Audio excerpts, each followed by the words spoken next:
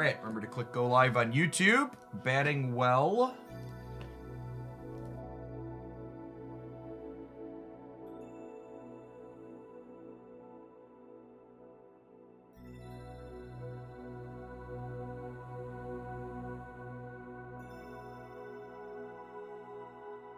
Okay, so to start before Outer Duel, I want to poke at the new character a little bit. Because we were chatting in the Discord, and folks were saying that she can be useful in Arena and some other places. I haven't really used her anywhere yet, and I would like some of the people that were in there to backseat me a little bit. I think I want to put her to Mythic Plus first, though. I don't think I have enough stuff to put her skill up to 2. Okay, yeah, so there's new seasonal stuff, and for some stuff uses the seasonal content, and some stuff uses the non-seasonal content. Where's the button to switch it? There's a button somewhere to switch it. They still have their other levels, so I have your 297 generically, and then there's seasonal stuff.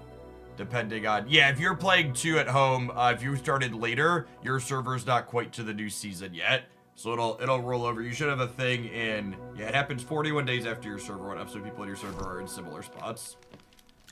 I have some polls saved up here for Elsa.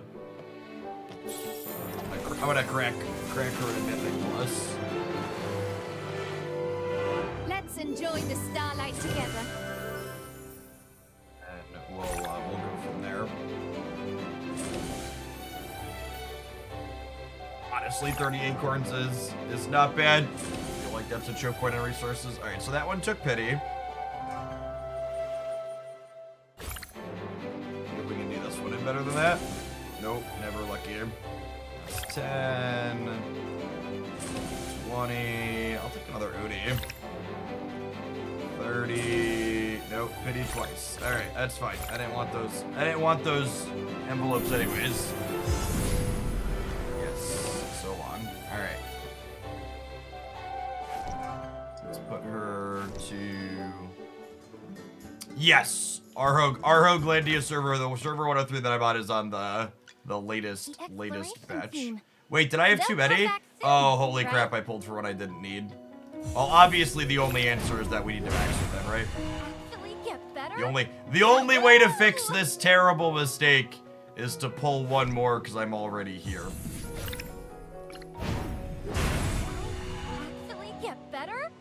I thought I was on 0. It turns out I was on 1.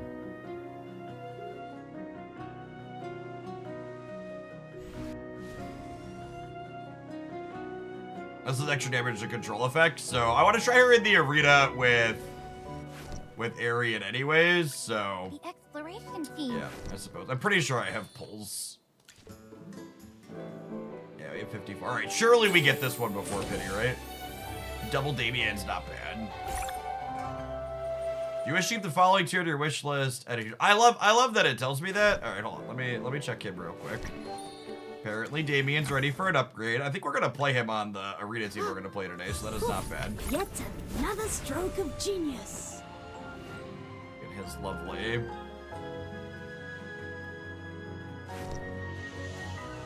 Okay, so then we need to edit my.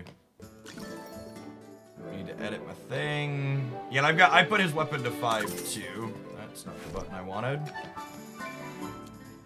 Other Hero Collector games in the past, I've played have not used this wish list feature, and it's so lovely. I love being able to pseudo target. I think it's Parisa as the next one. I think she's better than him. I have not done a ton of the new story yet. I've mostly been doing the other content. We've also had drops going on for Marvel Stab, so I haven't had a ton of extra time. You think Arden is better than... You think Arden's better than Parisa, really? Is he usually the primary DPS? That's interesting. Okay. Alright, I'll put him in there for now. I don't have strong opinions on either of them. Another Odie! Let's max him. That'd be great. Alright, so we hit pity again. we have a maximum friend. Okay.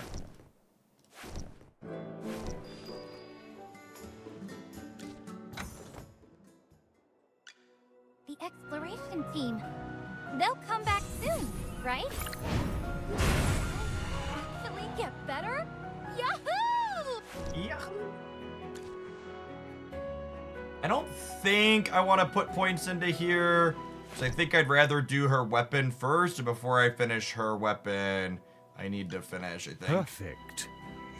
I've got Reiner at M+, so I think I need to put his 8 off of getting his thing up here. I think he needs to go to 10, yeah? His getting 25% damage less taken on the thing he switched seems important.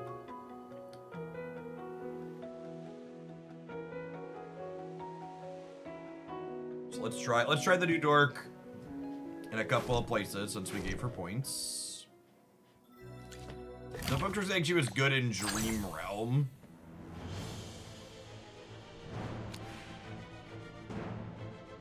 Is she good on this boss in general, though, I guess is the question.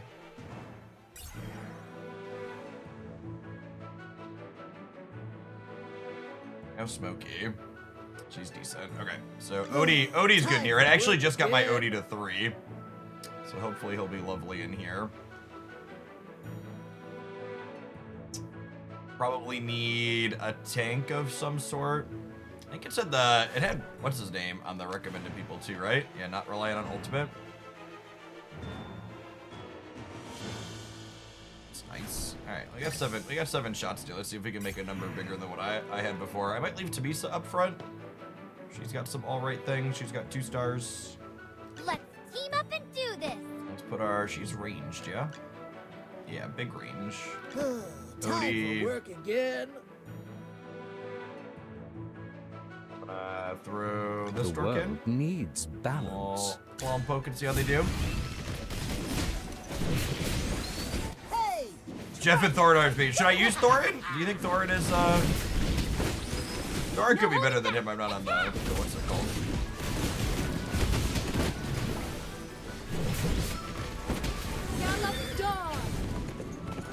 Really want a different artifact? That's a good question. I meant to ask that. What artifact do I want? Do I want in here? Oh, that was awkward. So she was up over here and she was out of Smokey's range.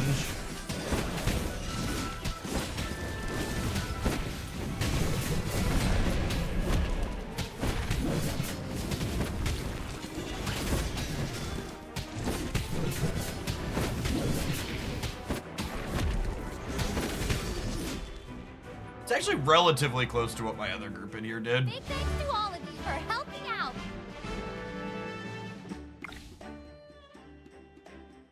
Despite getting cracked early being outside the healing range, she actually did close to Tabisa, who lived the longest. And then obviously, Odie is cracked. Want the crescent for spell damage.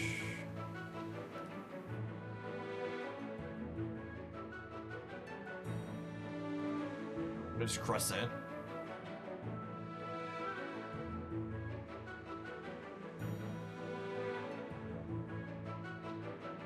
Might not have that one yet. Oh, it's later. It's a new one from the story. So which one should I be using?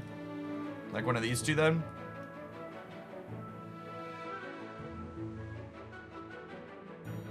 These two should. Okay. Do I want a different healer with her then if she's gonna be up front? Is Odie not it? Cause she died early. Put Erner on Elsa. What does that mean? Oh, Reiner. What do you mean by put her on Elsa? Elsa. How do I oh, okay, I understand now. So does that wait, how does he What is his targeting?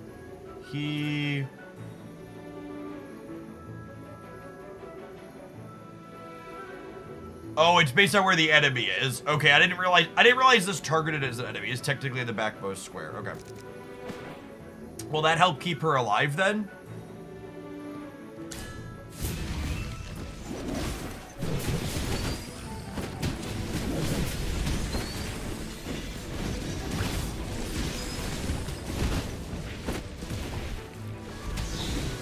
Reiner heals her then when she locks in. Okay, that makes sense.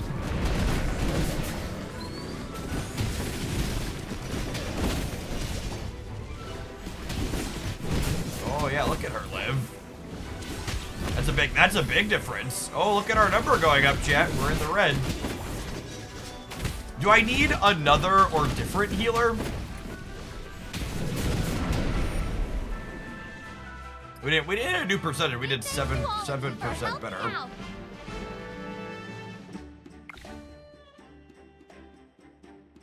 Do I want maybe?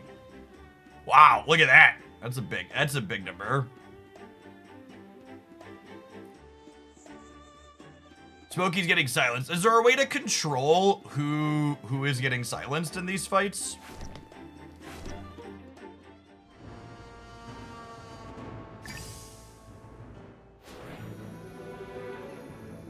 She lives significantly longer. I could probably sub this out for a different healer. We could Thorin. Everyone must. This little rope then is what I want, right? His rope gives him damage reduction. Smokey's odds is up to his own ability. All right, let's try that.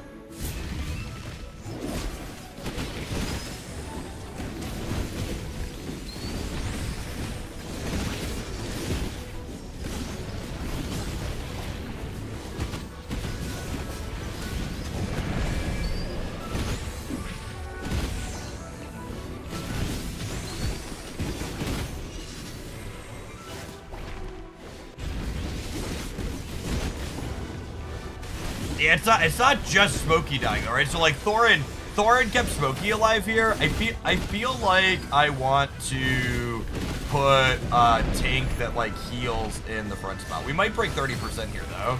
Yeah, cool. Okay, we actually got an extra reward out of it. Bow before the king. She got up to 66,000. Yeah, I think I'm gonna try and swap. Yeah, I have Corin ranked up. He was gonna be bad. Like him and Lucian are usually my go-to healers or shielders. Come that on, you'll tankies need my that spear. heal.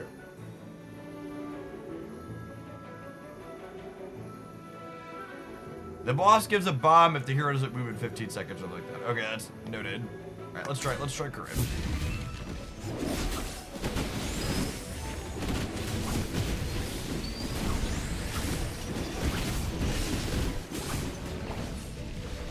It helps keep people alive.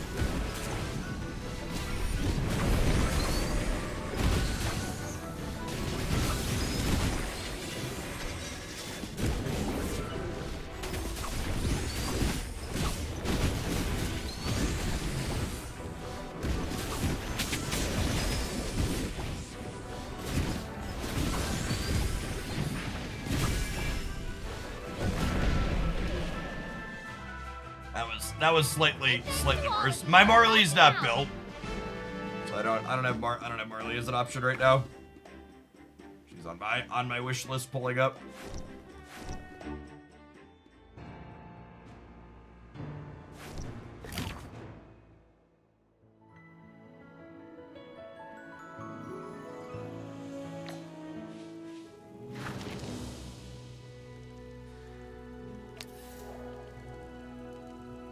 Alright, ooh, I didn't do my matches last night. We are super low.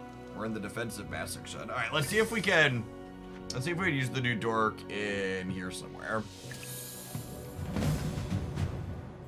Okay, so Reiner's technically good in here too, The yeah? world needs And he in this mode he swaps the person By the title of the sword. in the comp, yeah. So if I like take this, it'll swap their Smokey into here.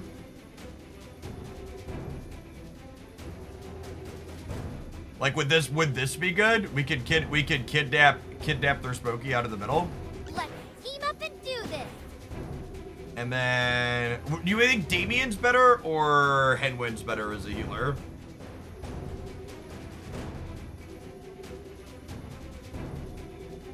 You want to grab their Rowan or their Ccia? I can see that.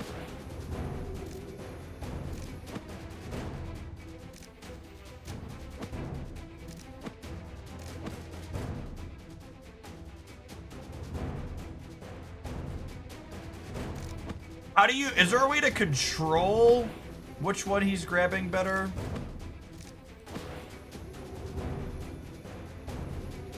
Reiner has to be in the adjacent spot. Okay, so it would be like, if I do this, where is there a way to like light up which tile they're on? Yeah, I know we see the red ring, so like this is grabs Ronin here. It's not mirrored. Oh, so if I do, is this the Ccia then? No, wait, it's here. Oh, I was expecting it to be mirrored, so not all of them. I thought all the arenas were mirrored. That's interesting. I think Granny's the one I wanna sub in. Pulling CC out seems fine though.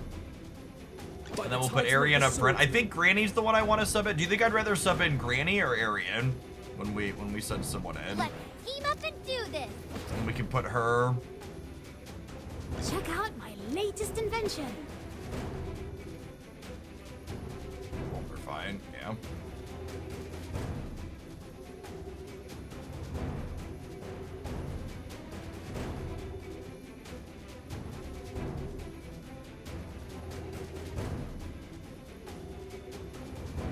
This is why this map sucks. We think we'd rather take this than... Yeah, I'll take Rowan. That's probably fine. The rest of their team slows down. They do have two slower ults. All right, let's try this.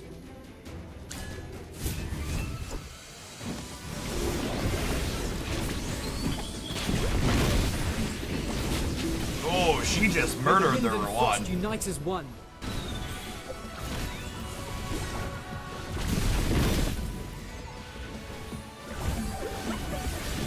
Hey! Hold it right there!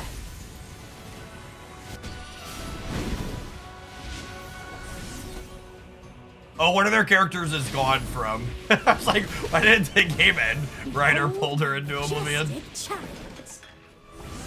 Like, they're all gone. Every sword is a witness. Hey, did the new dork do anything? She did. A lot of stuff, actually. It can be hard to tell. It can be hard to tell who's doing what when you're watching everything, but she chunked them.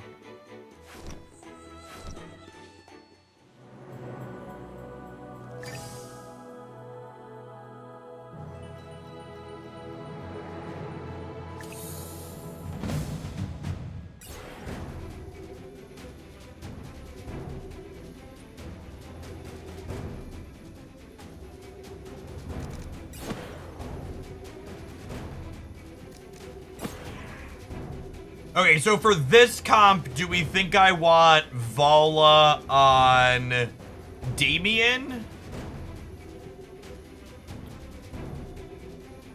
So their assassin targets whoever is a starver. I think I want to pull their Rowan out again. I think that worked really well against the last comp we played into. These battles are async. Yeah, this is the actual like PvP hero collector portion. Vala pops off Damien. Okay. What if I put Damien up front and I put it on Arian? I think that's probably fine because he'll pop his instant ult before anything happens.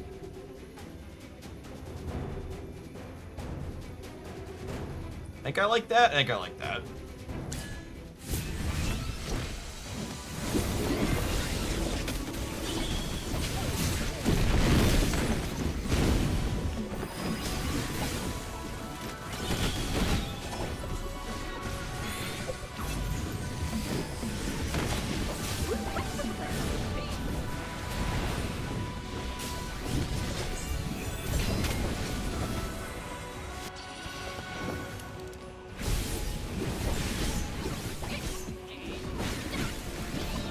That's pretty clean too, and this is the Ccia Thorin competition, and she had 4 kills in there. Thanks to all of you for helping out.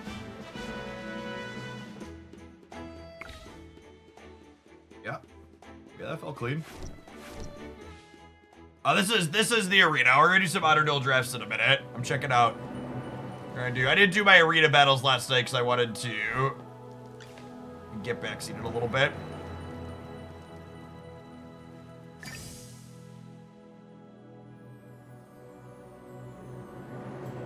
My Elsa is max, but doesn't have any weapon points because I was out of weapon points.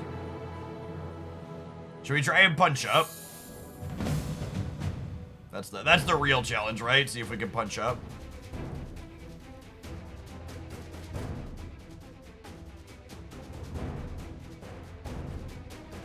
Probably bonk. Well, their Floribel has Thorin on here. I think I want to bonk her solo. I think she's the scariest. Okay, so let's Reiner. The world needs balance.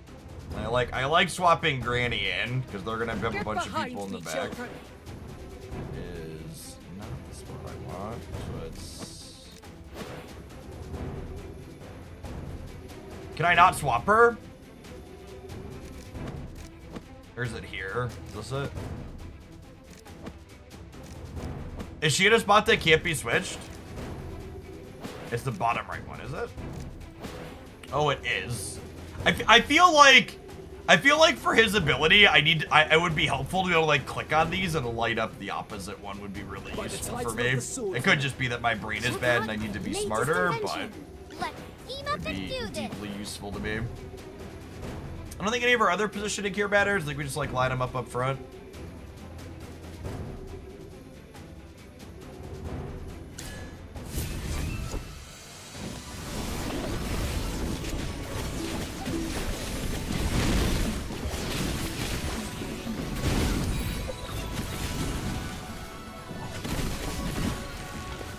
Their what's it called got to ult there. Yeah, we might lose this one.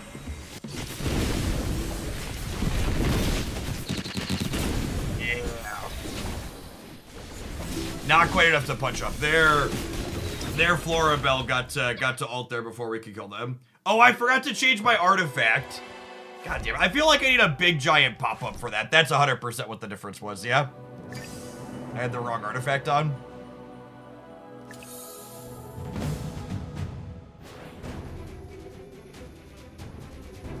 I really wish it would remind me in some way. I don't even know exactly what I want for. I think I'm pulling Ccia here.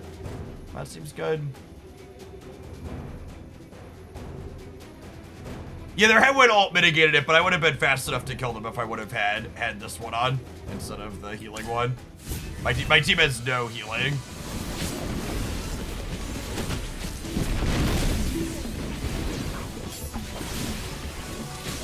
Killed her Ccia before she ults here. We did. Cool, so that should be it. I imagine anytime we KO Ccia before she goes, it should be easy game. Yeah.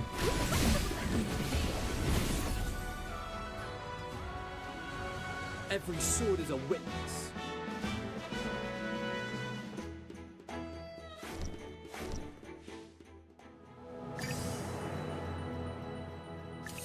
Alright, let's try punching up again. We'll make sure we have the right artifact on. Okay. Definitely not swapping Igor. I think we just take the Rowan whenever possible. He is...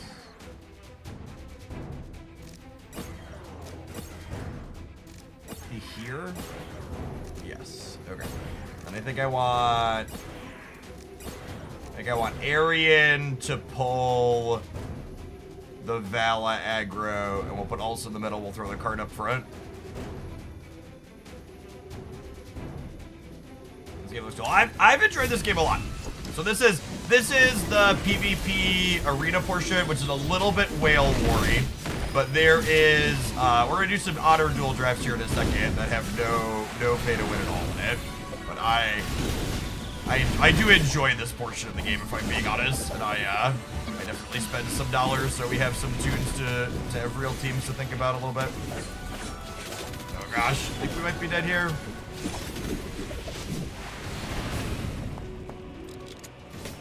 My grinding is good, but not that good. Let's take a look at the stats and see what happened. Yeah, there's a ton of different modes. Val is a problem for Elsa. Yeah, that seems reasonable.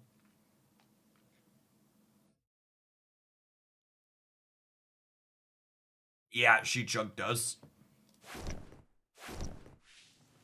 I'm gonna use these last 2 tokens, then we'll do a draft.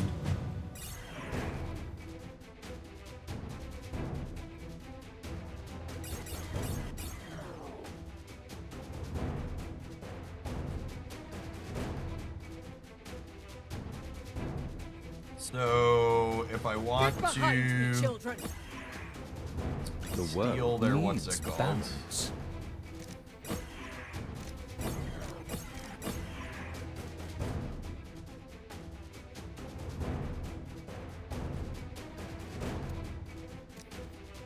Can I not grab people with this map? Maybe it's not a Reiner map. Yeah, their Reiner's not doing anything. Mine's, oh wait, is it here? Is this what I need? It's here, right, actually?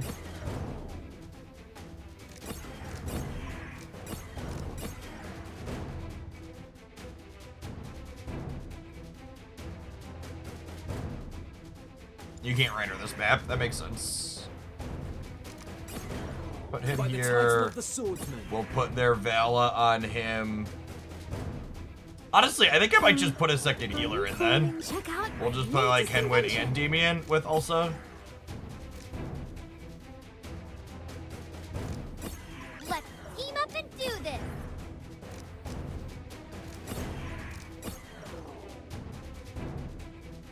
Yeah, another try.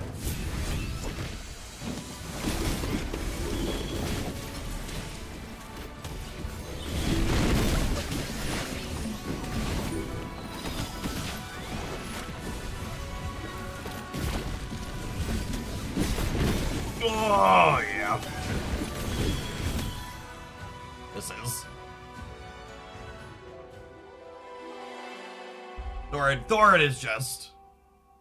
I was really surprised they didn't adjust him further in the draft. 'Cause he just deletes everything. Like, we even have the type advantage with 4 Wilders on this team, and he just, like, freaking chunks through you. Alright, I was gonna punch down for the last one, and we'll do a draft.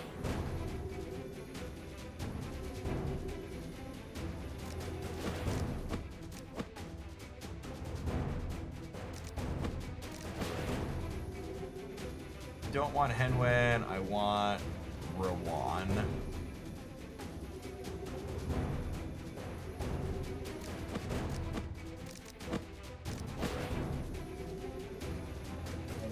Wait, this grabs her.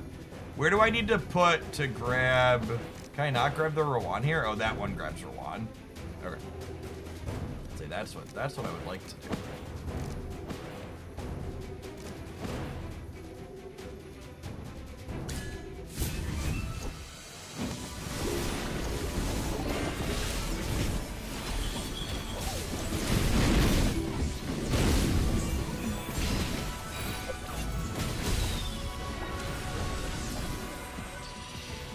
Yeah, Igor to counter Vala would be useful. I should probably put him on my list to build him up. Are there any other Vala counters, or is it mostly just Igor? Big thanks to all of you for helping out. She does numbers when she gets to live. It's just Thorin is so good. Vala is definitely bad for her, so I'll have to think about something to do. Igor and your own Vala. Yeah, that's true. My Vala is built, so. Thorin is good against Vala. I hate that answer. Don't tell me that answer. I want a different answer. Alright, we're gonna do a draft to finish up the AFK segment this morning, and then we'll jump into some Snap. I'm gonna tap some ads before we start the draft, though. Thanks everybody for hanging out. Don't go anywhere.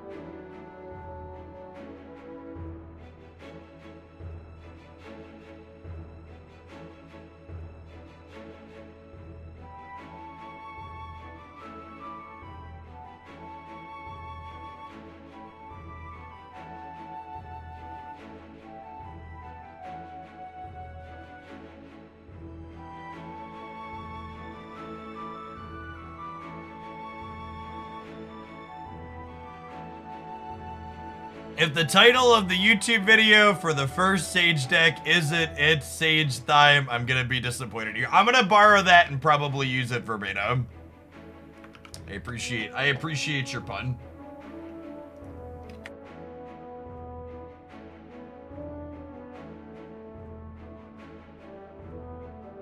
Labor theft in action. No, they were giving it to me. It was a gift.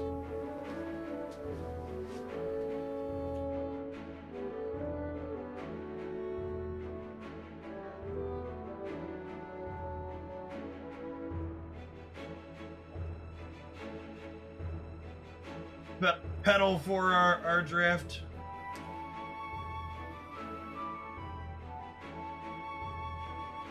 To pay Duck back for his labor, you need to split a card on your own time.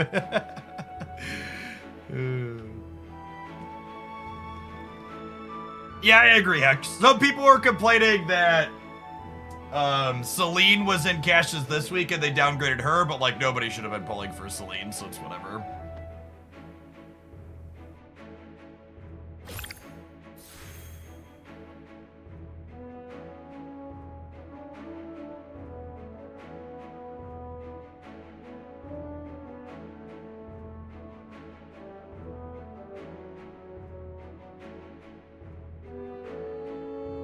Alright, so what do we got? Restores 30 max HP for an allied hero when they drop below 50%. I think that this is what I've never had a good Muriel laser draft. I feel like I want to try and do that one on principle. I always force it. Yeah, I think I'm gonna do it. I'm gonna do it. Honestly, Coco seems good in here too, right? Like this starting batch of heroes is solid. We'll look for a light bearer pack to find a Rowan to help her ult faster. Yeah, it's got a fun artifact and it's got a really solid starting lineup, and that's stellar too. Rowan? Oh baby, chat. What a oh no, that's actually wait, okay. So if I buy the 18, so hitting 2 upgrades that I want is good, but now I have to buy an 18 pack to have 5 heroes, but I can buy this, sell 1 back, and then get the exquisite leather to get her starting energy. And honestly, Granny seems fine. I'm not gonna play either of these Graveborns ever in this comp, so we'll sell those, we'll buy this. Yeah, Granny's a lovely addition here. This is a really solid first game.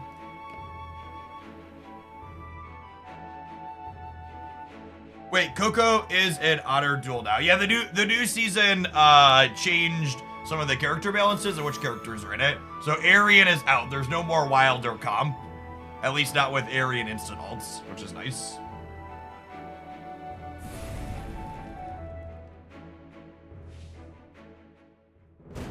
Arian do be gone. Alright, so first thing I always want to do is click their artifact. Okay, so when they KO my first character, their things get 40 haste. Alright, Get behind me, children. Potions for sale. Buy 4, get 1 free. Let's go take it to him. It's Honor Duel pay to play. So there is a nominal gold cost. There is a nominal gold cost to play it. And I use the word nominal because it costs either 5,000 or 10,000 gold. And like my account is like 34 million gold on it. So, and this mode doesn't use any of the bits from the hero collector. It's just full auto battler. You play what you draft, and that's it. I've liked this mode a lot. How do you have so much gold? I'm free to play and I have like 3. I definitely have more gold because I spend money on the game. But yeah, even the free to plays have gold in the millions, which makes 5,000 to 10,000 a nominal cost. So the way this works is you each deploy 3 heroes to start, and then you deploy your back 2.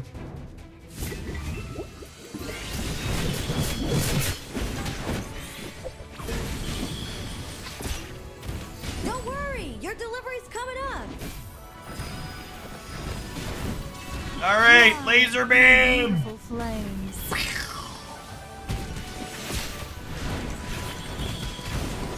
No, Lucian ult! Don't die, Lucian!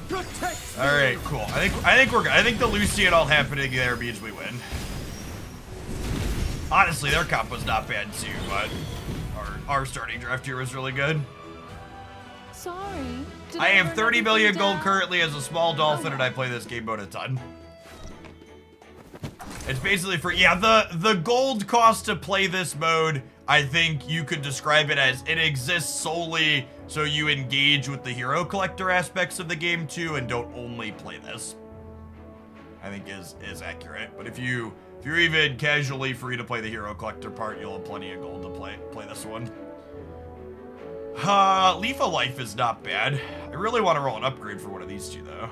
Also wouldn't mind, maybe putting Exquisite Letter on her rather than Rowan was wrong actually. Roll a few refreshes here.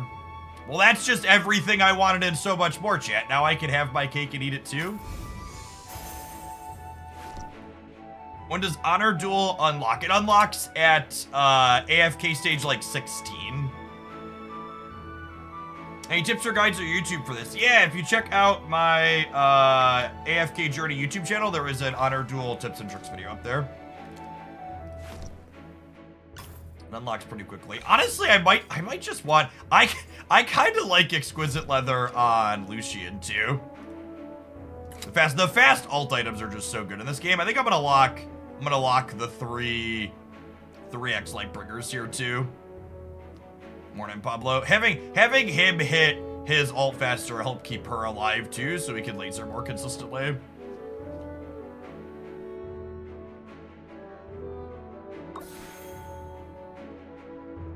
The gold to play 5 rounds of Honor Duel can be found in a single medium chest on the map. That's a good way to put it.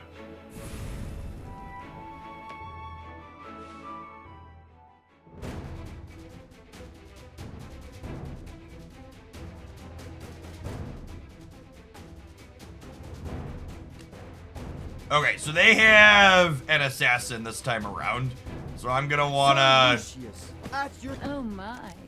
Looks like someone needs a little warming up. Potions for sale. I'm gonna Buy set 4, up get 1 so free. Granny can go behind Muriel because I need her not to get assassinated. So their artifact tells me what their composition setup's going to be. This is an assassin boost, so I want a position to try and counter what they're doing.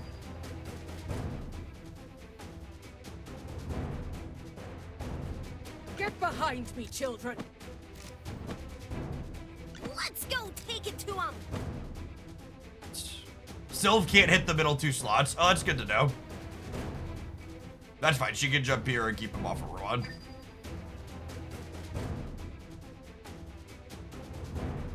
Oh yeah, you get gold from the AFK rewards too. Accurate. Oh yeah, and Granny, they're... Oh, that's a pretty fast CC. Oh, Kimiriel Beam. There's Lucian. Beam? Oh yeah. Go! Charge! Charge! Fire in the laser! Pew!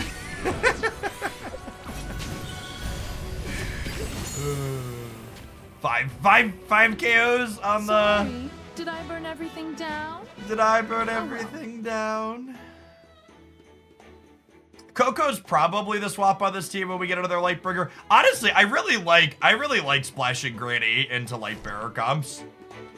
Her CC and stuff is so good.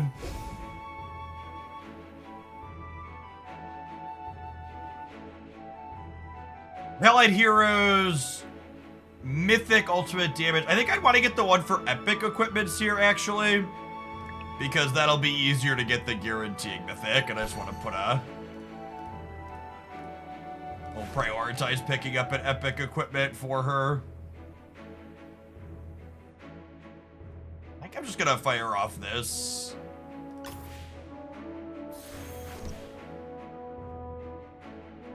Then I can sell back this dork and grab Exquisite Leather for Lucian. I haven't loved him. I think I'd rather have Coco as another support and just play Protect the Queen on Mirabelle for now. Obviously, we're gonna lock Lucian here.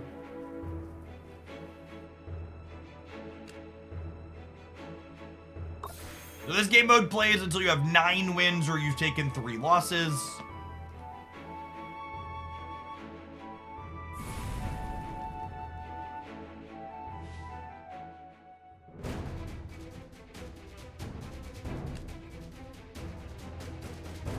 Okay, so they have a bonus as long as all of their people are alive. So the first laser beam should turn that Get off. behind me, children. Oh my. Looks like some Potions for sale. Buy 4, get 1 free. Start like that. Is Walker particularly good anywhere in the game? I don't think so. I've been really... I tried forcing him in a couple of games the other night and was pretty underwhelmed. In Honor Duel, I was drafting off stream. I really like the enemies. It's very clean visually.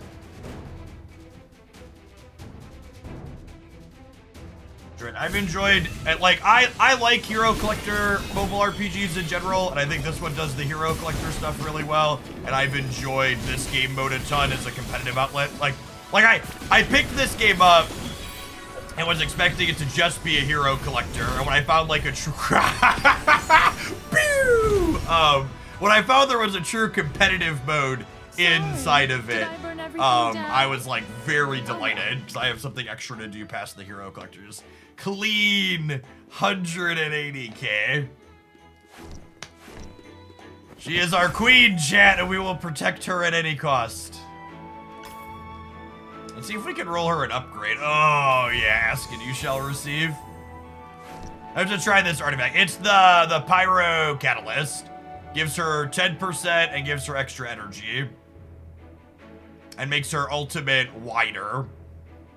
Harder, better, faster, stronger. It's just I'm gonna pin this actually, and I'm gonna take a couple rolls to see if I can find a Rowan.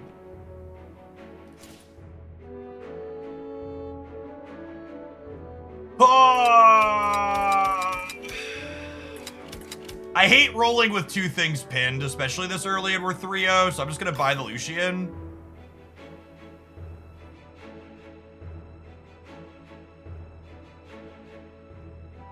Yeah, okay.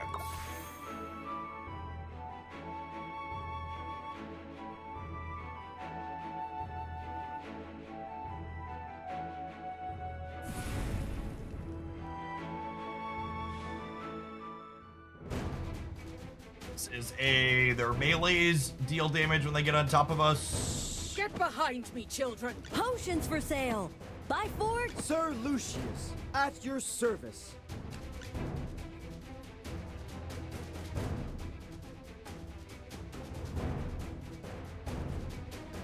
I might wait on Lucius here, and I'm gonna put... Looks like someone needs a little warning.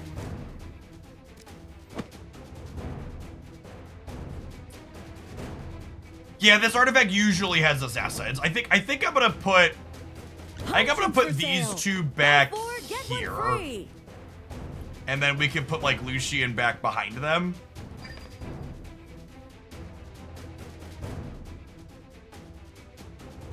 Sir Lucius. Let's go. I'm gonna pack our friends in around Mirabelle here. Igor's jumpy. There could be a Selvina hiding in here too. And again, we just want her to live to get to laser beam. Yeah, there's the Selvina. The Igor. Yeah.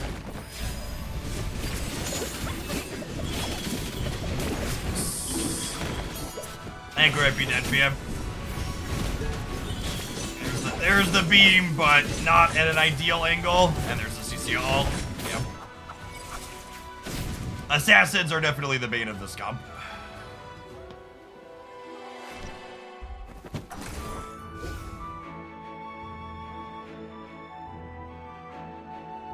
I can't, like, Admade, if you were drafting here, who would you be looking for these last 2 slots? I'm really sad they cut Corinne.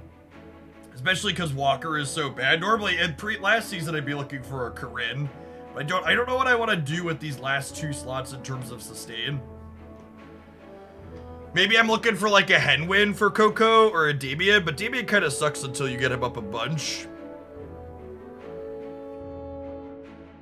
You got 2 tanky characters and 2 healers, so we're definitely playing these 2. Yeah, this could be a hen win. Yeah, Corinne's not in the game mode anymore. They rebalanced him. So Tamisa's okay for pulling aggro, but she doesn't help keep her alive.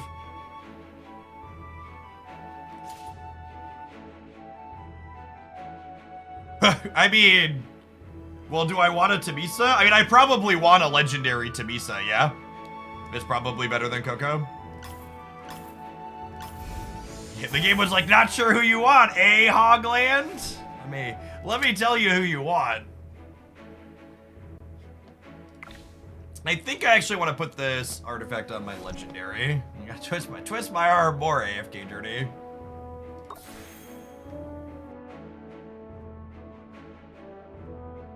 You want to cut Granny and keep Coco? Yeah, I guess I can see that. I guess Granny doesn't give us sustain. I moved the item over anyways, so that seems fine. Oh my. Looks like someone needs a little warming up. Can Vala target me in the center here? Is that possible? Or if I like put someone here, will it pull her off? Vala can target there. Yeah, okay. So I do want her. I want her in the middle Sir then. Lucius, at your service.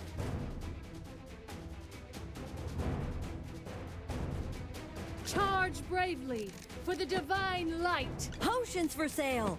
Buy 4, get 1 free. There's their Vala. Charge bravely. Gamers for love the to deploy divine Vala in the light. first round. Let's go take it to him. Charge bravely for So the Vala divine prioritizes light. targeting here, it looks like. This is AFK Journey. Yeah, I think I like this.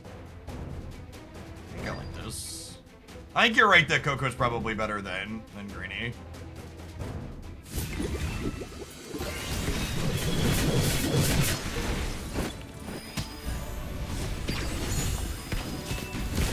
Wait!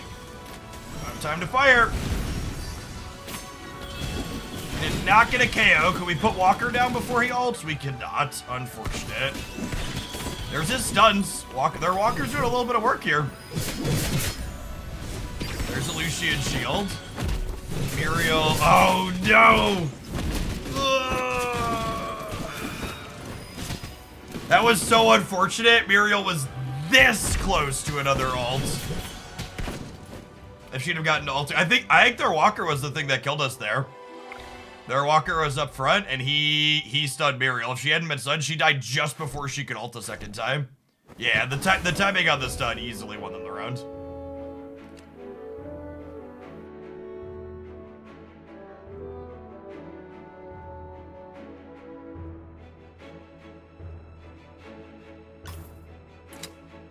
I think I need to roll for Lucian or Rowan here. I'm gonna pin the Tamisa for now. So we're 3-2 now, so one more loss ends us. So tough to get a full 9 from here, but not impossible.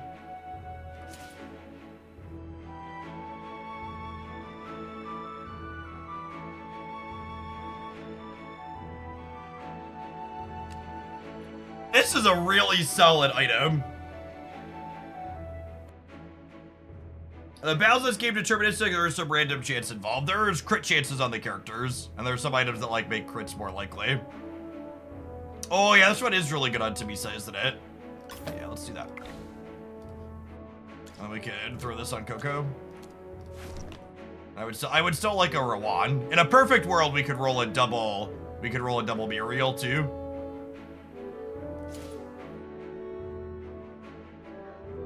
Looking unlikely.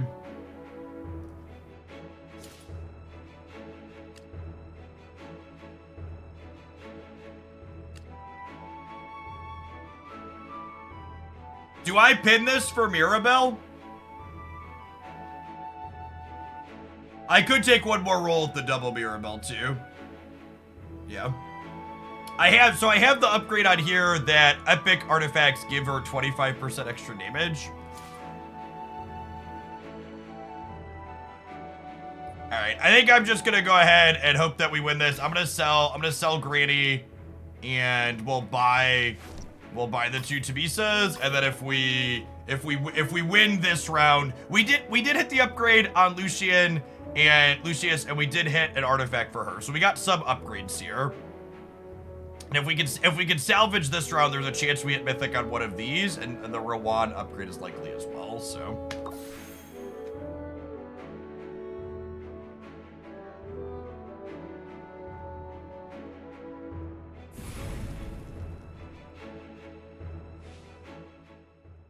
Yeah, I know which items are ideal for Muriel. I was just thinking getting her an upgraded one sooner has some appeal. Buy 4, get 1 free. Has some appeal for the sake of getting her the artifact bonus sooner.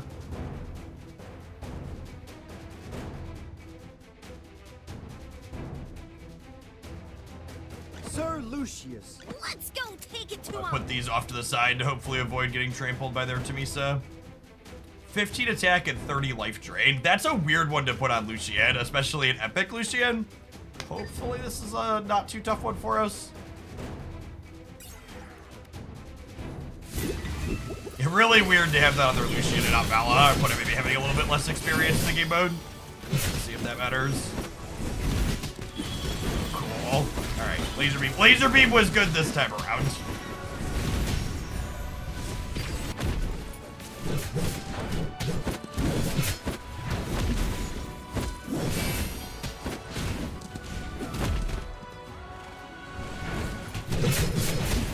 One more laser? Cool. 27k. Sorry, did I burn everything down? I don't know if this team comp is, if this artifact is top tier, but it's definitely really like, from a numbers go per satisfying perspective, it is deeply that. We're really looking for specific characters, so the randoms are not what we're into at this point. I am into that though. I am into that. We get a Rowan to match.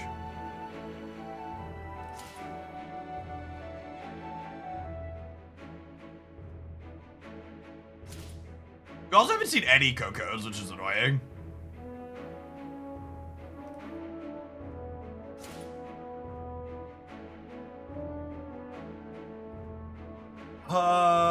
Yeah.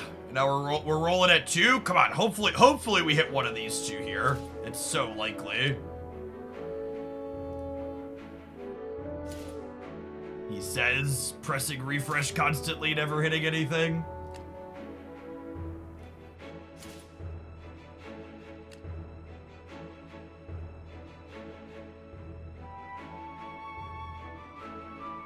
That's a pretty good one, but I guys want to take one more roll and an upgrade here. God, I can't believe we missed all the way through. That's so unlucky. All right, it's fine. We hit the upgrade on Muriel. Let's win one more, and then we'll upgrade both of these on the next round. We'll upgrade. We're gonna hit both upgrades and a epic artifact finally for Muriel. What's actually really unfortunate is I took the artifact upgrade to give characters with big artifacts extra damage, and I could have taken the one that gave mythics extra damage, and I hit mythic on Muriel before I hit freaking At your service. Oh my. before I hit Looks the other like someone one. needs It's actually charge super for the super divine unlucky. light.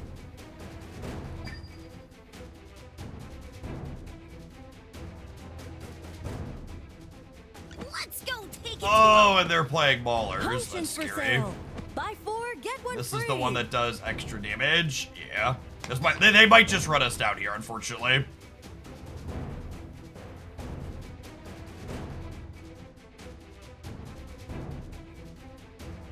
We have a very aggressive artifact in composition. We're trying to sustain and go big.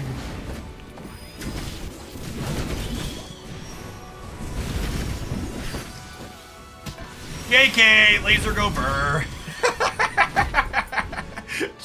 JK, laser go burr. Sorry, did I burn everything down?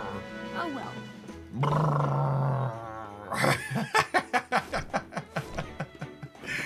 There he is. That's the first one. All right, let's get an upgrade for her and then a big artifact for Muriel, huh? Okay. The hits keep coming and they don't stop coming.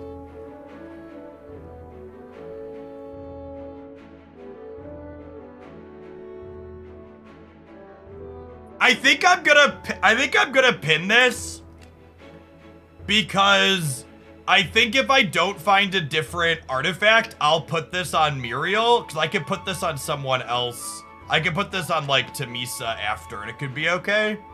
Maybe that's dumb. I'm just gonna roll the good one. It's gonna be fine. Just gonna roll the good one, it's gonna be fine.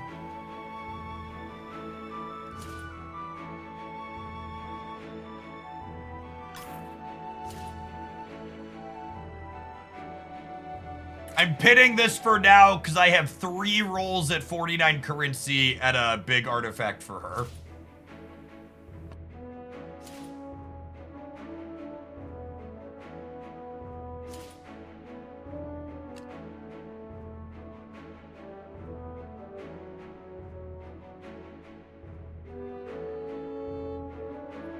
It's fine. We hit 2 upgrades here. I'm just a little miffed that I picked the absolute wrong one for this, so we're not getting any bonuses from our second pip on this artifact. Also, there just like haven't been any Cocos in any of these rolls. It's just like kind of absurd.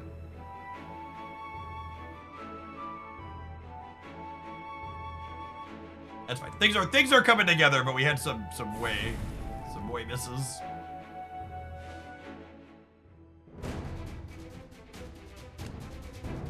Attack speed of the rearmost. Okay. Sir Lucius, at your Lucius up Potions for front. sale. Buy 4. Let's go take it to 'em. Coco. I expected this game to be way more of an idle game than it actually is, given the name has AFK in it. The AFK part of the name is basically just you get resources while AFK. I guess there's some auto battling, but like, yeah, I was surprised at how much actual active good gameplay there is. I feel like their branding hurt them a little bit with a player like myself. Okay, Coco is dead. Everybody is lined up for the laser beam. Muriel, live! Muriel, please! Muriel, live, damn it, live! No! Oh, she tried so hard, chat. She tried so hard. That was a fun run. A fun run. She had 265k. Val is tough. Our Coco died almost instantly. The fact that we just had like 3 mythics that had epic Coco still, and like the no artifacts was such a rough beat. I'm happy with how that draft came together, given. Yes, the stunning art. Well, so I guess there's a chance that if I had the stunning artifact, Muriel wouldn't have survived to get to her first ult, because she has an artifact that like lets her ult a little bit faster. But yeah, maybe I was supposed to pin the stunning artifact instead of banking on getting a better one. I think that was like my one decision in that last set of rolls I could have made differently. What's a solid 7 rounds? What did we finish? Finish 6 wins or 7? 6? 6 and 3's not 5? Oh my gosh, that was way worse than I thought. We had fun. All right, gamers, let's snap for a little bit. We'll be back with some more AFK Journey to start tomorrow morning. My plan is to do a draft or 2 to start the stream each morning, so I've been having fun with that. Drops. I don't know what we're doing today. New card waiting room sounds accurate.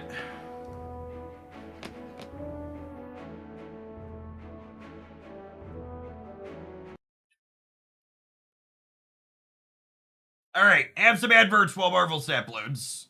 See you in a minute.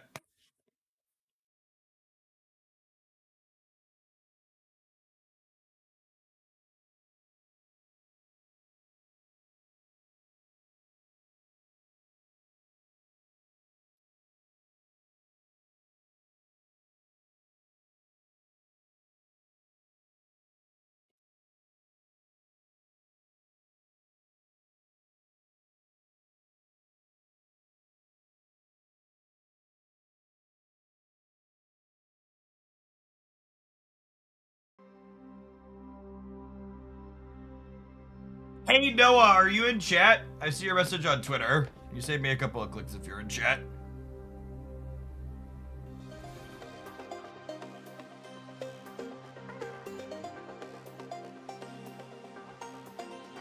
They are not. All right. Oh yeah, I should put series drops in the title as a good shout. Is there anything we do to play Spider-Man 2099? No, he's so terrible. We had a viewer deck submission with Spider-Man 2099 in it yesterday, and it was just atrocious. It is comical how bad the card is.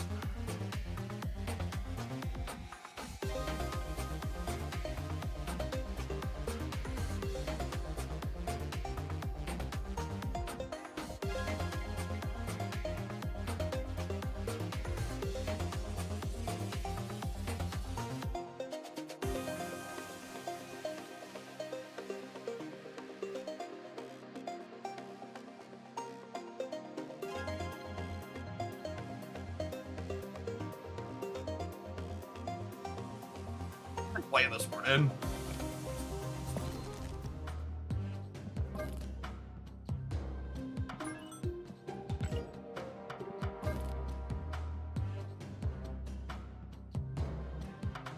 Play a little bit of this. This is my best decks roundup, and I haven't played any of it yet. Looked all right. I haven't checked our free boosters this morning.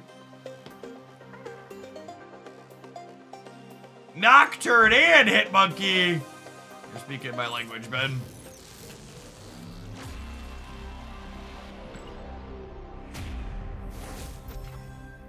I'm still shocked that 2099 being a main character in a large movie didn't save her from being underpowered. Turns out, Second Dinner's hatred for movement cards supersedes characters being popular.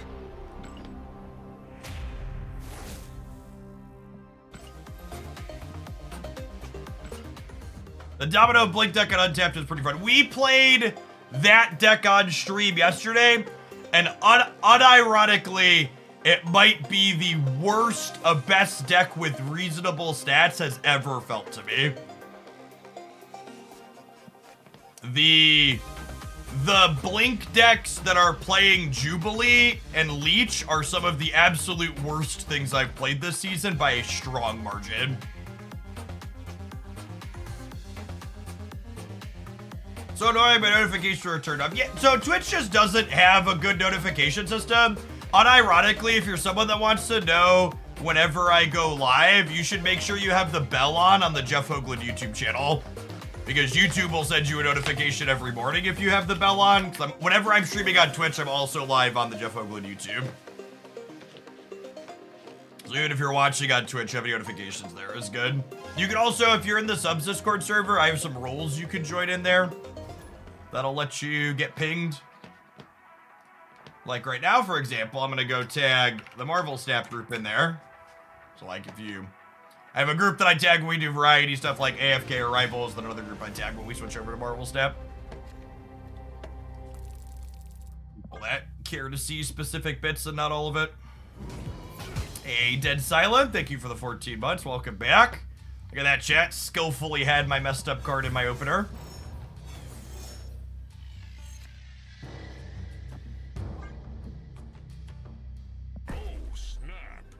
Snap for the Mobius flips up. Superflow is also not bad for our Red Hulk deck.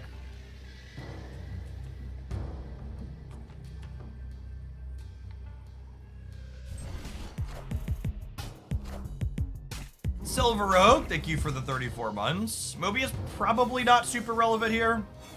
Your Prime sub is not available. You're probably at what we refer to as Prime Purgatory. There is a brief window where your Prime sub is lapsed, but you can't reuse it yet. Can last somewhere between like 1 to 4 hours. Silver Oak, thank you for the almost 3 years. Welcome back. Have a good flight, Ash.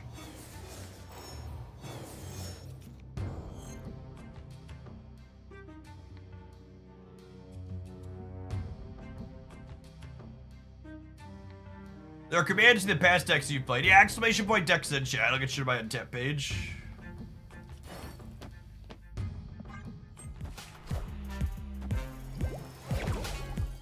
a 6 and a 2 in my deck, I suppose.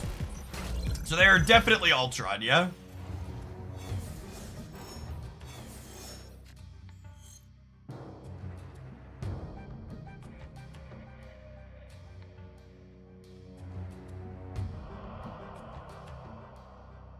How big are their bots? Their bots are 4 right now for 16. I think I'm just taking this and plunking it into the middle, yeah?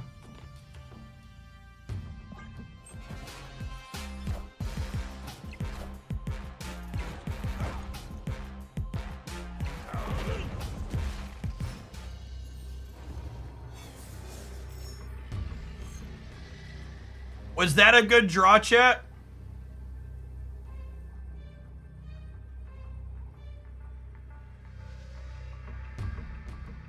Seems okay. Maybe a little above average.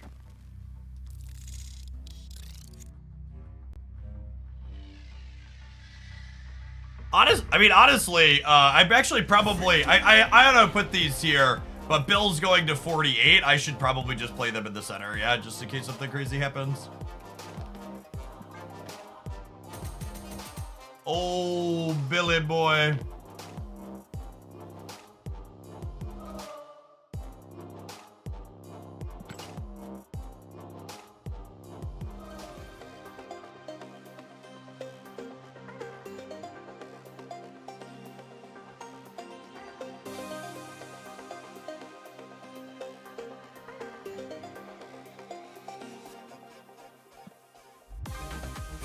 Alright, so I'm gonna leave my missions unclaimed until the day rolls over so we get jump start on our next weeklies. So invalidate my spending should you buy Red Hulk. I would make the argument that Red Hulk is the absolute lowest priority good card Marvel Snap has ever created. I think you could replace it with a different 6 drops in most decks and be 95 to even 99% efficient in most places. So it depends on what else your collection looks like, but if there's like, if you're missing cards like that are interesting build-arounds like Pixie or others, like honestly, even like US Agent, I think I would put US Agent over Red Hulk at this point, unironically. Victory.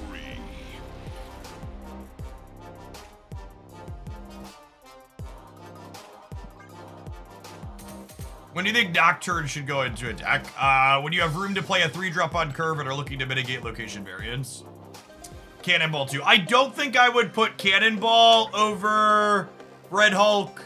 I think I would put Red Hulk over Cannonball. Cannonball is basically just a Professor X card at this point. He's like the new Eliath you play with Professor X.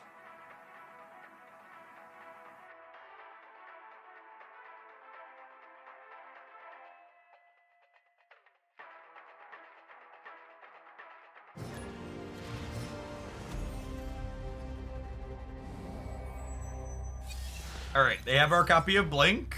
Noted. Opponent is playing Thanos.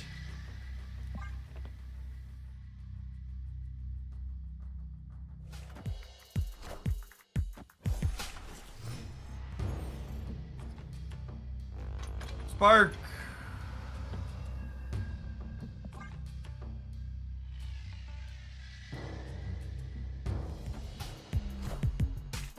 We're really good at drawing both our zeros, Jet.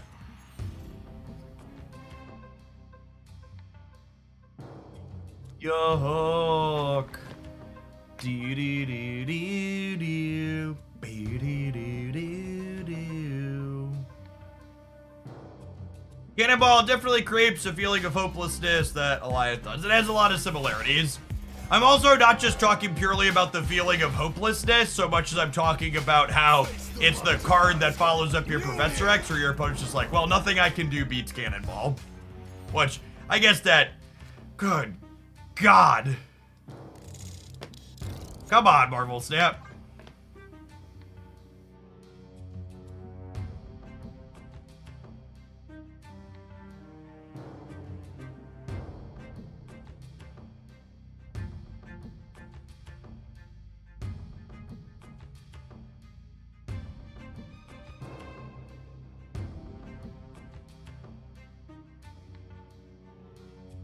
That's fine, chat. Blink's gonna turn this Wasp into a Jade Foster. And then Jade Foster is gonna get us a hammer for Thor, and it's all gonna be lovely.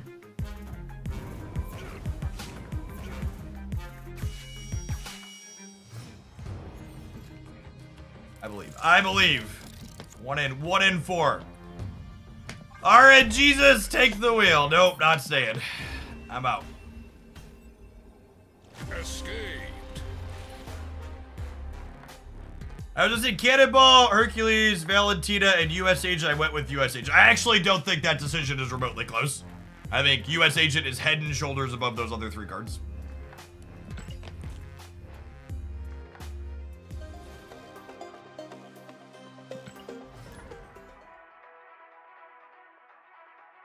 Yes, Kang is a perpetually Series 5. King, Thanos, and Galactus will never drop series. Kang is a big bad, and not only is he big and terrible, but he's big and, you know, never dropping series.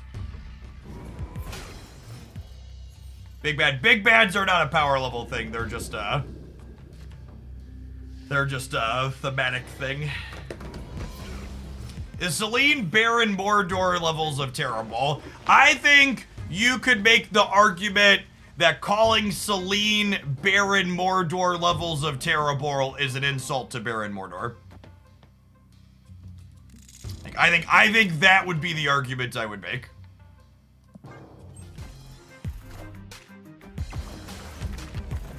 Face the might of Asgard. Mjolnir. I'm a little sad that I played Yellow Jacket if we draw Blink. Super happy I played it. We draw Jane. God, she's gorgeous, chat. Gorgeous. Oh, snap.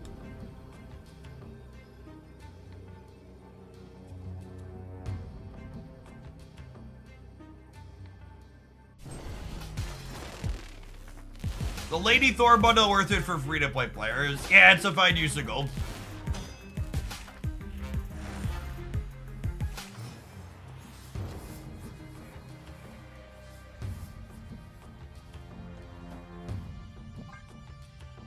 It's a Shang My Chi on the left, gamers.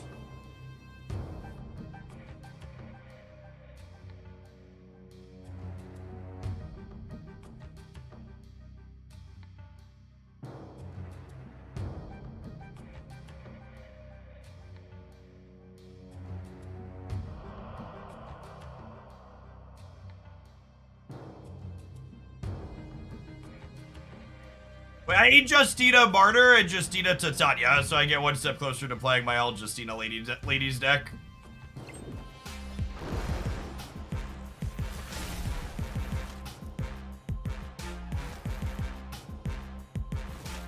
Face the might of Asgard. Mjolnir.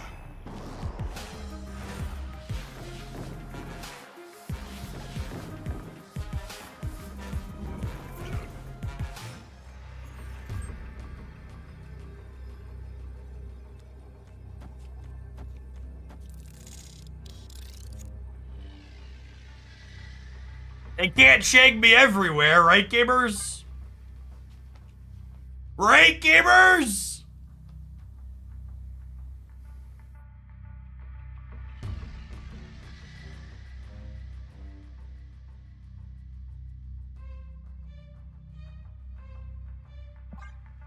You want a Magneto right? Magneto right's actually kind of interesting. Nah, I think that's wrong. I think I do this because I think they're not guaranteed to have hammers, and there's a chance this beats this anyways.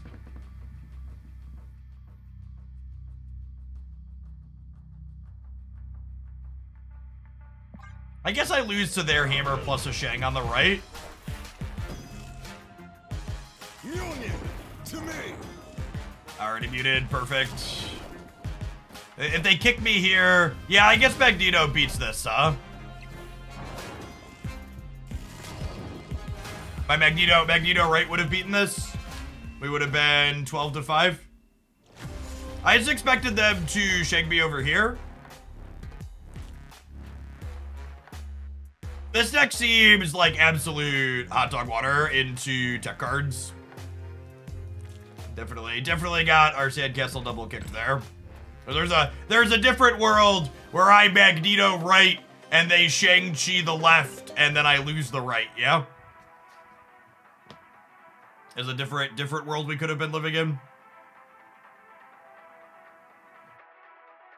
Shang-Chi is the type of card that it can have a 34% win rate and -1 average cubes, and people would still play at a significant margin.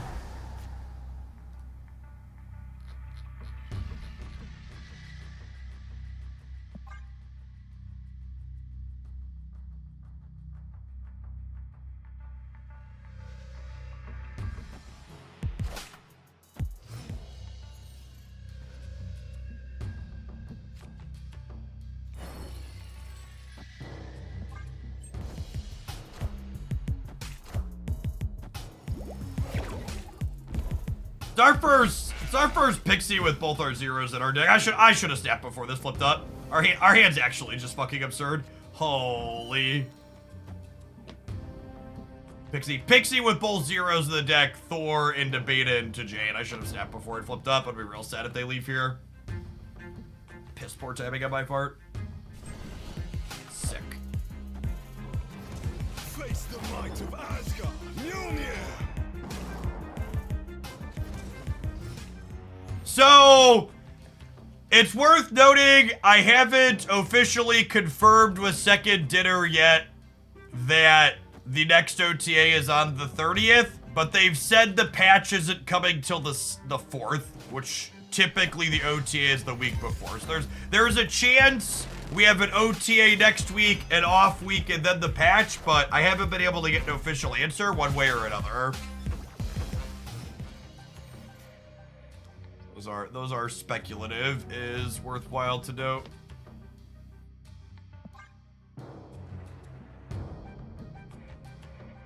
Use Magneto to move Cyclops. Move it where? I have stuff everywhere.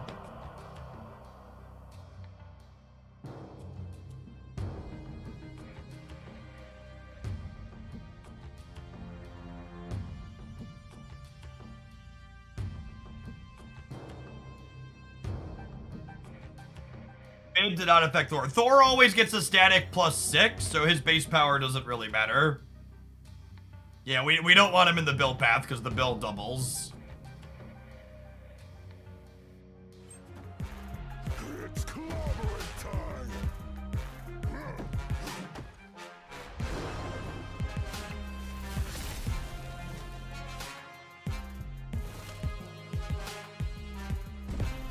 Look at all these lovely zeros.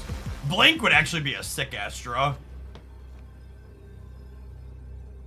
Opponent snapped.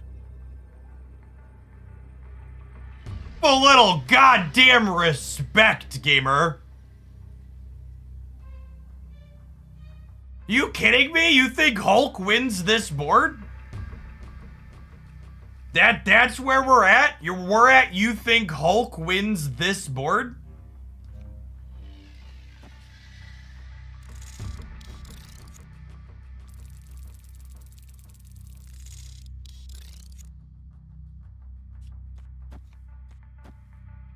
So this puts me to 7, 8, 6 over here to 3. Magneto puts me to 21 and puts them at 10 here. And then over here, I'll be at 11, 12, 13, 14, 17. So I'll be 17 to 7. I'll be 6 to 3. And I'll be 21 to 10. And I have Mobius out, so their Abominations aren't discounted, their She-Hulks are full price. They're muted. Ship it. Step into my office, bud. We are the future! Future.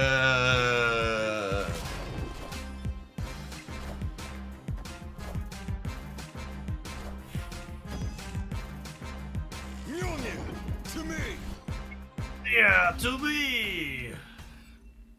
Victory.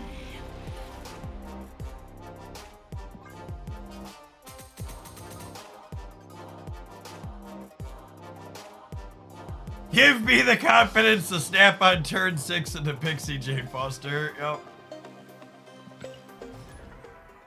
So as we're doing the next viewer deck day, take some viewer decks this morning. We got 4 hours till the card release, huh? I will tentatively take 4 viewer deck submissions. Let's say 4. If you're a subscriber who would like to inflict a deck upon me, $10 tip at the Stream Elements link.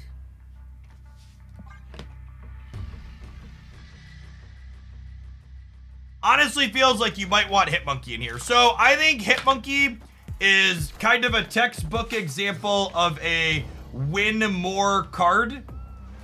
It is the type of effect where if it's going to be good in this deck, I'm likely winning the game by a lot. So I don't think I want it. Unfortunate that we drew my zeros, but Pixie's still fine here.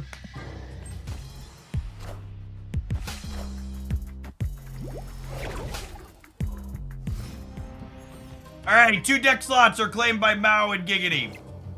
Noted. Awkward.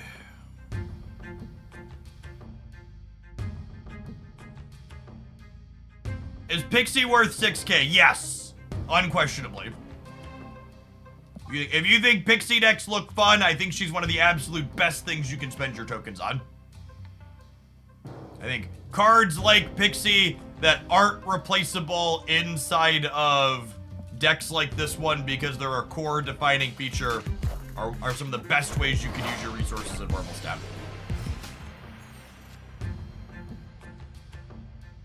Nocturne Zoo paying me money so I win the game? That's cheating. Alright, have your 1 cube. My hand sucks.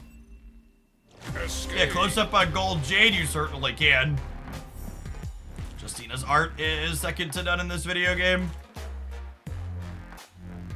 It's got the blue sparkle around the edges too, which complements the lightning effect on the hammer. It's gorgeous. And if you're someone sitting on gold, by the way, and you're a small or medium spender, you can buy that bundle guilt-free. It's very similar to Token Tuesdays. So it's basically a free variant with some extra resources attached.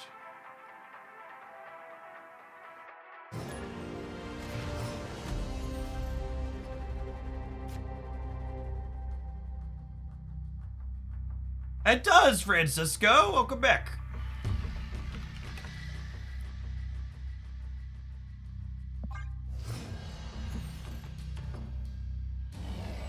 Why are you enabling my bench? I'm not enabling you. I'm telling you your choices are good. I'm being honest with you. Snap. That sentence right there made me pull the trigger. Yep. Can you play this deck if you don't have Beta Ray Bill?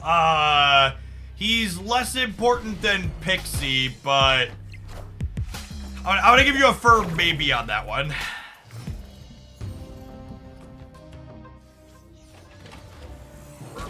Firm maybe.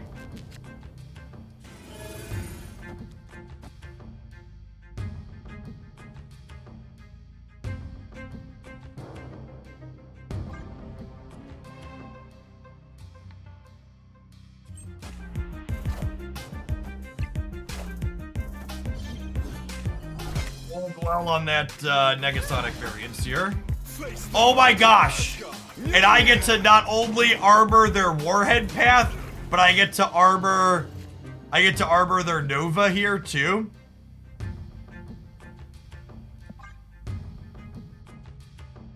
Well, that's great.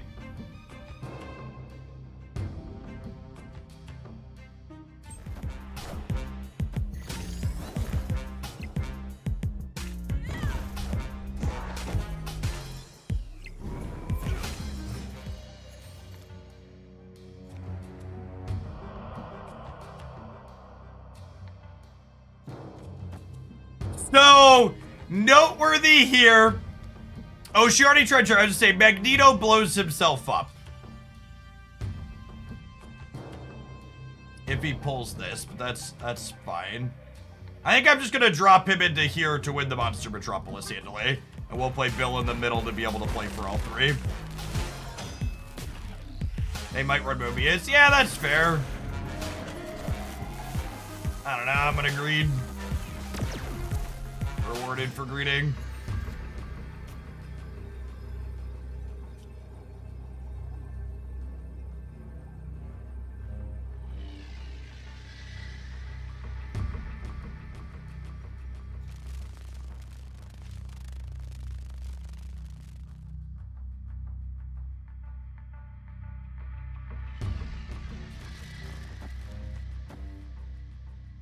This will turn Beta Ray Bill into a 9-power Jane Foster, which means we're beating Sebastian Shaw, getting +4 here once. They'll have to play something else here.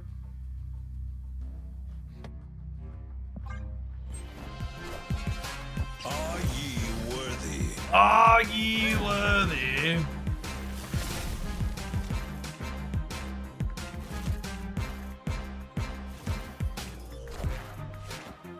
We are the future. All crunched. They must not have had Brood when they played Shaw. I feel like playing Brood and Shaw into the same lanes of punt. We play Kingpin deck. We can definitely play a Kingpin deck. Kingpin deck. Nocturne Zoo.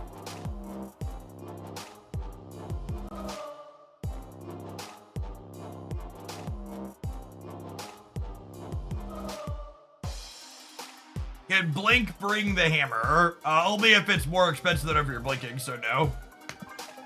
Alright, gamers. That's an alright deck. I'd say fine. We'll probably play more of this at some point. If you hadn't seen this deck before, this is one of many things you're missing by not following my best decks videos. This deck had really good stats at Untapped. It was one of my high potential decks listed on Sunday when that went up. Looks like it's time to tap some adverts. I'm gonna run to the restroom. We're gonna play some viewer decks when we get back. Thanks for hanging out. Don't go anywhere.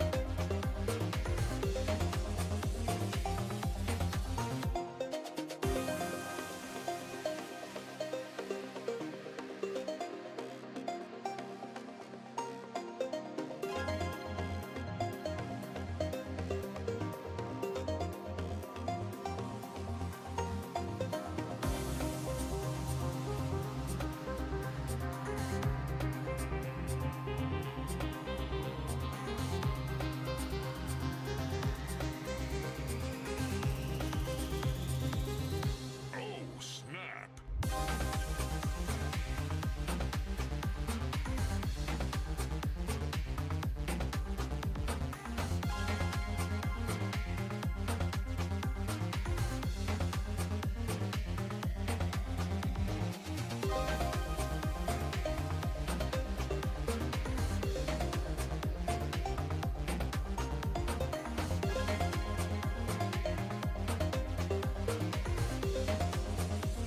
Crack is such a bop.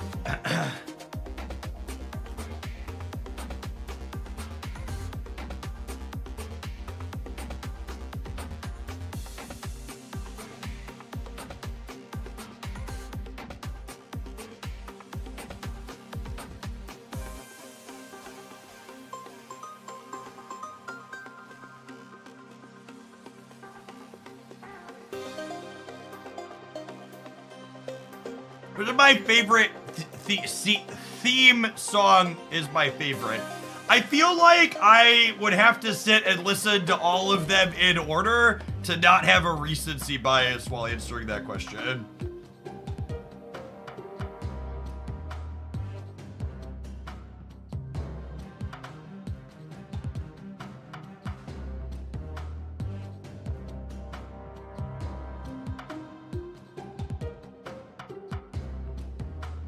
Are listing a bunch of months, and like unironically, I just can't remember what they sound like. I don't ever remember listening to any and thinking, oh, that's bad. But I can't tell you. Can't tell you what they actually sound like.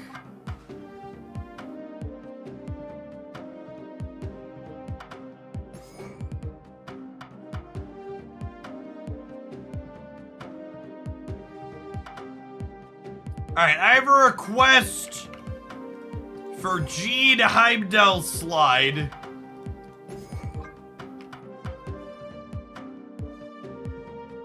I think it's not a US agent pile. We're planning to slide out of the Gene path anyways.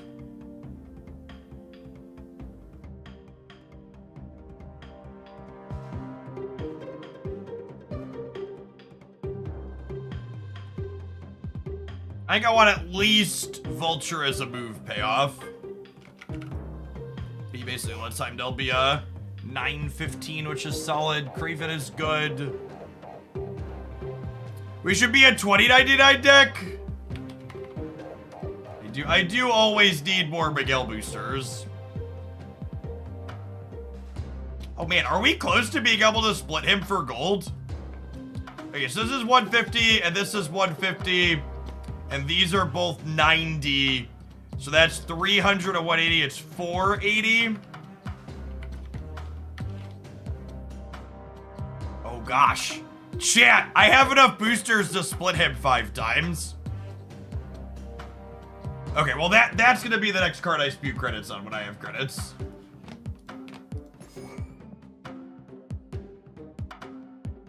We only have 1900 credits, chat. We have boosters. It takes... God, how many credits in it? It's 15, 25 times 3 plus 8 plus 1800. I need 6,300 credits, 6,400 credits. That's a lot of credits.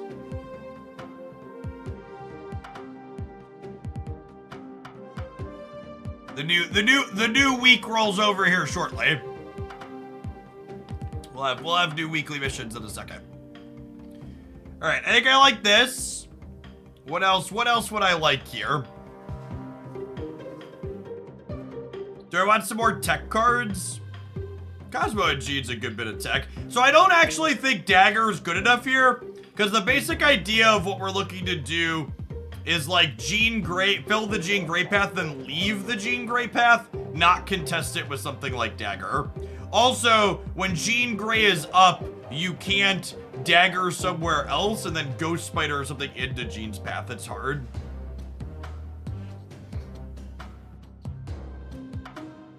I think Dagger's a little too clunky. Do we want something like Stegron to help the Jean path be clear so their bigger cards have to go into it?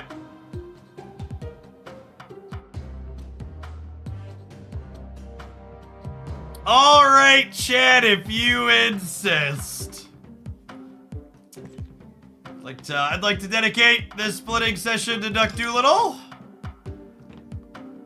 Because they insist. Wibby, thank you for the 4 months. I appreciate the third of a year. Welcome back.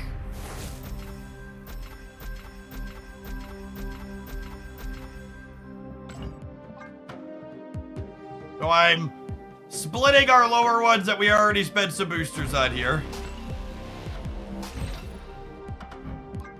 How many gold Spider-Man 2099s do you think exist in all of Marvel Snap? Infinity. Is there a human bot in Conquest playing Shauna and then retreating? Yes, 100%. There are people farming season pass experience.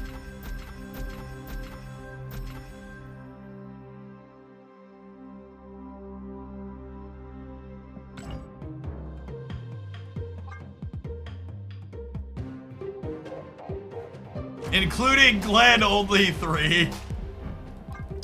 Alright, so again, these first splits have no chance at premium. Infinity. Our split after this one will have a 10% chance at ink.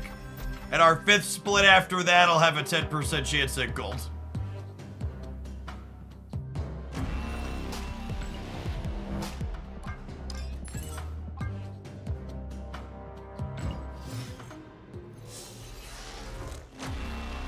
that. Crowd leveled up. The blue one's my favorite duck, but I'm biased. My favorite color.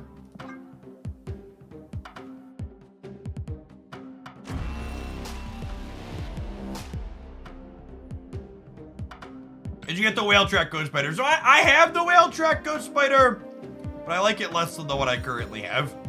All right, we hit the 4th split ink with the cursed green particles.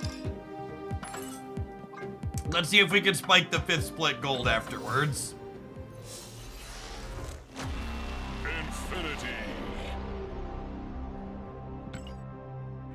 I'm 14 splits and a Jade Foster with no gold yet. Please send help. May your Jade Foster split gold sooner than my Mysterio. Why is green cursed? I think the green just looks the absolute worst of all the border color possibilities when your character doesn't have green coloring / nameplate. It just contrasts the most in an unpleasant way.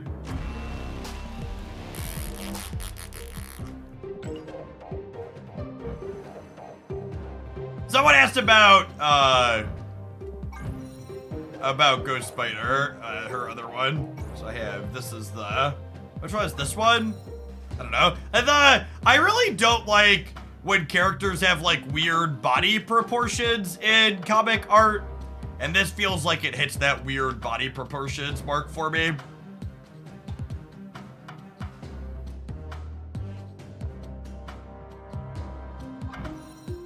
I like this one.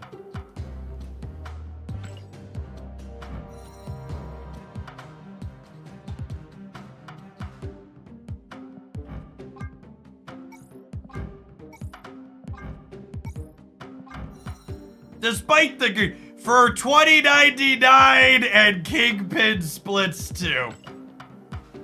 Giggity shall not be stopped. All right, I'm gonna start with 2099. Giggity also splashing into the blue crowd territory. That is an absurd pile of minis. We might have to put more gas in the tank, gamers.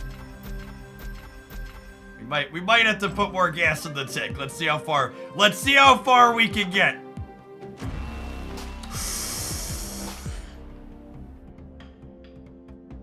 I'm gonna eventually have a deck of all inked grays. And it's gonna be fucking like inked gray crackles, and it's gonna be glorious. It's gonna be a total nonsense pile of cards, but like this is actually one of the best splits in the game. I'm gonna go for golds here, but we're tucking that. I think I have 5 or 6 of these now. Okay, I think I have 5 or 6 of these now. Infinity.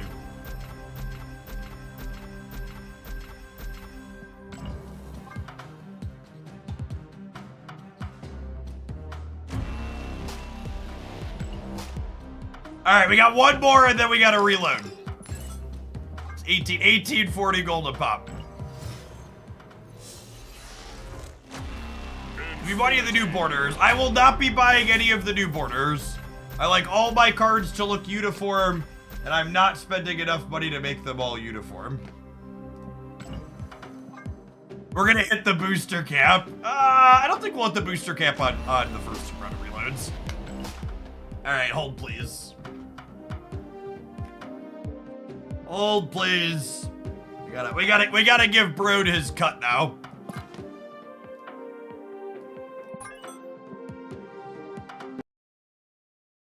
Gotta give Benjamin his due. Oh, also, and this'll be appropriate for days like today. I have commissioned a matching pair of animated emotes from my emote artist. One of which will be Benjamin Broad throwing a harpoon, and the next one will be a whale being hit by the same harpoon. So we'll have those. Animated ones take a little bit longer than regular ones, but we'll have those here before long.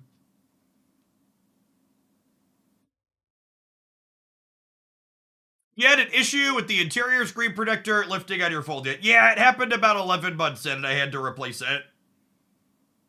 I just bought one off of Amazon. What is that emote? So, once upon a time, we had burrito ends of the emote, and that was a premium middle. You would like build a big burrito in chat.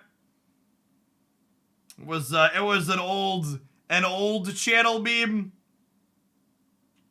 If any of you crowns have ideas for whaley themed big emotes, let me know, because I would love to fill those in with something useful that you all would enjoy.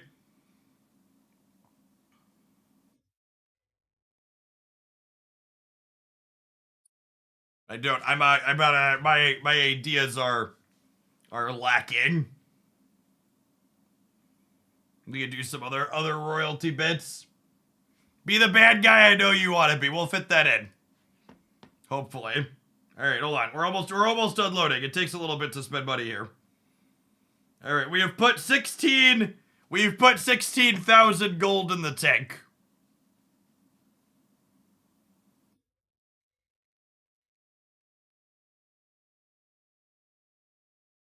We do. The first crowd does have the patented Hoaglandia golden whale though, so we've got that one down at least.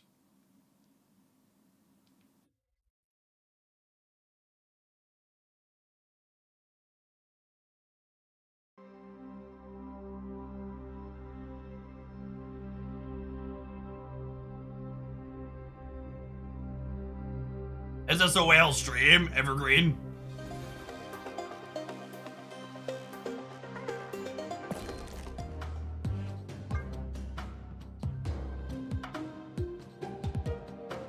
Oh yeah! Speaking of inked on whites, Kingpin's another we have inked on white on. I have to sort through and find all of them. We have Beast, we have Kingpin.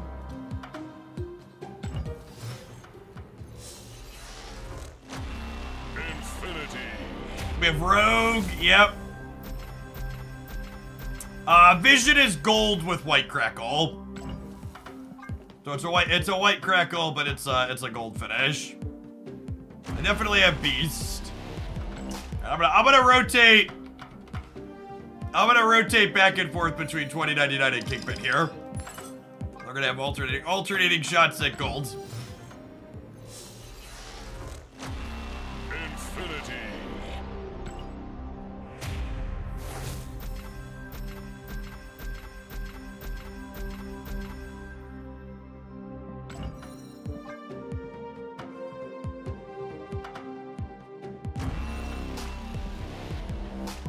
All the premium inks on 2099.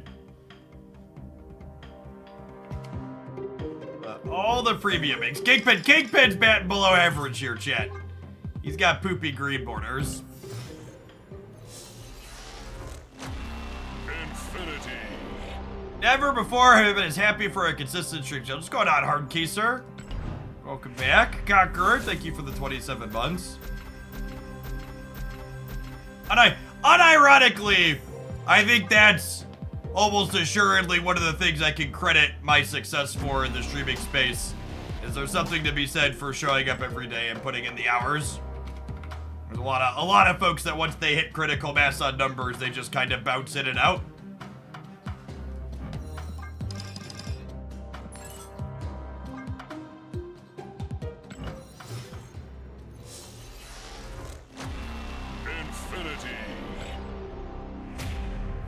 How many inks can we get? All of them. I've decided I like gold, so Brodus decided we will only split inks. Come on, Brode!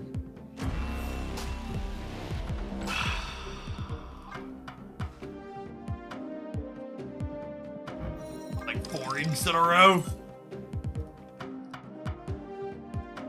You're not cutting me off! I'm cutting me off! Benjamin! Oh. Imagine hitting the booster limit and not getting a single new gold card. What a freaking travesty. What What a just absolute travesty.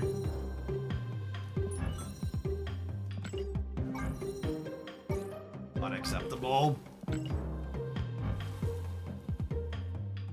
There isn't an easy way for me to filter for just these crackles either. I'll have to like manually scroll my collection to write them down. It's Kingpin, it's 2099, it's Beast. I think I have one or two more. Brode's friendly reminder to let your credit card touch grass. You're not my real dad. Don't tell me how to live my life. All right, we owe more Kingpins and 2099s when the day rolls over. All right, let's finish out this deck and actually play some games. We'll play the mini game. Oh, we have Rogue and we have Nimrod. Yes, we do.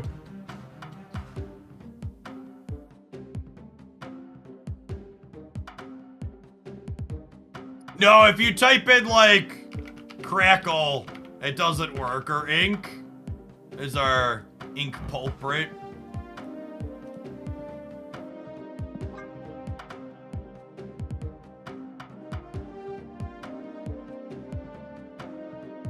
I think I want to fill in the bottom end of this with some cheaper stuff.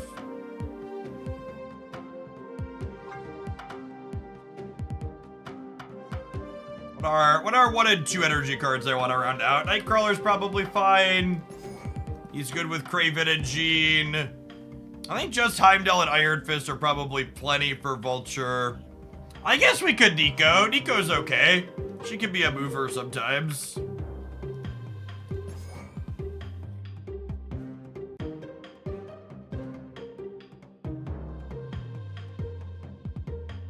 Miles ain't a bad idea. More spider people. All right, let's do it.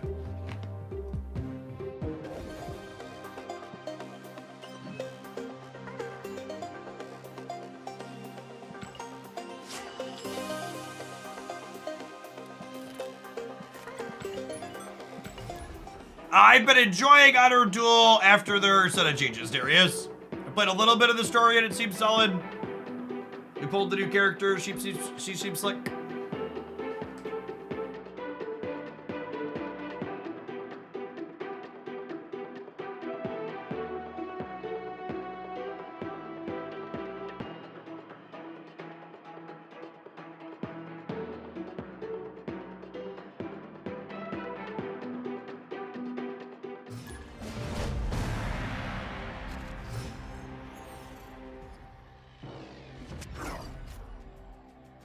Snap. Opponent snapped.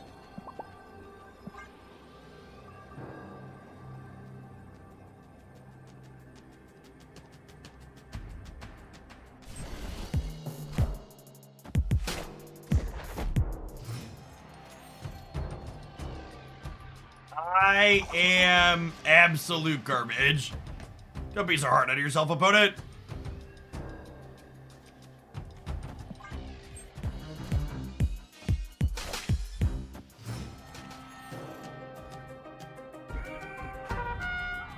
Infinity.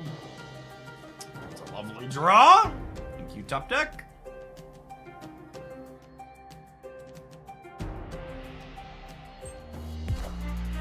Kingpin feels pretty bad these days. I feel like the these days part of that statement implies that there was a time when Kingpin didn't feel bad.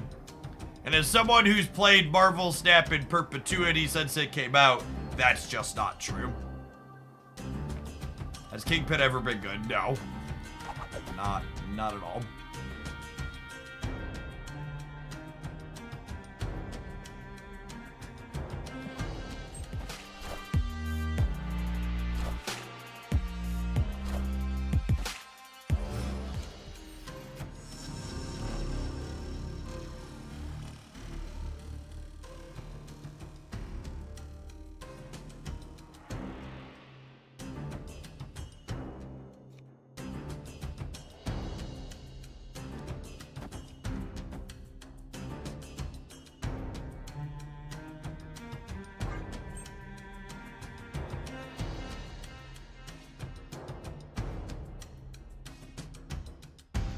I think we're just hoping to draw Heim. Howdy, Mary. Life's good here.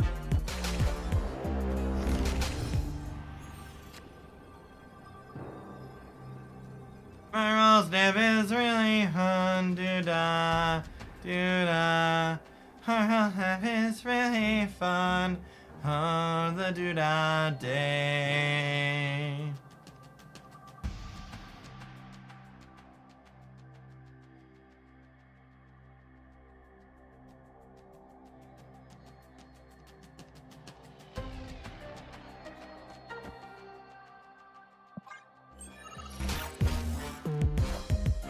I see the way.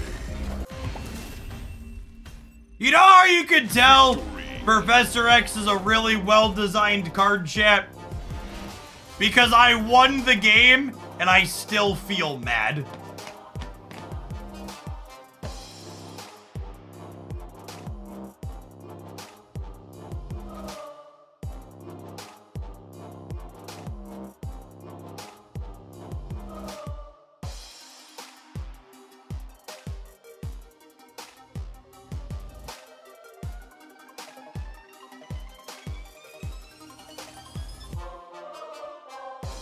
Free you say? Yep. Point of view. Professor X is fine and move cards can't be too powerful. Such a zero-sum fun nonsense.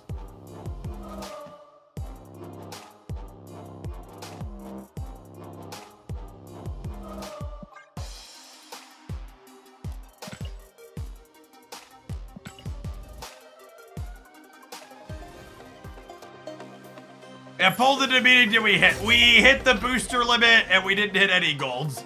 We hit inked on White Crackle though, on Spider-Man. Getting me one step closer to the all inked, all White Crackle deck.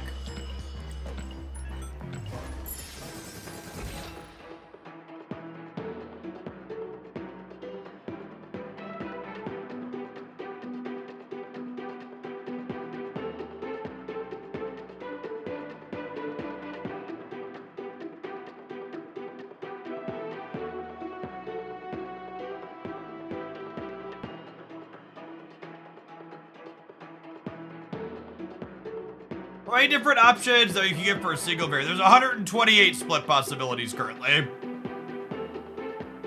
For 4 finishes, 2 of which are trash.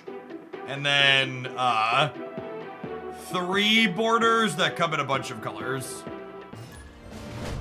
I've seen people have been low on Sage on YouTube. Chat, you gotta understand a lot of the content mill surrounding Marvel Snap content will basically tell you any card that's not Blob or Red Hulk on release is bad.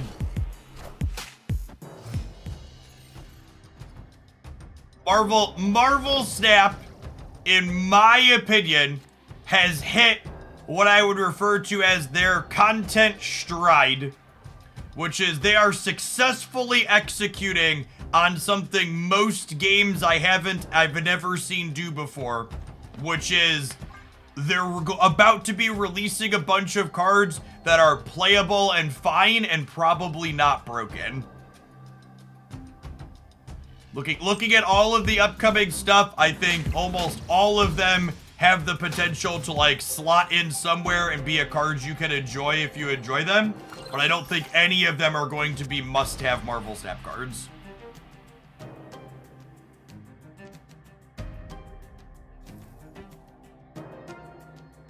Get rid of the throne room. I think that's better for them than us.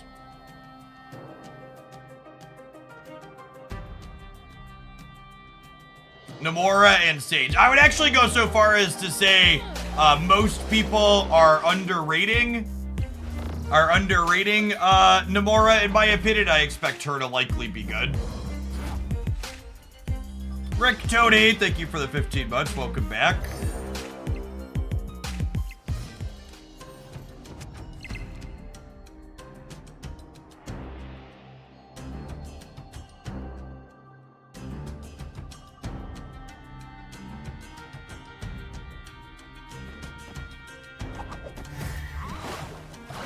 I try and grab priority here to Cosmo them somewhere.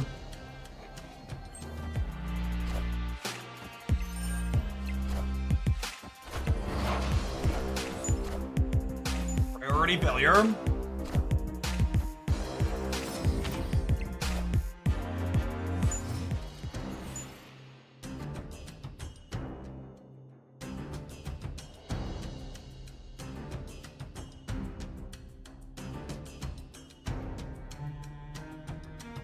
I'm not gonna be able to put enough stats out, am I?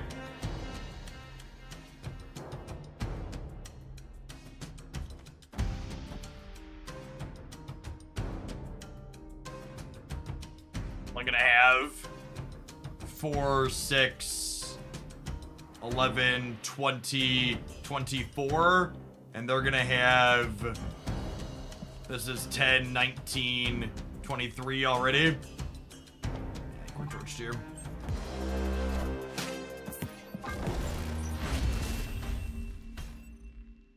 Escaped.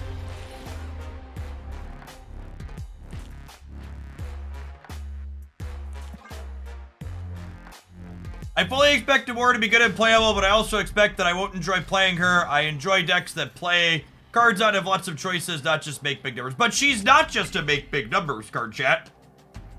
In fact, one of the things Namora could potentially encourage is a deck list that plays a couple of cards early and then plays out a majority of its hand on turn 6, right? She also has sequencing decisions while you're playing her, because you have to make explicit choices about where you're playing your cards early in order for her to end up powering things up.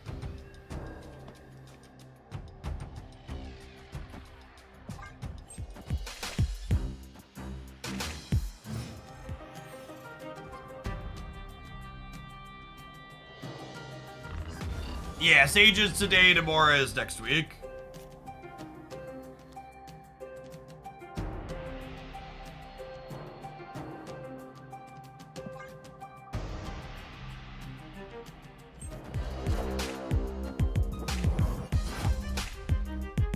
I fully expect all of the people talking about doing stuff with Wong and Namora to be disappointed. I expect that is shit.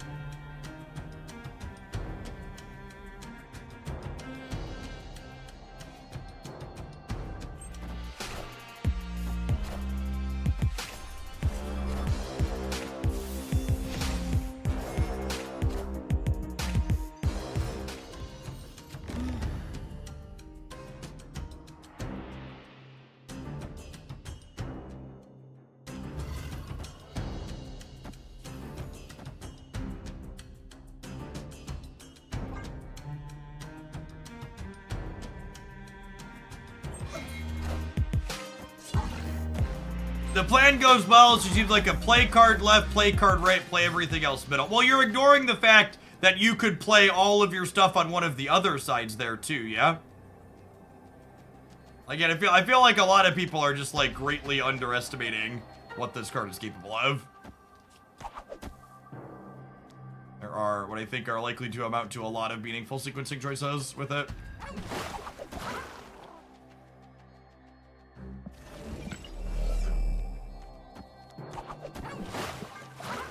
Matchup seems bad for us.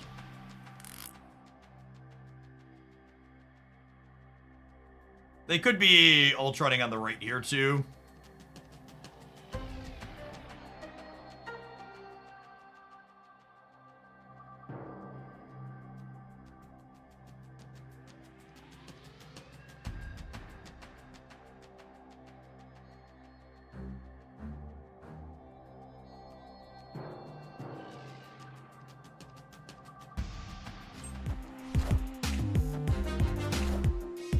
Okay, well they're Cosmoed out of Silver Surfering, so we might get this win.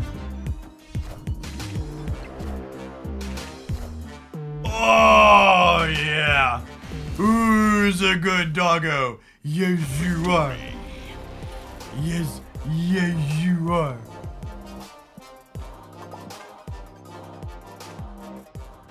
Be very quiet. We're hunting on reveals.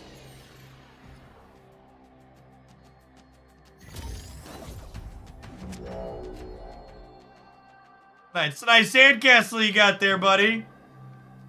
Sure would be a shame if something happened to it.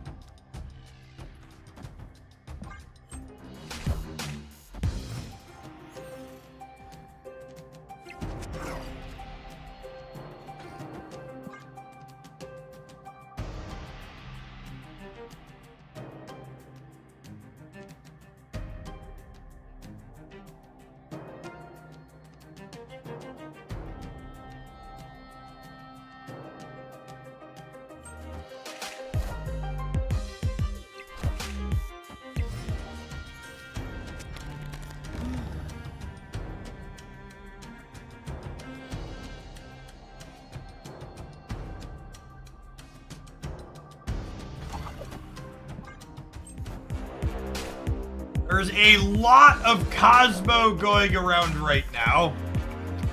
Alright, I know, dear Twitch chatter, you are currently watching a match of Marvel Snap where 2 people are playing Cosmo. So that's where your head goes. This is just like, for reference, this is like the highest play rate Cosmo has had in a long time, and it's 8%. Does it go up in top 10? A little bit? They're only talking about their pocket. Man, 2099 is about to fuck this squirrel up, gamers.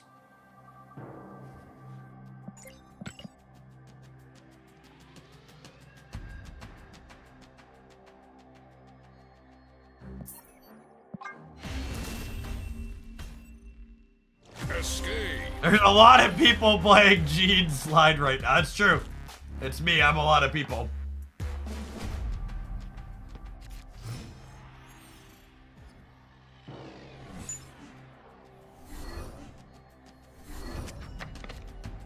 Oh, snap.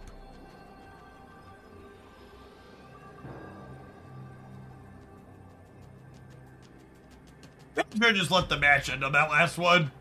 Matchup seems not great for our plan.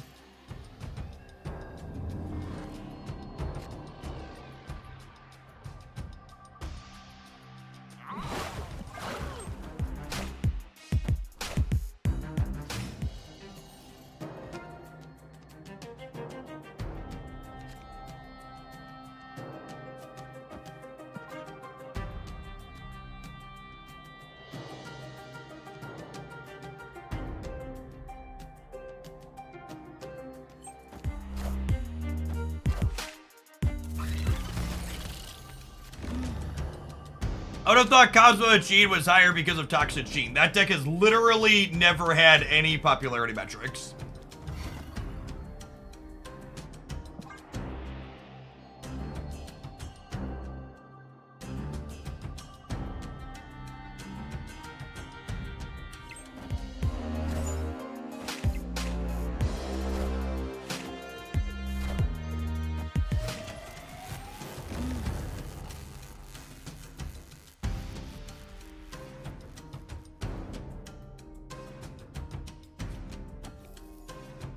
I just doesn't ever feel capable of winning another path. I assume they're referring to the Spectrum deck with US Agent Mao, the one good Gene deck. I don't know how we ever win. I'll play one more, but I think this archetype's bad. Mao, and we'll probably won't do it again after this. We'll try to get someone who's not playing a bunch of broods, but optimism is low. 2099 boosters! Christmas. Can't even buy those, chat. They're rarer than gold. Rarer than gold.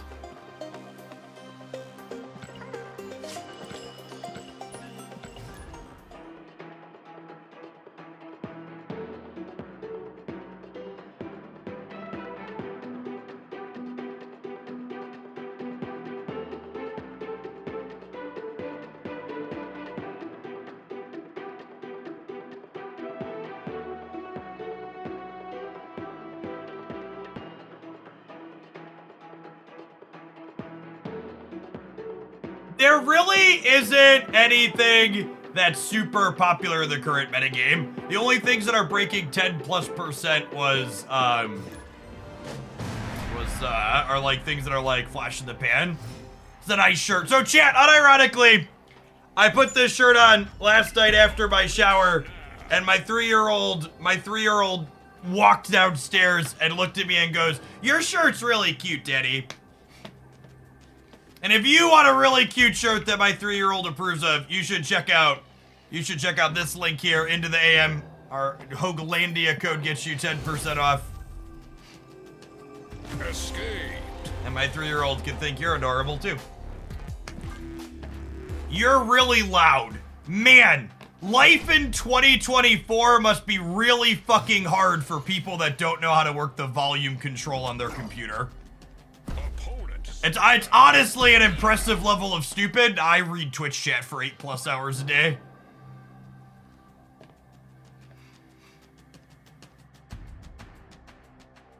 The only person who's allowed to complain about my volume chat is my wife, because she doesn't have a volume control. All she can do is close the door.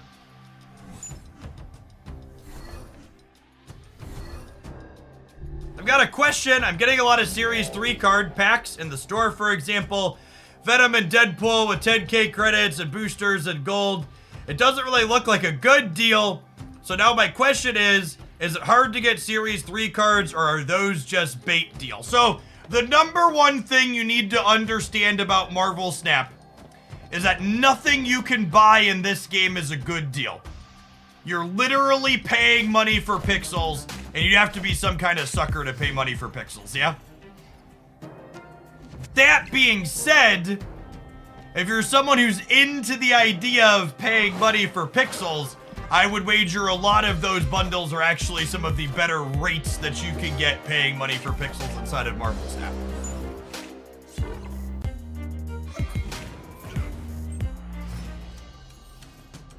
I feel called out right now, yep. What kind of idiot would pay money for pixels, chat? Certainly not me. I'd have to be pretty dumb to pay for pixels.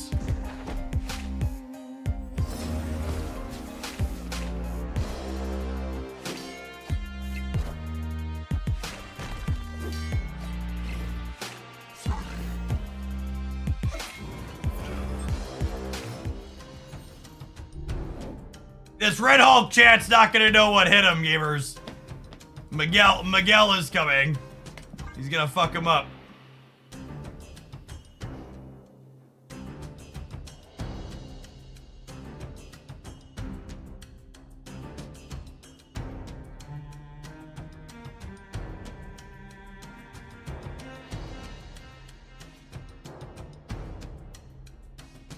I just pay for other people's pixels. Chuki, thank you for paying for all of my pixels. Your service is appreciated.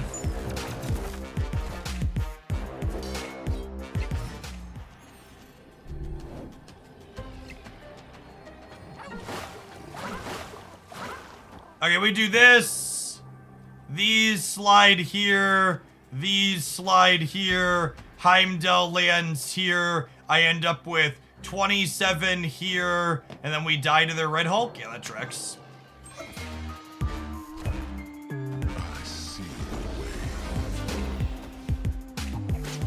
Oh, we murdered Angela!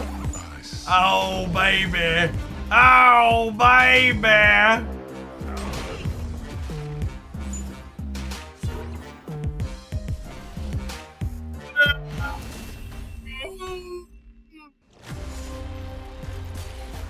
I just like...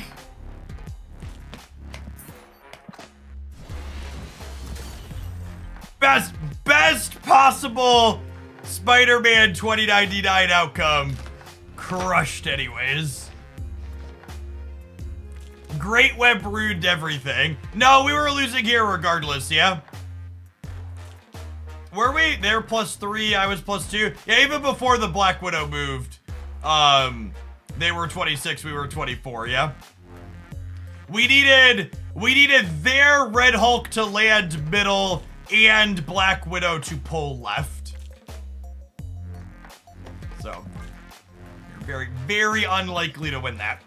All right, we're going to play what is definitely a better deck when we get back. We've got some Nocturne Zoo coming up as our next viewer submission after these adverts. If you want to dodge the ads on the channel, they're never going to overlap gameplay here, but you can subscribe to support directly. You can also check out our sponsored mobile game this week. If you haven't played Marvel Strike Force before you get to level 7 or 30, you get yourself a free sub to the channel while checking out a new game. We'll see you in 120 seconds. Otherwise, don't go anywhere, gamers. All right, one more pedaling session, chat, and then it's lunchtime, I think.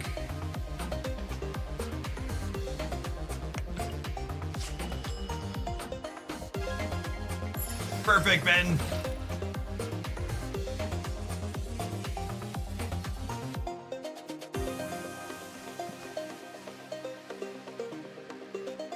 I like this Nocturne Zudak. Let's see what the queue times are like in gold today.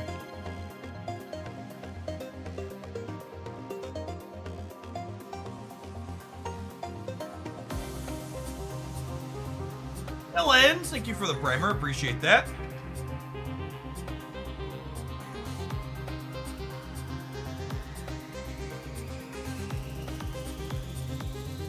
Oh, snap. I started pedaling at the gym, and I now understand what you mean by pedaling minutes are longer than normal minutes. Yep, feel that.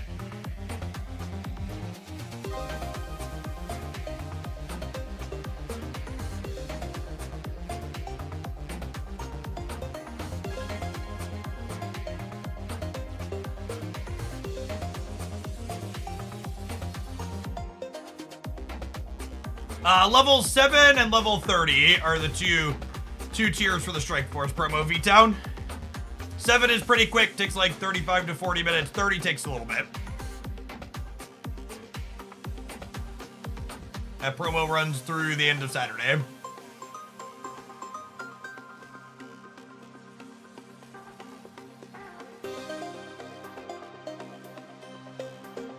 Watching Jeff pedal as I drink my multi-100-calorie coffee. I was never big on consuming calories via beverages. Always been more of a water/tea guy.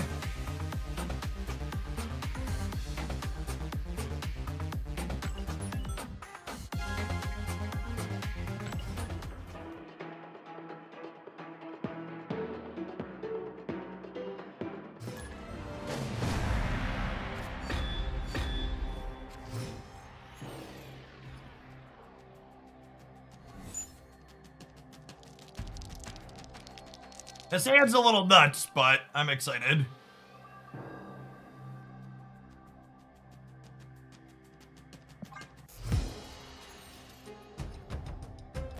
Good and steaky. Thank you for the 11 months. Welcome back.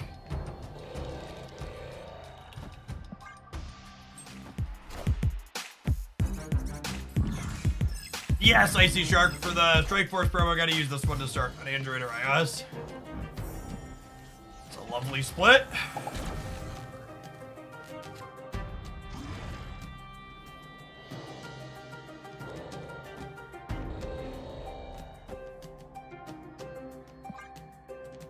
Kick some rocks up into their Angela path here. Fredwick, thank you for the 6.5 years. 78 months is no small duration. Welcome back. They might fill the Angela path here. I'm gonna stay. This could be bad for me though. We'll see.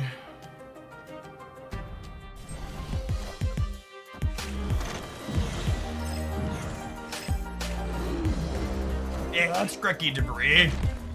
Like her a lot. Lurvely, Blinkhawk for the opponent. Yep, get leeched, doesn't matter. This Nocturne makes Mockingbird free.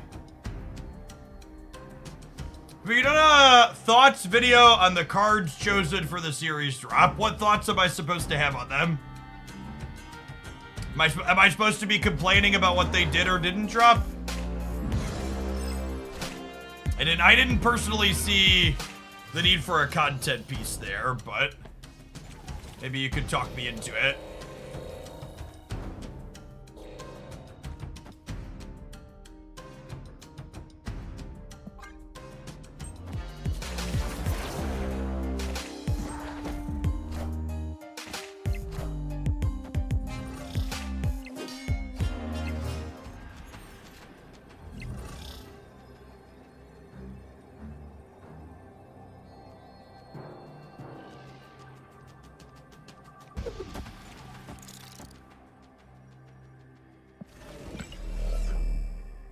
So I'm going to gain 4 over here when I fill up to 17. And this could be another 4 up to 21. So unlikely we win there. I'm going to put Nocturne in the middle so she can choose Violence in case my opponent plays there. And then we'll play Mockingbird on the left where we're already ahead.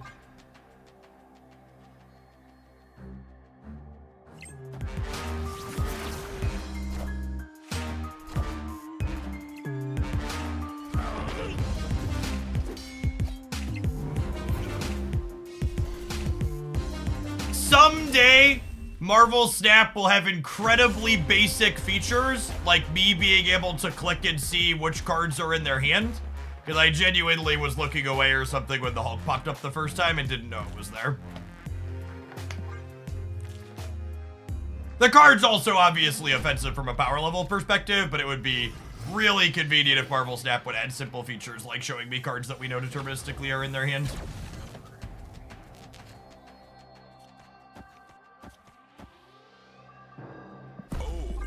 I should be able to click on their hand here the same way I can click on destroyed or discarded to see cards that we know deterministically are there.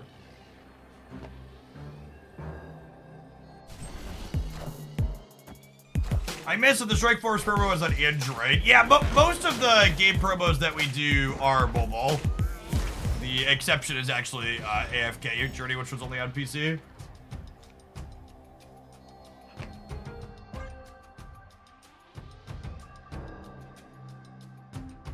My current favorite deck. You know, I don't know that I have a singular favorite deck at the moment. There's a lot of stuff that's playable right now.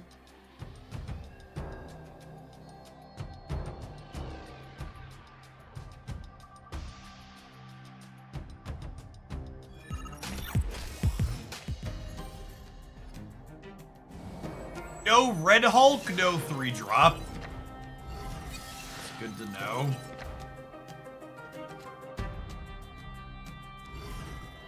I definitely want to queue Nocturne here to try and get rid of London before they can do anything with it.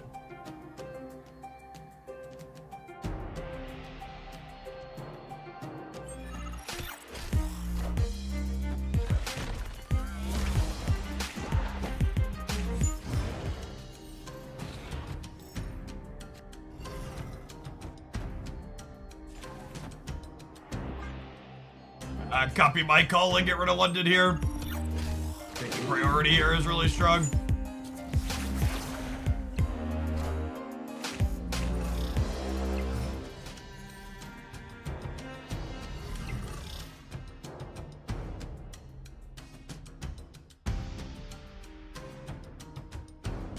Have you played Strike Force as well? Yeah, we did Strike Force on stream Saturday for a little while.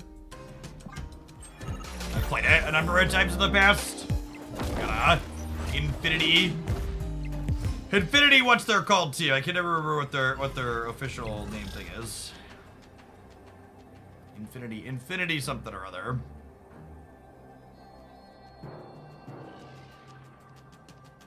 Probably leave it in here, yeah? Victory. Pretty sure we play Kazar and 8-man. Infinity Watch, who I expect will be a Marvel Snap season at some point.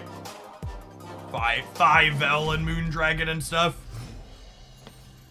Maybe we'll finally get an Adam Warlock card release would be nice.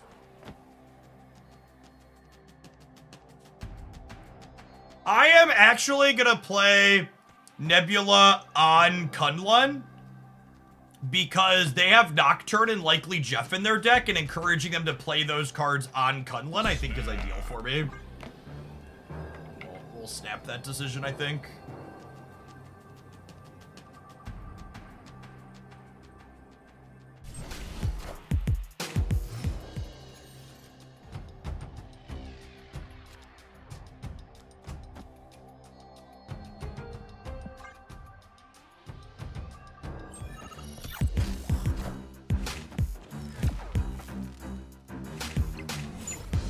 And hot queue locations. Yep, and they played Angela here because they want Kunlun. They get the bonuses.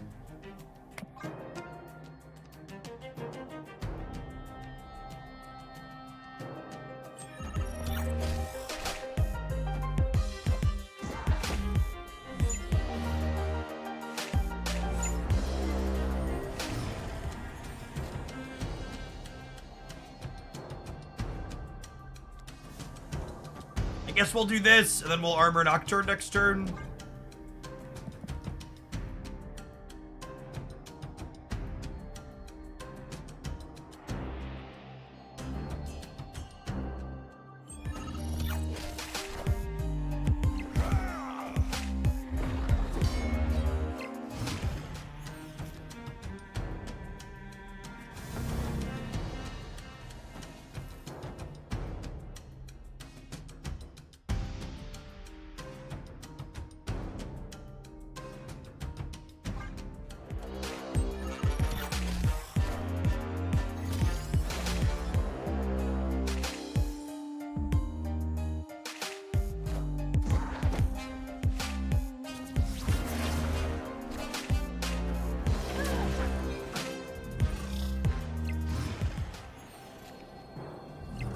Including Vets about it. Okay, so Ant-Man is 6, she's 6, and then +4 more. So 6, 6 is 12, 21, 25 here in the middle. And they're at 7 effectively, so they have to add 18. That seems not likely. They have like an Enchantress or something in their deck?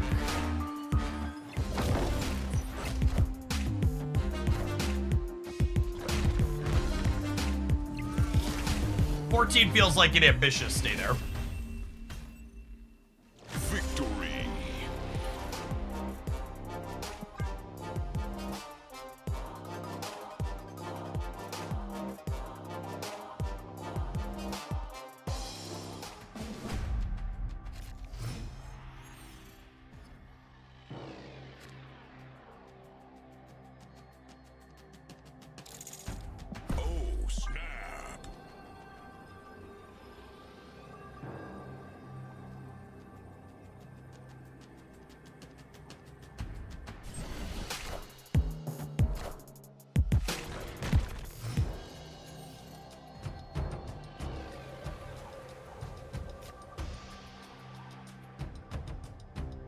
That means we vibe on this for now.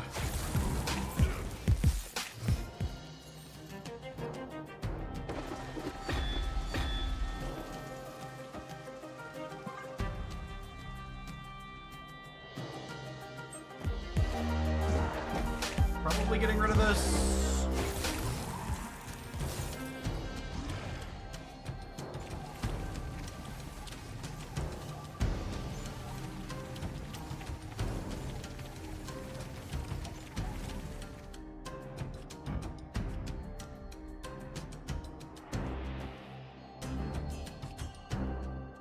They're gonna be kind of forced to contest here because it's Avengers Compound, so. Oh, wow. I was not expecting them to play for the Raft. It was weird.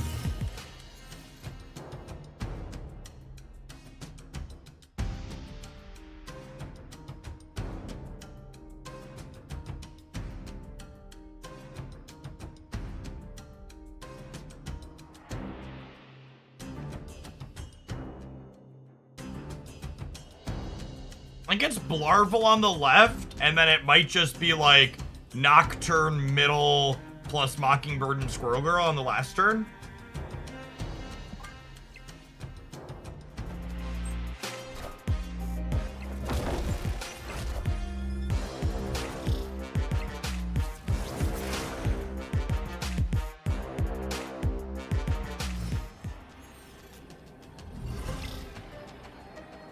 So their Hulk is 13.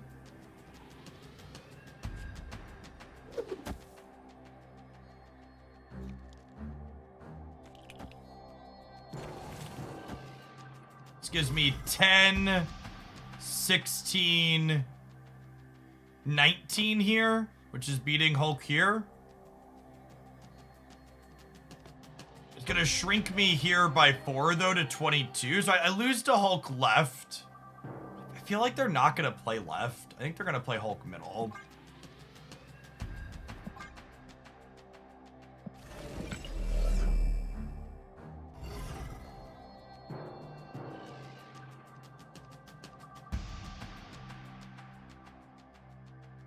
No, Smasher. The game promos are only ever for new accounts on those games.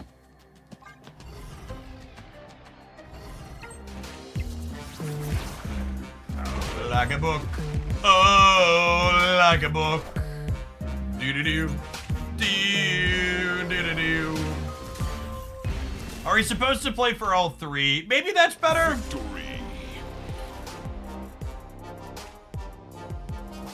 Is Blink worth it? This might be the first time I ever skipped the season pass. So again, if you are ever going to spend any amount of money on Marvel Snap, the season pass should always be the first thing you buy. The gold and other currency, even new cardSage in it, is worthwhile. Blink is a very reasonable, playable Marvel Snap card. I think she's honestly pretty close to the perfect power level season pass card. Oh, snap. She has some neat deck building requirements. She enabled some things. She's a pretty unique effect. She does make Helma a bit better, which is sad. Slots into that existing deck that's already good, but she also enables a few other things. If you haven't seen my best decks video from this week, I'd encourage you to check that out. It has a number of Blink decks in it that are not Hela that I think are very good.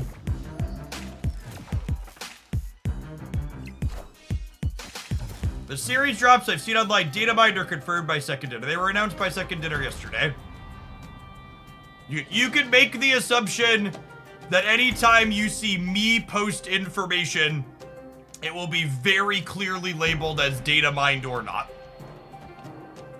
So if it's not data mined, if I'm not telling you something is speculative, it's guaranteed.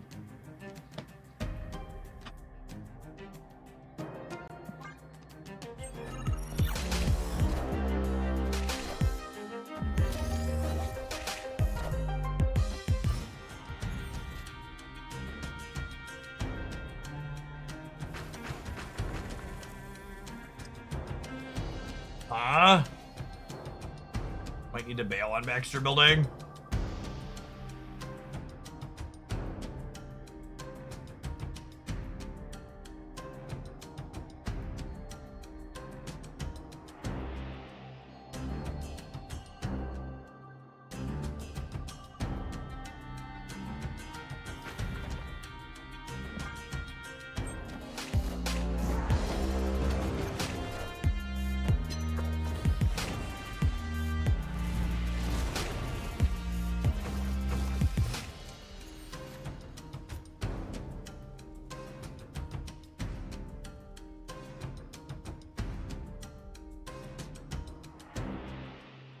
I was here for drops yesterday, and honestly very happy I can watch you again. Well, thanks for coming back, Stovin. Good to have you here. I think I'm doing this. Just hoping for another Vibranium next turn. Nah, that's probably wrong.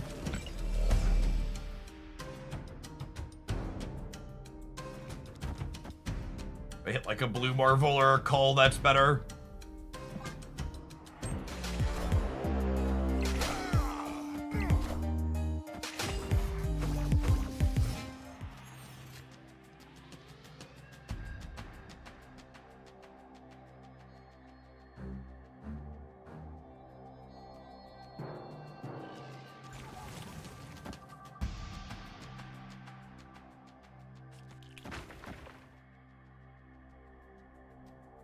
If they win the Baxter Building, they'll be at 10 here, and I'll be at 6, 11, 16. So they have to win the Baxter Building and put a bunch here, or win the Baxter Building and put a couple here.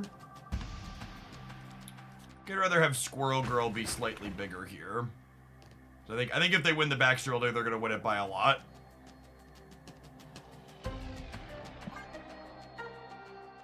It's turn 6. I'm getting rid of Limbo with Nocturne Jet.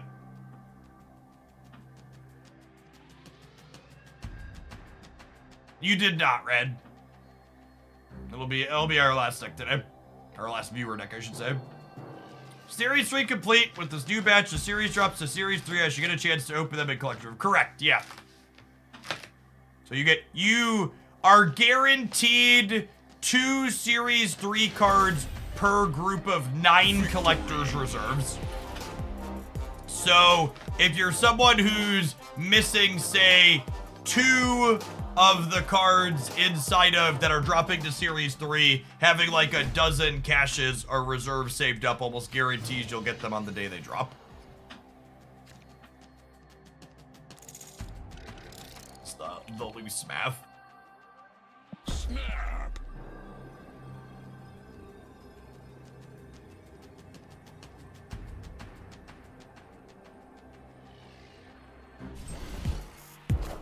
Yes, your free monthly Series 3 card will also pop back up too.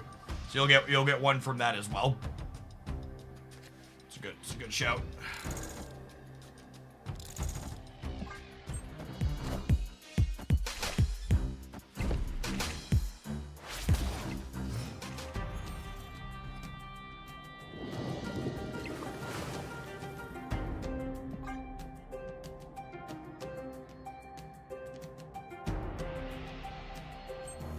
Playing this out proactively makes it a bit worse against Magic, but I think I need to play on curve here.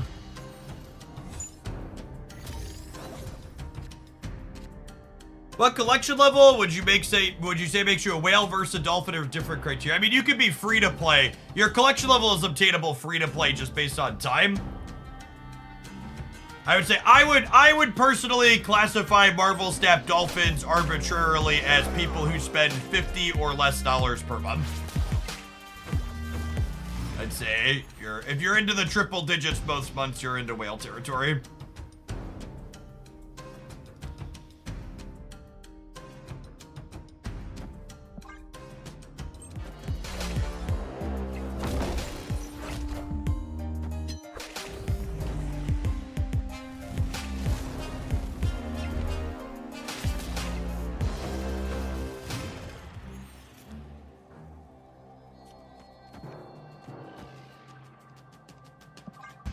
Draw Mockingbird or Dazzler next turn. I think I'm gonna stay. We could just eat shit though. I don't know. This matchup seems not great for us. The bonus deck's not particularly popular either though, so I think having a bad matchup here is fine.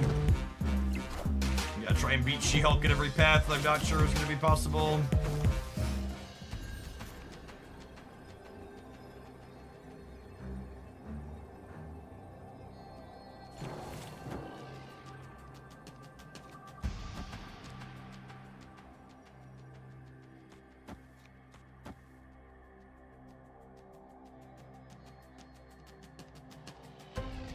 Gives me how much of the center? Gives me 17 plus another 4 up to 21.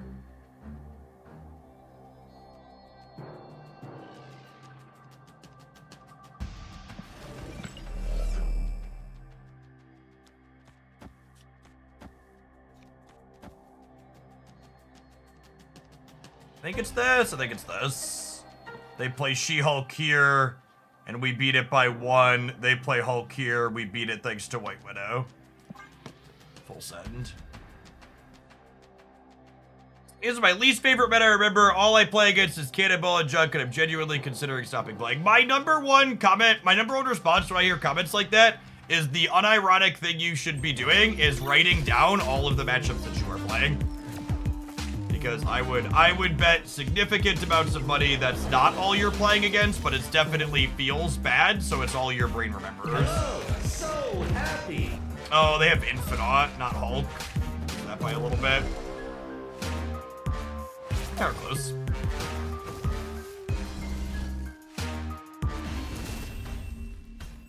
I will wholeheartedly agree with you that Professor X sucks shit, and I think that Second Dinner does their game an incredible disservice by not redesigning that card. I think regardless of how much you play with or against it, it's still a pretty terrible experience.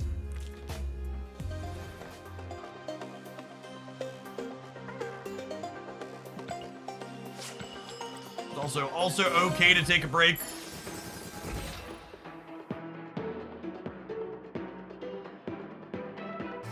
Every objective measure that we have for Marvel Snap shows that the format is currently the most diverse and varied that we've basically ever had.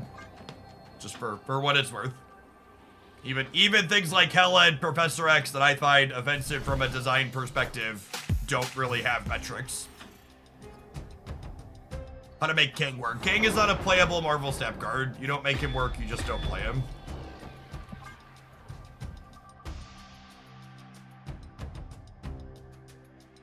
I ran into 80% Hela and or Ultron Patriot. Say sure, but like how many games did you play, right? I ran into 80% of a 2 thing when I played 5 games? Like sure, gamer. Got me.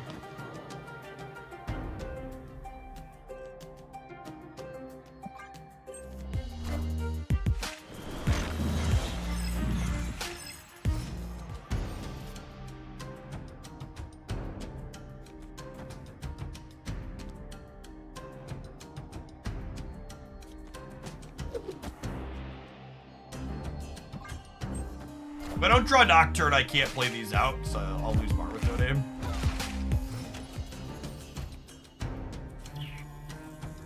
What a lovely lady.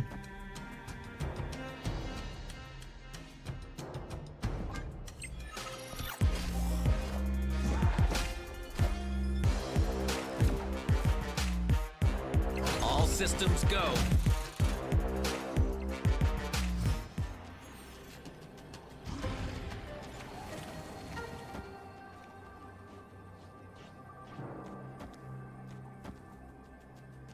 It passed, so I assumed they have Infinite because I thought we were just playing for a tiebreaker, and we are very much not playing for a tiebreaker. We drew Nocturne. Victory.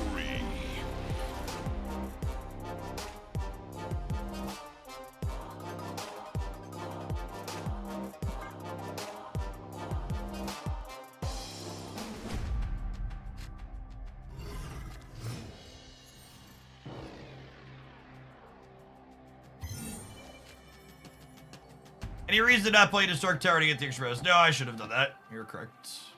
Oh, snap. It's 2 points.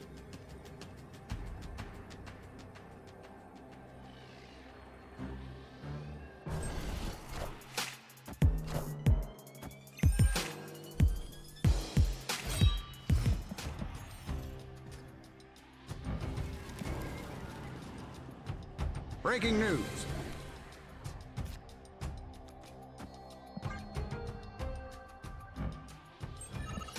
Ghost Rider back to Hela, I guess? I'm very confused why you would play Blade on Curve. Is that a good location for Nebula chat? What do you think? Let me know in a comment.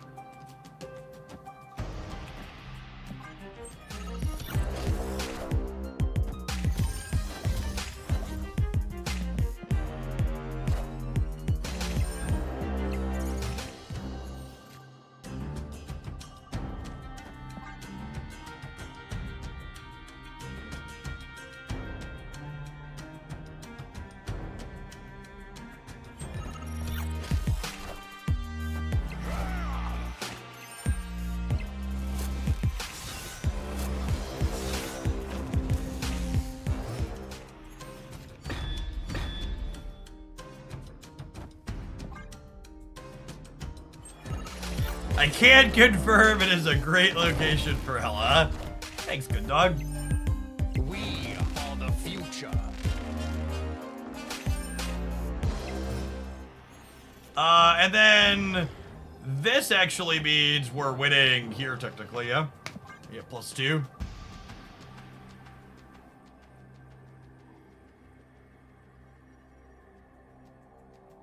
I think Conquest sometimes breaks our brains on how we face a deck, because sometimes you just play the same deck 10 matches in a row. Yeah, I agree, Havoc.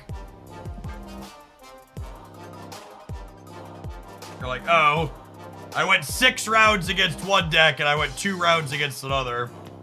You can definitely bias your thing when you're doing that.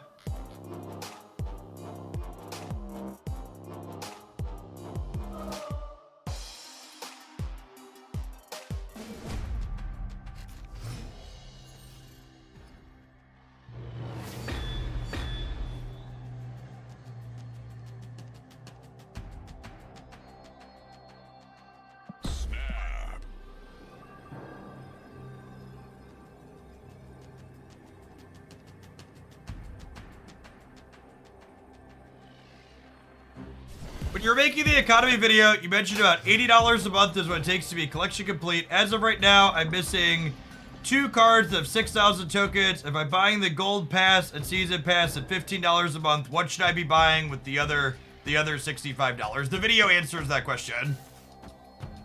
I'm gonna get a click out of you and tell you the video tells you exactly what you're supposed to buy. Click it again. More.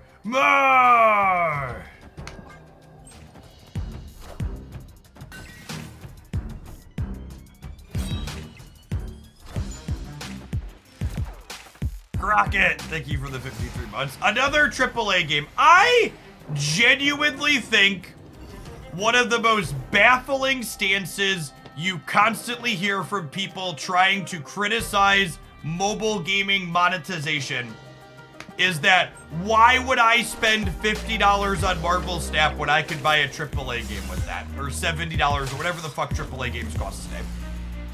And it's really interesting to me that someone's like, I'm happy to spend $70 on a AAA game that I will play for 20 to 30 hours and never touch again. But spending any amount of money on a game like Marvel Snap that you've probably played for dozens or hundreds of hours even is somehow considered offensive. Like that dynamic just doesn't reconcile in my head. Because the game has the option to be free, it doesn't matter how many hours you've put into it. It has nothing to do with AAA games being trash. There's plenty of legitimately good AAA games that just they take 25 hours to play, and and for the record, I don't think I'm not making the argument that $70 is too much for AAA games either. There's plenty of AAA games where I played them for 25 hours, and I was like, yeah, that was great. I'm happy I played it, but I'm done. I would even make the argument that a lot of AAA games that make lots of content tend to be boring and repetitive, and I personally generally prefer the AAA games that are done in a certain amount of time. Personally. Am I playing for 6 cubes here? They haven't discarded anything meaningful, basically. I think I'm gonna play the Dazzler out and go from there. I guess I want to play Nebula out too, for the sake of filling my board based on whatever I draw. Yeah, because if I draw Blue Marvel, I can't fill my board without playing Nebula this turn.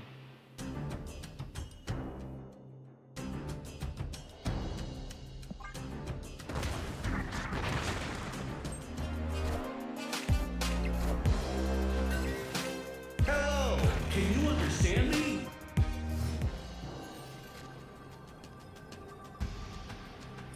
Do the Blue Marvel.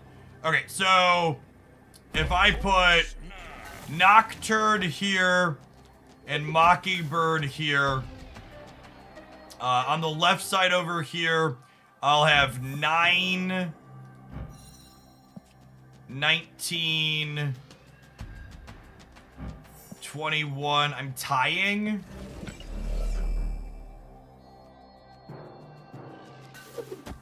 Is it this then? Maybe I need to tie in case they play a big thing in the middle.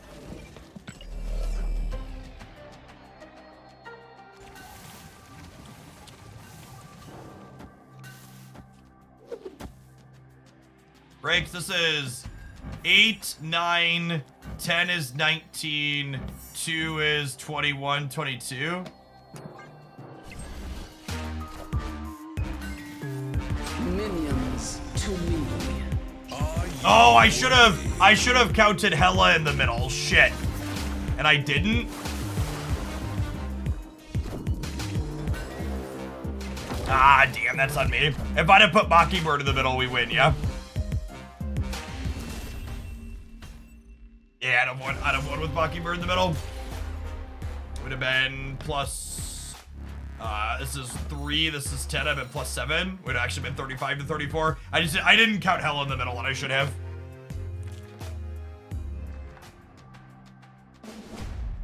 Snap.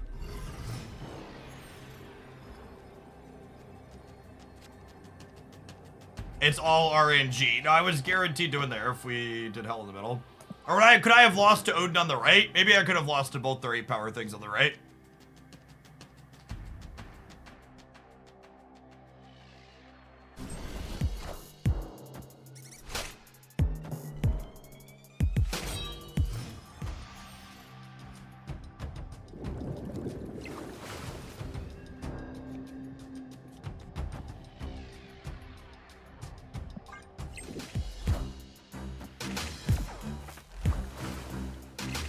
I'd like to move on from the monetization art discussion now because it's endless and it just isn't productive a lot of the time. But I just wanted to put it out there that I think a lot of the comments about the price of a AAA game versus not tend to be intellectually dishonest for most people involved in them.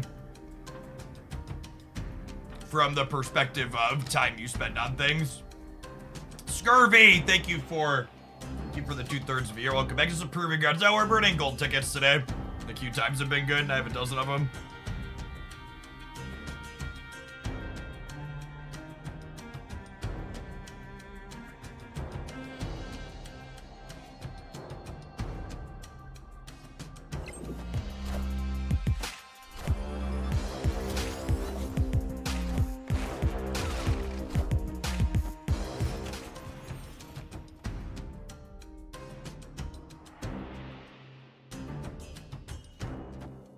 Doing this locks me into a specific amount of power here, but it gets me the Stark Tower bonus on one more. All systems go. Interesting. Well played. That was the best draw on my deck, yeah?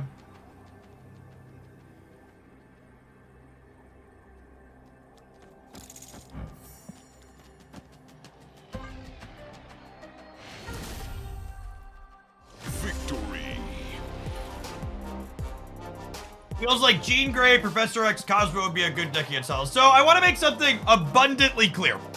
Marvel Snap is a game with a lot of incredibly powerful and polarized tech cards that allow you to beat absolutely anything if you absolutely want to beat it. When I talk about things like Hela being frustrating and potentially too good or needing changes, I'm not saying you can't beat it if you look at your 12 cards or like, I want to trash Hela. There are a handful of decks and strategies that are really good at trashing Hela. Hela has play pattern problems where the play patterns are just incredibly unsatisfying to both play with and against on average, in my opinion. And the things that are really good into Hela tend to not be particularly interesting and good into a variety of other things. That's the crux of it.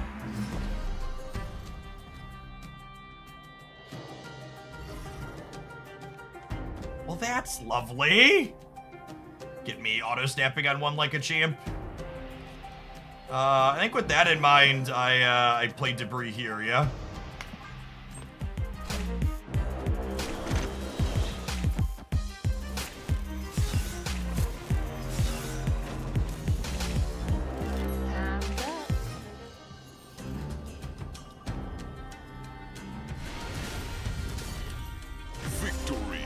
Education variance, nerd.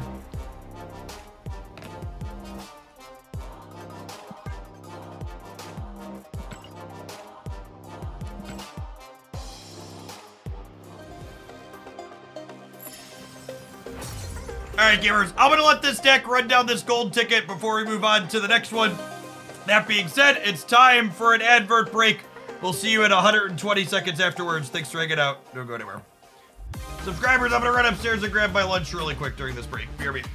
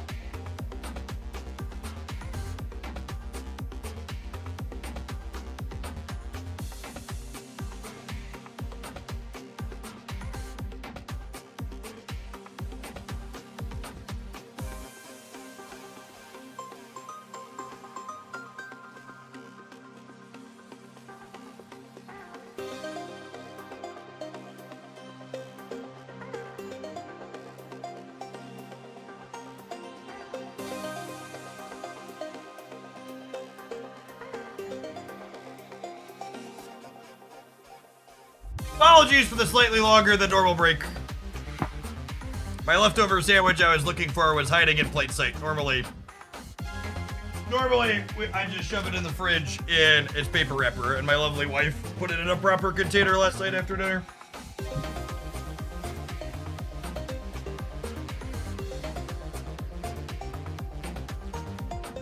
Think a 3-drop that made a location TVA would be too good? Yes.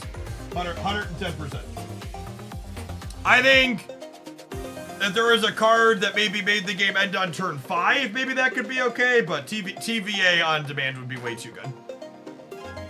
Absolutely. It'd have to have some kind of crazy freaking downside.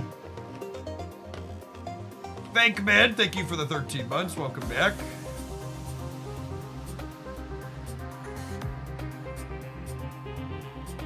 What's everyone's collection level? I mean, I'm doing okay. We're at 51,000. Working our way up slowly. Chip and a chair. Brewed and a credit card. Yeah, that's also true. People that have been free to play since launch, you get what, like 600-ish collection levels a month? So if you've been even a season pass player since launch, October 22, we're 5 months off of that, so we're 19 months, 19 times 600. People who have been free to play since launch should be coming up on 12,000 here soon. So if you're even just $10 a month since launch, and if you were a closed beta player, you're at 2 years at this point. Because that came out in May of 22. So like closed beta players are coming up on 15,000. So 18,000 is definitely small potatoes. I've bought 4 season passes. I'm currently at 13,000. Yeah, that tracks.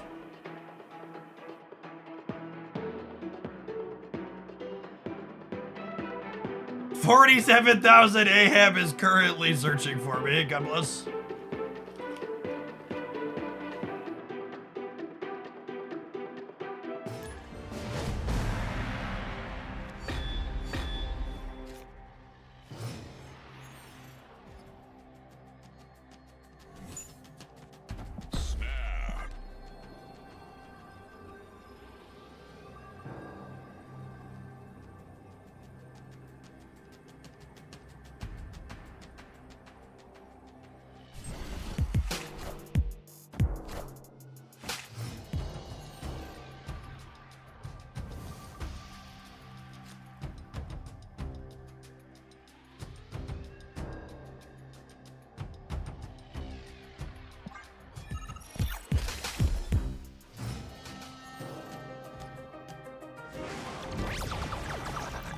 I don't really have any opinions on the stuff people were complaining about with the AFK journey. I wasn't following it at all.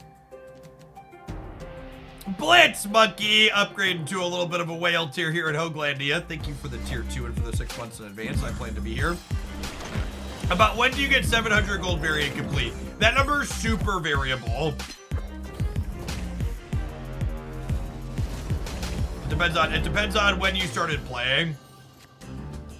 Because there was a point where for a while, I'm gonna do Debris and the next turn we Dazzler and Nocturne. There was a point for a while where there weren't avatars in there. Giggity Bites, thanks for the 16 months. So that dynamic changed it too.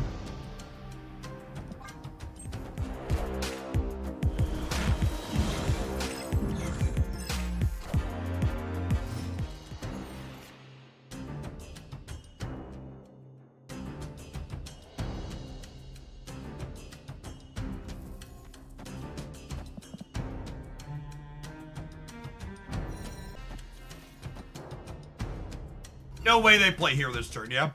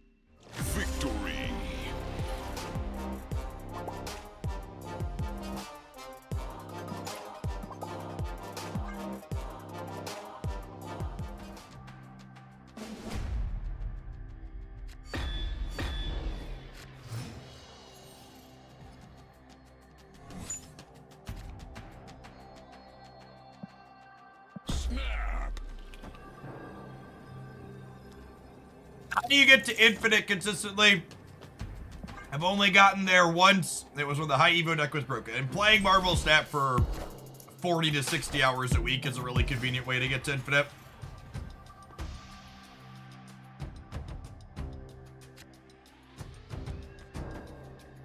I think if you're capable of getting to rank... I think if you're capable of getting to rank 80 or 90, the only difference between a rank 80 and rank 90 player and someone who's infinite is the infinite person played more. Opponent snapped.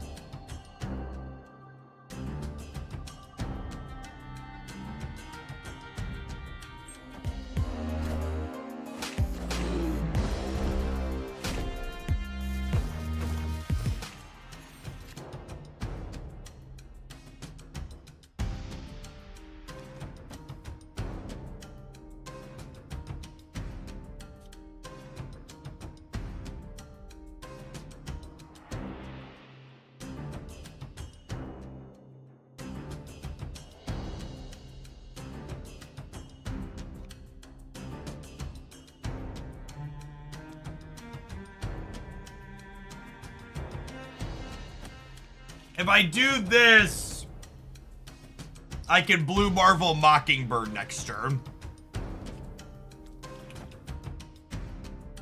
But I get kind of fucked if they magic us, but they magic us, we're probably fucked anyways. This is magic. This is where they play it. Yeah.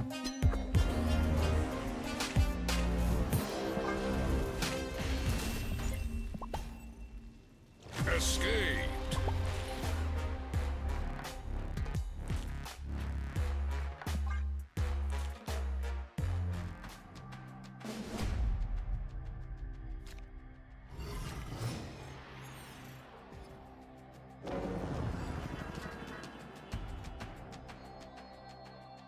Oh, wide decks and dying to magic, name a more iconic duo, Moon.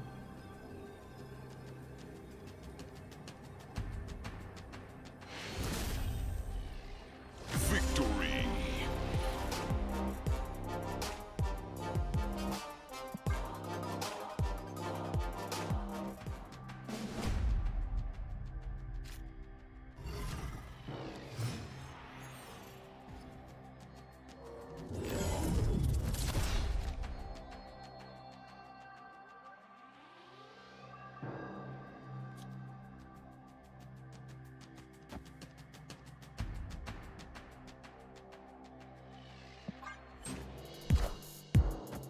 Scary location for us.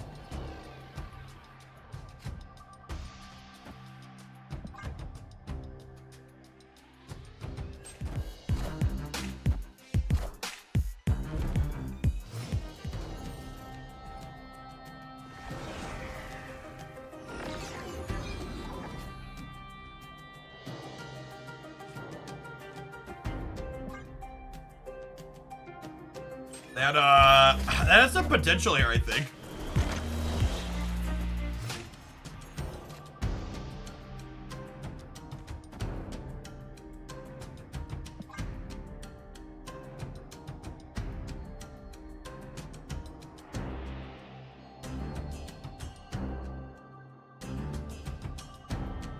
There's a small chance the OTA schedule listed their changes because we haven't had official confirmation on that yet, but they have officially said they're moving the patch, which would imply that they're moving the OTA. Hopefully we're wrong.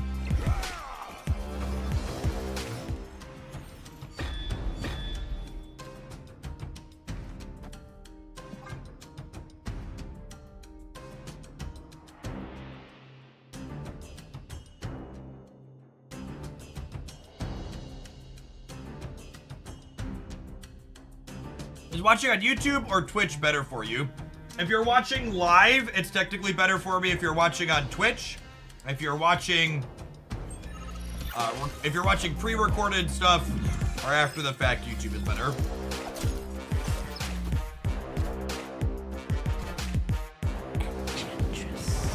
Oh my god, they have fucking Enchantress in their deck. This matchup has gotta be impossible for us.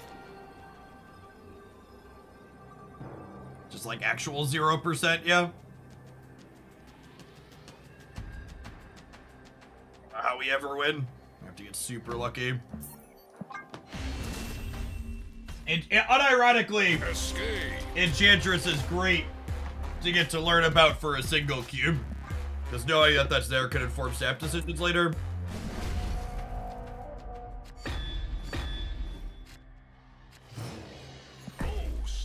Snap save doctor to my opener.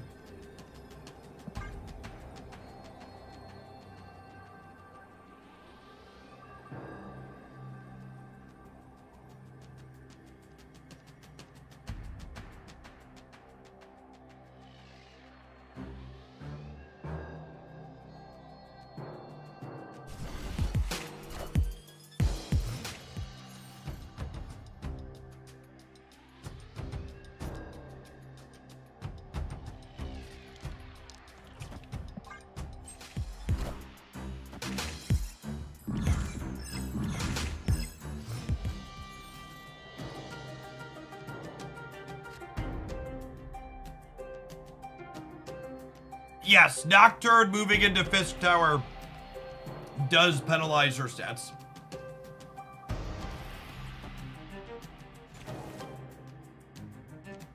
I think I'm playing this out because ideally I don't want to show them Nocturne.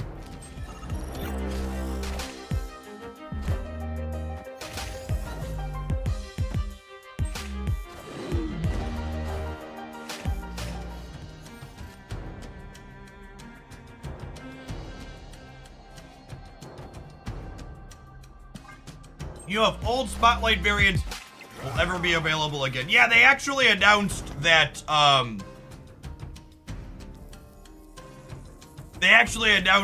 they'll be available again later. A year after they release. So I think if they're going to Magic anywhere, they are most likely to Magic here. I think is my estimation. So I'm gonna Nocturne here. You want a Widow, right? Yeah, it's a good take.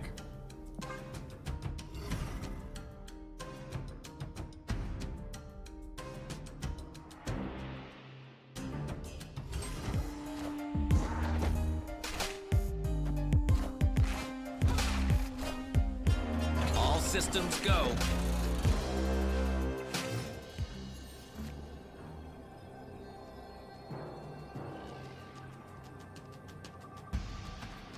Locked in.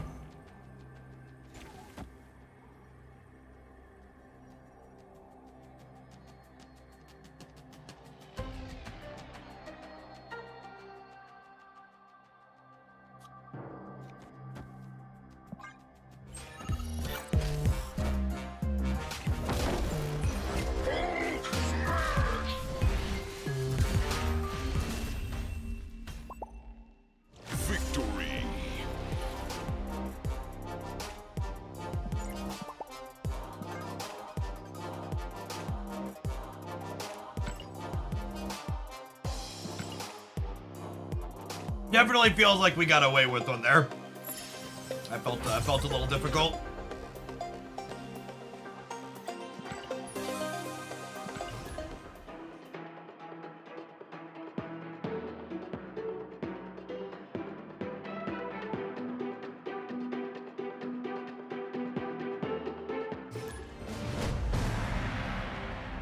Oh man, here's a Marvel Snap take on my Twitter timeline.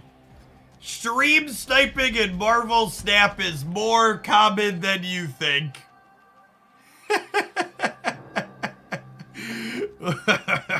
Oh, video gamers.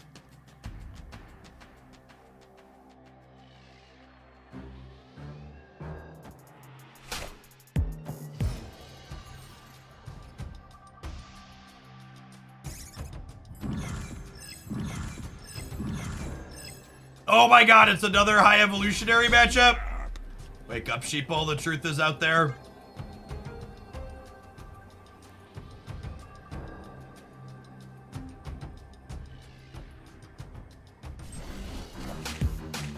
I mean, to be fair, there is 100% a culture among especially the more competitive content creators that there's this hyper paranoia about constantly being stream sniped. Like you pull up the average person grinding rank and making their number go up and caring about that, and their stream is just fairly regular blocking their last play out. Oh, unlucky.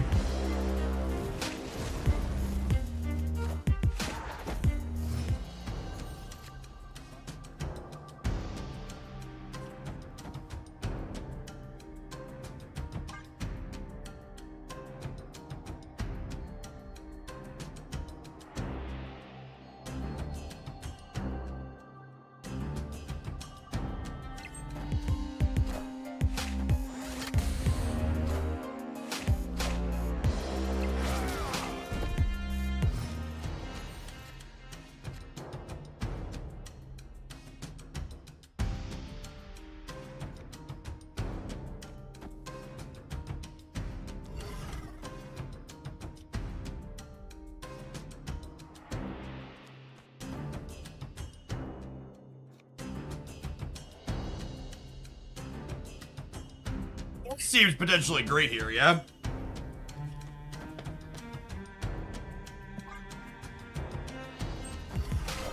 Oh my god! It's a fucking massacre!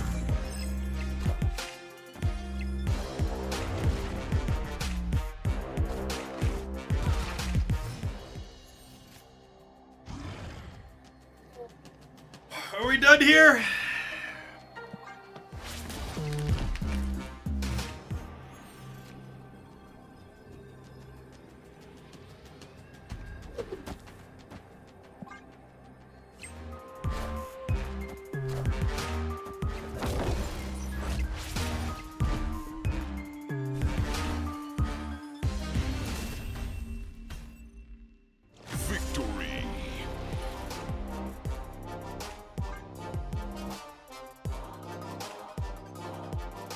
No, maybe they're just playing best of one. No, they're not. These are the most puzzling stays in Marvel Snap to me. Where like if you're playing it out as best of one, it's like, okay, fine, whatever. But like, we're staying in thinking that could be it. We really thought that was winning. I think I'm leaving. This is significantly better for them than us. Escaped.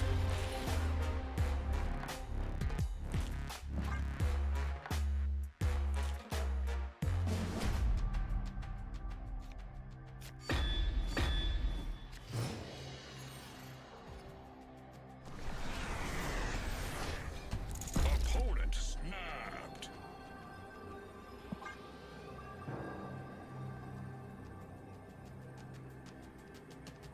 Or definitely a Luke Cage deck.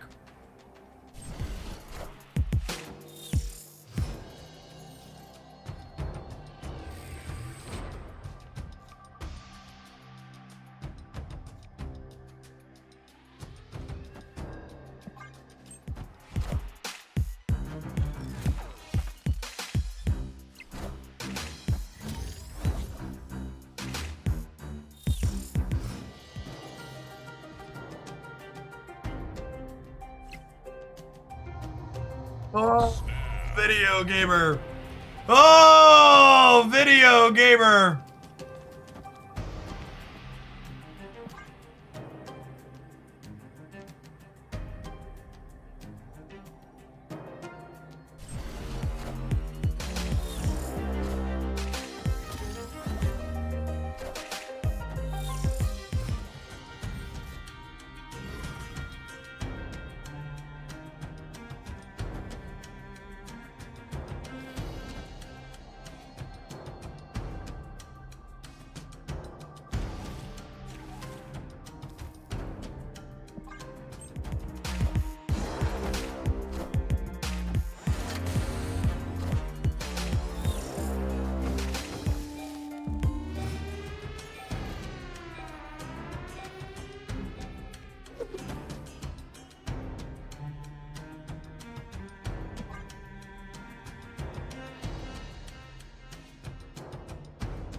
Misty Knight and Hazmat can save them. Yeah, maybe. I have Lucas though, or I have Blue Marvel though.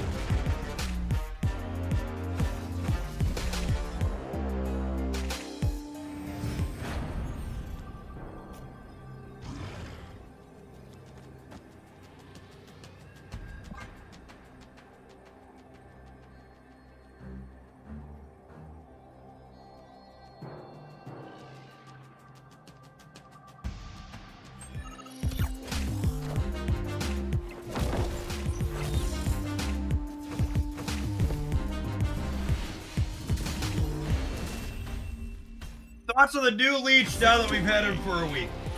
As much as it pains me to say it, I was optimistic for new Leech. I think the unfortunate reality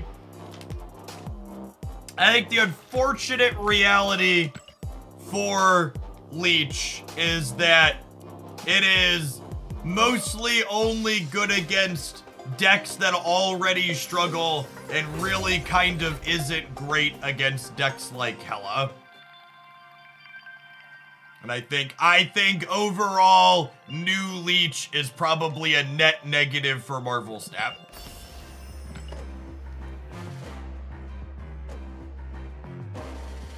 At the risk of opening a balanced can of worms, I think if they actually wanted Leech to target something like Hela, it should probably be like a 2/2 that strips on reveals from the highest cost on reveal card in your opponent's hand and explicitly shows you what you hit. It needs to be more targeted. If it did something like that, it could be like a targeted Hela, Ultron, maybe sometimes Shang-Chi type card. So explicitly just on reveals would be my expectation. I think it would have to be pretty specific like that. It shouldn't just be old pig. You'd want to see it, but I don't know. I think that design's cumbersome and probably not good. For people that don't understand why Leech isn't good against Hela, I have a TED Talk prepared for you now. Hold on.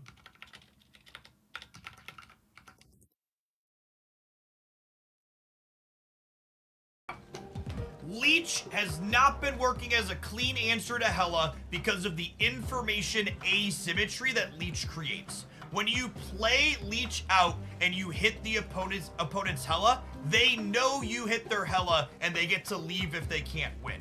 However, if you play Leech out and then they top deck Hela, you don't know that that's what happened, so they get to play Hela and take you for way more cubes than you get when Leech actually beats them. Past all of that, some amount of the time when you play Leech as a 4/2, your Hela opponent just plays Dracula and then Red Hulk or Infinite, you fucking lose anyways, even though their Hela was wiped. Thank you for coming to my TED Talk. Can someone clip that? I think that's probably... Leech has not... And that's what tripping balls feels like. It is. It is, in fact. So, it's one of those things where, like, it's good in theory, but, like, in practice and how it interacts with the cube system just means it's not a good answer.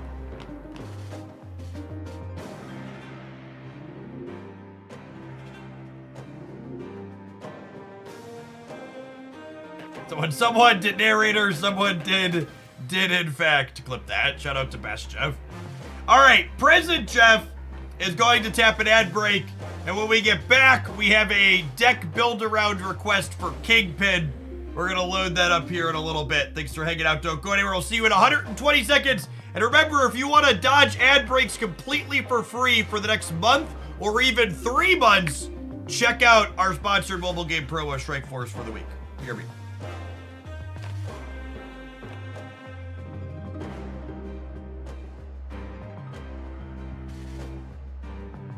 Dodge an ad break, you can dodge a ball. I'm gonna take what's left of my sandwich back upstairs, chat. There was too much sandwich in the box. There's still a third of the sandwich left for dinner tonight. Hear me.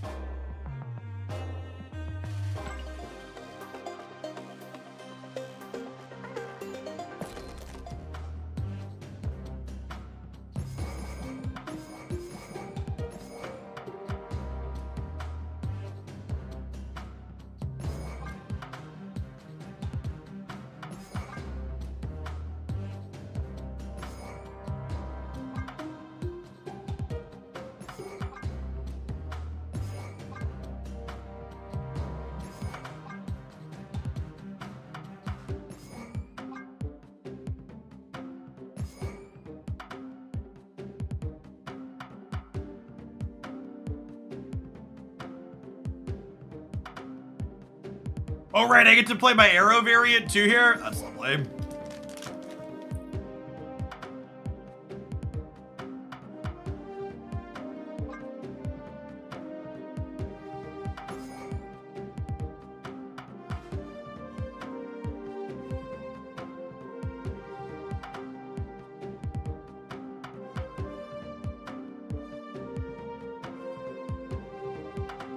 So,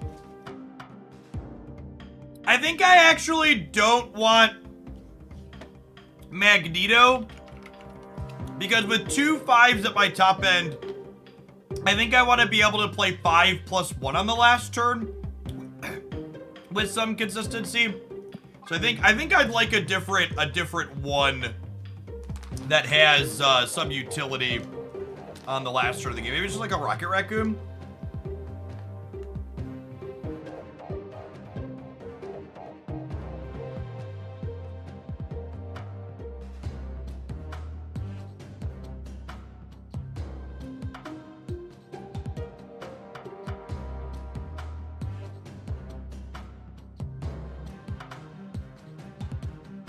That could be Titania as well. I don't know that we can throw priority consistently enough. Probably just Rocket.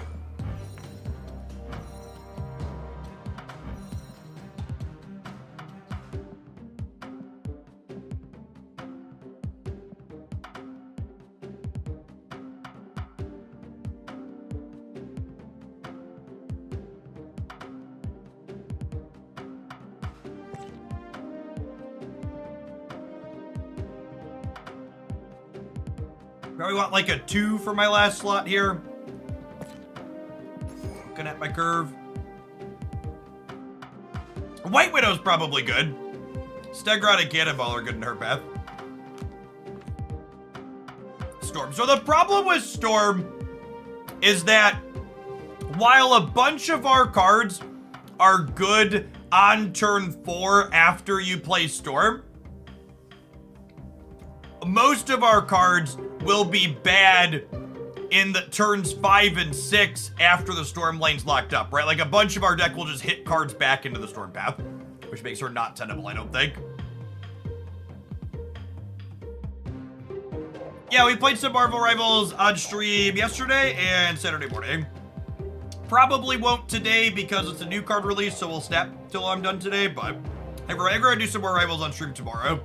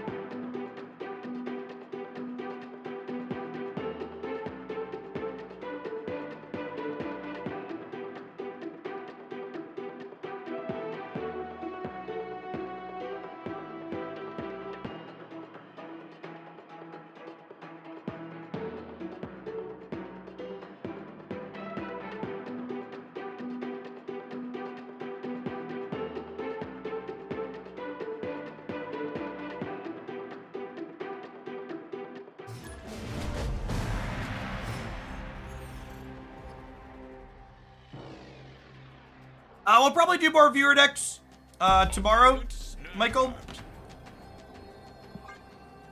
Or full on today, because I want to be able to brew with the new card myself. Jeff, my beard just started growing out. You know I can keep food and stuff out of it. Yeah, I found the trick to not having food get stuck in my beard is by putting the food into my mouth instead.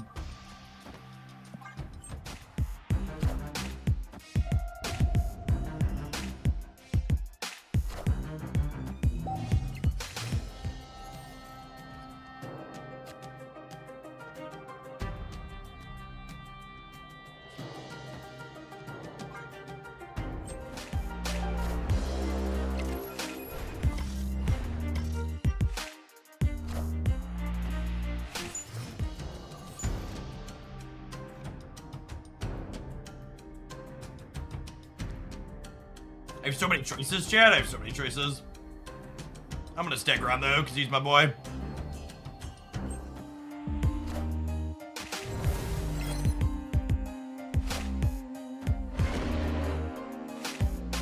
Lukey. On Lukey. Oh, Steggy boy. Oh, Steggy boy. The cards we are moving. And some amateur Stegron shit in here. Oh no! Oh no! Wait, they juggernauted me? But I'm the juggernaut, bitch!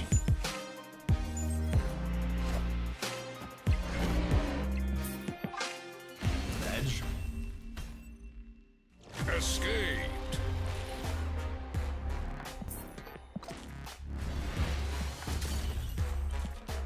He is our lovely golden lad.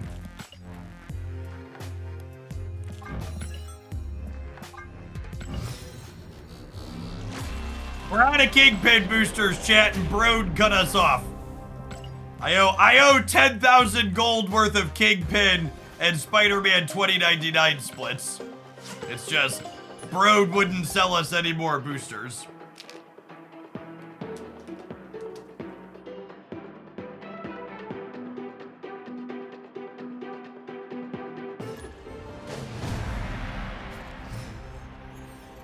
Oh, snap.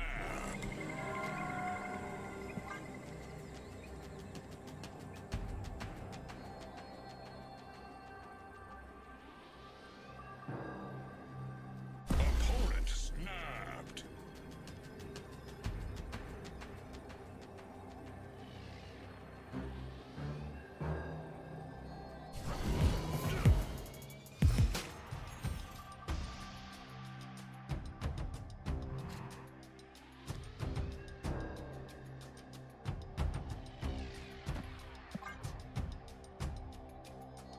Where'd you get the Polaris variant? Was the Polaris, anybody knows that Polaris variant a bundle? I forget.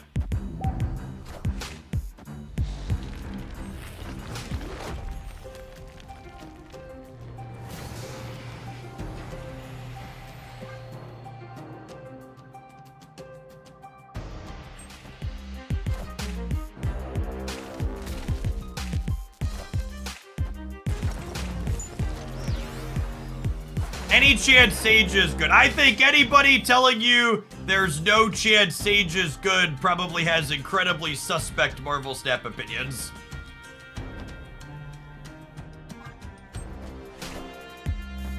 On Lukey, punch the shark.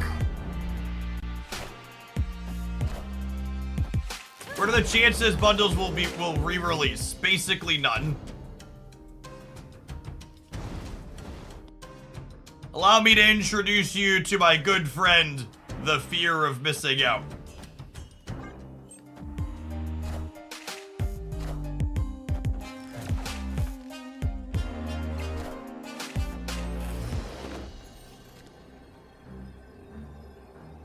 FOMO has entered the chat. I think we're dead here.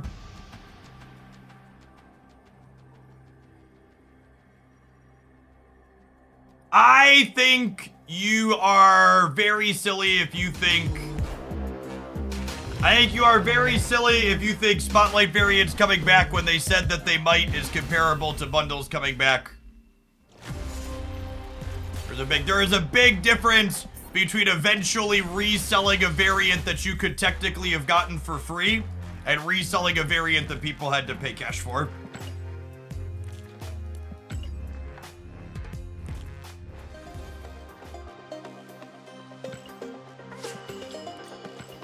What's your opinion on Supergiant? Got a C+, B- card.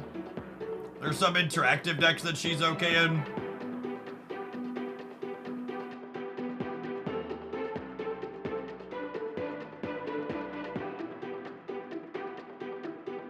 Do bundle variants show up in the shop? They do not. That's what we're talking about. So when a bundle leaves the shop, they go into the Disney vault, never to be seen again. The only ones they sort of did that with were the beta variants. Yeah, they explicitly said before the beta started that none of the cosmetics from the beta would be exclusive to the beta. Here's hoping Spotlight variants return at 1,200 gold. I've got some oceanfront property in Arizona From the front porch, you can see the sea. You let me know. You let me know if that's of interest to you, and we can work something out along with your 1,200 gold returning spotlight variants. I would be shocked if they are less than 2,000 gold. Absolutely floored. My money's on 3K, but I think they could go as low as 2K.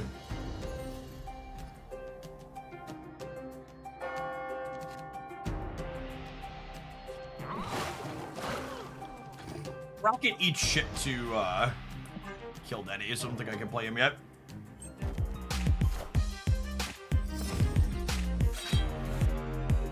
For fuck's sake.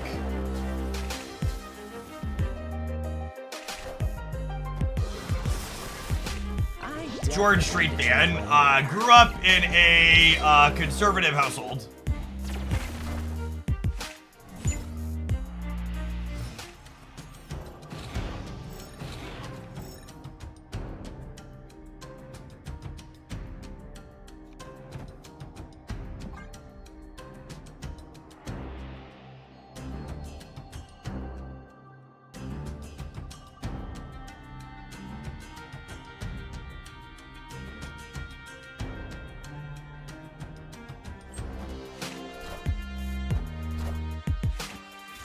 Alright, they lost that 50-50 at least.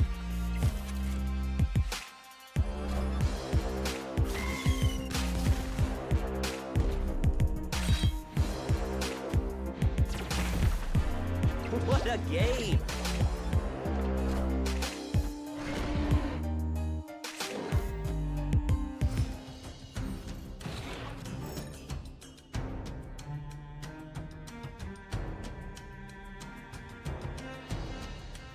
Rural Wisconsin on a farm. I may have encyclopedic knowledge of 90s country. Yep.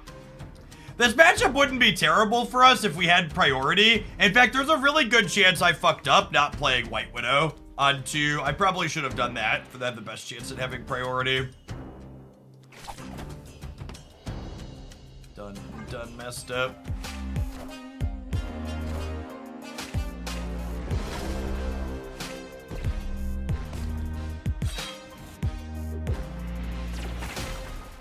What a game! Has Seconder said anything about the... Oh, I should have Spider-Man did then White Widow. I don't want to grab my Widow's Kiss. Sometimes lucky. Has Seconder said anything about variants that change the token cards they make? Yeah, we already have some of those. And I'm certain we'll have more in the future. Squirrel Girl makes zombie squirrels, i.e.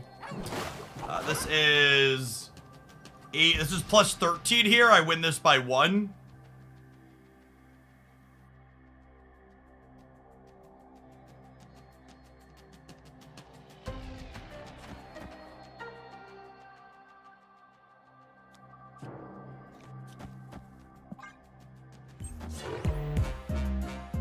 Watch Juggernaut kick it to the right and lose us the game. Go left!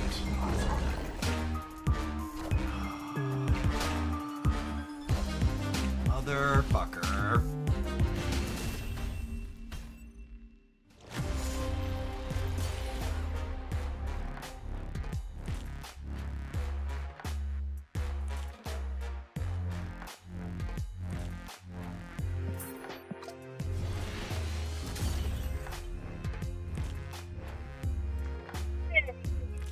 That's my political radicalization origin story too, Darth. Raised conservative, politically apathetic. Woke up in 2016 because they're not all the same and both sides are different. Funny how that works.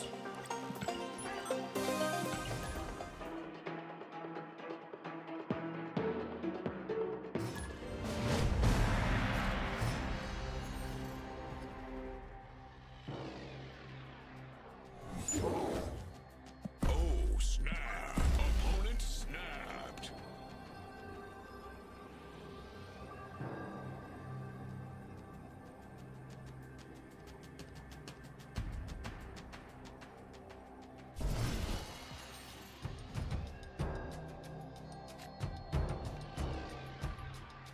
what's the saying, chat? It used to be that if a porn star testified under oath that you cheated on your pregnant wife with her, it would be detrimental to your presidential campaign. I think that's how the saying goes. It was a simpler time then.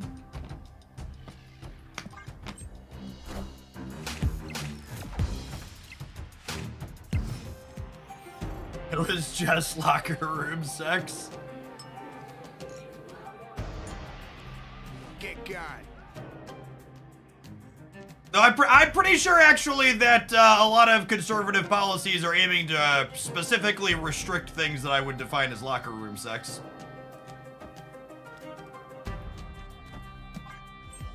Bar with no name is good for our neck, in theory. Oh, that's so sad, chat. That's so sad.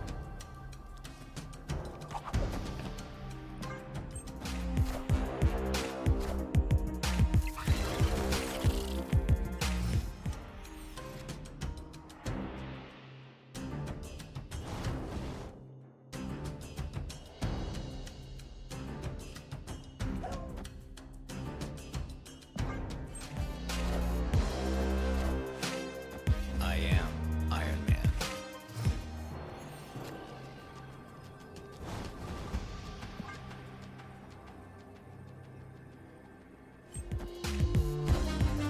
Behold my mighty hand. Behold my cannonball!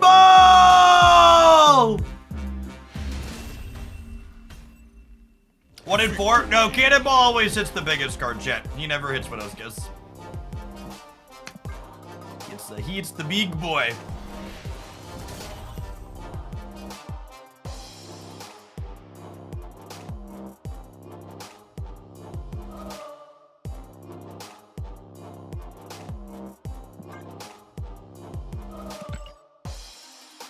And I know some of you are wondering at home, and yes, I am contractually obligated to yell cannonball when I play the card. If it's guaranteed to win the game, I have to scream.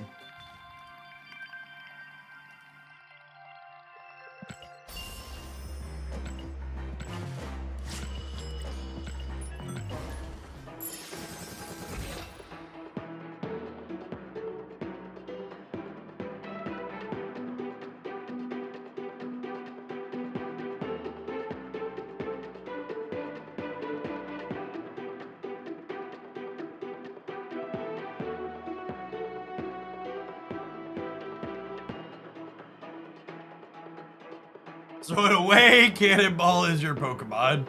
If rivals can put it in their contract, so can Snap. Yeah.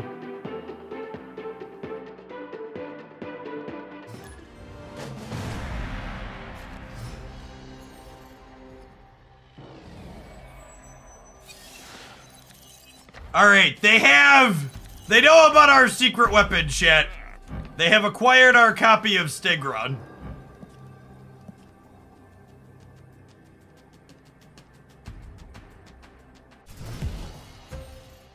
I do not think any of the upcoming Marvel Snap cards are likely to be what I would define as meta powerhouses. I think the second dinner has hit their design stride, and we're not going to have just incredibly busted, you have to have them or can't keep up cards releasing anymore, which is a good thing.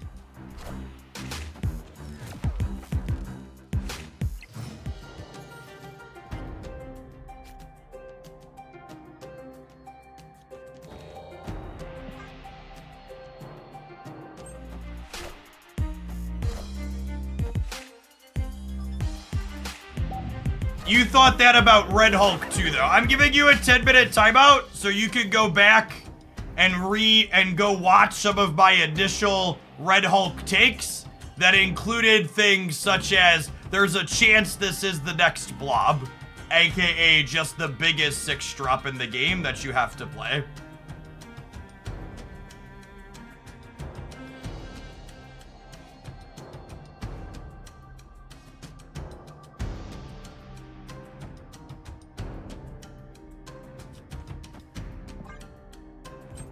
I'm the Juggernaut, bitch!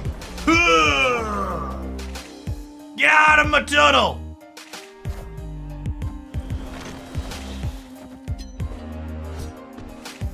Thanks! Appreciate you, Electra.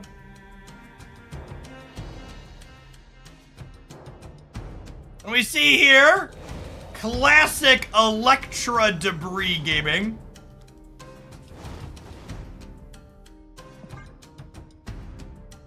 Not Barack.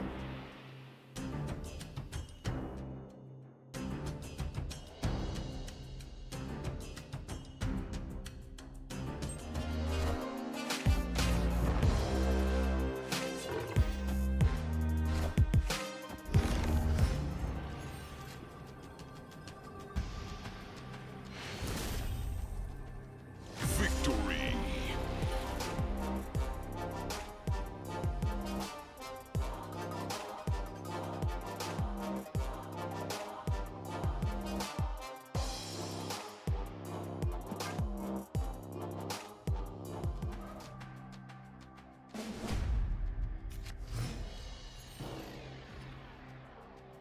Everybody talking about my opponent cooking. Turns out they were just using the microwave. Professor X. I just saw this and it was the best emote ever. Yep. Professor Cheese is a lovely Hooglandia staple.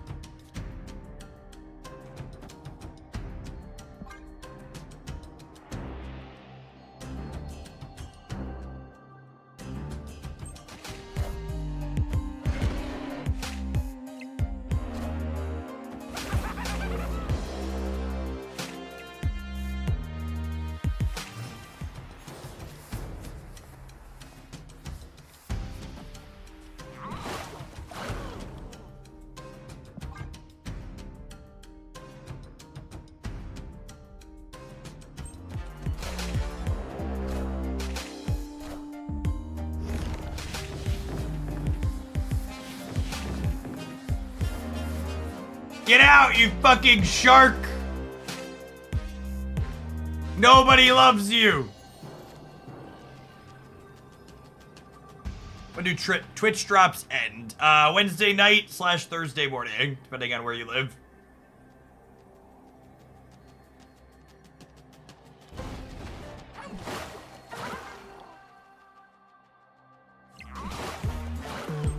Punch that shark in the goddamn mouth, Kingpin! Right now!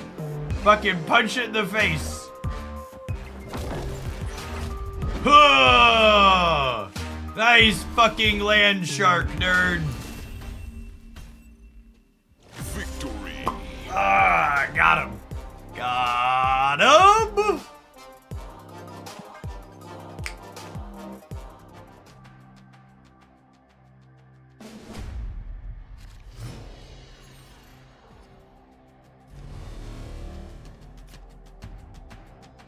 If you think my current opponent is a bot, that is one of the many reasons why you are hard stuck. Because you can't identify a fucking bot when you play against it on the ladder.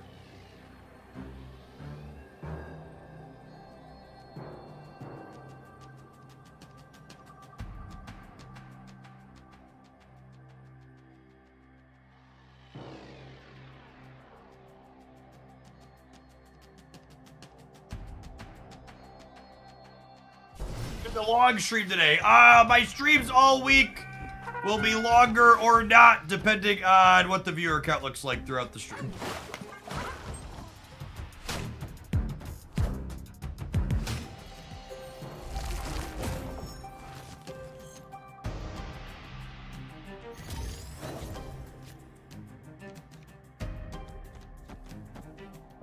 I am Groot. I am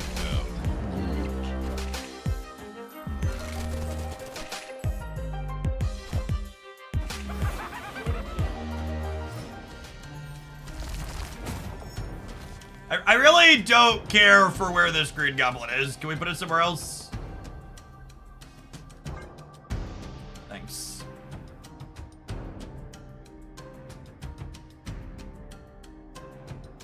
I'm still confused if Jeff is a bot or not. I honestly think it's offensive when you make the accusation that my very human, very real background could be a bot. It's actually just incredibly rude.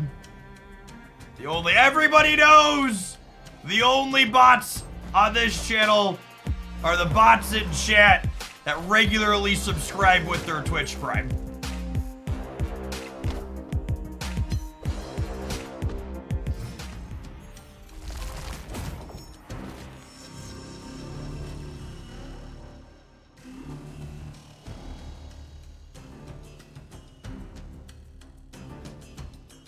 Alright, so we put the Juggernaut here. We put the Juggernaut here because we want to make sure Professor X can't win here because we have priority.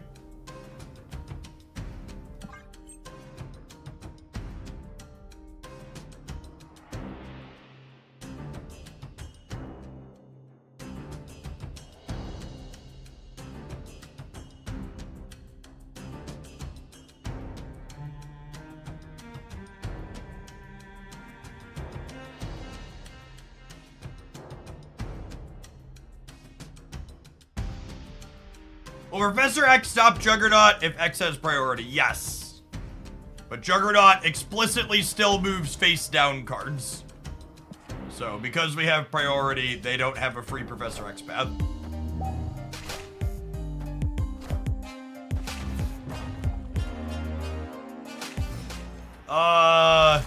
Thanks, I think.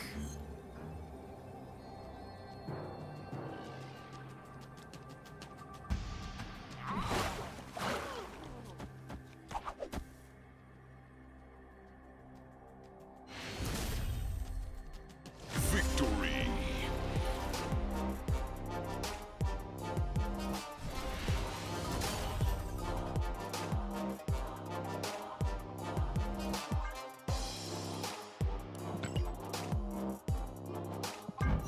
White Weedo boosters. Glorious. Glorious.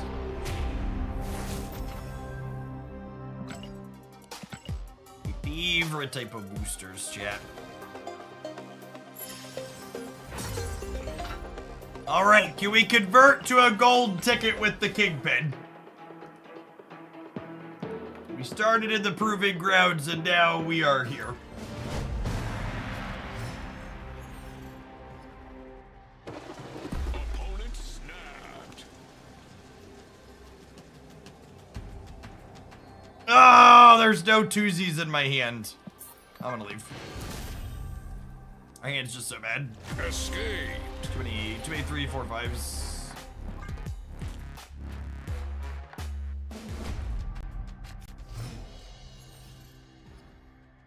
Opponent snap. There's a twosie, chat.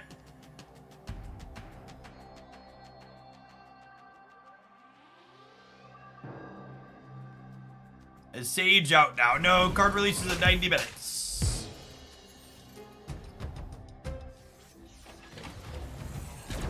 Oh, come on. That's so annoying.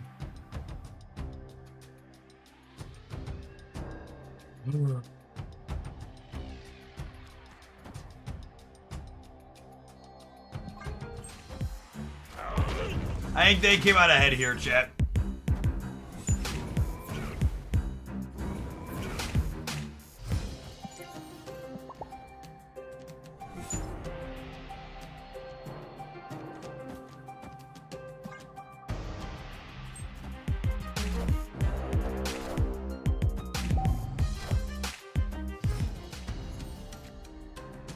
Can't even play freaking Miles Morales, because they kicked our sandcastle to boot.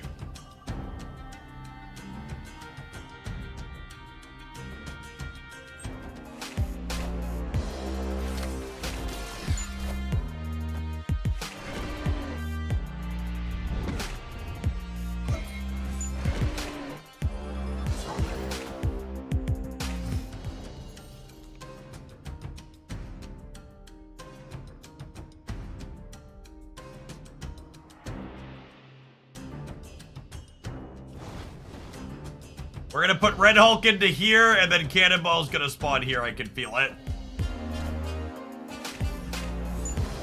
And 2 50-50s. Unlucky. We can go right now and put both Red Hulks middle. God damn it.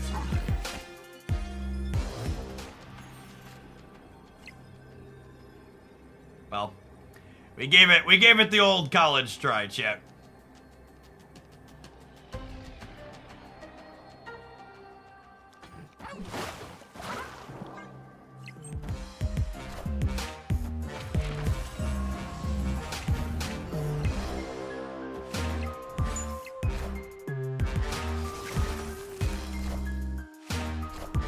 There might be something to this Red Hulk card.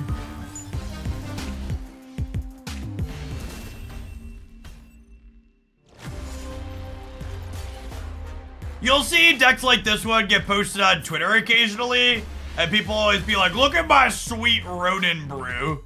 And like 9 times out of 10, their games end up looking like this. It's just like, yes, your Ronin brew. Tell me more about this Ronin card that's winning you games.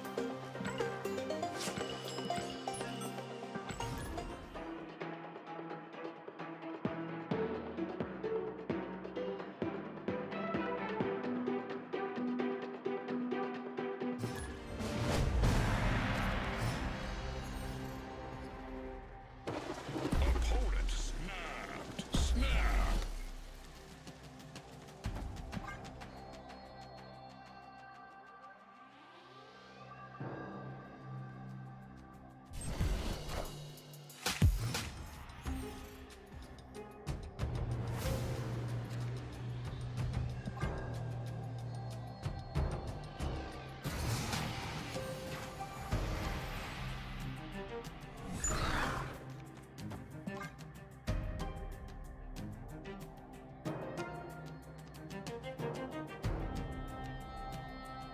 If Cannonball was gold, he would have hit Red Hulk into the right spot.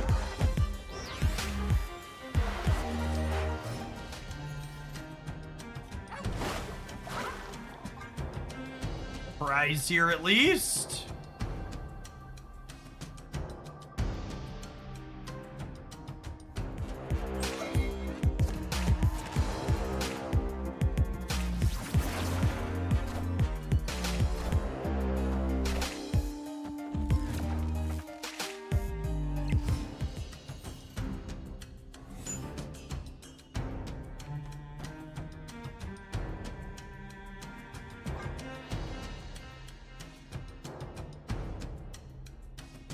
Savage Land is Sage's worst nightmare. Hey, it gives her +2.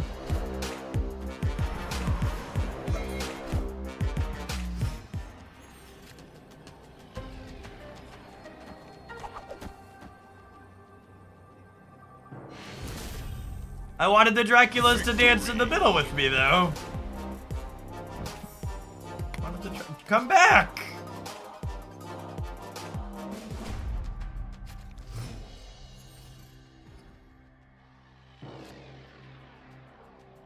Oh, snap. Opponent snapped.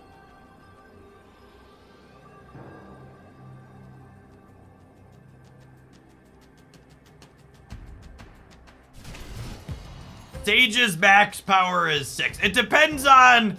Sage's max power is directly dependent on how literate you are when you read the card.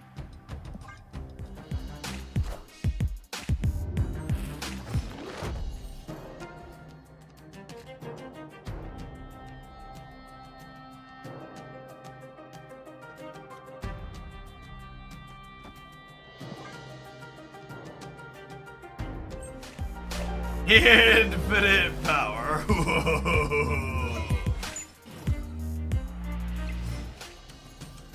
So if I really misunderstand this, she's gonna be a 390. Now you're cooking with portals.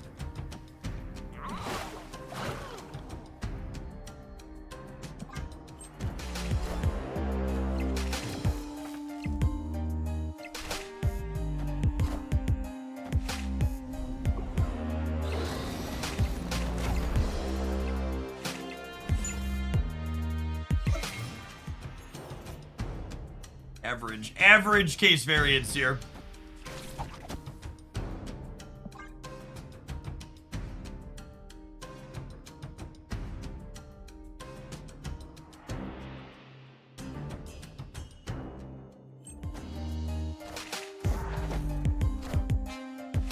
Friendly neighborhood Spider-Man here.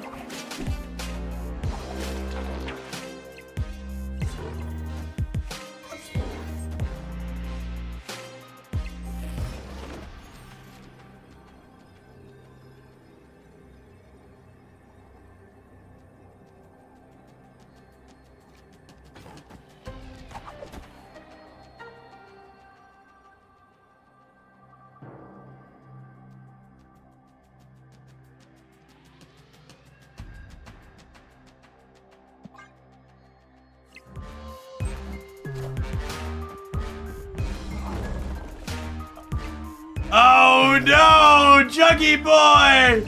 No, Juggy boy! Juggy boy, oh Jug. Wait, did we win anyways? I think we might have won anyways, gamers. He is the Juggernaut, gamers. Victory. He is indubitably the Juggernaut.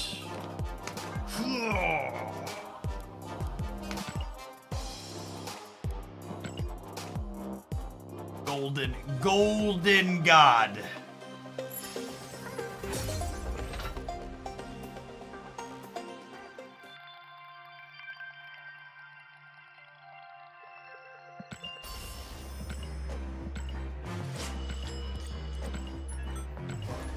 I have the Juggernaut fine lady. Madame?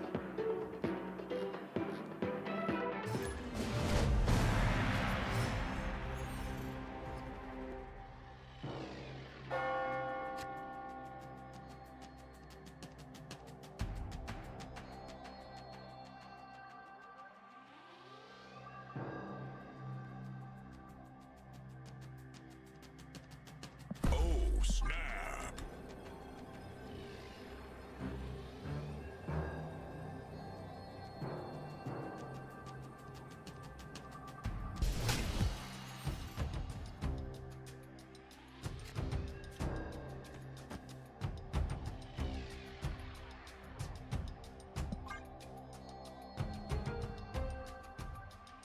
I need rogue boosters. You know, someone else, that reminds me, one of my buddies asked me for a rogue deck the other day and I forgot to respond to him. There really isn't a great one right now, unfortunately.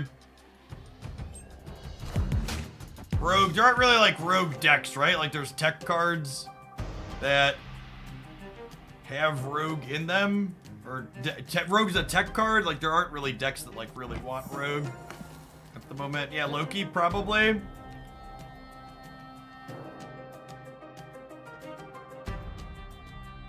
I think I'm juggernauting them out of Stark Tower so I can Spider-Man them back in. Oh, they have on-reveal effects. Unlucky.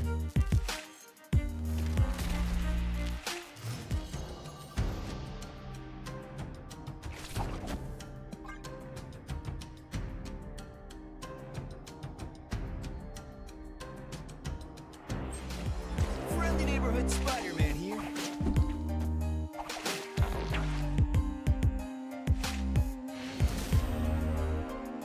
Victory.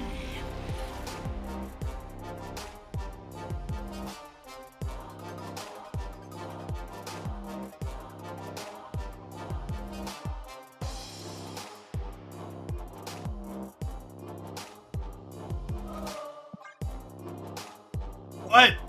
They must have been about to blow it up, huh? That we put them on like Lady Deathstrike with that retreat then? Because it couldn't have been Blink. Or Viper? Yeah, it must have been like Viper or Lady Deathstrike. There's definitely some Electro, Blink, Lady Deathstrike decks.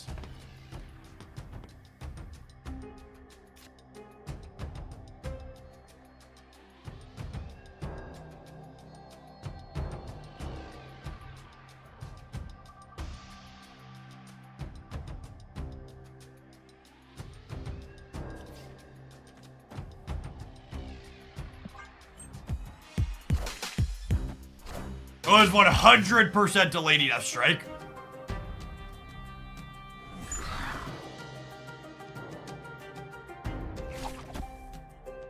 Alright, we win this coin flip all day, gamers.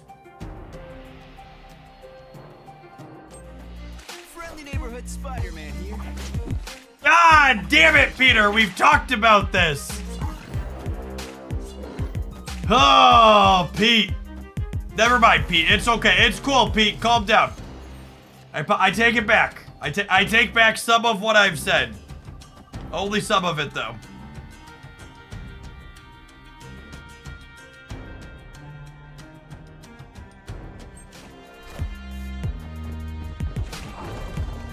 Have your throne. Enjoy. Is this bullying, chat? It feels a little bit like bullying.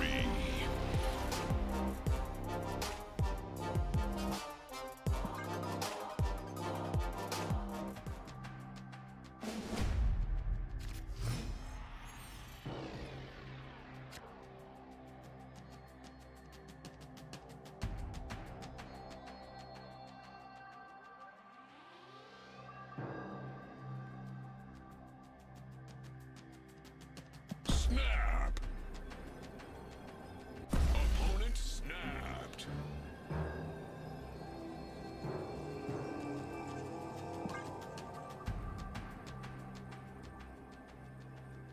The locations were doing the bullying. Yeah, that's fair.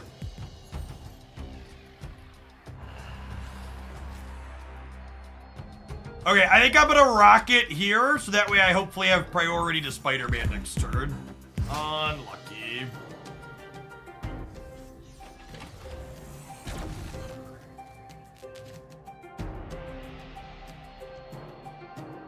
Not having priority in these spots is so brutal. All of our sweet plays require it.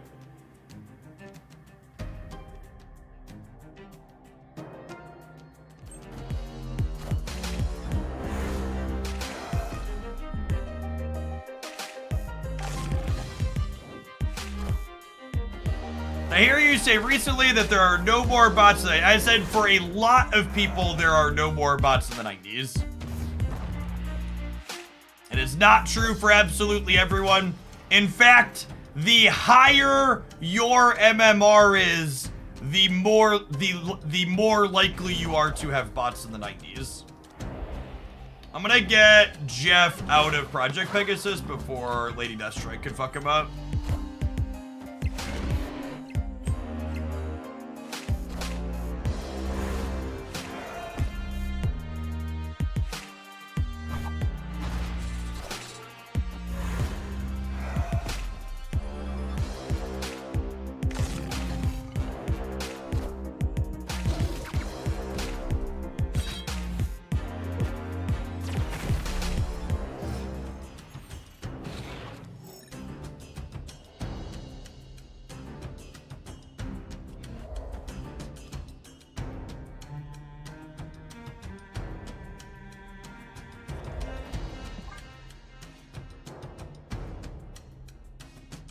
Hopefully we hit whatever destroy card they're playing here into the center. Unlucky. Oh, Polaris moves the Winter Soldier. Sure does.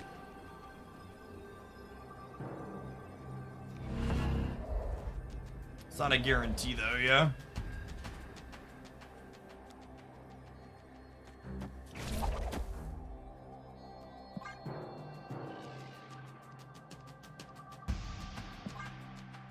I'll play the next one. They had good locations and stuff this game. Escaped.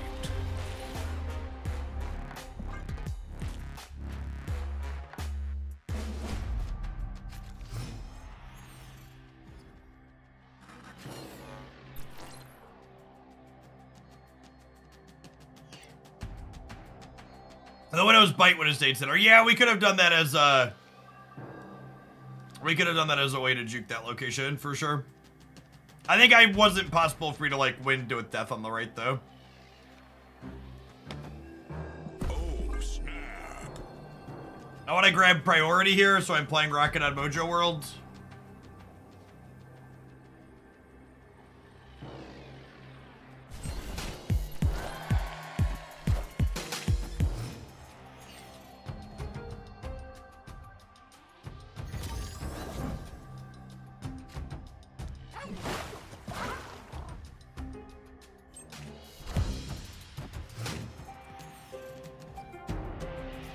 X23, can you step into my office, please? We need to talk about your performance review. It's been lacking lately.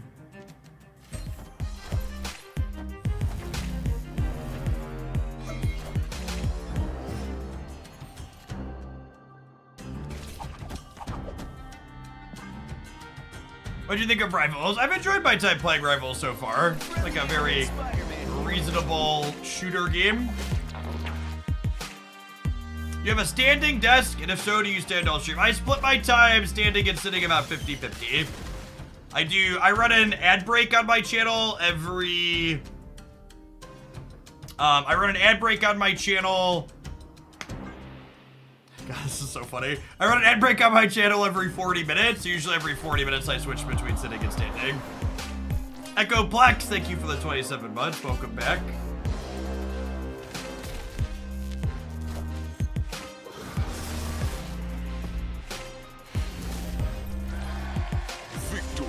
If you're in the market for a standing desk, Flex-A-Spot, the one that I use as a sponsor for the stream, you can check them out on Amazon there. They make really solid stuff.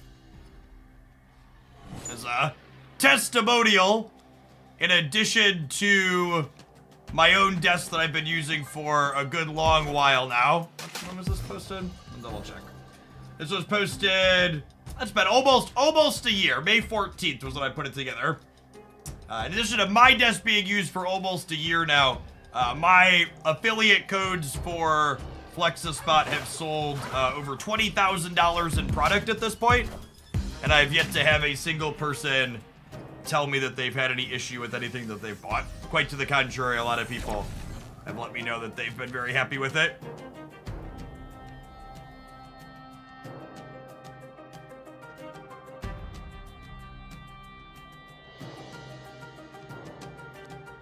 Yes, we'll be doing, the wallet sponsor is gonna go up, tomorrow or Thursday. I think Thursday? I think Thursday. Alright, Buck. We need to have a tough talk here.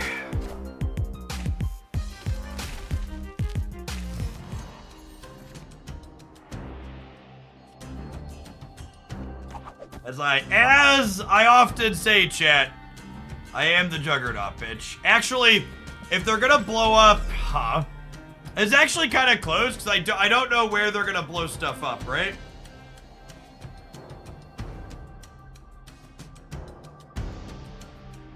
They might want to blow here.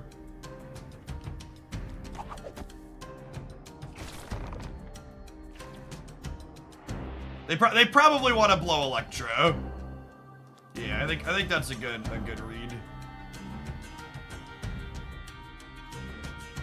And I think I'm gonna be able to play him later, so I'm gonna vibe on this for now. They played middle? Oh, blank. Yeah, that makes sense. Clear for takeoff.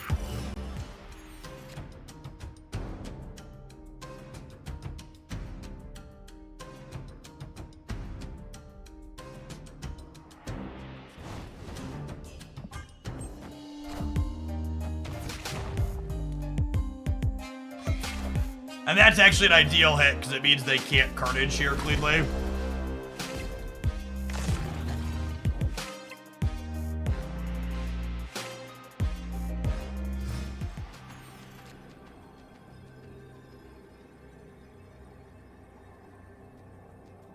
Move Jeff. No, I cannonballed, so we're fine on that front.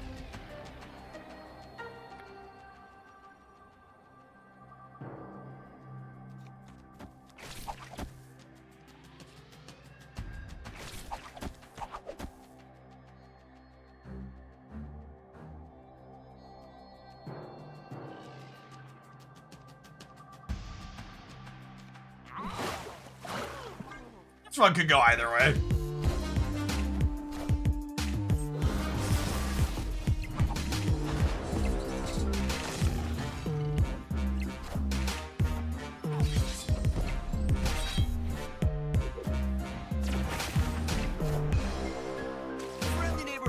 We win 100% of the time here, yeah?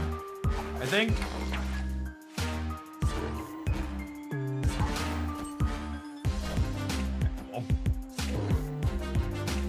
Once we saw what they did, we were good to go. Victory. Not arrow. I don't like playing arrow when we don't have priority because you don't know exactly what you're doing. Is the desktop one piece of wood? Yes, one solid piece.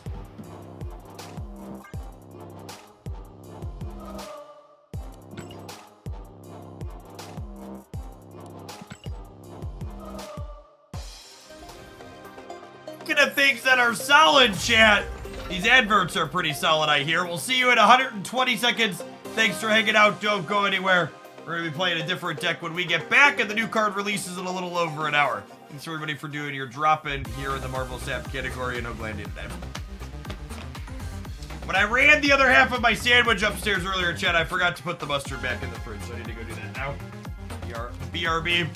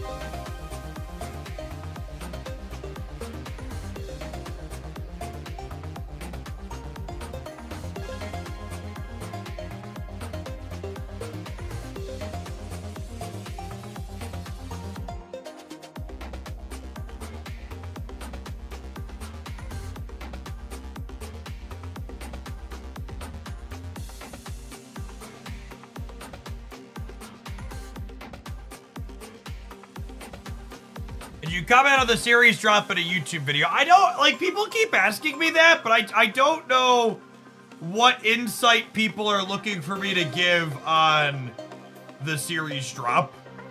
Like, what type of analysis or breakdown would you expect?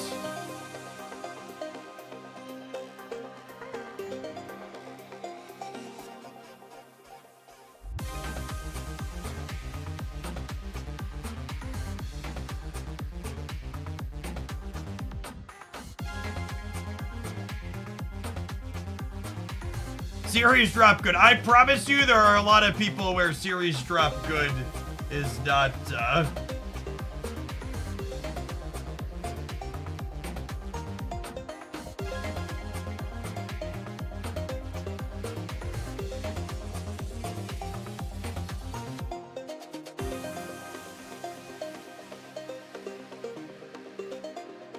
Is today the patch? So the next patch is tentatively June 4th.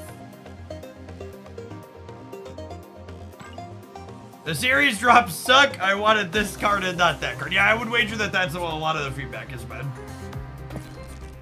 Whenever, if you want to know, I cannot emphasize how much better the viewing experience is when you plan your ads around gameplay breaks. Appreciated the way you run your stream. Thanks, Devin.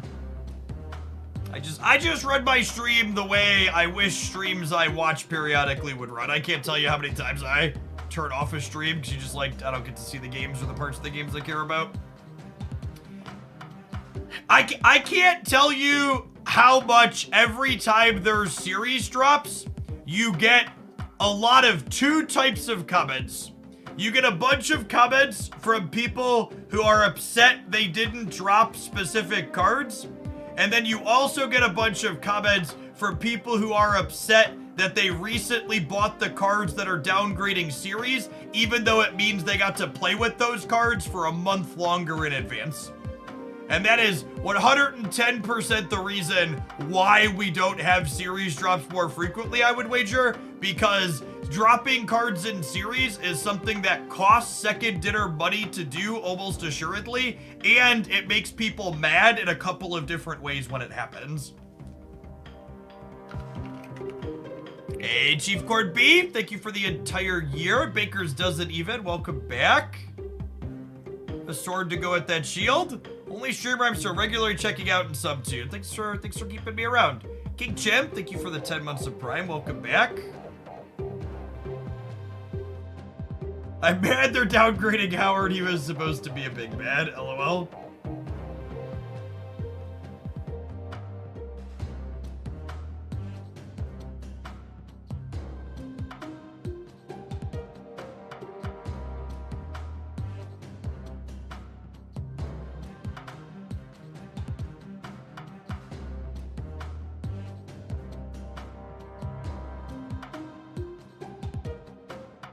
Is Darkhawk still Series 4? It is. I had our last donation submission was requesting that I be the bad guy, which I think means Professor X or Hela, or maybe Galactus. I think Galactus is the bad guy I find most enjoyable.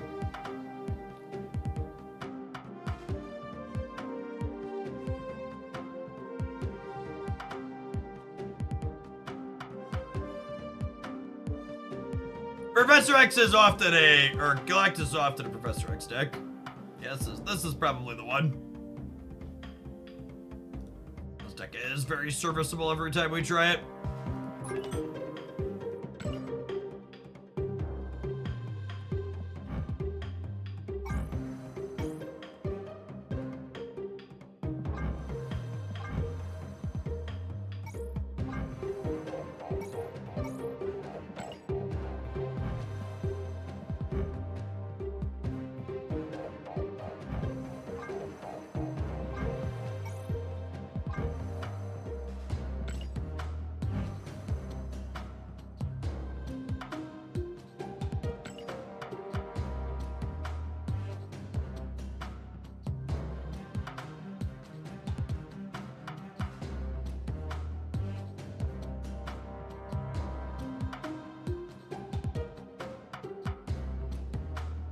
This is normally the part where I would say looks good, but let's be honest, it never looks good. Although the Peach Daredevil is. I don't think I've actually gotten to change with the Peach Daredevil yet. So, nice to get to put that on the board, I suppose.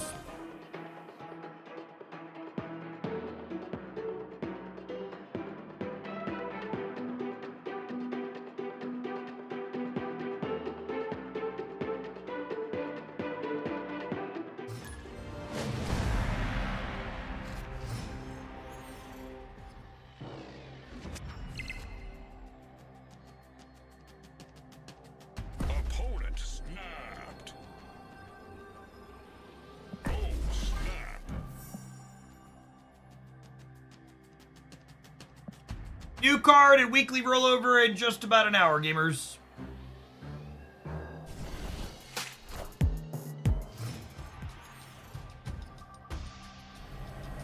I haven't thought about this fully, but the rate at which they're releasing cards versus rate that they're dropping cards, eventually second dinner will need to match those. Yeah, I assume that's the case, Papa Pros.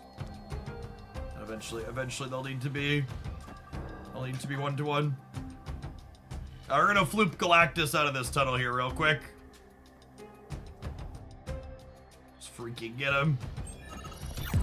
Only second dinner knows the answer to what?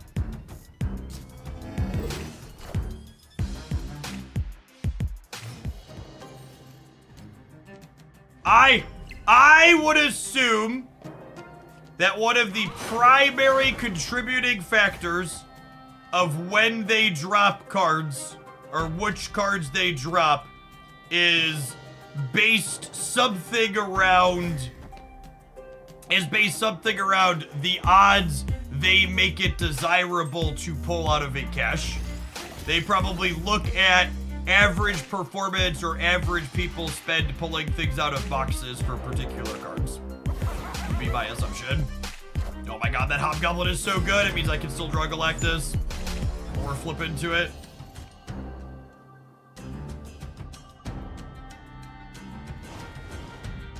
This, unironically, I just want to full YOLO the Galactus gamers.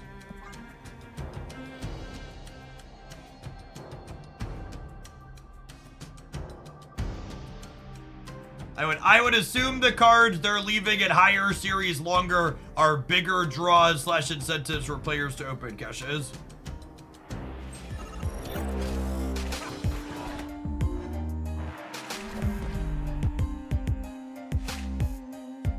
Oh no!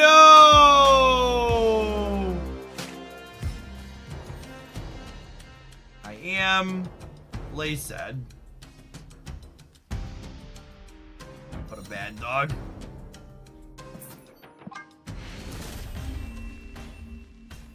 Escaped.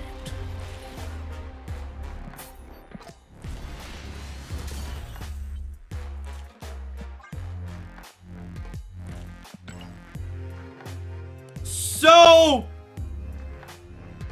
an interesting thought about Gladiator that leans into my thoughts on insights into what they're dropping and why.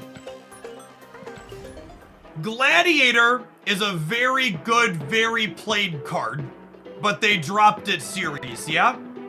Gladiator is also the type of card that I would almost never recommend people spend extra resources on early in their collection. It's the type of card where if you're missing Gladiator, your deck's a little bit inoptimal, but you could just like play a different 3-drop and still play the deck.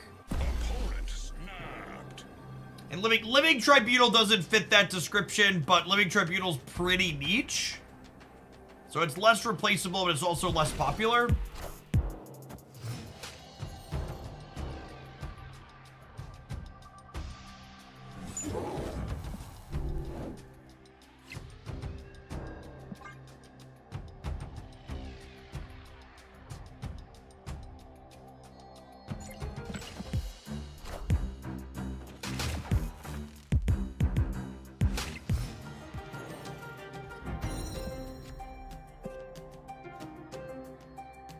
Oh, man.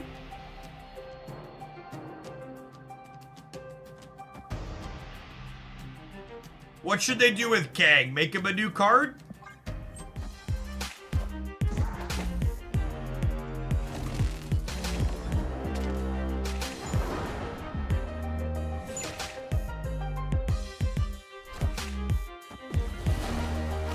Speed up the animation, dude.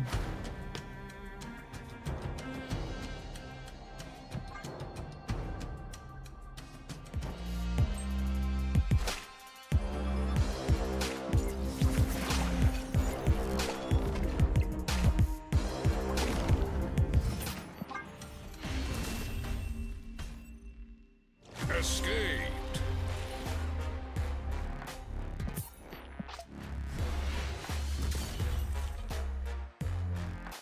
I'm a bit surprised that it's a year and a half later and Kang still hasn't been touched. Unironically, I wouldn't be surprised if not putting extra attention on Kang wasn't a request from Disney with all the Jonathan Majors stuff that happened. I wouldn't be surprised if there was a general guidance to people using the IP to be like, hey, you know, you don't have to get rid of your shit that you have, but also like don't do extra Kang stuff if you can avoid it.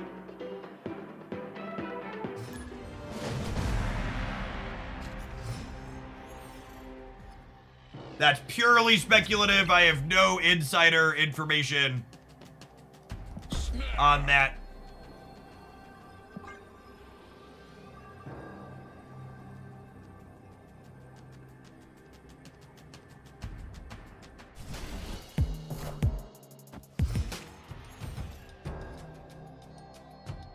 Warcraft Majors. If you don't follow entertainment news, Jonathan Majors is not a stellar human being.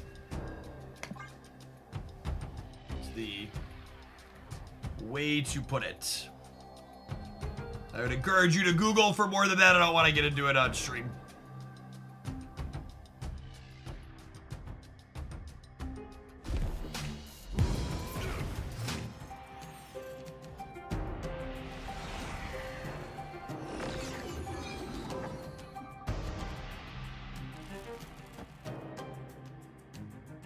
And Avengers compound sucks.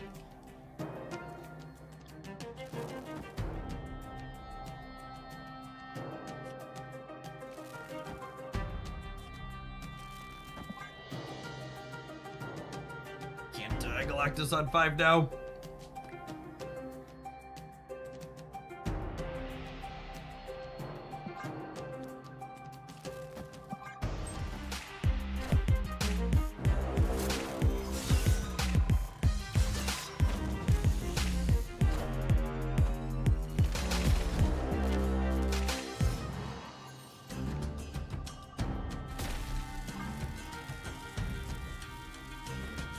Alright, so we'll Hobgoblin the center, and then we'll be able to Magento the Corvus over to the left, and then hopefully Galactus on 6 somewhere.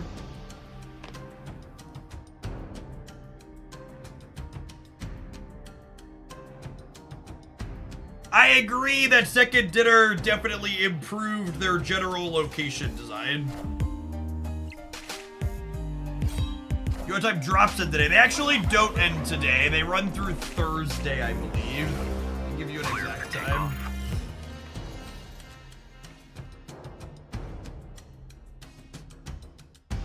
Marvel Snap drops run until Thursday at 2 a.m. Central, so midnight PT Thursday.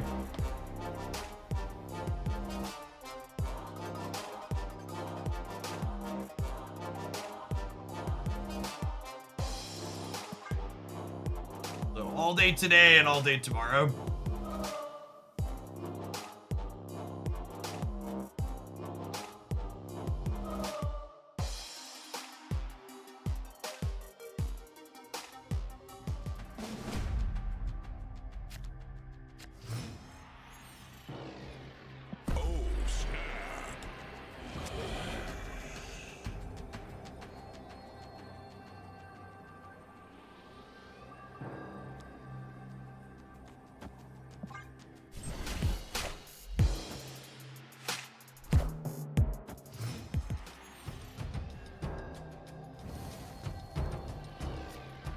Black Knight, hella. The name I haven't heard in a long time.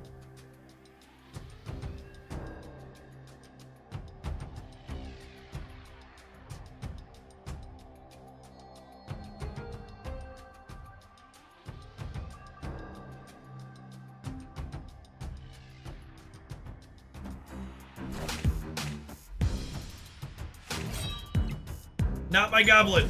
God damn it. I wanted him so bad, chat. He was perfect. He was a perfect little goblin boy. Look at the way they massacred him.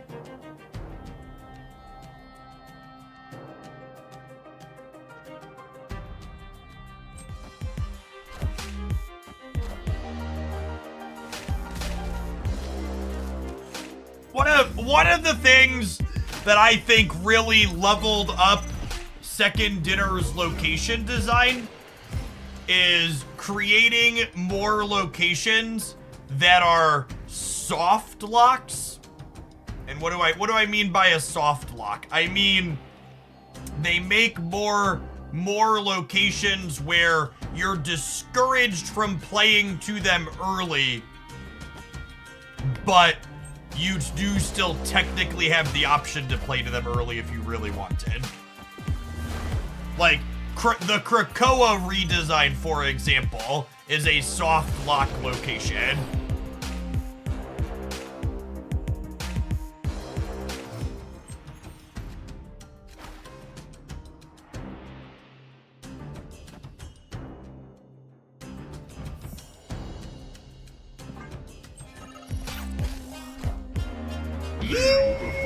Yeehaw!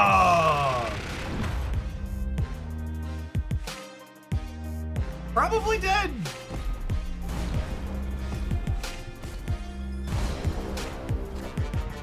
We are the future. Future.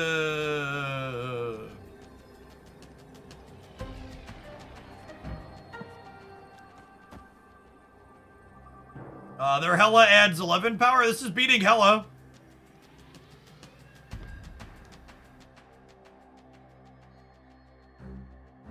It beats their own Red Hulk. Their Red Hulk is 13 if they drew it this turn. Ties Giganto. Ship it!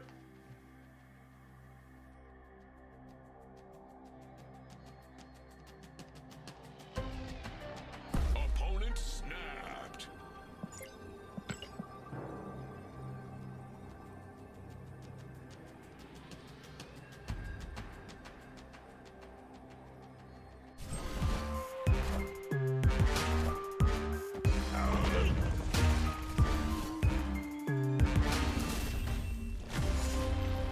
Sometimes that's just how it goes.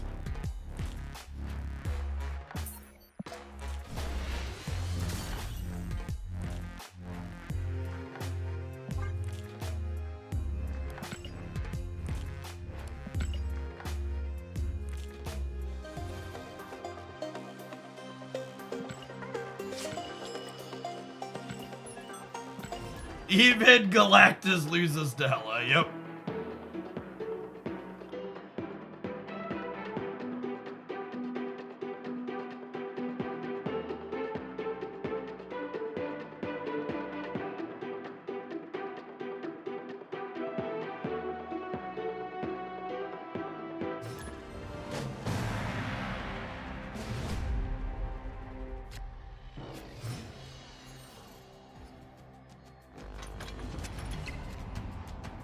Oh, snap.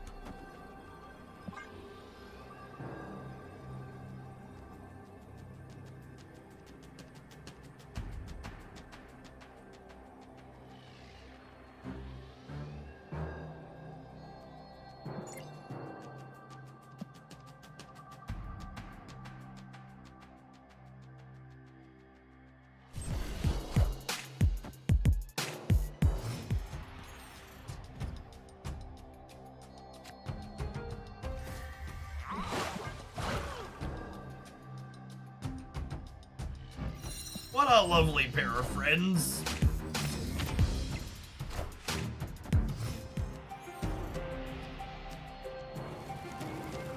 Parker! Oh no! Okay, no wait, it's fine. We'll wave. We'll wave, and then we Galactus the same turn they leech. It's cool. Nobody panic.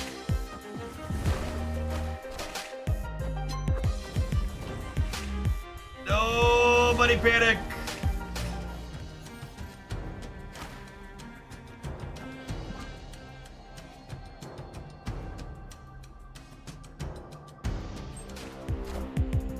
Kneel before Galactus. And second dinner officially move away from a big bad Series 5 lock thing, or they just not release any new ones. I just haven't released any new ones.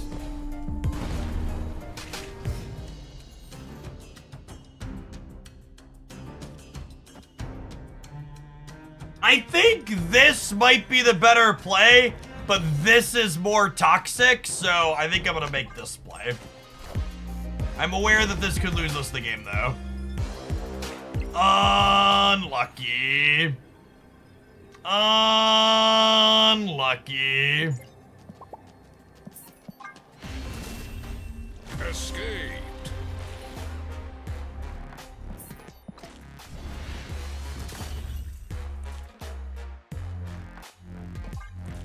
Edge. Word.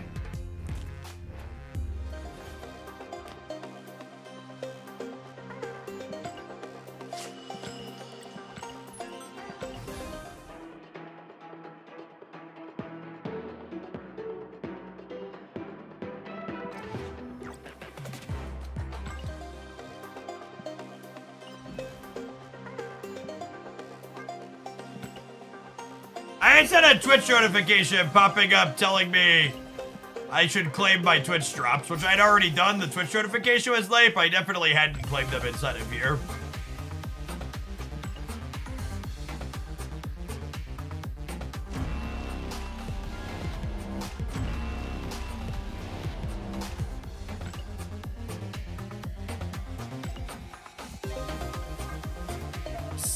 Look at this 2,000 free gold, chat.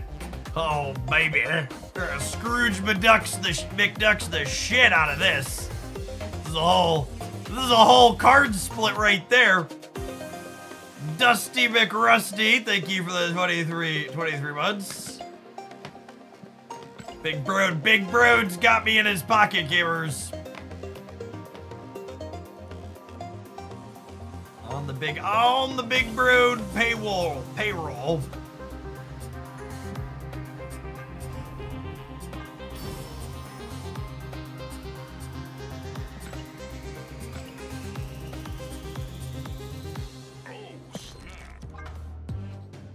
Before we continue with this, I want to take a couple screenshots here.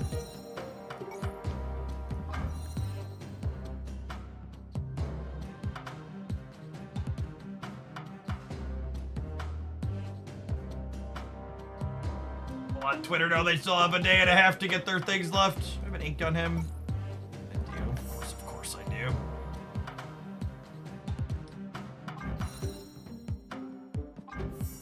Does the ink looks a little pixelated in the face, yeah?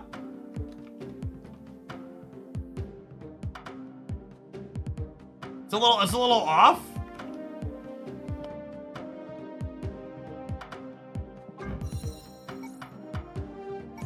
I'm gonna keep my old bundle variant. I like this one, or maybe this one. This one's actually really good. I know where this one is from.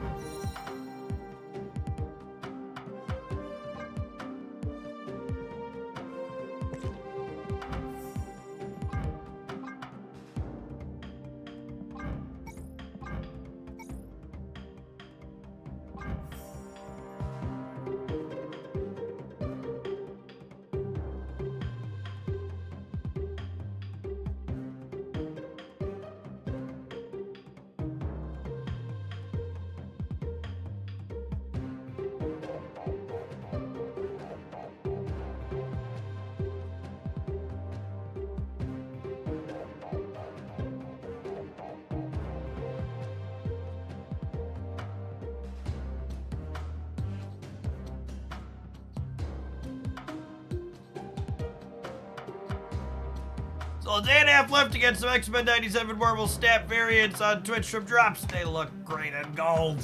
Lovely. Lovely.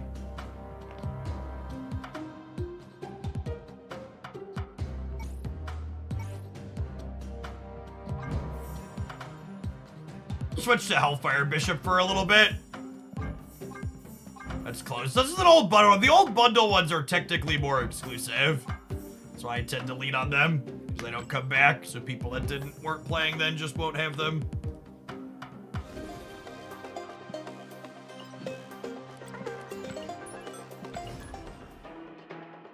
I think Sage could be good at negative Surfer. Yeah, I can see that.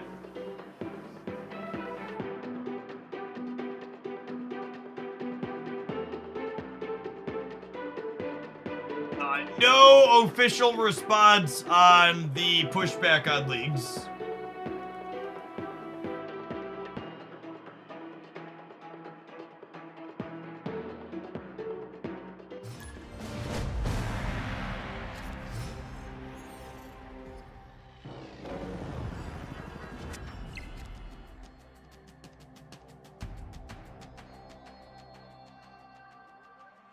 Opponent snapped. Oh, snap. What's up with the league system? The free prizes inside of the league system weren't free enough for some people, so they're upset about it.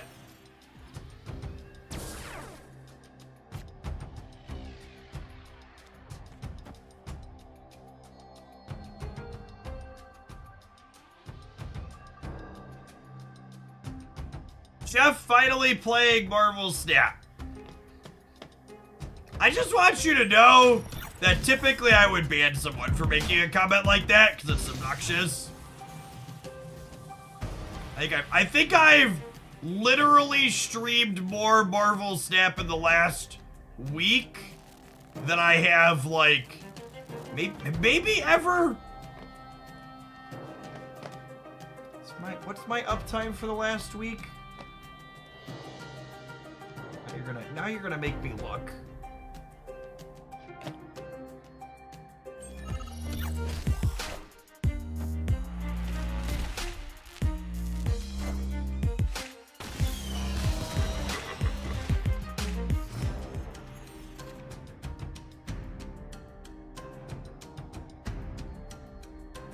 I've been live for almost 70 hours in the last 7 days. And of those 70 hours, 62 of them were Marvel Snap.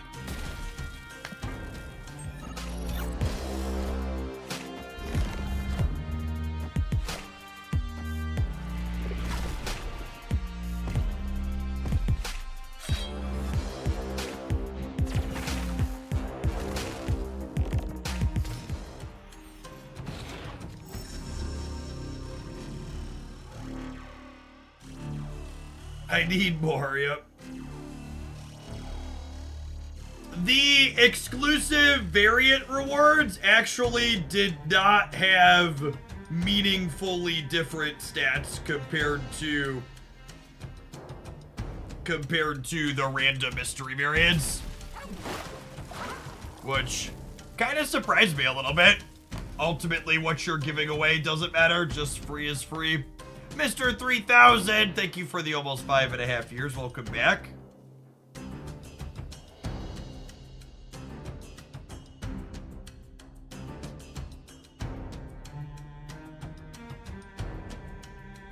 You want a Galactus middle.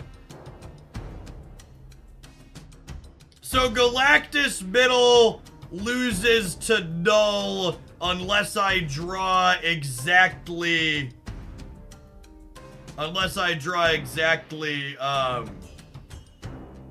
exactly Eliath. We always draw Eliath. Alright, yeah, that's fair. We always draw Eliath. Kneel before Galactus.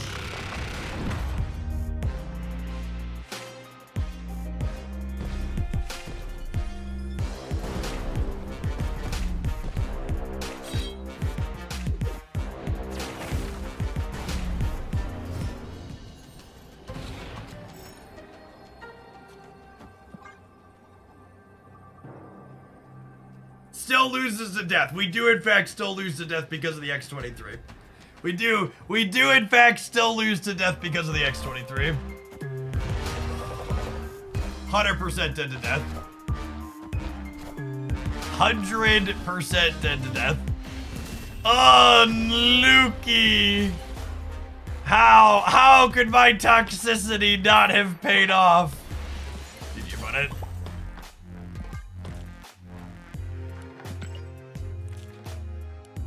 I, for one, think it's completely unreasonable that Eliath is now just a somewhat fine card instead of a fucked up card.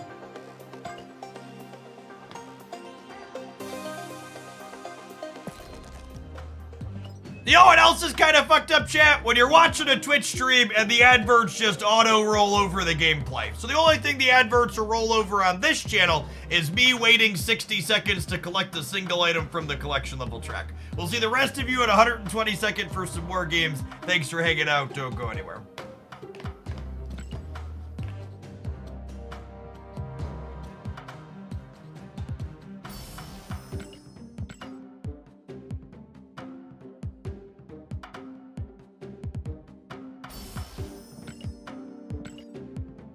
Is Eliath still better than Null and Galactus? That's a good question, honestly. Might not be.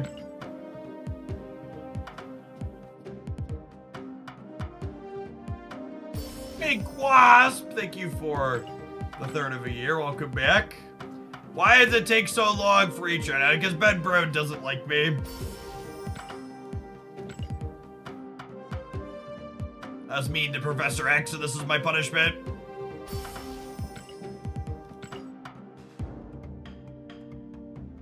There's a bug when you are north of like collection level like 10 or 12,000, I think it is, where it starts taking longer to claim. It used to actually take even longer than this. This is the reason I have 900 unclaimed things. Because I haven't had time to watch TV because it's been drops week and I've been streaming so much.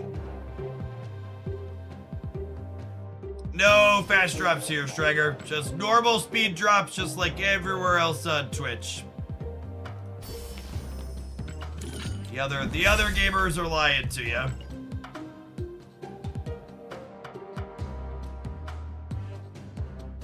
I mean, I wouldn't even use a collect all button personally. I explicitly don't want to open all my collector's reserves. I want some of my reserves to be unclaimed. 76 keys. I'm pretty sure we would be in the mid 80s in terms of key count if I collected everything from the track. Keys are, how many items in a row are there between keys, chat? Keys are every how many items on the track? There's one key per 120 levels, and 120 divided by 4 is 30. So there's a key every 30 items. So I have 950 things waiting to be claimed. There are, wait, what? If I have 900 things, there's 30 keys on my track? That can't be right. Sorry, 905, holy shit. I hadn't fully processed that. No, chat, this isn't 900 collection levels. This is 900 unclaimed items. This is 900 things that I need to click on. It's not saying I have 900 levels. It's telling me I have 900 things I haven't clicked on. That's a lot of Netflix, yeah. Oh, God! It's fucking hideous! Oh, oh, why? Yeah, right, that's what this number says, 903. I claimed these boosters, it should say 902. Right, let's double check. Yeah, so I have 902 unclaimed things. There's a key per 30 things. So 902 divided by 30, there's 30 unclaimed keys on my track. Loosely. Plus or minus 1 maybe, depending on where the start and end are. But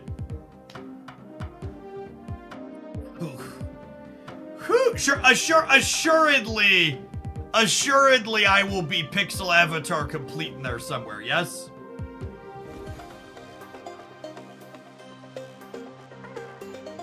Eventually, how many tokens do I have? I am getting low on tokens.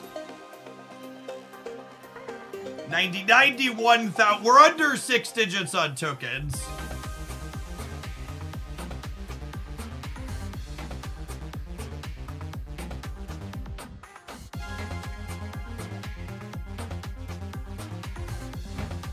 Why do I have this pinned? How do I pin this? I don't know why I have this pinned. I don't want this one remotely at all. It's like 2.5 hours to claim your track. It's loosely 7 seconds per.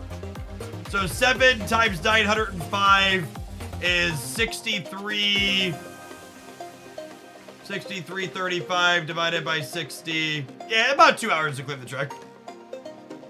Oh, for the album. Yeah, I don't want the album. I don't ever buy there. There's a bunch of 1,200 gold ones in there, yeah? Am I one off of it?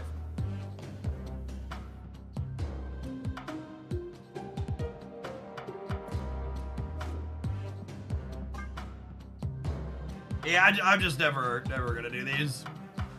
The Moon Knight emote is really good, but it's not 9,600 gold for me. And this is a $100 emote. if I have no desire to play any of these variants, this is $100 to get this. And I paid $100 for my Captain Marvel because I am a giant sucker. I am a giant sucker who has been harpooned. Where is it? I bought this Captain Marvel. Honestly, unironically, at some point I might pick up this $50 card back. We might eventually pick up the last 3 in here because I do enjoy this piece of art too.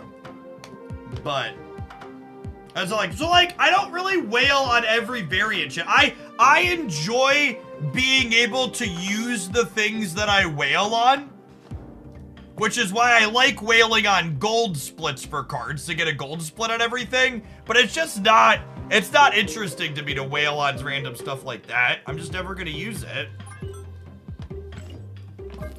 All right, how close am I to having?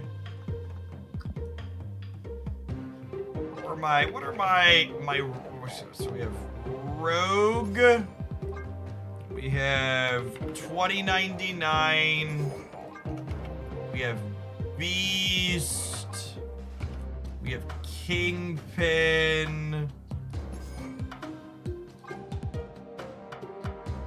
Dagger is gold with white crackle. I could put the gold with white crackles in too, and we might get there. Just all white crackles.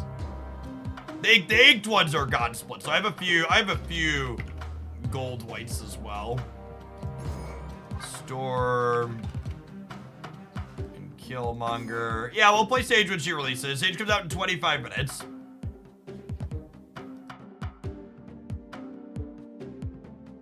I think I had one more ink on white. There's no good way for me to filter my collection for it though. Oh, I have Deadpool. We have Deadpool. Oh, Nimrod. Yep.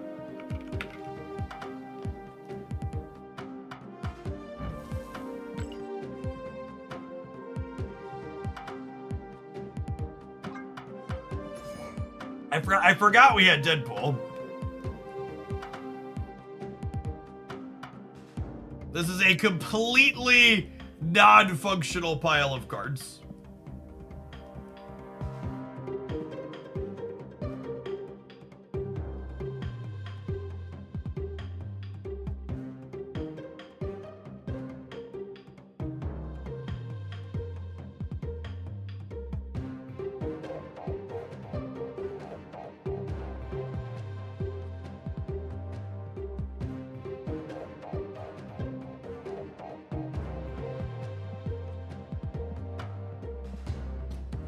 Yeah, I have golds. Cry freedom! Thanks for crying at Hooglandia for the last 12 months. Welcome back.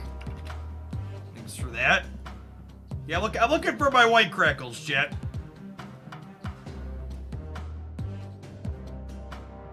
Look how many of them I have.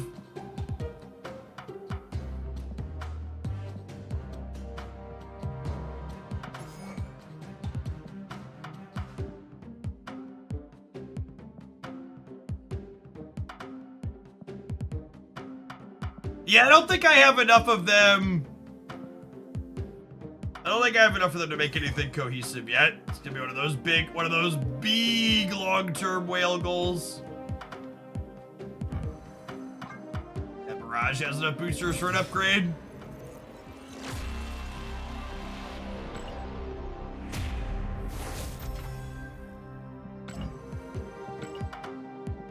I did actually finally get some codes from the Rivals people to give away.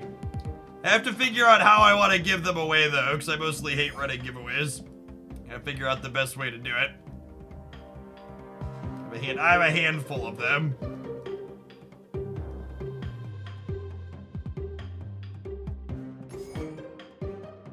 Need my email address.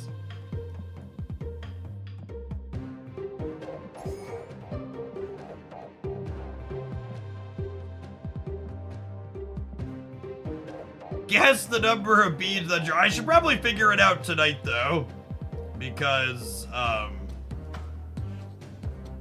Meow Mead, thank you for the brand new Prime.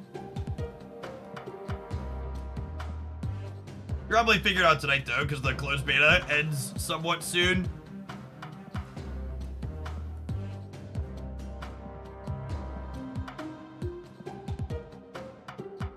Just no practical way to do this. I sit here and scroll them all. I don't want to play. Let's play the Blink Thor deck a couple of times. We got 20 minutes till the new thing drops. We'll play a couple of Blink Thor games and we'll cook a couple of Sage decks. Oh yeah, Green Goblin has the White Crackle too. Good call.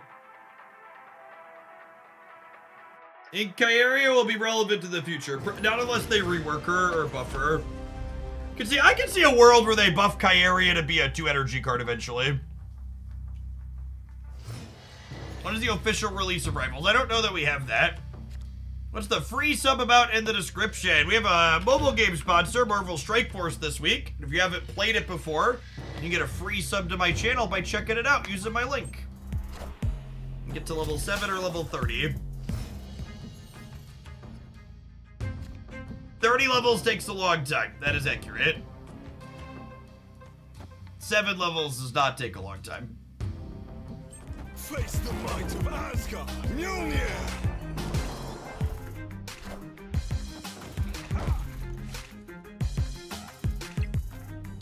Oglandia is grinding gamers, though. We've had 9 people hit level 30 already. They like them. They like them a challenge. Is Pixie core to this deck? Pixie is core to every deck that she has played in.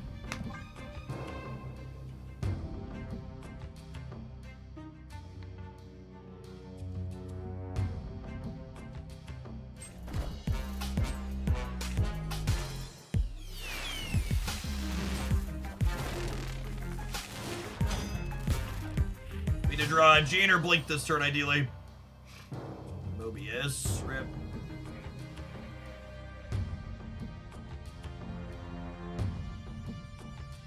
They're gonna go to 17. I'm gonna go to 17. I'm gonna play this here.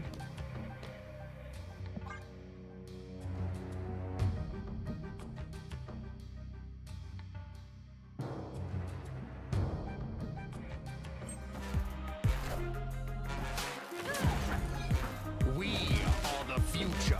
Future.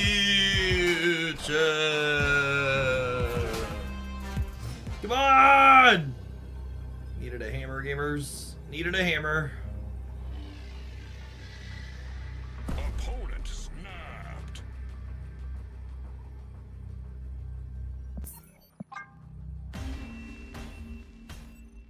Is there a world where Kyaria and Pixie and Mobius make a decent break? I don't think so. I think the fact that there's too many matchups where Kyaria is just a textless 3-4 means it's not a playable card. Especially in a world where Shang-Chi's finally at all-time lows for play rates.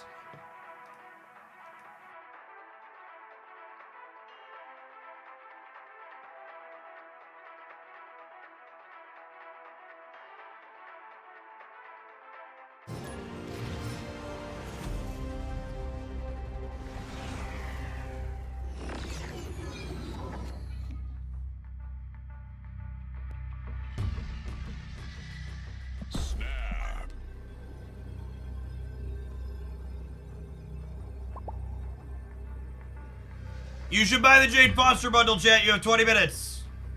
You have gold, pull the trigger.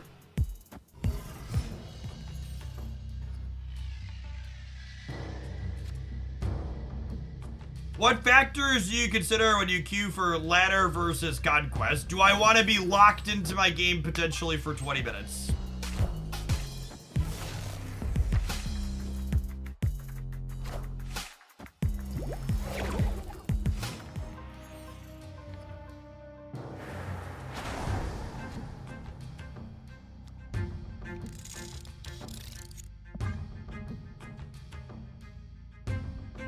I don't have any gold left, but I have something more powerful in my MasterCard. It's true. Accurate. There's a Scarlet Witch bundle today, but chat, I already have good Scarlet Witch variants, and she's unplayable. The real thing we're waiting for, chat, is in 19 minutes, not only does Sage release, but my booster limit gets reset, and we can finish spending 10,000 gold splitting Kingpin and Spider-Man 2099. That's the real thing that's happening in 20 minutes.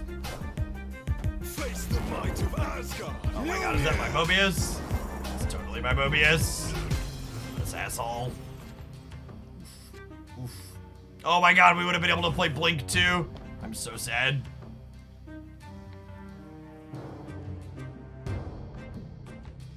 It's very frustrating. Wait, excuse me?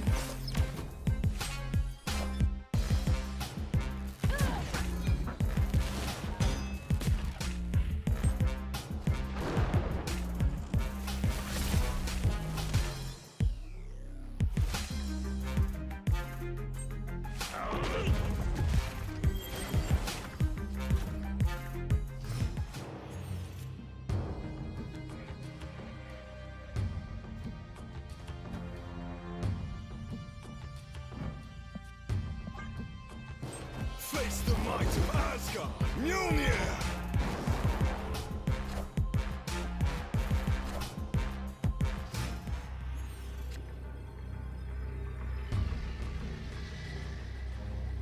The cheapest way to stay collection complete is season pass, gold pass, and then buying the collector tokens for you bundles.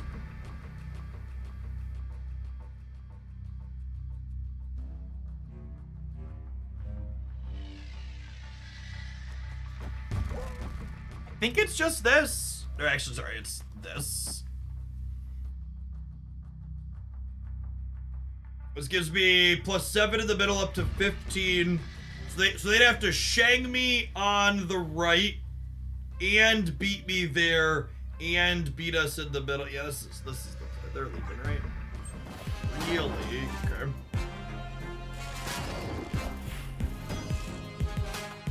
Mjolnir. To me.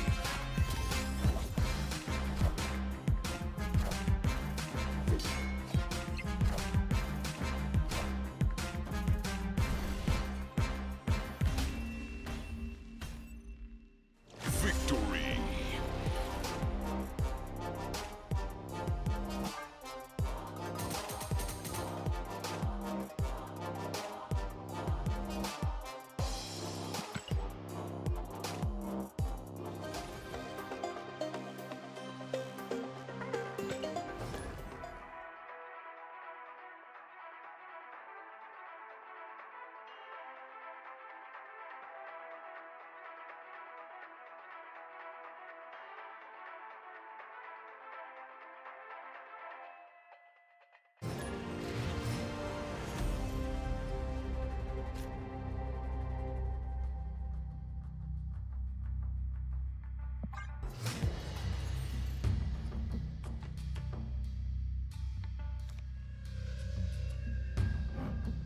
Sad. Hand looks so good too.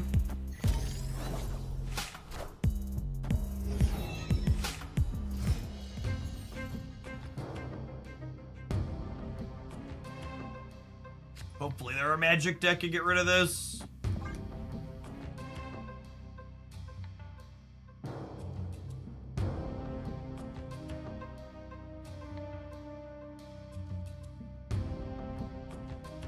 Face the might of Asgard.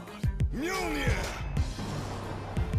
Activate fast drops. Welcome to Hoaglandia, so noob yet pro. Unfortunately, you appear to be a noob in the ways of the Twitch drops. Here in Hoaglandia, you won't always like the things that we have to say, but at least you can take solace in the fact that when I say them, you can know I won't be bullshitting you. The drops on this channel, and every channel on twitch.tv, run at the exact same speed. And the folks who have implied otherwise were lying to you, hoping that you wouldn't understand.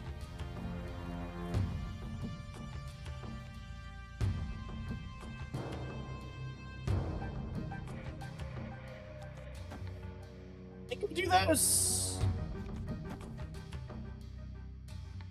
You want to blink the hammer. Could turn into Pixie, could turn into a 6. Yeah, that's fair.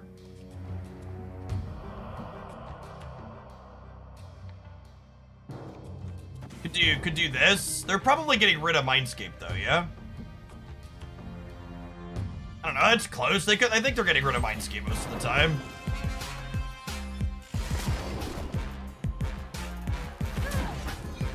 We are the future. Oh my god!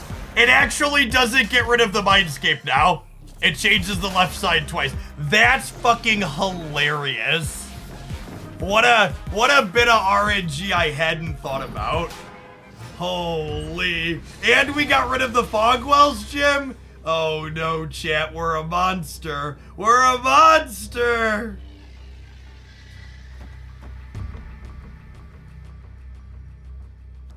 Murder the squirrels? I think we murder the squirrels. I thought they were some kind of combo deck. It looks like they're actually just a, sandcastle kicking deck.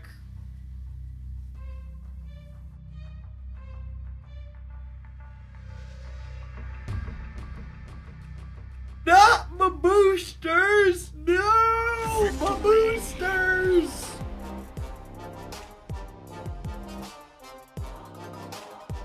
Based on these cards, they basically have 4 tech cards in the hand they gave us. Just mono sandcastle kicks.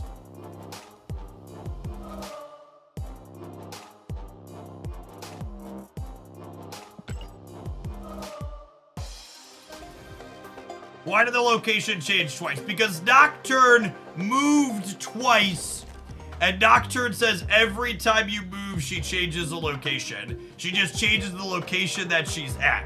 So Nocturne moved herself, and then Magneto moved Nocturne, and then when Nocturne got staged on my opponent's turn, meaning it's time for her effect to happen, the card went, oh, I moved twice, I need to change it twice.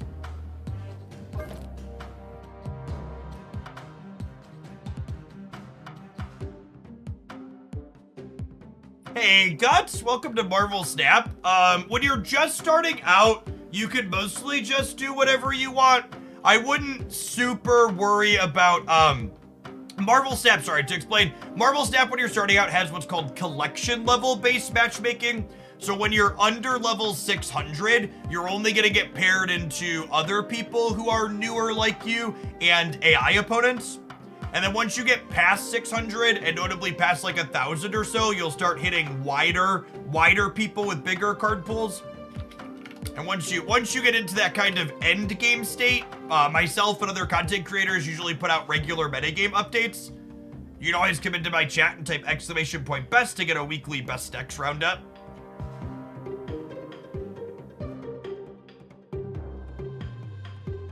Fast drops are not a recurring gag on Dara's channel.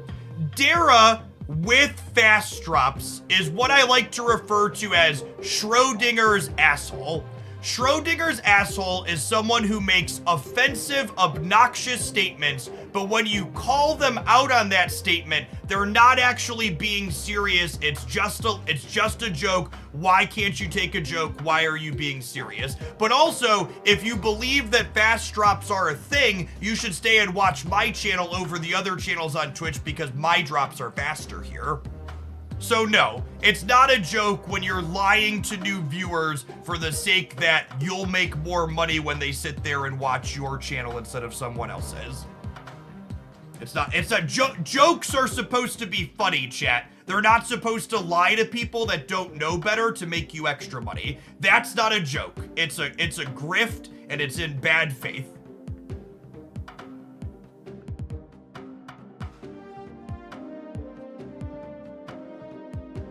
Most people coming to Twitch to watch Twitch drops are people that don't know how Twitch works or drops works by and large.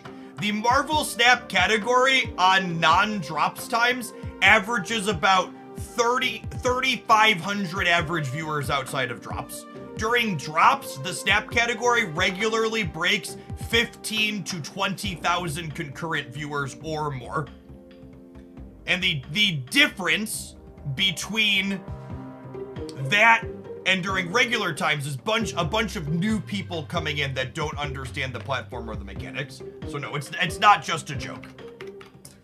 And you're kind of shitty for defending shitty behavior as just a joke.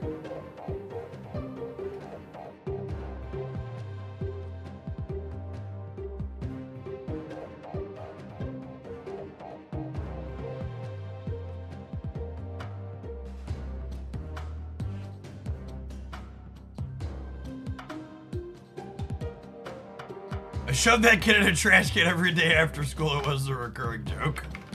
Yep.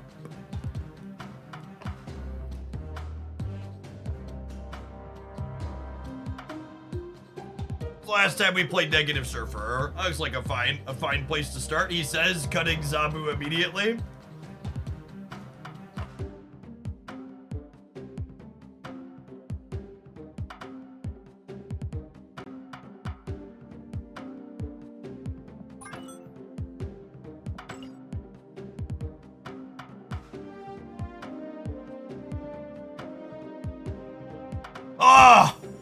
Oh, it has Peach Rogan at chat.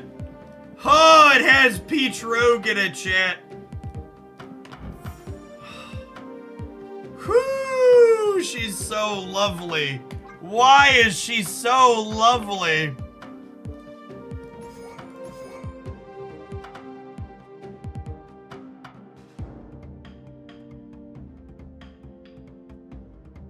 So I think this deck would rather play Psylocke than Ravoda, so you can play Wong early.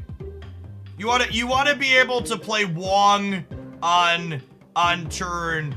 If you Psylocke on turn, what's it called, on turn 5, you could Wong Surfer on 6. I think I want to cut Magic, because I think there's a lot of decks in the format that use turn 7 better than this deck will use turn 7.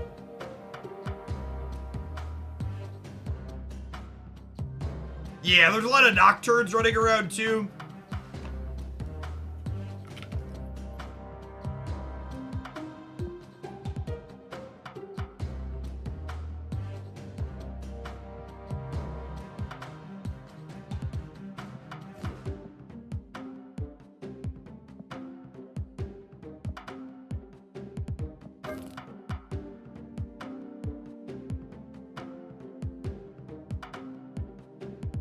Does she ever go in here?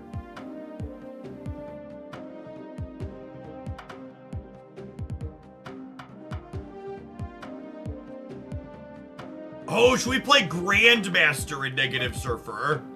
That's interesting. Is that better than Wong? That might be better than Wong, yeah? It could be a why not both angle.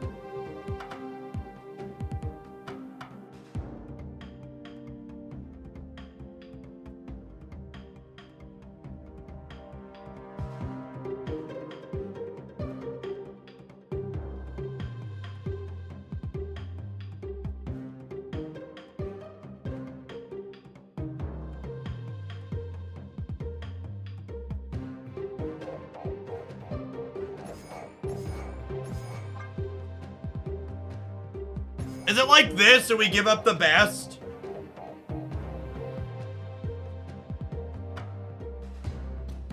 I think it's like this and we give up the best.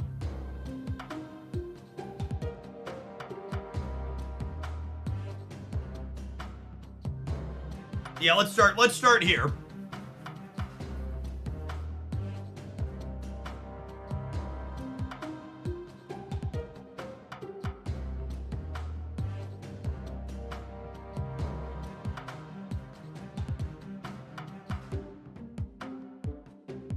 Yeah, I guess Mystique Stonks go down without an ongoing, huh?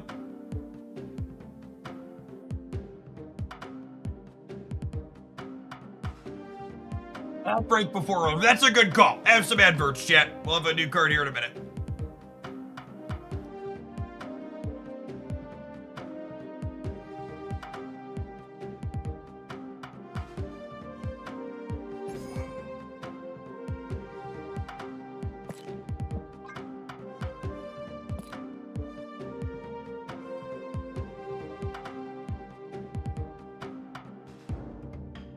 Red Guardian or Mobius are good shouts. It's just generically good 3-cost cards.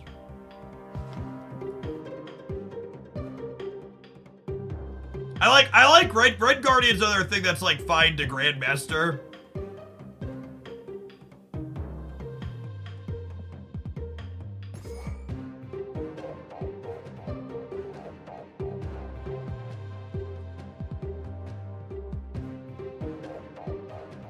Yeah, either tech card seems fine.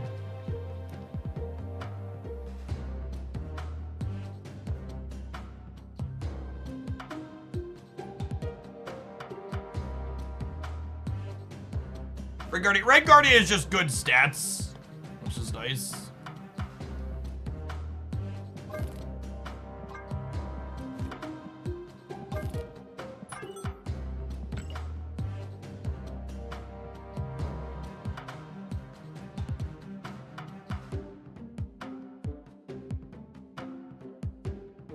Hawkeye Hood! Do I cut an Iceman? So we have more diverse costs at the bottom?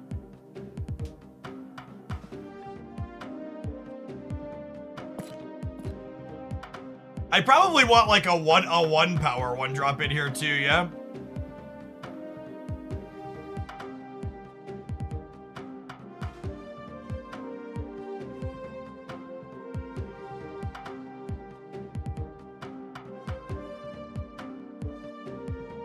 It could be Ant-Man. I've been close to playing this card in the past.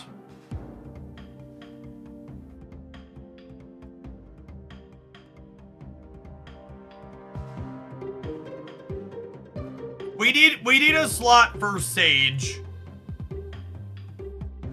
I've been torn on if Black Swan's good enough in here. We'll try without her.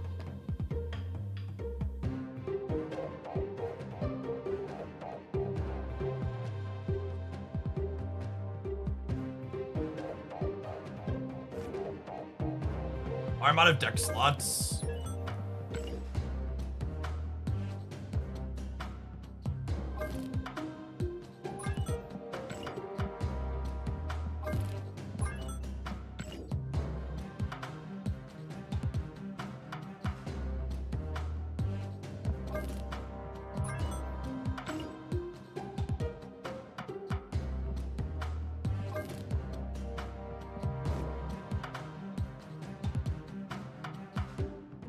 So negative. We probably want to try her in a more traditional negative deck too, right?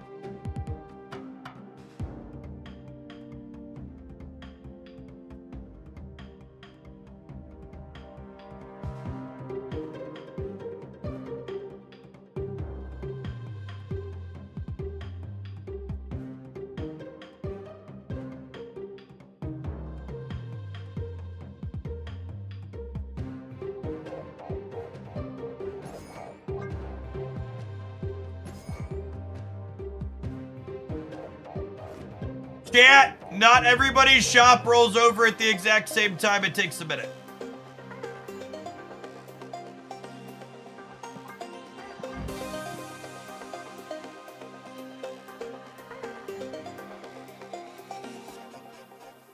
They're late. They're late on this one, chat. A new 700 gold variant. Lovely. Beast Mode, thank you for the 14 months. Welcome back. Haba Hut, thank you for the 48. Good afternoon. Exco Motive, thank you for the 3/4 of the year.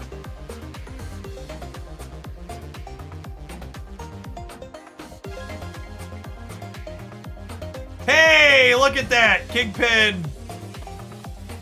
Kingpin's in my free boosters, chat.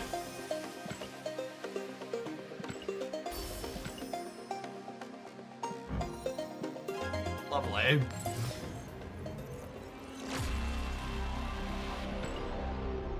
What does the Sage variant situation look like? Asking the important questions.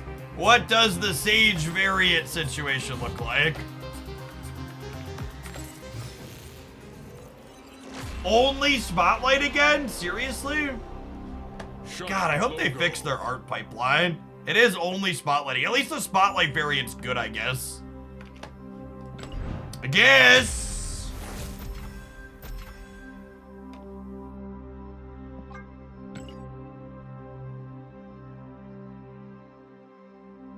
$1,500 for 1,200 is the best token Tuesday, yes. 1,000 tokens, money in the bank.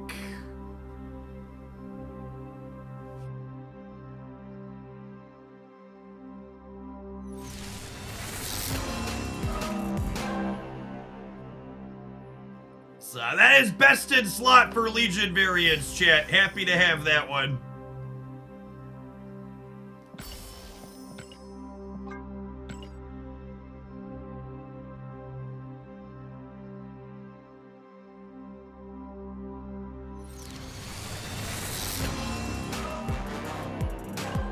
Yes.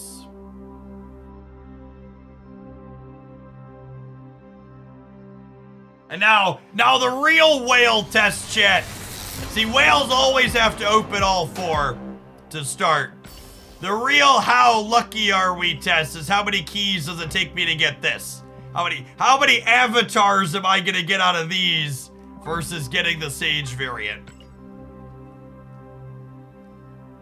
Oh, there's a new 700 gold variant, so we can get the Dazzler variant out of here. Ooh, 1,200 gold variant. Slightly better than bricking fully.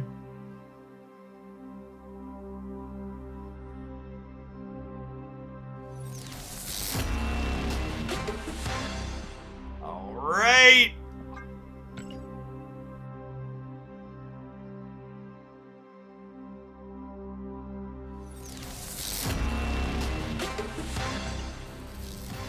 It's been a while since I spent 8 keys, chat.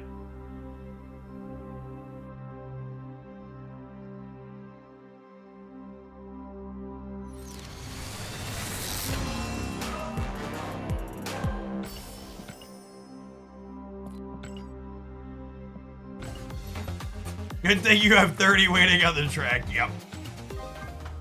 Okay, for those of you that weren't here earlier, before we start playing Sage, I owe Hoaglandia Whales some extra splits here. Where are we? Where is he at? There he is. We were trying to become one of the fortunate few owners of a gold Spider-Man 2099 for the obvious inevitable day when they buff him up, clearly.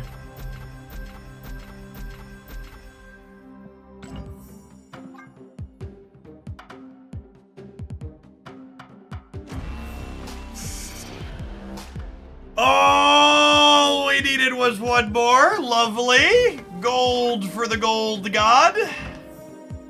Thank you, Benjamin. All right, and then I owe Kingpin splits if we hit on that one.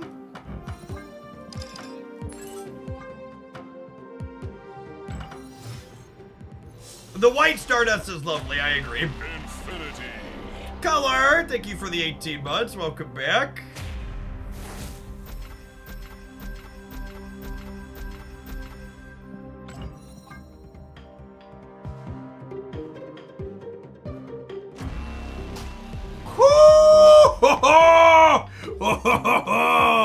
Oh, another one. That's 2 in a row, gamers. That's 2 in a row, gamers. Who's next? Who's next?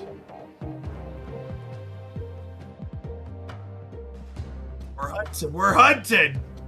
I'm on a streak. You can't end on a streak, chat.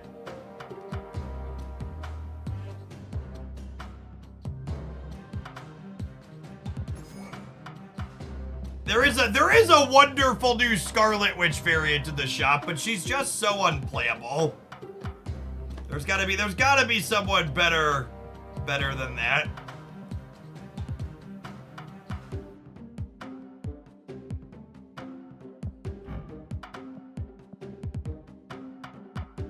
She might be the pick.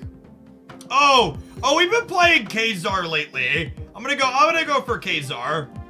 I've been liking the Nocturne deck with Khazar, and he's the only inked card in it. Khazar's my only non-gold in the zoo deck we've been playing.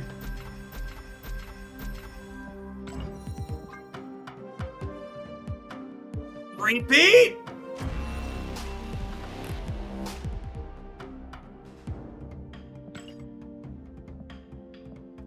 We're not out of gold yet, though, chat. We're not out of gold. I owed Hoaglandia Whales spending down all of the gold.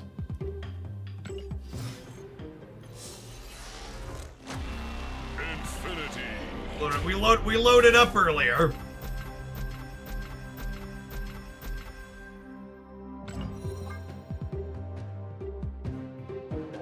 It makes total sense to go from a $20.99 Spider-Man to a $30.99 Khazar. Exactly. Oh, I already have some splits on these. They're slightly cheaper. This is why you have 30 keys waiting to claim. Infinity. You're not wrong. Deluxe! Thank you for the prime. I appreciate it.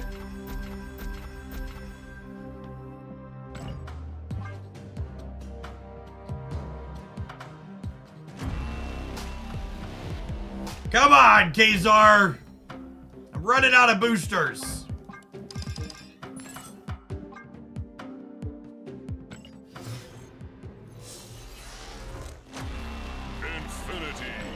Infinity.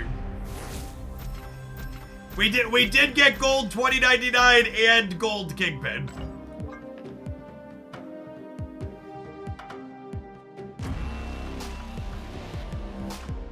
I don't do Gambas on new splits. No, I think it would be unfair to every Hoaglandian who achieved...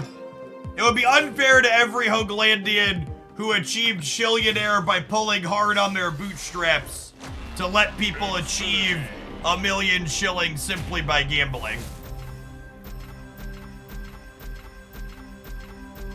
I don't know. I want to know that every Shillionaire on my channel sat and watched.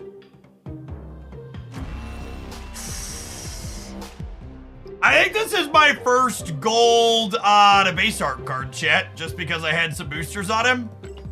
We can transfer it now. That's another gold white glimmer too. It's lovely. 3 golds on the day, and I have 2 more splits here. We've got two more resplits on a card that's already inked.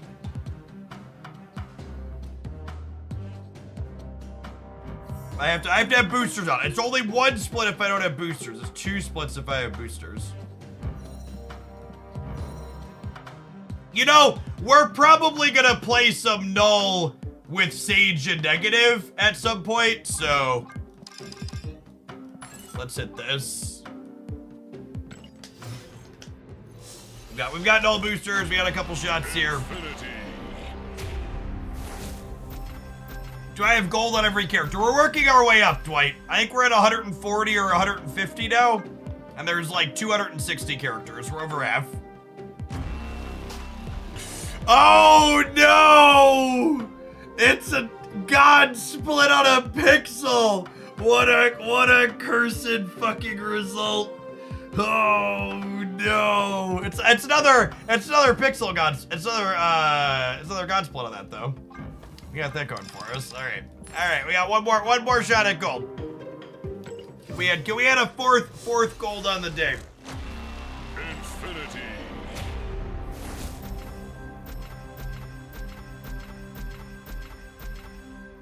All right, we'll claim a spotlight key so we can have a nice number of keys again.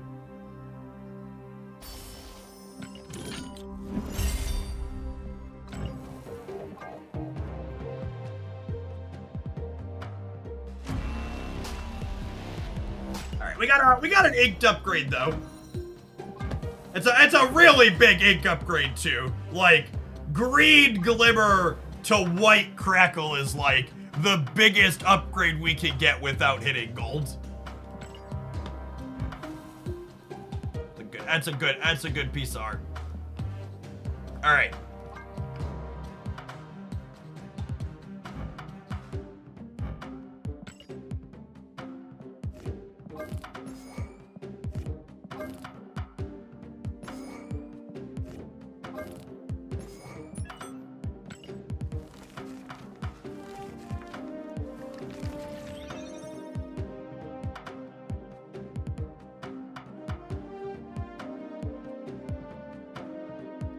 So, like, I feel when you get a deck list like this one with the new card, it's kind of second dinner telling us that this is the best deck in the format. Right? Because this is obviously not a pre-programmed deck list. This is the Darkhawk Blink deck that we've played a bit of. That's very, very good and wants to play Nocturne. This is the content creator special, taking the new card and shoving it into a deck where it doesn't belong.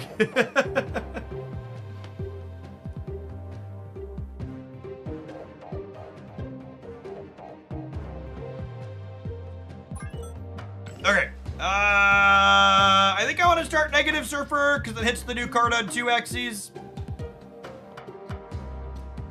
So that lets me play my Peach Rogue as well. So I want to play Peach Rogue.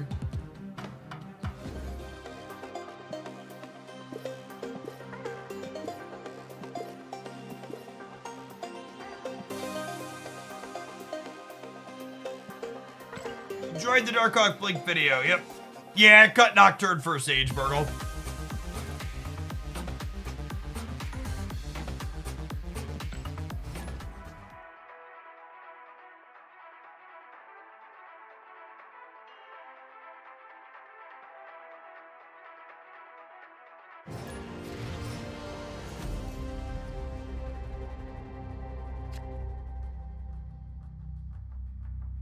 Snap.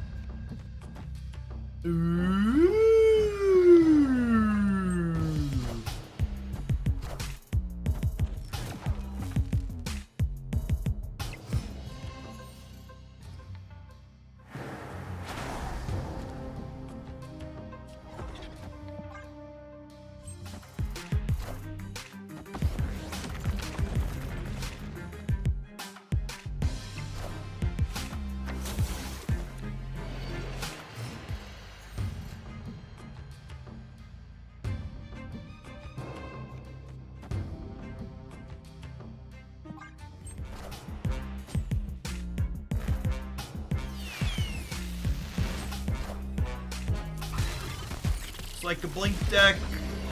Their Nocturne's gonna let them get rid of DC.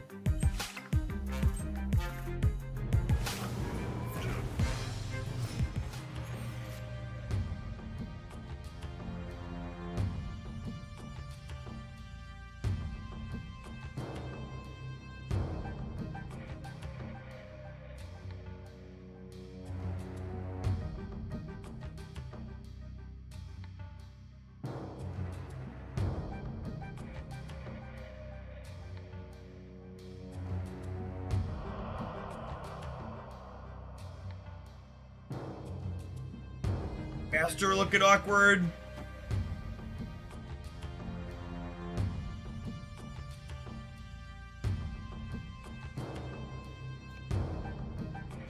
I just not play Psylocke so I have a better chance to hit with the Surfer? Yeah, I think so.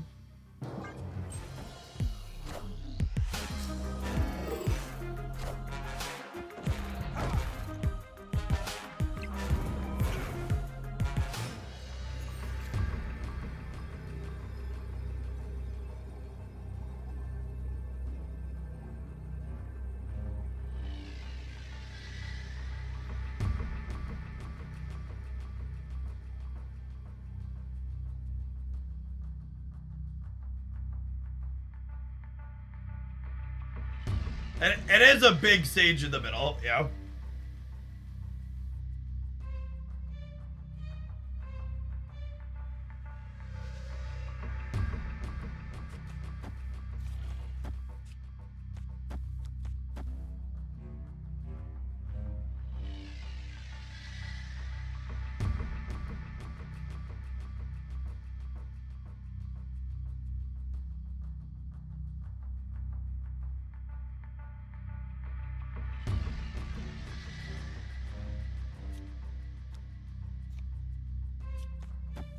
think it's this, actually.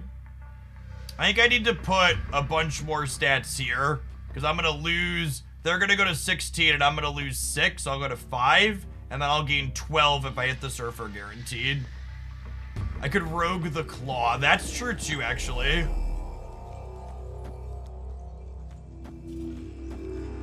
Maybe it's just that? I forgot about roguing Claw. Yeah, maybe that's the line.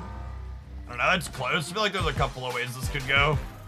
We are the future. Oh.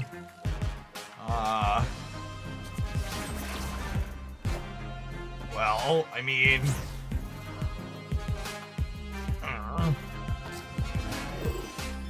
I guess they just weren't expecting me to fill?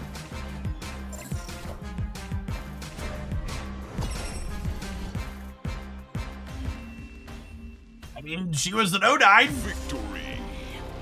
It's above rate. Was our 0-11 good? Why didn't they play Red Hulk? Because they probably assumed that if I was staying seeing the Red Hulk that I could beat it, so they needed to disrupt me.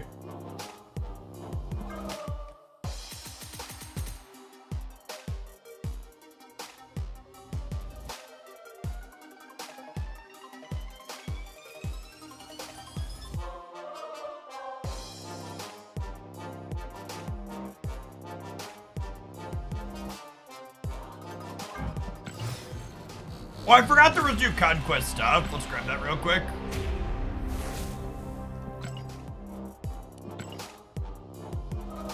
Please nerf Sage.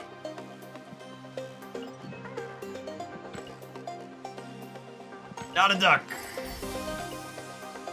Don't need Valkyrie boosters. Take gold.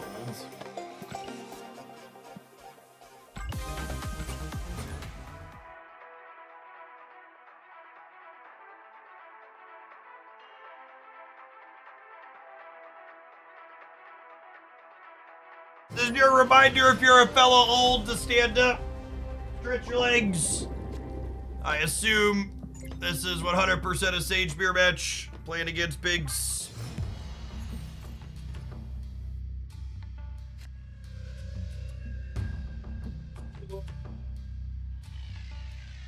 We'll speculatively play out Psylocke. If we spike the Mr. Negative.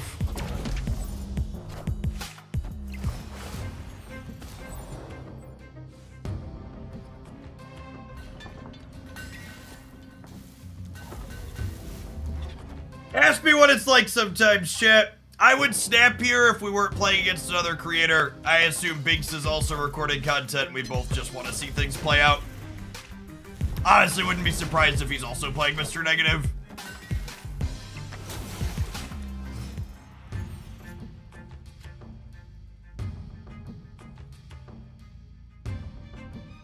I'm gonna punch his Red Slayer in the mouth.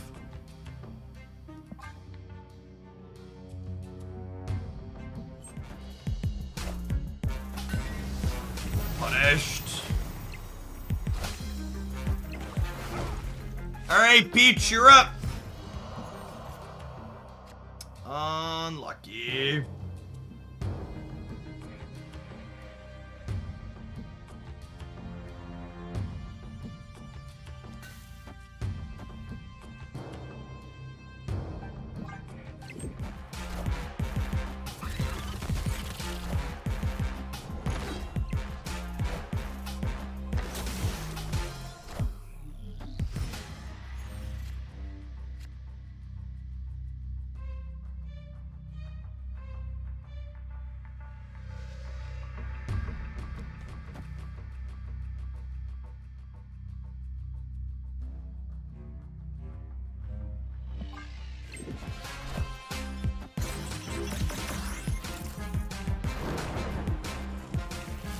How many zero costs are they drawing? 1, 2.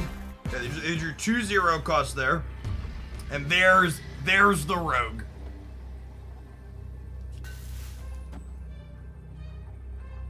So now there's a question of, do I want a Surfer using their rogue?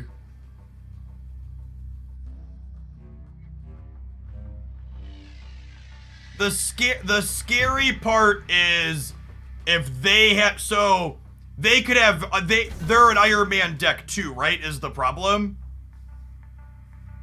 I think it might actually be this, I think is the play. I think I just deny them their Wong.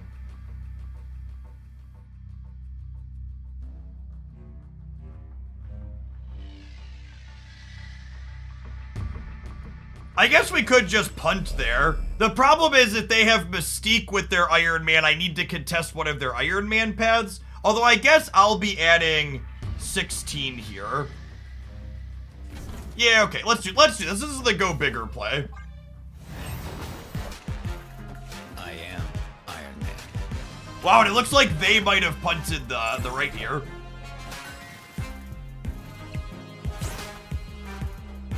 She's such a peach, chat.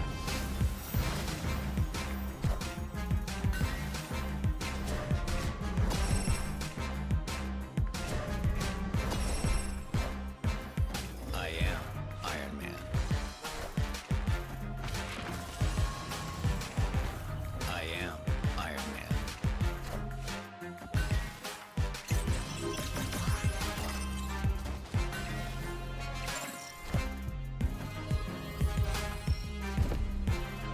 Oh, what a close game. Victory.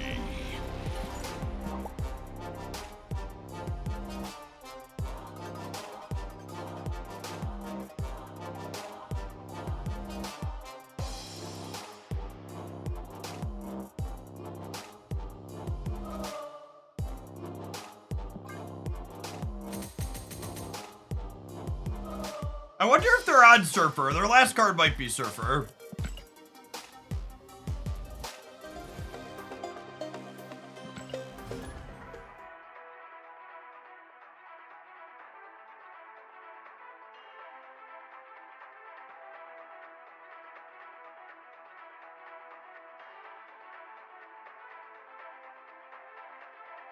Rogue won that game. 100% Rogue won that game.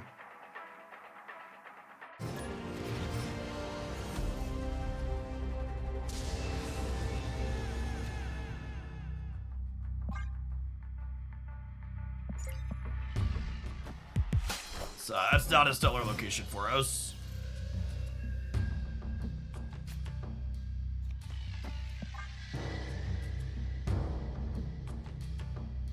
How does Grandmaster feel? Uncertain. Could be bad.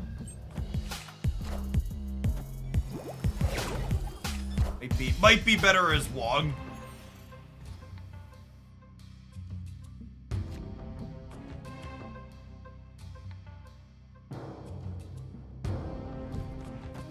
Grandmaster can hit Surfer, he can hit Sage, he can hit Wolfsbane, he can hit Ironheart, he can hit Red Guardian.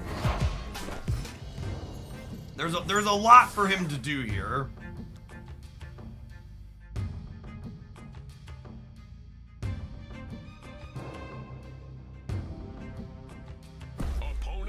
I have to leave. Locations are real bad for us. Escape.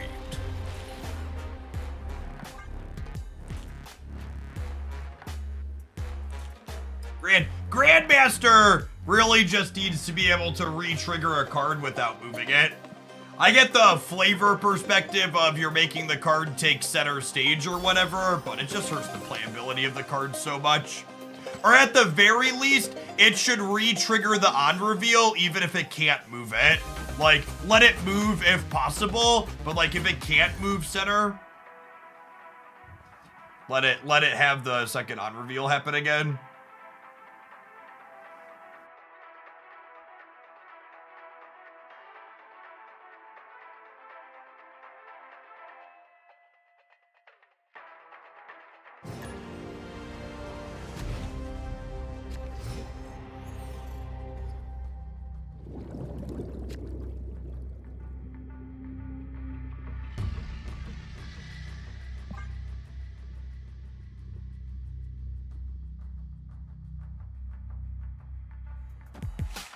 How would you feel if it moved into an adjacent lane? That would also be an improvement, so you could grandmaster things out of the center. And just any amount of flexibility on the card would be welcome.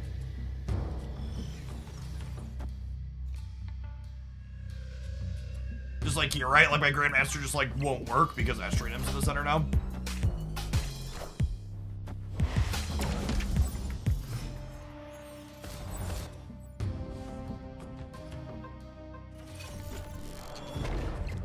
Slowly. Yeah. Just useless now.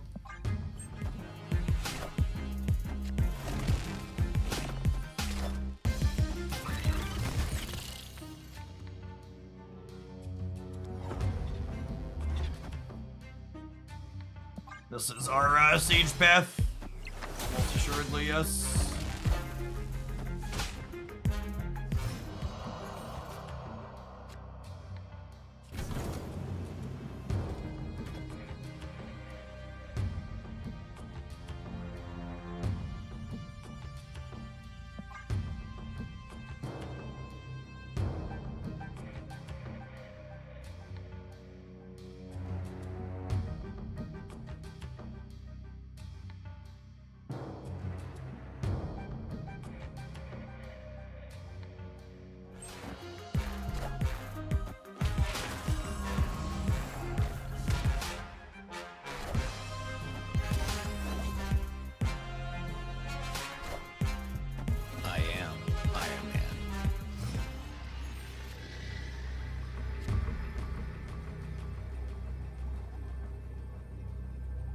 Opponent snapped.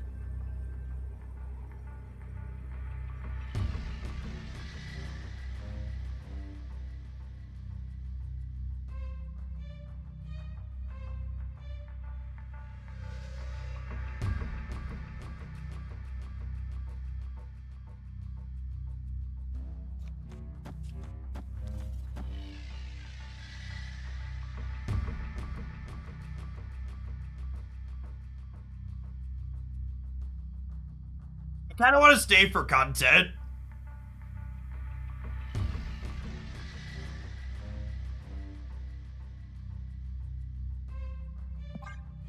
Probably wrong to stay here.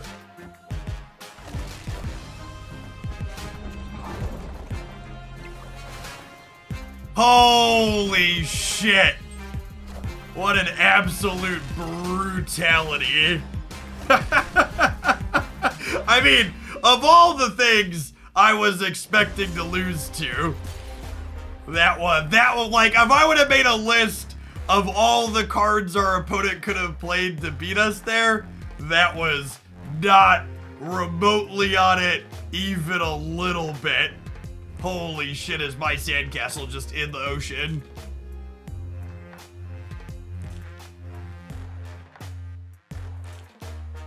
They have so many 3-drops for being a Miss Marvel deck.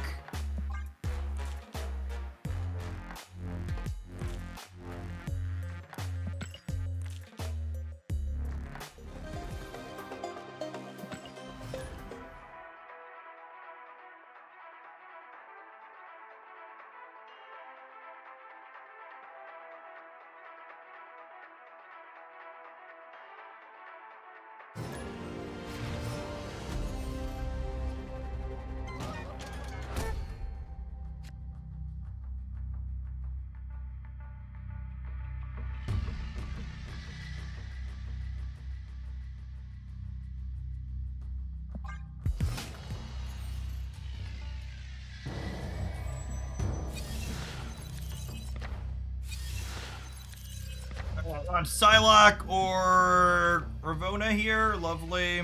Thank you.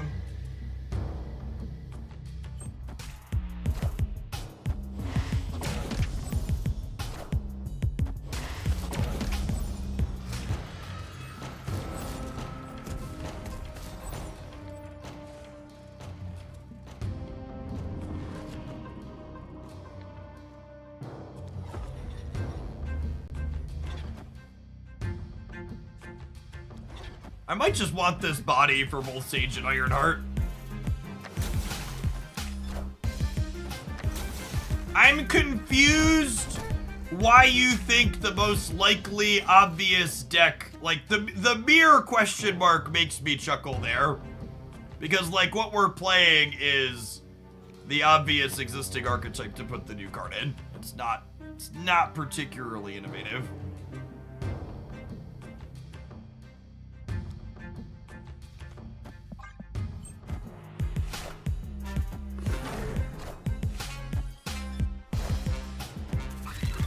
Eco's interesting. Speaking of interesting.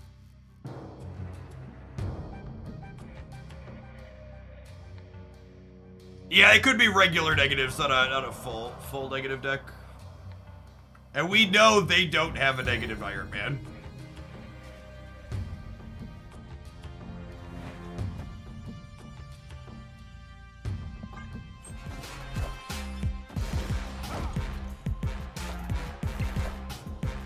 I am Iron Man.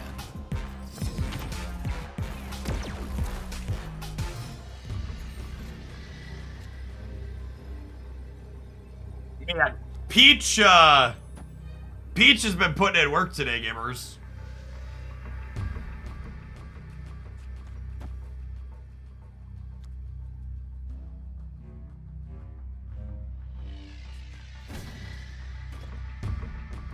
Going out and play for all of it? Yep. Victory.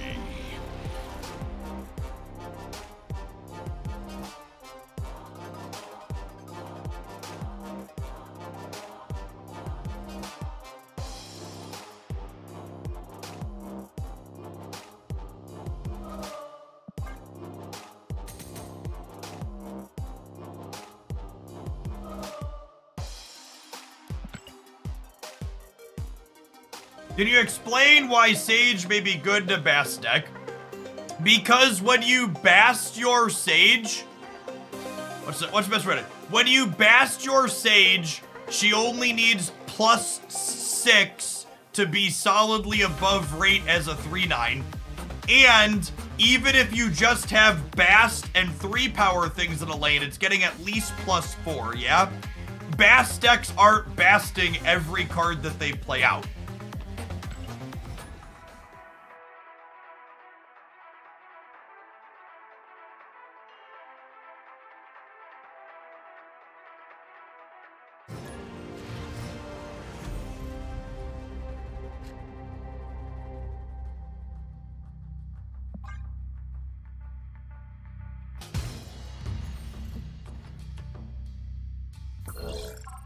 This is a good rogue deck. It is probably a good rogue deck, yeah.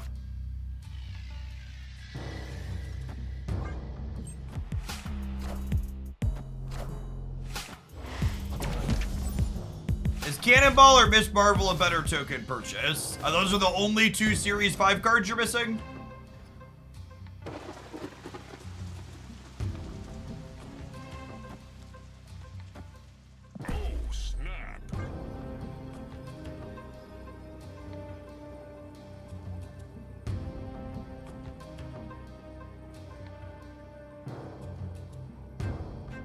Schrader, thank you for the gifted sub. Appreciate it. And then we could even Doctor Strange some of these broods over into the Altar of Death. Round card gonna be useful.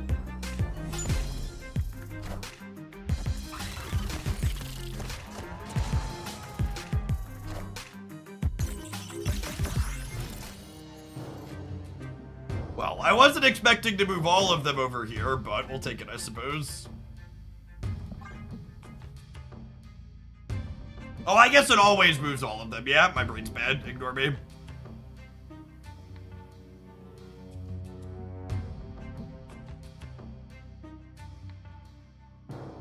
Opponent snapped.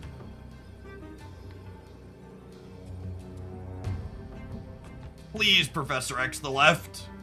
Please, Professor X the left.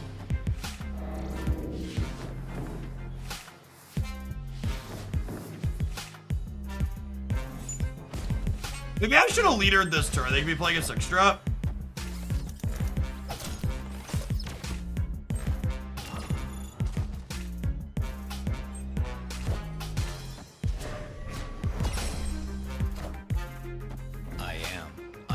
actually dead now. It's unfortunate.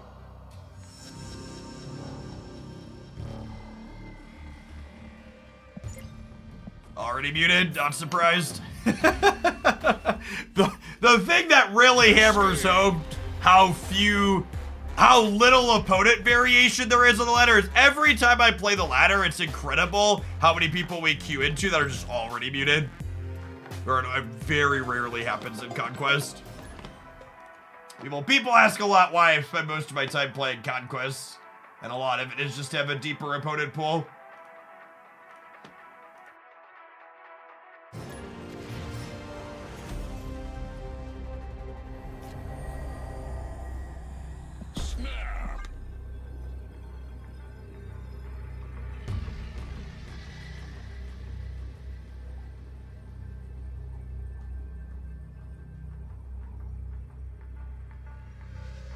In fact, I'm gonna jump over to Conquest now just because I would just like to snap on one and not feel like I need to just not snap for the sake of context. That's like so sad, I just don't get. That's the other thing, Conquest is actually better for recording content too. Not even, what's the better way to put it? It's not even just content. I think playing matches of Marvel Snap when you don't care about cubes is actively better for figuring out the power level of a deck. Because if I constantly snap hands that look good early and people just leave, I never actually get to experience, like, are they actually good? Like, it's so tough to, like, get a valuation when you're doing something new when, like, 2/3 of your games you're supposed to be retreating. Oh, snap. People in Proving Grounds and Silver, the games actually come to completion, so you get to see how your deck actually plays out, which is nice.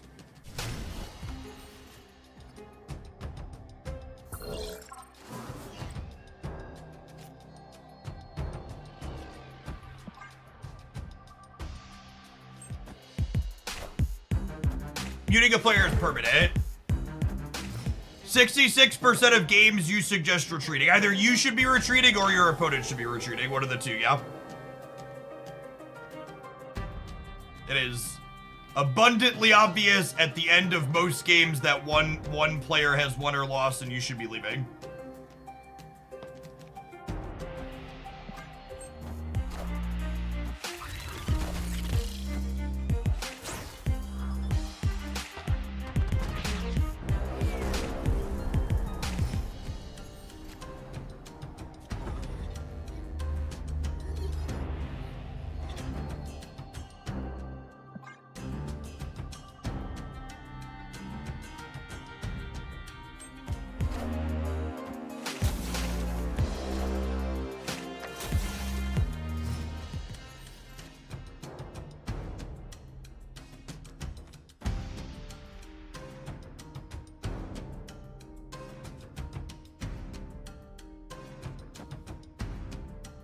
This will be 2, this will be 2, this will be 1.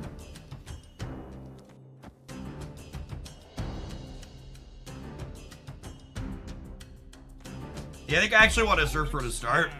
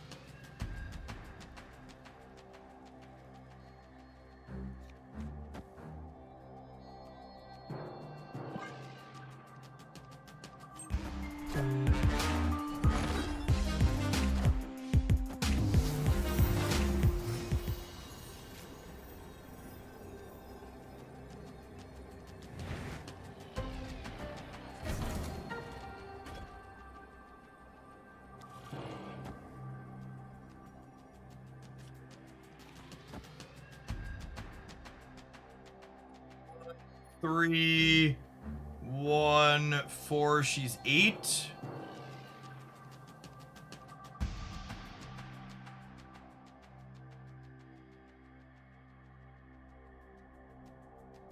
I think Rain Guardian hits every time here, yeah? He's up to the job.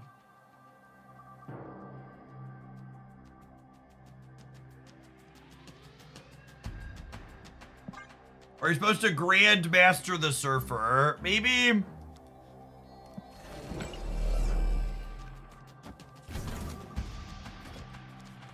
There could be a world where I do this. She's 9. Maybe this is the play. This puts me to 27, and they Surfer twice and get to less than that. They could have Mystique, is the thing. It's possible I'm supposed to go for the 50-50 because of Mystique.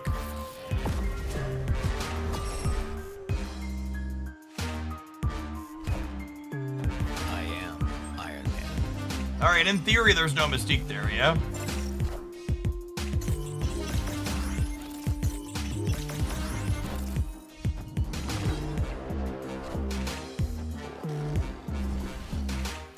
I mean, Sage was a 3-6. Victory. That's fine. Grandmaster did a thing.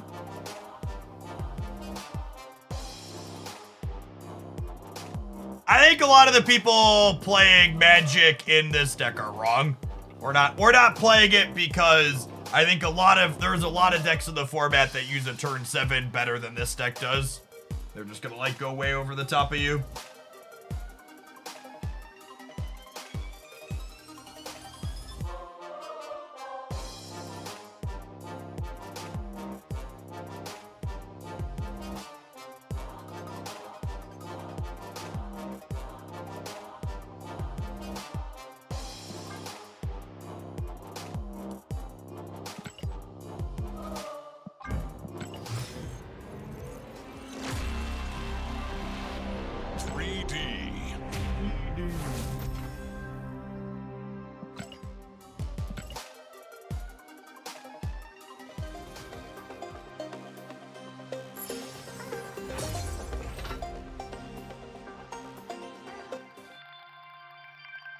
I know, like, gamers can't read is a running gag on this channel, but, like, days like today where people keep coming in and asking if Sage can ever be bigger than a 3-6 really hammers home.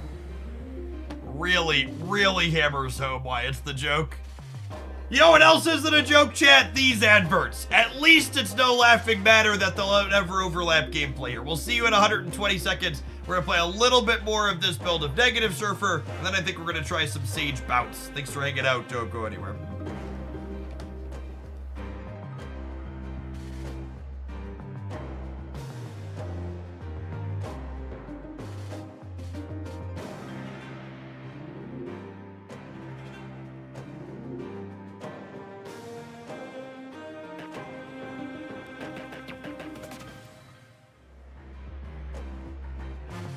I think here, the confusion is here. I mean, why would here not refer to both sides of the location? I guess would be my understanding.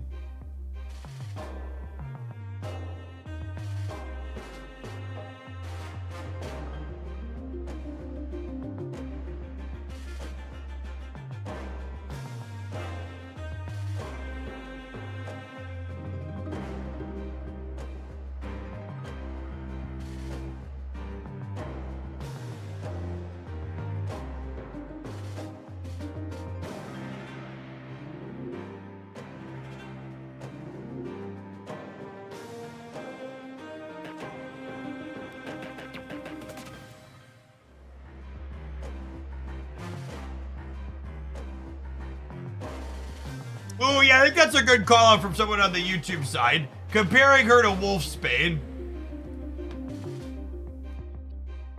If you, given the context of this card, it should be really easy and obvious that here refers to everything. Because Wolfsbane explicitly calls out cards that you have here versus Sage. Does she just say here? Among all other cards here. all other cards here versus you have here. So given, I guess, Crystal is a good way to call it out.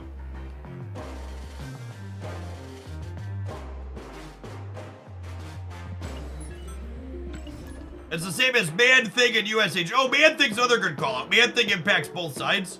Yeah. So does Agent. Those are direct comparisons. 2. Snapped. Opponent snapped. Please.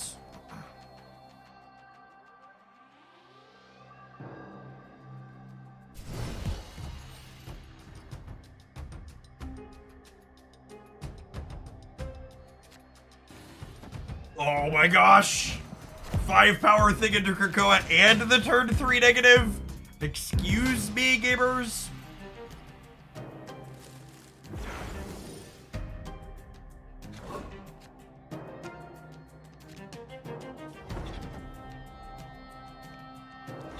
I'm actually gonna put Mr. Negative in the middle, so that way he's not on the left or the right, so Grandmaster's a little easier.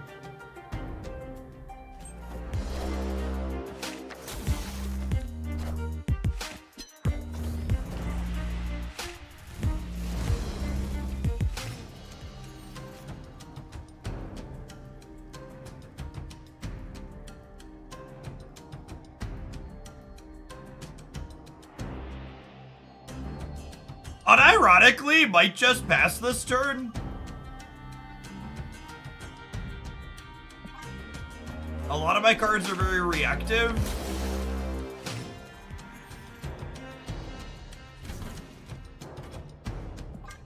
I think Sage is performing up exactly to my expectations so far.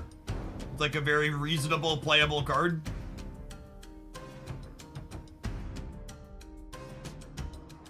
Sage doesn't count face down cards. No, they don't have power values for her to look at.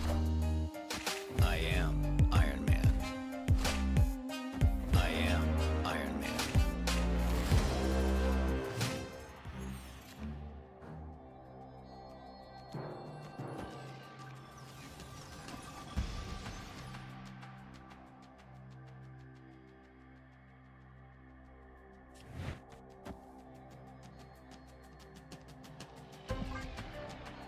Mobius is about to be over. I mean, I would point out that the deck that I'm currently playing is playing Rogue and Red Guardian to be well prepped for opponents playing Mobius.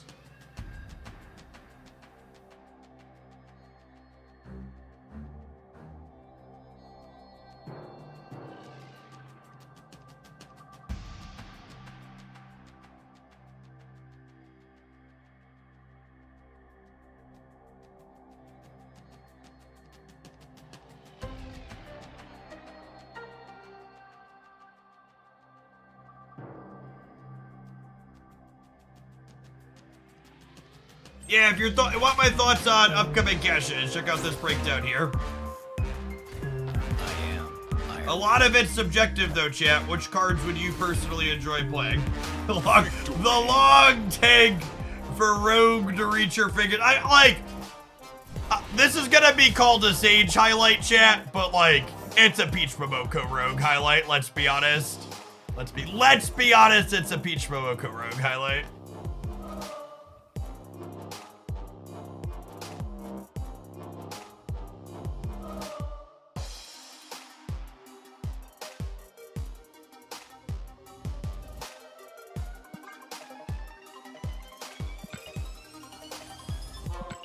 We've had a double-digit Sage at least once. But yes, mostly just beating people playing negative mirrors with Rogue.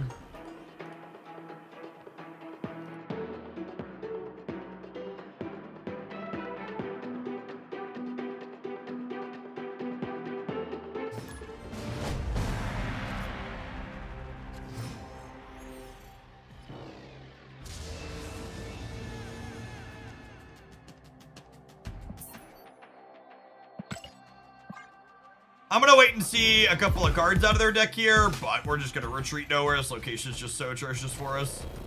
Oh yeah. Fully hostile workplace environment here.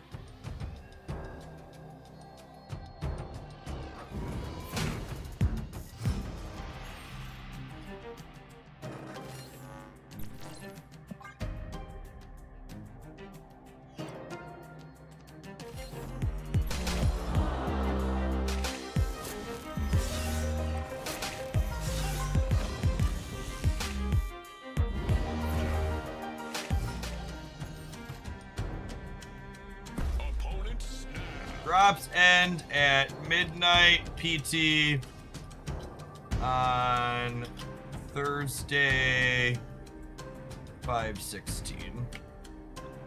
But let's put the end time for drops in there too, since we're getting close now. All right, so we're playing against Tella. Escaped. We're playing against Tella. I think it's midnight Pacific. PDT is Pacific, yeah. Oh, snap.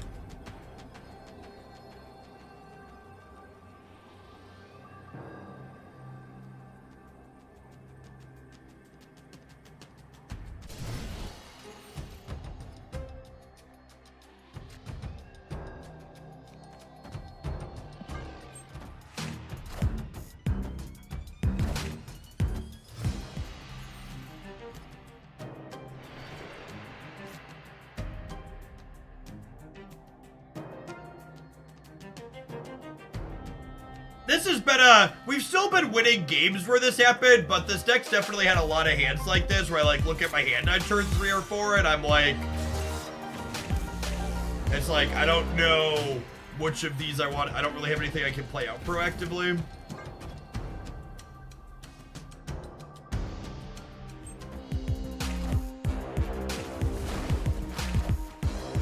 I am Iron Man.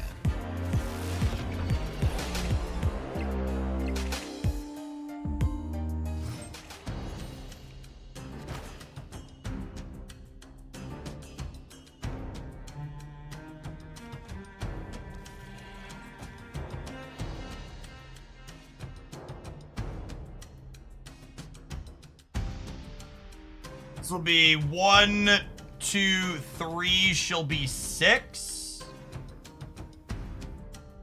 Assuming they don't play here.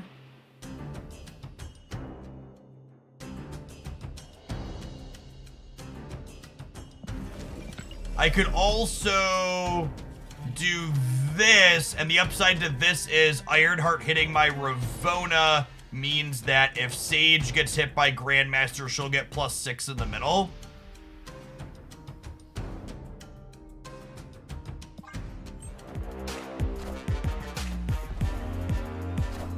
Speed fun at parties.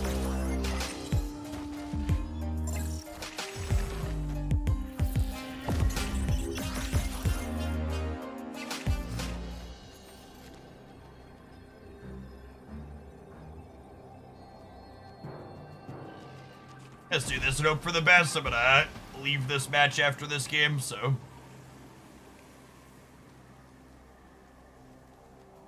Angry Boda, thank you for the brand new primer. Appreciate the support.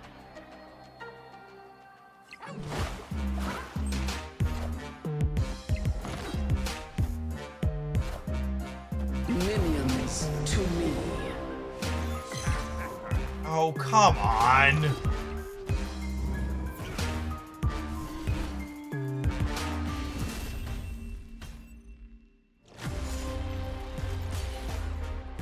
You know what's extra sad about that loss?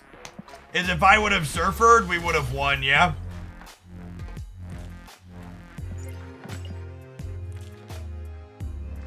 If I surfered here, it would have been 7 and 0, and they would have been 4. Yeah, Surfer was just better, yeah, because this was only 3 here. Yeah, Surfer was just better. We would have beaten their hate card if I would have surfered.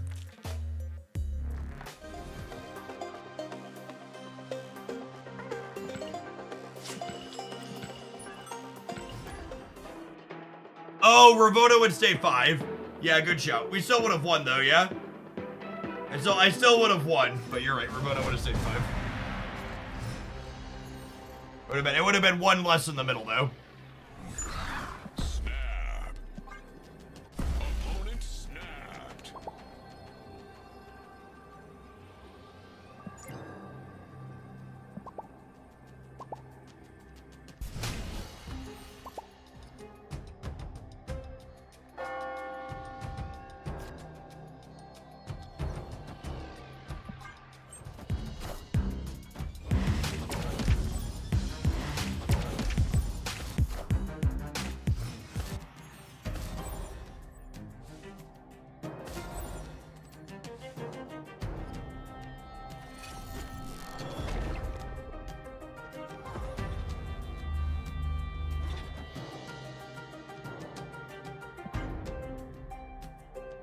Can we ever use that energy? No, but because I'm playing Grandmaster, I want to minimize the number of on reveals on my left and right side locations.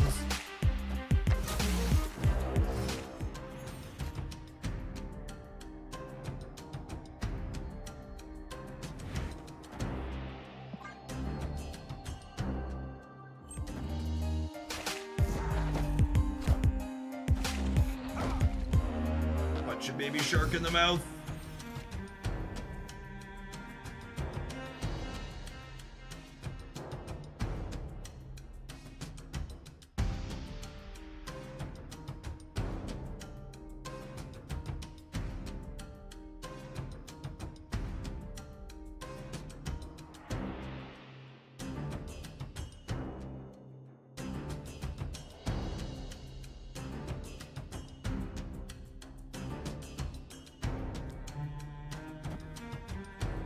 I kind of want to just do this.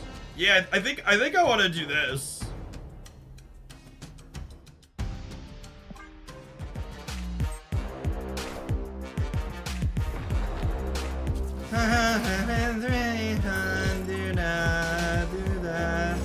My month has been really fun. Oh, to do that day.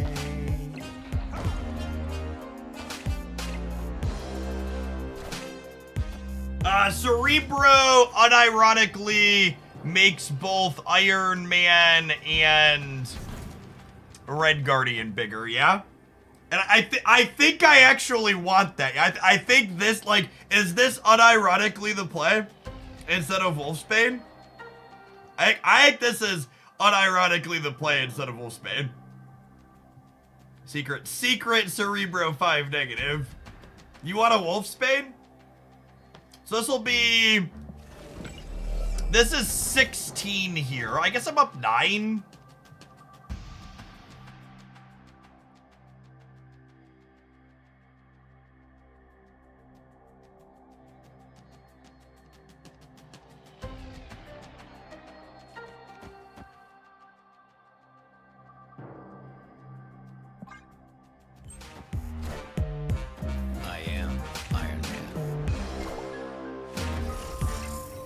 Dr. Doom.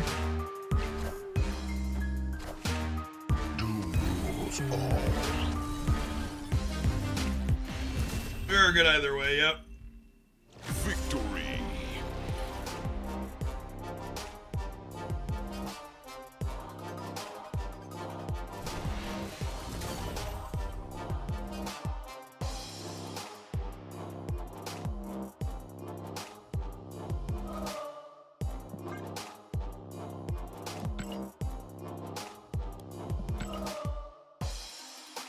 Why did we Ravota over Wolfbane? Because I wanted the Cerebro bonus on my Iron Man and my 5 power thing in the center. My Red Guardian.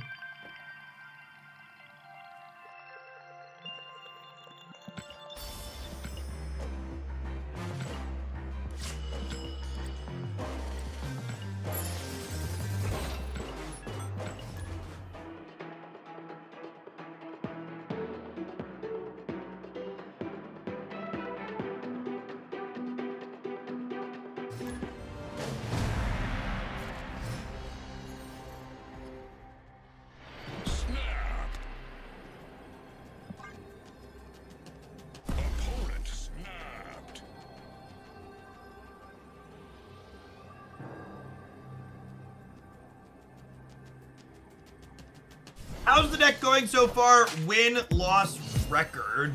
I gotta say, one thing I'm genuinely pretty proud of the Marvel Snap community in general for is that when I first started making Marvel Snap content, it was super common for content creators to put win-loss records on their overlay, and I'm so glad that that's just mostly not a thing anymore. I'm sure there's a handful where if you look really hard you can find it, but basically all the big creators stopped doing it. Like, and the reason why I dislike it so much personally is it's one of those just like technically correct but intellectually dishonest things if you understand what it means. Like, no single content creator is generating a statistically significant sample size with any deck that they're playing. And even past that, if you were, your win-loss rate doesn't matter nearly as much as your average cubes. So it's not even the metric you should be looking at. Now I'm gonna put a bunch of fucking wasps in my deck, gamers. Why not play rock middle? Because my brain is bad. And I was talking and clicking at the same time.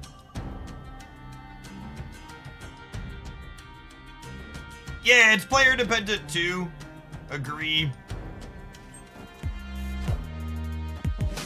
Look at all these wasps, chat. My deck has so many wasps in it.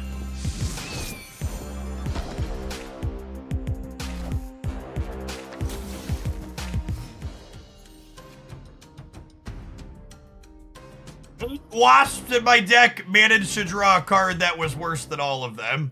I'm so good at Marvel Snapchat. You can aspire to be as good as I am someday.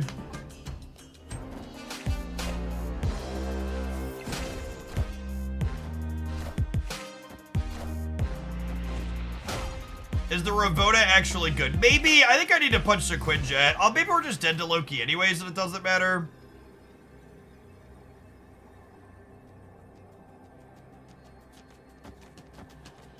I got torched.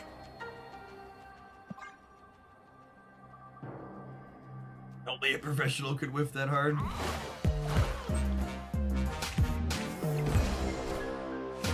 I am Iron Man.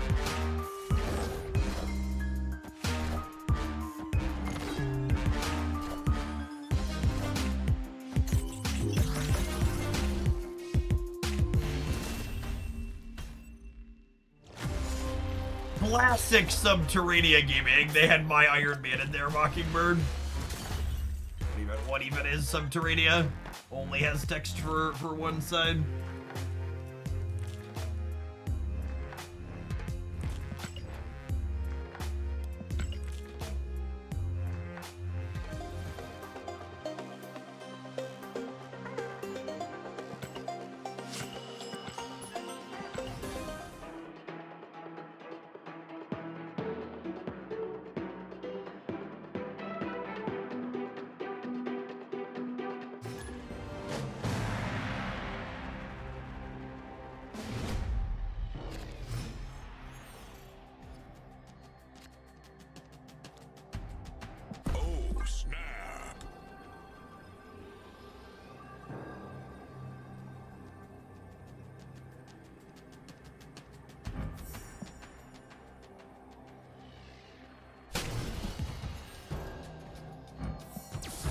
Like, the intense stare in her eyes is so fitting, chat, because it's how I feel when I'm about to take someone's Iron Man away from them.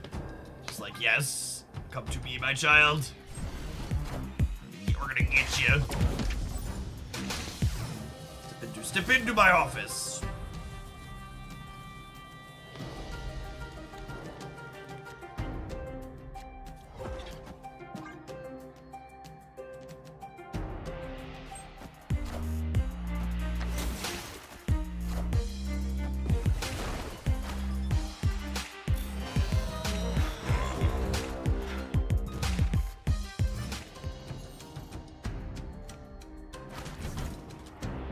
I am Iron Man.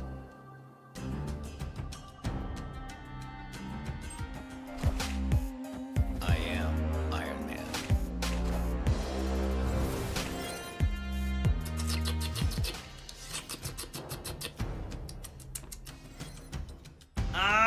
Nom nom nom nom.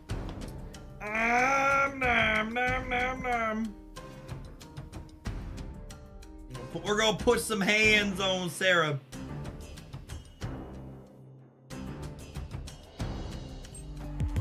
Based on my understanding of Marvel lore, Sarah would probably enjoy rogue hands on her, to be fair.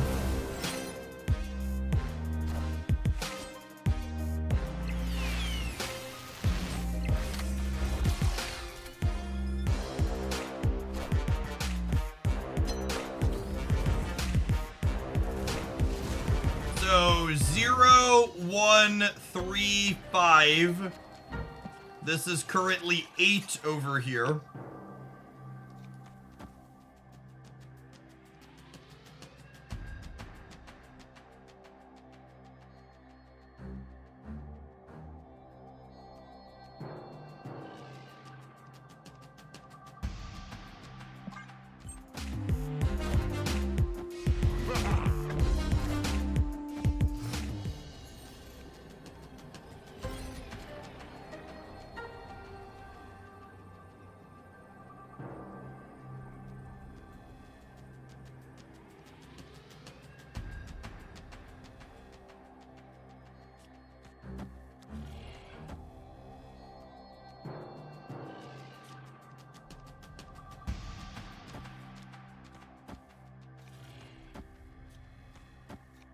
So, against Tribunal, you want to go really big in 2 paths.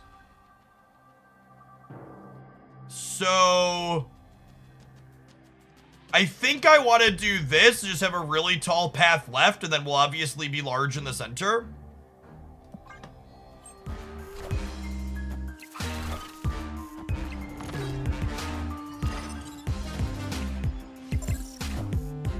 A 12 power Sage.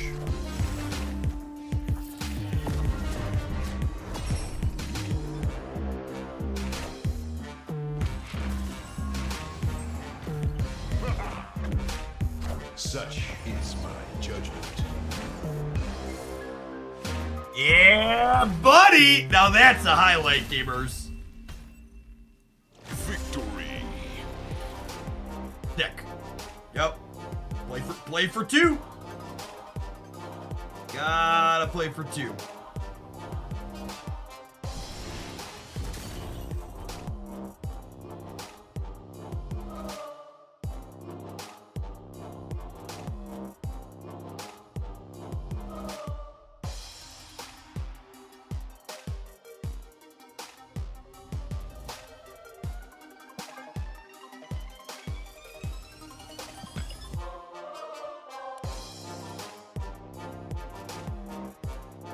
So, this sounds kind of crazy, and I don't know, maybe I'm just supposed to work around it, or it's just the way the games have been lining up, but Brood has actually felt kind of awkward here.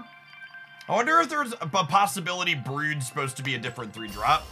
Bast, thank you for the Baker's Dozen, appreciate the 13 months.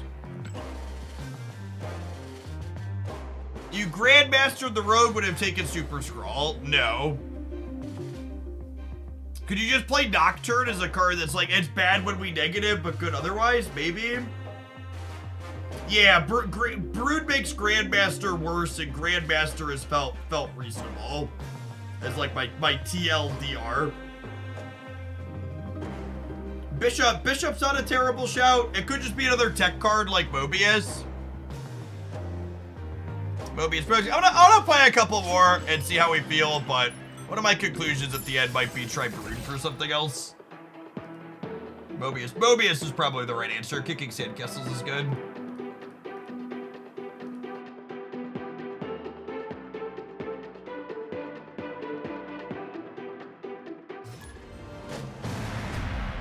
Yeah, Bishop for stats, Mobius for kicking is snap if you are not potty trained.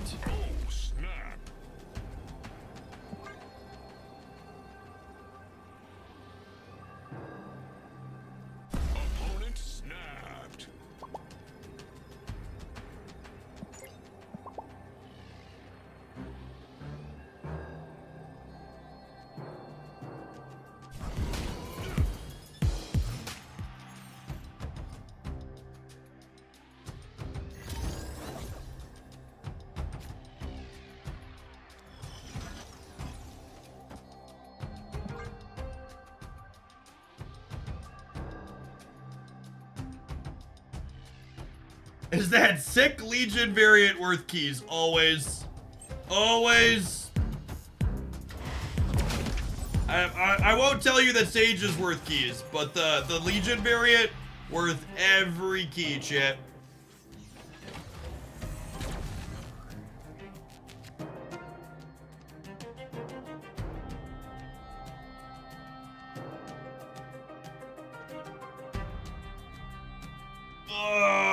feeling a little torch, gamers.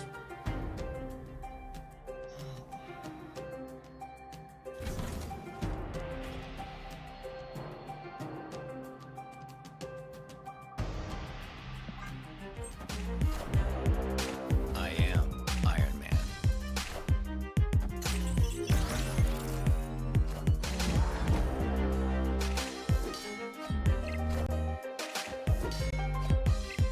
Legion variant is ugly AF. Letting us know not letting us know you had bad taste was free. But here we are.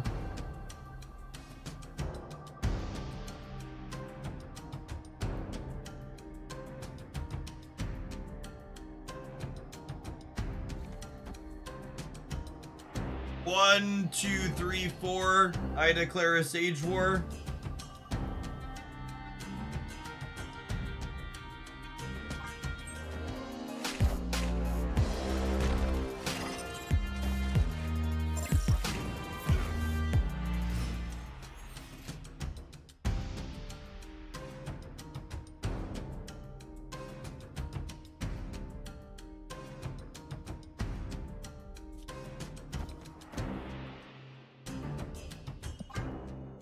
The asymmetry on whether or not they're going to Nocturne Limbo is probably going to be the death of us here.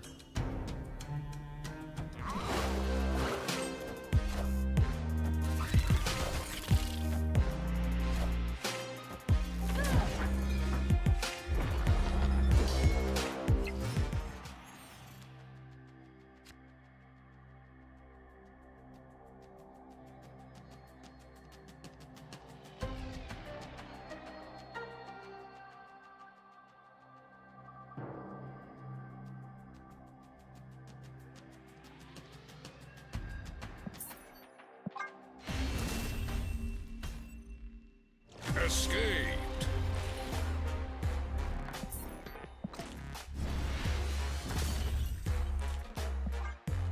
It's actually offensive how bad Leech is compared to how bad Leech is against Hela compared to how good it is against every other random shitty B tier deck in the format. It's such a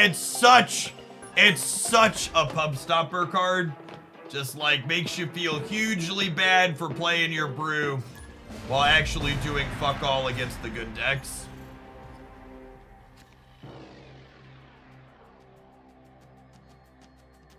Oh, snap.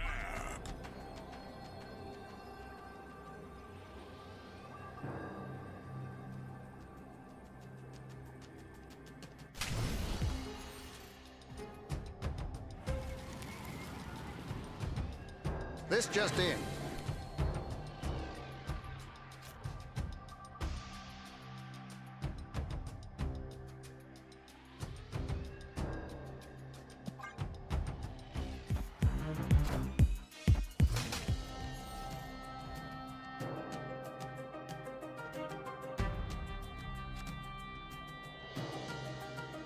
Leech feels worse than Goliath in its heyday.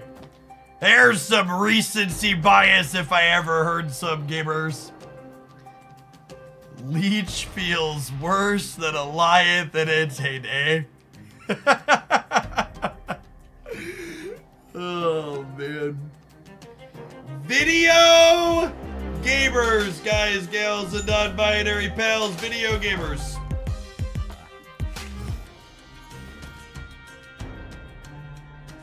Vidya gamers.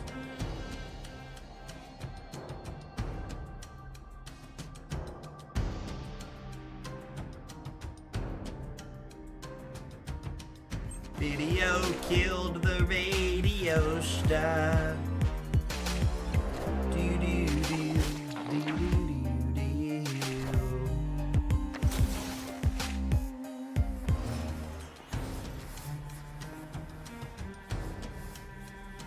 Now there's a piece of nummy candy if I ever had one, gamers. Holy.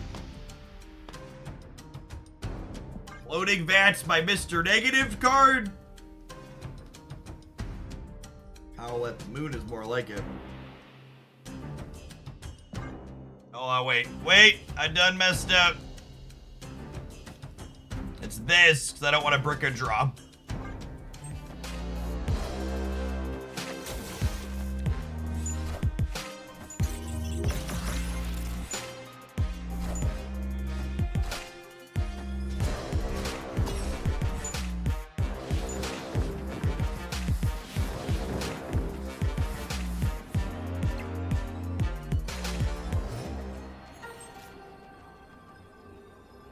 Ooh, a piece of candy.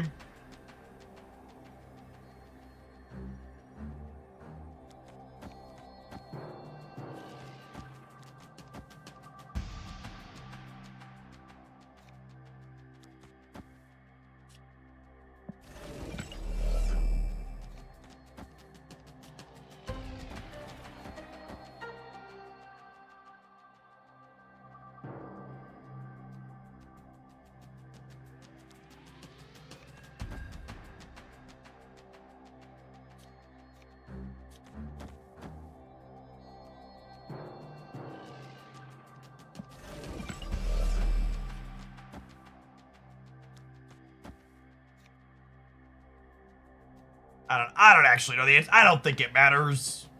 It doesn't matter, right?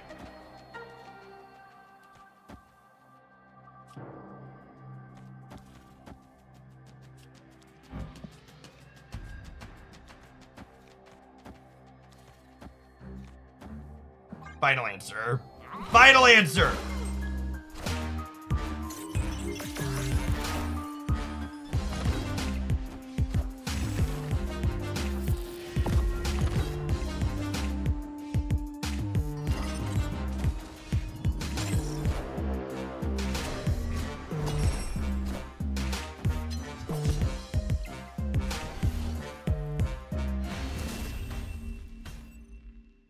Victory.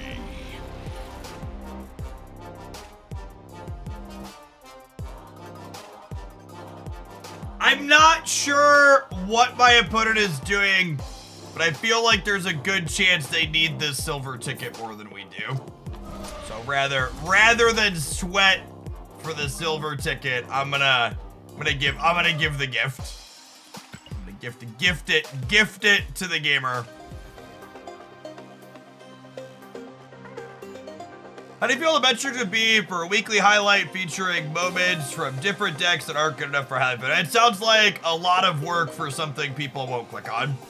YouTube content for Marvel Snap mostly isn't really growing at significant rates. It's mostly on a downward trend, so I'm basically done trying to do new YouTube content for Marvel Snap. I'm gonna stick to doing like my best decks videos and my daily videos on the other side and like new card stuff, but pretty much sticking to the mold at this point. Speaking of sticking to the mold, chat, we run adverts every here about 40 minutes like clockwork. I'm gonna tap that now, and when we get back, we're gonna try bounce. Overall or on my channel? Just overall, Nice Johnson. I keep tabs on all. YouTube has public analytics trackers just like Twitch does, and I keep tabs periodically on all of the major Marvel Snap channels. Cozy, Dexter, Binks, Molt, Nina, and all of them. All of them are like stable or down a bit consistently as is expected. Get you on the flip side, gamers. BRB. Oh, snap.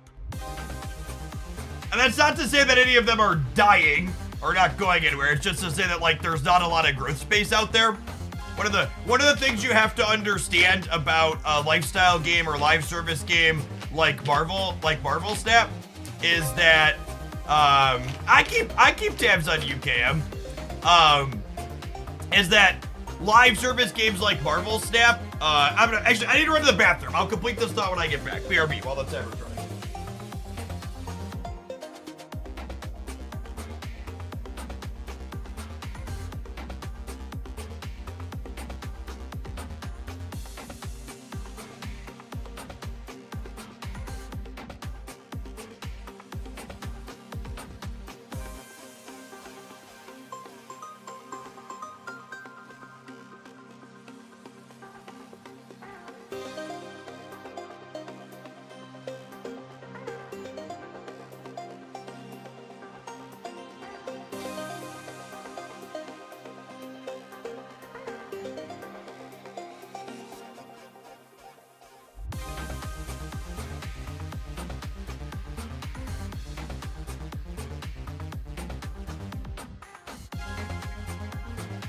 We're gonna have a quick data minute with Jeff Hoagland. It's actually been a minute since I've looked. Let's see if that's still the case. It's like Cozy's the GOAT of Marvel. Cozy's the GOAT of Marvel Snap YouTube. His trends usually reflect everything. And yeah, this is mostly what Marvel Snap YouTube looks like, right? Like this is just a, you know, it's not dying. It's been relatively stable, but like, you know, compared to May of 2023 last year, Cozy had, you know, 40% less video views. To Prime sub on mobile, you could use this link. And Cozy actually usually beats everyone in terms of new subscribers. He gained 2,000 subs for the last little bit. But if we look at like Dexter Snap actually lost 100 subscribers in the last 30 days. Is this not his main one? Is this his main channel? I think this is his main channel. Is it Snapster? Is Snapster his main one? No, that's his secondary one. So he's down subs, and being down subs for what it's worth on a live service game like Marvel Snap is not unreasonable. My channel's definitely lost subs, but like compare Dexter May 23, 4.6 million views in May versus 400,000 views last month. He's down. That's down. That's an incredible amount down, actually. That's 400,000 versus 4.6 million. And like again, like it's not like these folks are doing something wrong. We can show my stats. My stats on my edited channel are down too. My channel gained 200 subs in the last month, and that's actually a huge improvement. So like my channel in May of last year had 1.2 million views, and last month it had 340,000. So like that, you know. Someone said Regis. Yeah, Regis. You can see all of the different snappers auto-fill in because I look these up periodically. It's been a minute. So he's at 3.2 million for the last month, and so Regis is a little bit harder to peg down, is worth noting, because he didn't start a new channel for Marvel Snap, and he still somewhat periodically posts non-Snap content on his channel. Is something that's worth noting. So like his channel isn't one-to-one with like my Hoaglandia Snap and Cozy and Dexter. So that's a thing to note. KM, you see KM, your name auto-completed in there too. I look at a lot of these periodically. So KM was late to the party, so he's still growing on here. And we'll see, it looks like he actually peaked in March and is down a little bit for the last month, but he's he was a little bit late to the YouTube party. And I will say one thing that's noteworthy for my channel too is that when my edited content, like I'm gonna show you a comparison because I offset YouTube a little bit. When my edited content started performing poorly on YouTube, I pivoted, and back in November, I started posting daily unedited stream cuts on my Jeff Hoagland channel. So you can see here, these were just live stream cuts on here. And then here, this is I posted a 45-minute to a 90-minute uncut stream cut highlight on that Jeff Hoagland channel. It picked up in November, and it offset a little bit. And honestly, I think it doesn't surprise me that this kind of content is doing well for me, because I think these unedited contents, I think these unedited bits lean into my content strengths a lot more. The edited deck highlights are like more entertainment type stuff, Whereas like getting to watch a full stream cut lets you really see the highs and lows of a deck and lets me teach it better. It lets me explain the snapping, it lets me explain the retreating, etc. So people like, you can see Magic people still auto-populated here too. You can see like CGB is a big Magic creator. Like he took a month off, but you can see like they, you know, you'll hit bigger ones, but it stabilizes. Like I wouldn't be surprised if Marvel Snap, you know, it's gonna stabilize below the peak for a lot of people, but I bet it'll continue to be good for a while. Like going back to like Cozy, for example, I would wager so long as he keeps consistently putting out content, he probably hits the 1 million to 1.5 million views off and on like that. And the big reason for this is you have to understand live service games like Marvel Snap, they only bring in viewers in large numbers when they do advertising pushes, and they only do advertising pushes at the start, right? So the reason why even Cozy, the biggest subscriber gains of any of these channels, didn't gain as many subscribers as he used to. You can see this is a subscriber game, right? So like in May of 2023, he gained 7,000 versus 2,000 last month. There's just less people coming into Snap, right? And most of the people who still watch it, like Snap, I can't emphasize enough that I'm not showing this to say that Snap is dying. I think Snap has an incredibly strong player base, and I expect to be here making content for the foreseeable future. But it is to say that the player base that Snap has that is strong, they have the content that they watch already. People who like watching my stuff or like watching Cozy or KM Best, they know they like them and they're not looking for more content. When they want to watch Marvel Snap content, they pull up YouTube or Twitch and they go to a channel that they already follow and they just watch that, right? So it's only when new people are coming into the game that they're really seeking out other stuff. Which is also one of the reasons why, especially during drops weeks, I make it a point to raid smaller content creators, because smaller content creators really struggle to get eyes on them at a point like this in a live service game's lifecycle. So whenever I can do my best to do a little bit to highlight someone else, I like to do that. You think it's exacerbated by... So I actually completely disagree with that, KM Best. I think... I've heard...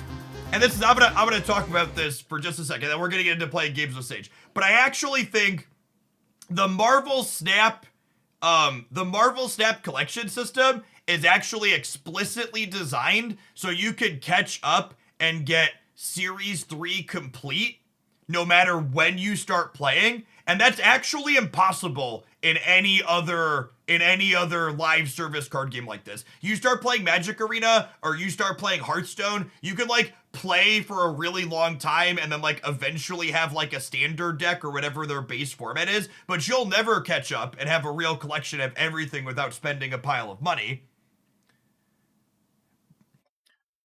But the issue is like, you're a creator, you have to, yeah, but creators aren't normal people, KM Best. You're right that it's difficult for a new creator to step into Marvel Snap and suddenly start making Marvel Snap content by spending a bit of money. That's not possible, but it is possible to get in and play. All right, speaking of play, let's play some games with Sage. Let's try, I think the bounce deck is probably bad, but let's play some games and find out, huh? The last set in Magic had 32 mythics, yep.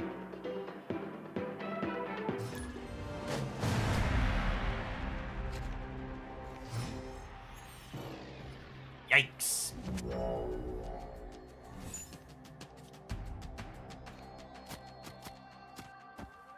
Snap. Opponent snapped.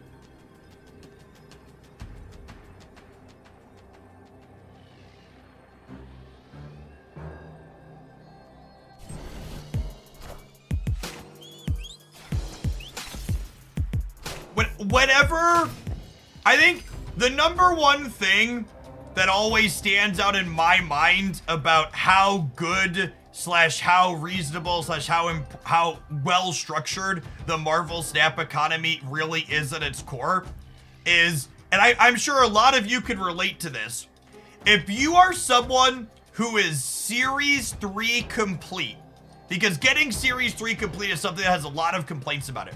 I want you to think about how much you personally changed your snap playing behavior when you became Series 3 complete. Because I know, for me personally, I stopped playing and I stopped logging in. When I became Series 3 complete, I stopped logging in daily when I wasn't making content.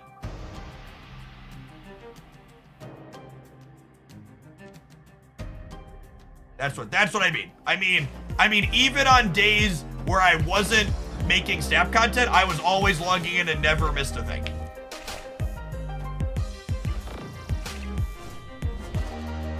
And when I got Series 3 complete, that was no longer a thing. How do you feel about Pokemon TCG or Pokemon TCG Live? I know you said you play with your kids, but I never said why you or don't personally enjoy it. I've been falling out of love with Snap and slowly getting engaged with Pokemon more. I mean, if Pokemon TCG is just a new card game for you, I'm sure the part of the reason why you're enjoying it is just like shiny new thing. And there's nothing wrong with that. Pokemon TCG is a fine game. We can clone Sage. Oh, holy shit, we can. She's a little bit smaller though. Do I want to clone her though? If I clone her, she's only a 3/4, yeah? Is that good enough? I don't think that's good enough. I think I'd actually rather just do this, so that way this can roll Demon or Destroy next turn to deal with the hood.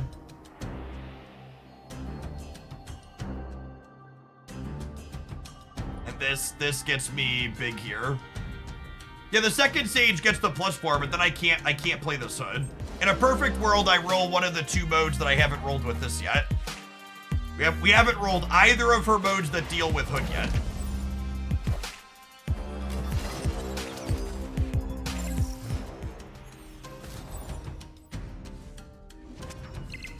Oh my god. That's so annoying. That's fine. That's fine. Cool. And then honestly, I play the 2x mode here too, yeah?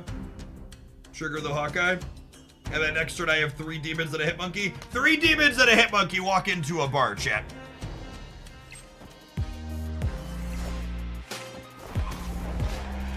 cardSage is so good. It's unironically one of the best cards in this deck. Finish the joke, please.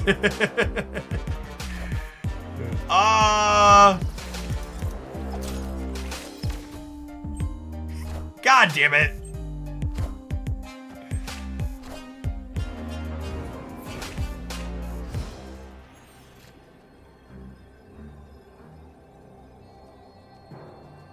Well, we're dead.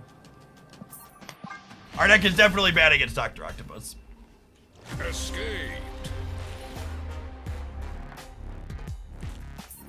3 demons and a Hitmonkey is the name of my next man. It's a solid one, honestly.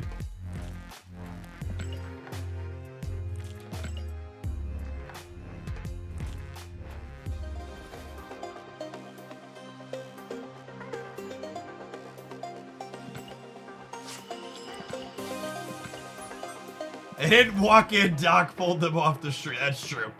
They were forcibly entered.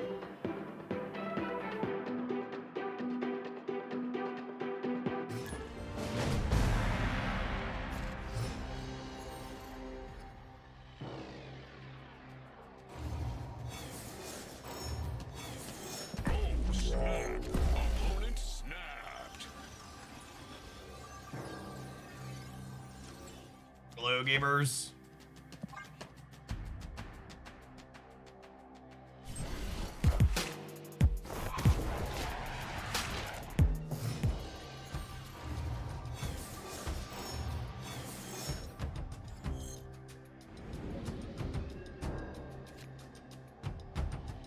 Well, shoot.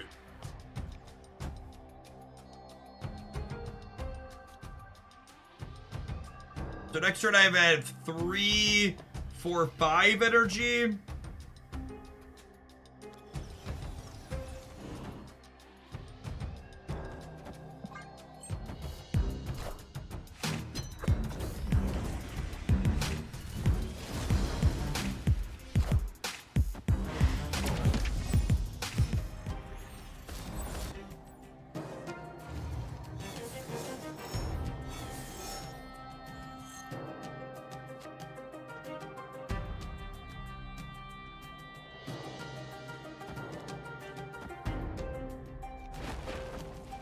I gotta get rid of Limbo, right? I'm never gonna beat a Limbo deck otherwise. And then like next turn I Werewolf and then I Beast.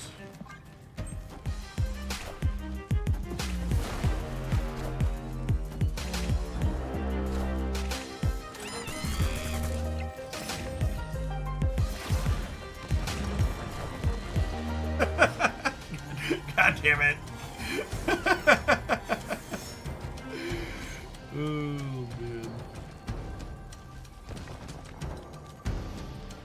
Surely this never gets me into trouble, right?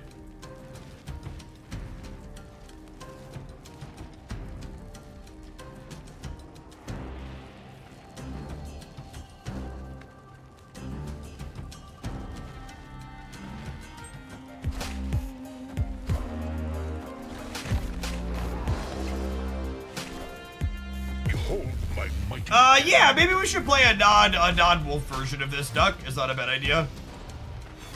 Non-wolf is a decent call.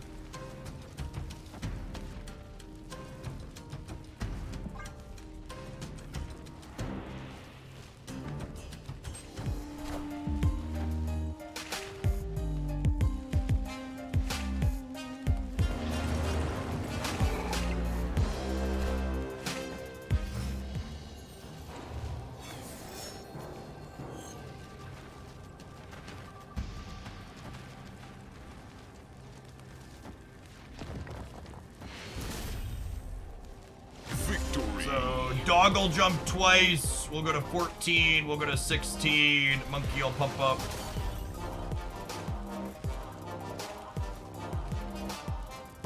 Oh yeah, Absorbing Man probably means Gamepad combo. Is a good shout.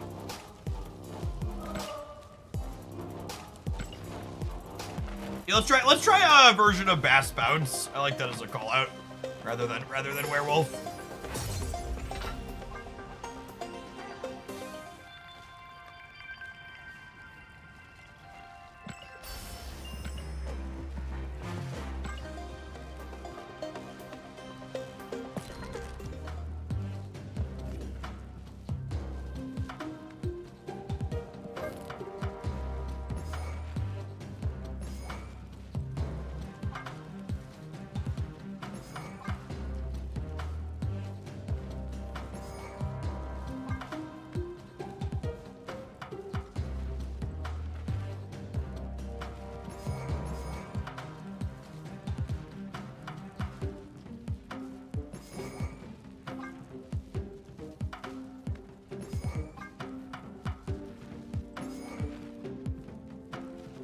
Something like this.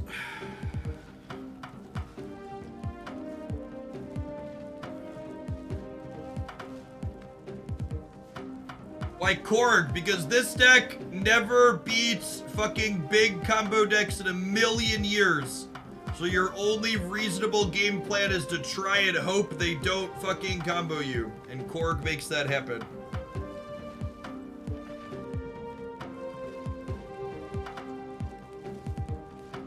I feel like the you can't play Bast with Sage is just like so level 1 thinking. It's like not everything in your deck is getting bested. Is Sage S tier or mid? You've been following this channel since December 26th of 2022. You should know better than to ask that question less than 2 hours after a card released. You ain't freaking new here.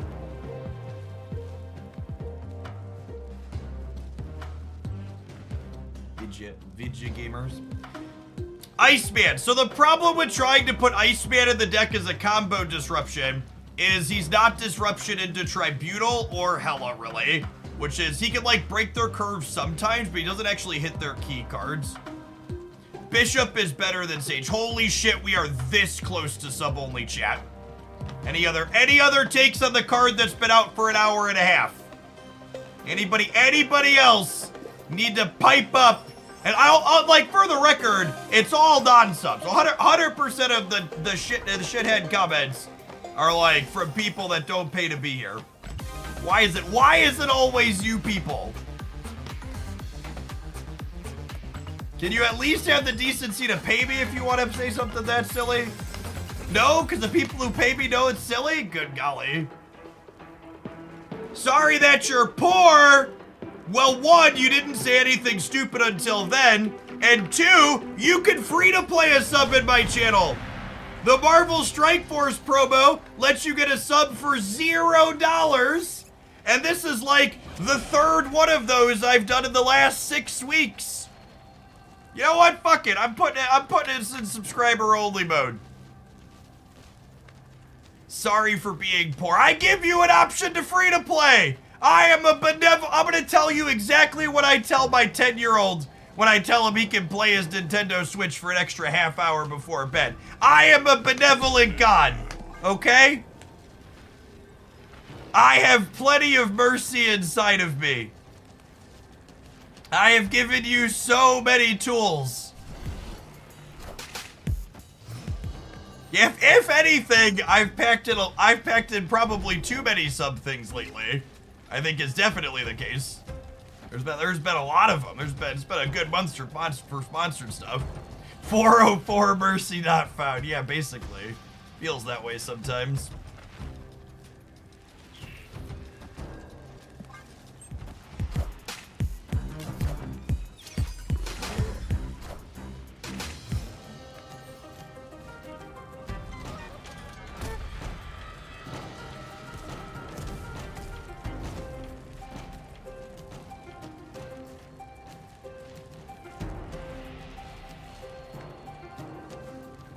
Oh, glad. Thank you for the 11 months. I've been subbed to Jeff for 9 months, and I've got 6 months in a backlog from sponsored segments. Look at that. Free-to-play Hoaglandia gamers exist. That's all I'm saying.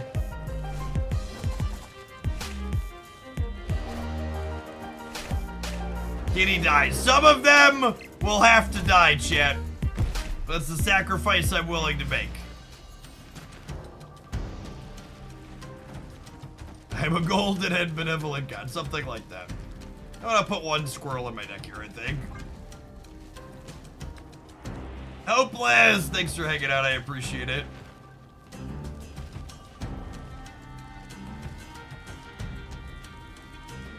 A record, just because Twitch chat sucks at reading comprehension, it's why people keep asking me, does this card only get 6 power? For the record, I was not lamenting that non-subs were hanging out. I appreciate the people that are hanging. I was lamenting the fact that why is it that all of the absolute most boneheaded takes were from the non-subs? It wasn't your presence I was talking about. It was the... I almost said mouth noises, but they're technically keyboard noises, yes?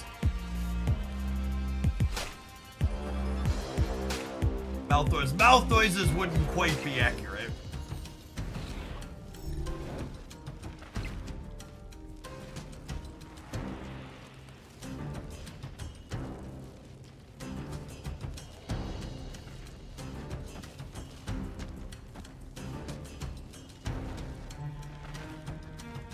Welcome back, Bass. Yeah, and our sage is gonna be... Oh, you know what? I should put the Bass in the center, yeah? There's already a 1 here. Sage is +6 over here. Seems fine.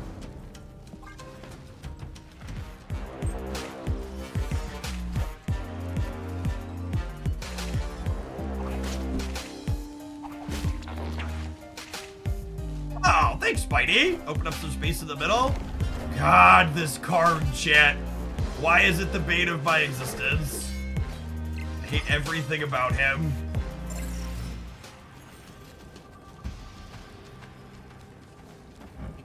Everything about him.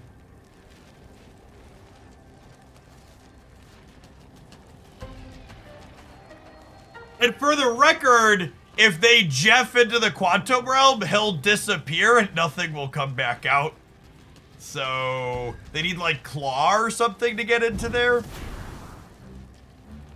Oh yeah. And for my next trick, pucker up, Buttercup. My friend. Wait, what? How does that work? We won any... How? Okay, wait. Hold on. Victory.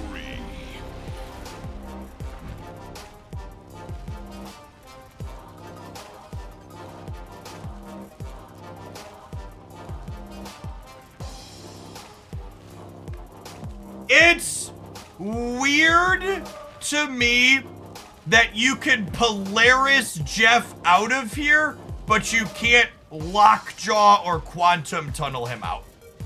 That's strange. I guess his templating, is nothing can stop you from moving, and removing is different than moving.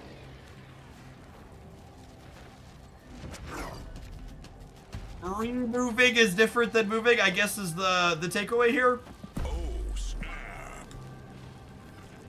No, their deck wasn't empty. Their deck had 3 cards in it.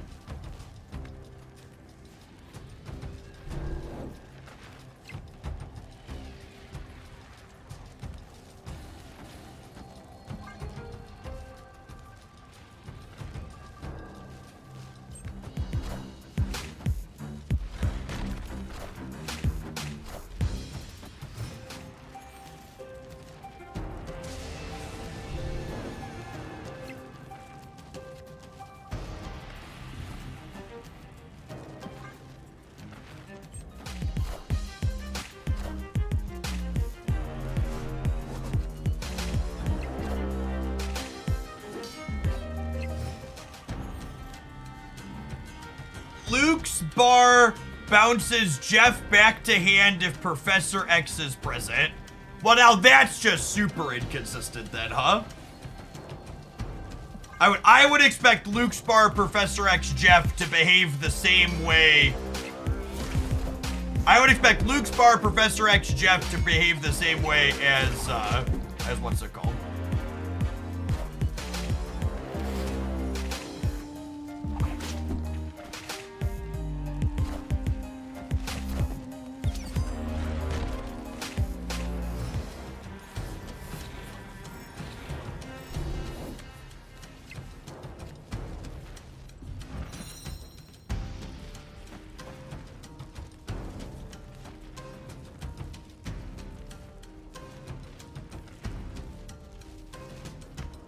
I think it's this. And then like Nico here. You think they're gonna X left? That's actually an interesting thought. Yeah, they could. All right, let's do this then, just in case they X left.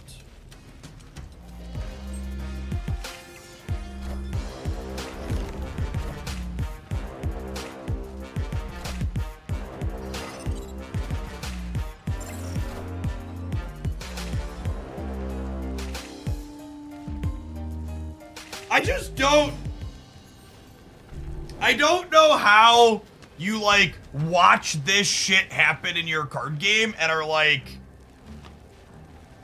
what a pleasant thing to have happen in my card game. Escaped.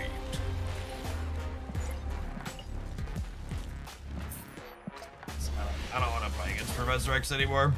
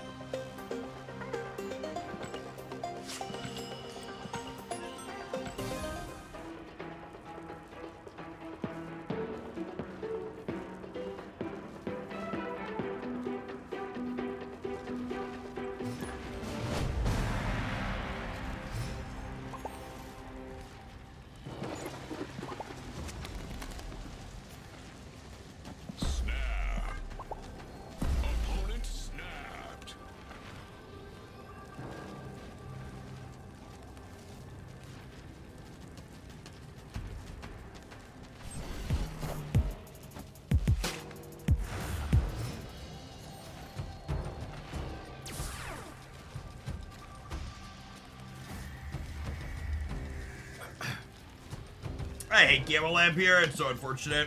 Our deck doesn't have Shang or Armor or Cosmo in it, so we're kind of mediocre into this location.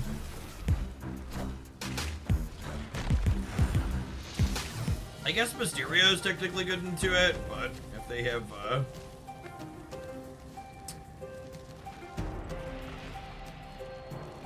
I'm 99% sure this... I'm like 99% sure Mysterio doesn't play to these other two. Yeah, this is good for us. It means they don't get a Hulk and we do.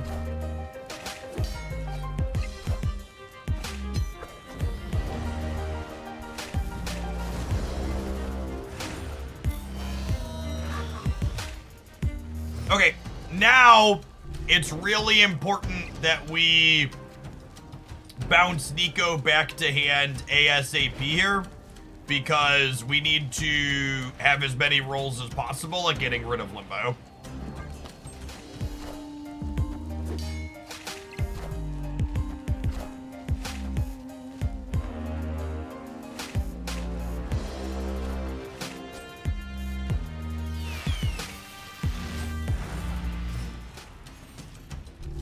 Good news is they should not be kicking over our Gamma Lab Sandcastle here. Rolled it like a professional. 2, 3, 4, 5. 6 Sage.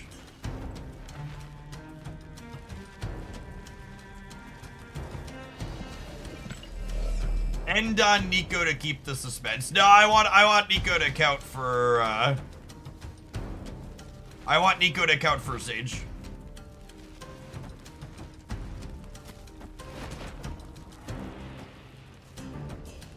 He got the straight. Yeah, 2, 3, 4, 5, 6.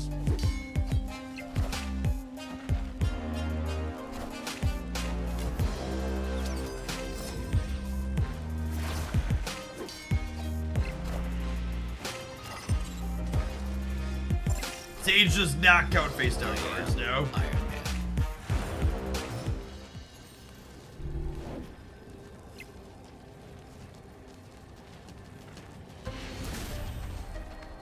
Victory.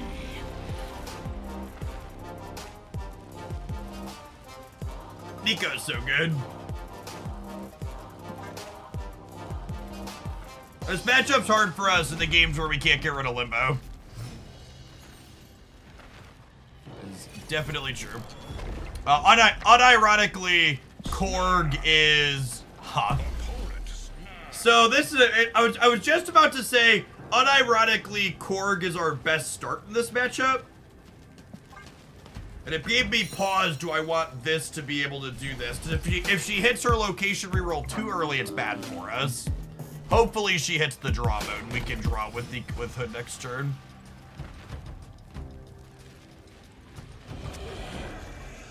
That qualifies, yeah. Maybe I do this, just to spend my energy. Don't need the demon sooner, I want to get Kitty going.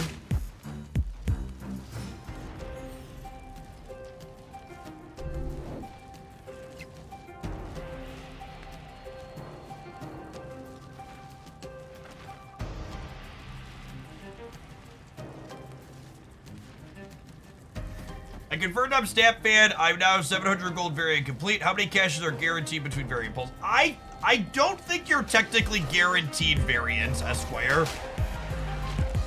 I think it's technically possible to go really far in between because you're guaranteed cosmetics at particular intervals, but not necessarily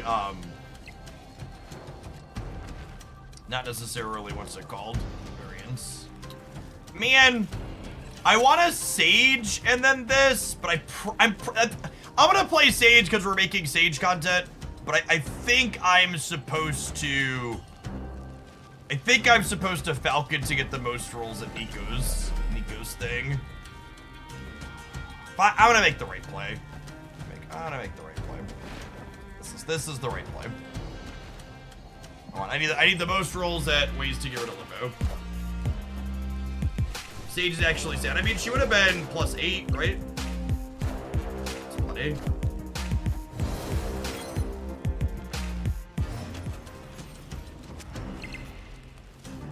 You tried Sage in an Onslaught shell. Why would you play Sage with Onslaught?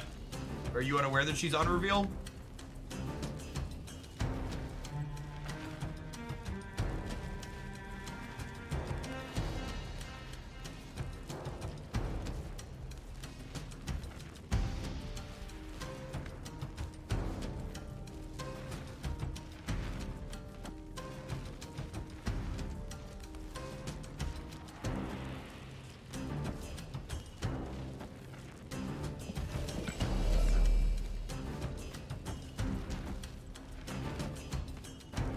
I'm doing this.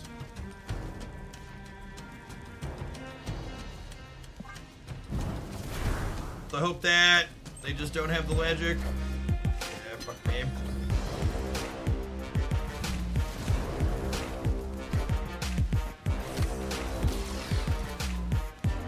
Behold my mighty hand. I should have held Nico to hope for the 1 in 5 or 1 in 4. Systems go.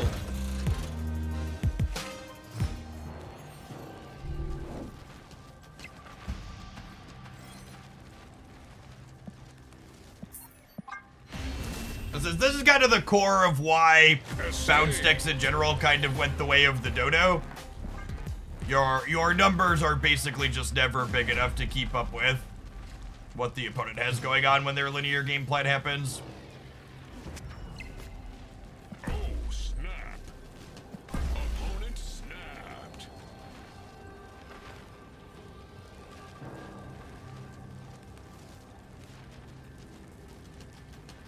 Like, I like this style of deck, but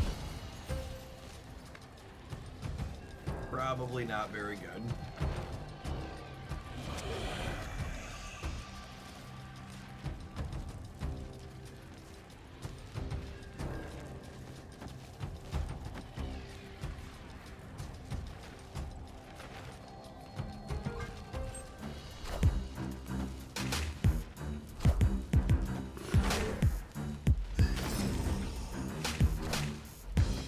I mean, I've played Snowguard in this deck in the past, and it makes your Limbo matchup slightly better, but, like, there's more than just Limbo decks going over the top of you, yeah? Thoughts on Sage Wong Taskmaster? Sounds like a lot of work for something that's very intractable and worse than just playing Black Panther.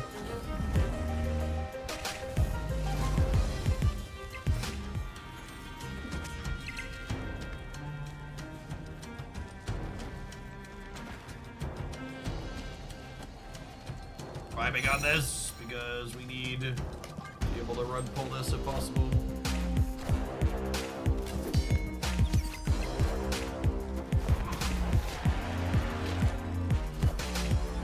I am Iron Man.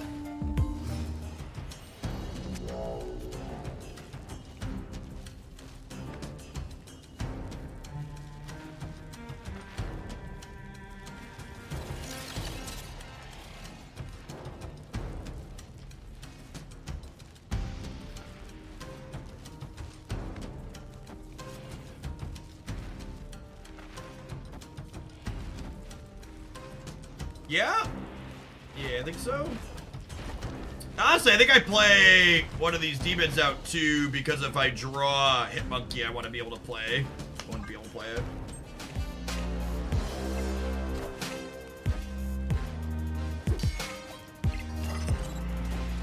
Mandatory too far. I'm playing Nico on the left, not for Sage, but because it triggers Angela, and then I can move her into the center with New York.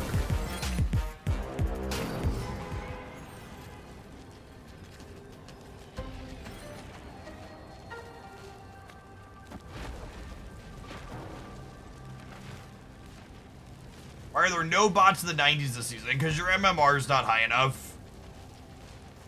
And unironically, the lower your MMR is, the less bots you get. I actually had a lot of bots in the 90s because my MMR is high.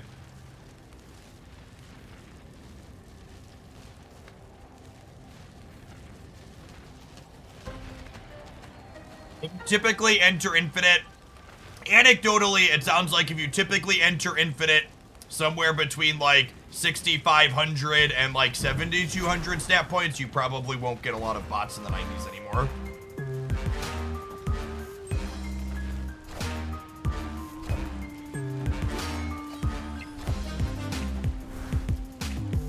I am Iron Man. The mystery intrigues me.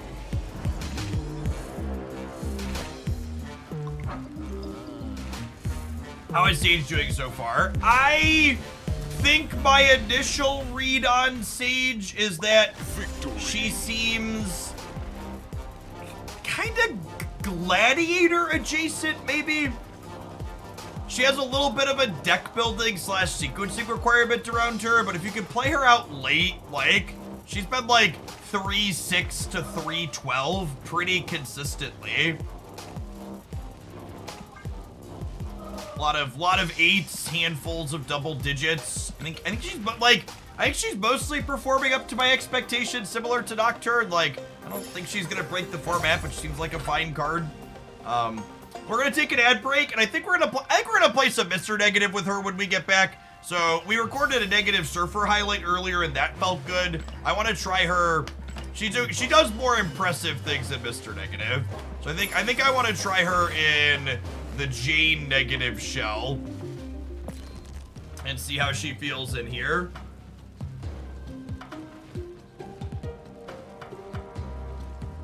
I think I want to try this. Got some sweet variants in here. And tap some ads before we fire this up. Don't go anywhere. Thanks for hanging out.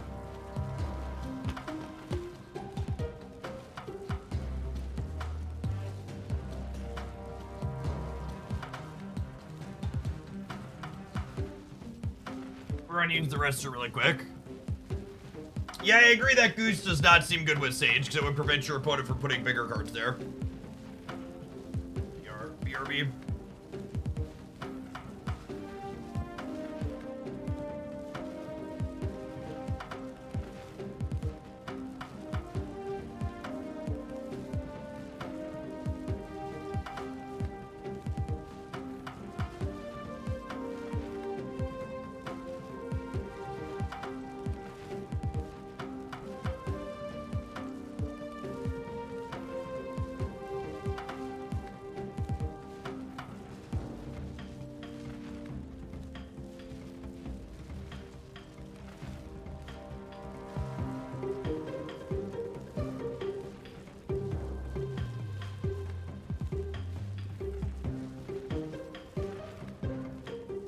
Oh, and we're moving to a deck that doesn't have Hood in it, so let's restart the client real quick here. What's the logic on that? The bots in the 90s seems like the worst MMR would need it the most. I mean, I would assume the goal is they don't want to propel people arbitrarily to infinite if their rating doesn't imply that they should be there. They want to make them work for it and push their rating up humongous. I think that makes sense. I think making it so there's ready bots to push people up to 90 where the last currency bonus is makes a lot of sense, but then making the final push to infinite where it's just a nominal cosmetic, making that not be bot based for people is probably fine. Did they fix the audio bug? No, there hasn't been a patch. Next patch is June 4th tentatively.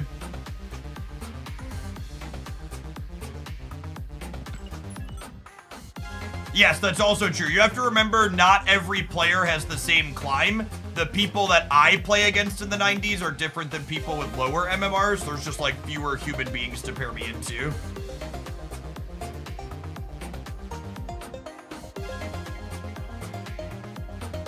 Aren't the bots in the 90s just filling the queue? No, I got some like on-timer bots in the 90s too that popped after a short queue time.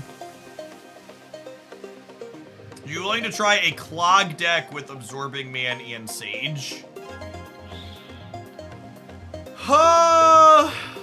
Maybe later. Maybe later this week. That could be okay synergy. I just don't know that she's gonna be like meaningfully much better than like she doesn't sound meaningfully much better. She does not count herself. She doesn't sound meaningfully much better than like Gladiator and a shot like that. Like if they're clogged, just like play Gladiator is a guaranteed 3-8. Maybe you play her in addition to Gladiator, but I think a lot of clog decks haven't even been playing him lately.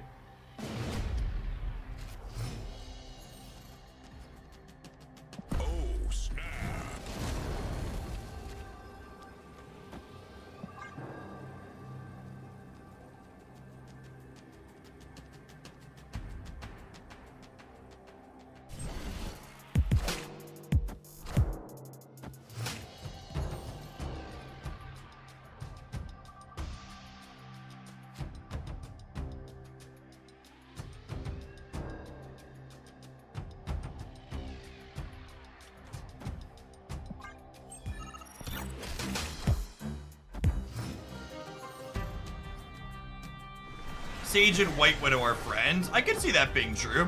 Someone else mentioned that earlier, and I think that sounds reasonable. Because even once they make the Widow's Bite not be a thing anymore, Aid my you're still gonna have a pretty solid time. I am not a deck you want to storm, buddy. You're about to have a real bad time. Do we think I need... Do I need more than Havoc here? He's gonna go up to 12. And I can theoretically Ironheart onto here as well. I'm gonna put the Sunspot here to be greedy.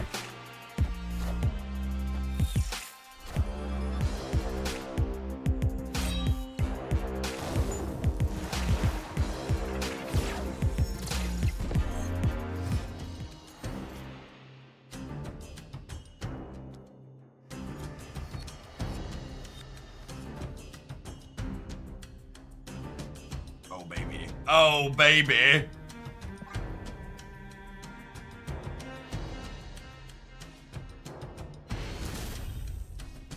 Victory.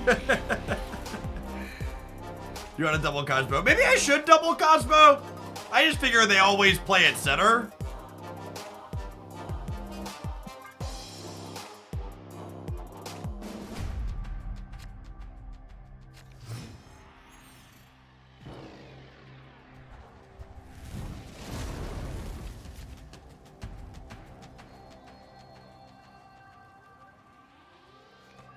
Limbo is the first location, second game in a row.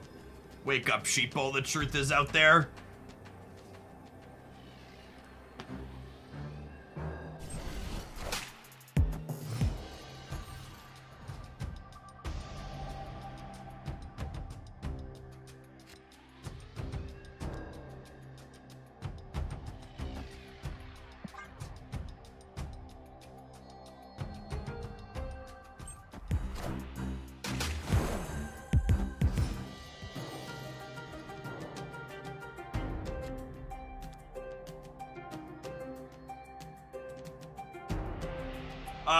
I totally just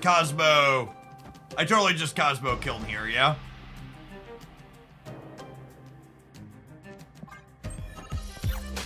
Unlucky. Wind, aid my hand.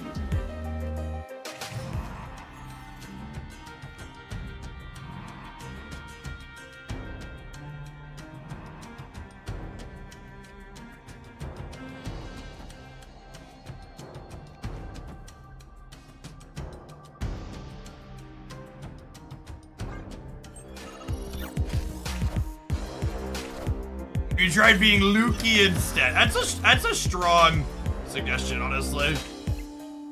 I'll take it under advisement.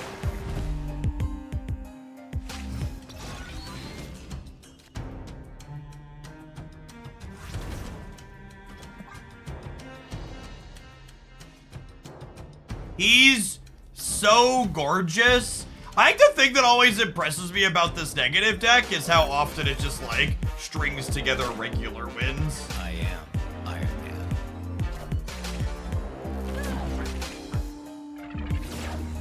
That is a Shang-Chi in your Blink Hella deck.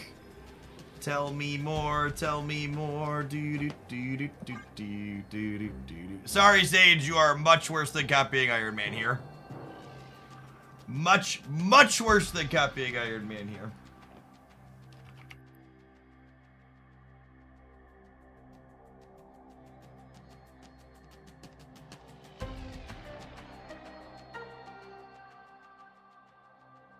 Alright, chat, you ready for a reflex check? That code I just pasted in chat unlocks Marvel Rivals on Steam for you. Someone let me know when you've activated it. Victory.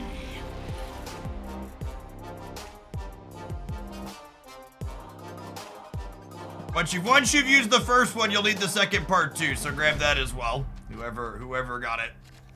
Congratulations on being the fastest gamer.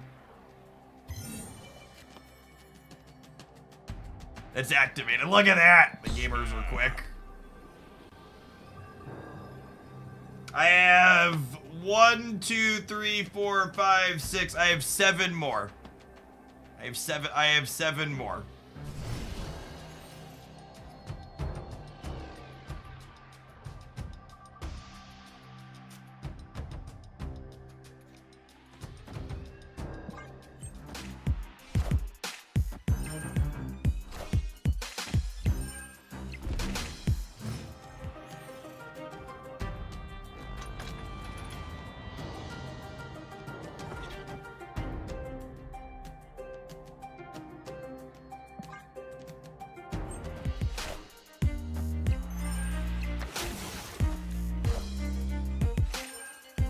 Wind, aid my hand. Jeff's gives codes away like he opens the rewards track. Yep.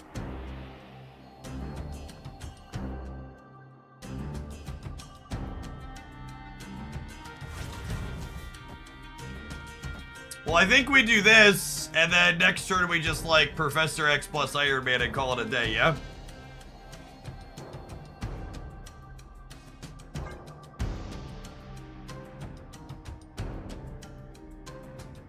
How many turn 3 negatives now? Yes.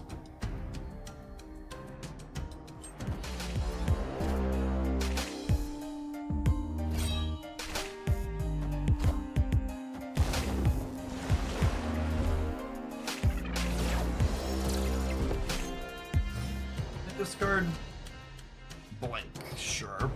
Ooh, free Sage. Well, that's lovely.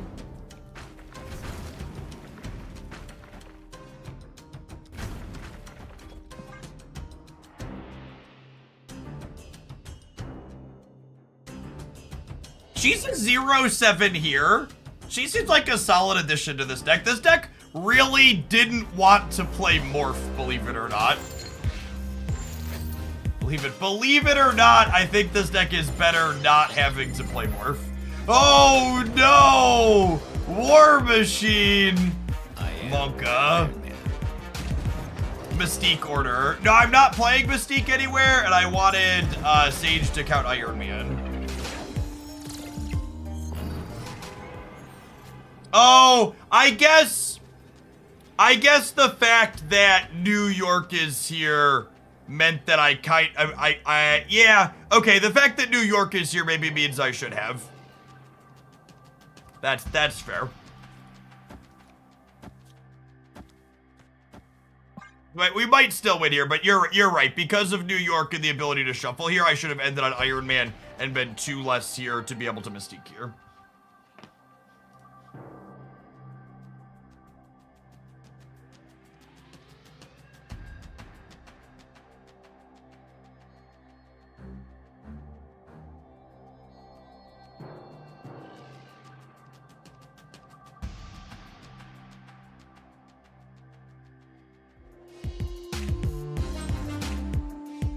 Hello, so happy.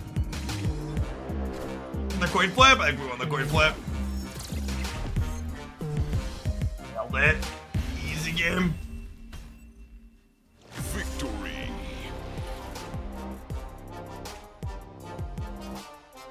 I think my plan, gamers, if you're someone that hasn't gotten a Rivals key yet, I can't stream Rivals today because we're gonna play Marvel Snap for another hour, and then I have to get on over to the kids' ice skating lessons. But tomorrow I'm gonna stream Marvel Rivals at the end of the stream for an hour or so with my buddy Matty, since I finally got a key to give him, and we'll give out my last handful of keys then.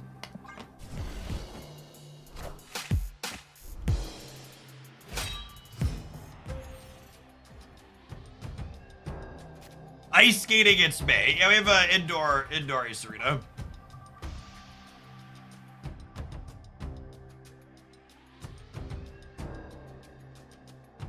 I think Sage will probably be an easy pass for most people. I think she's a fine, playable card that is certainly not a must-have.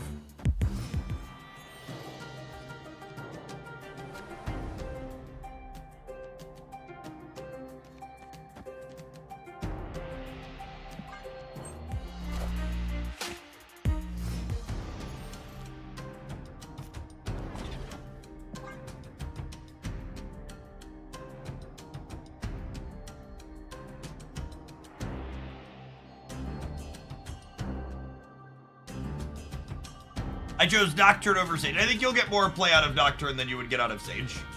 I think Sage will be a card that's a little bit harder to replace, but... I'd be dead if they have War Machine, sure, but we're also 10-2, so like, you know, whatever.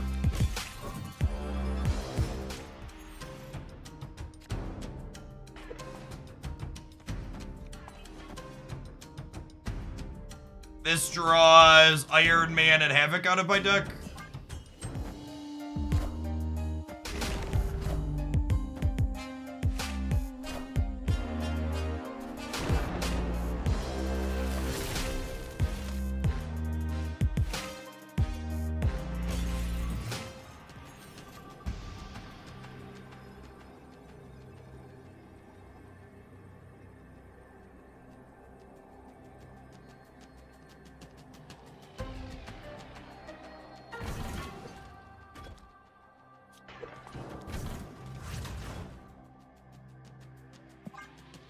Professor X to the wrong lane, buddy boy. Professor X to the wrong lane. Nice Marvel Snap card. Thought you could get 2 cubes off of me? We fucking came to game, gamer. I am Iron Man. I am Iron Man.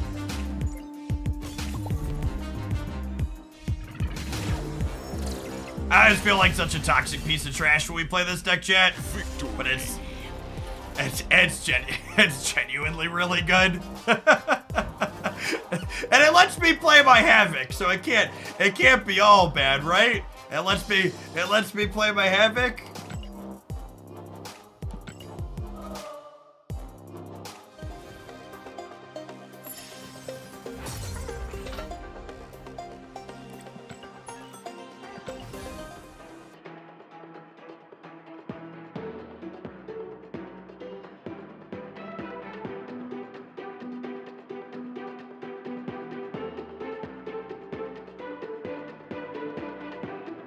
Whatever you need to say to tell you to sleep at night. Fair. I understand. I understand if you're judging me, you should be judging me.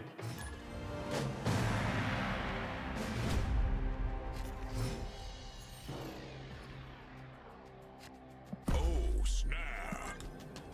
He's just so gorgeous, chat. He's my first lad that has gold on it, chat.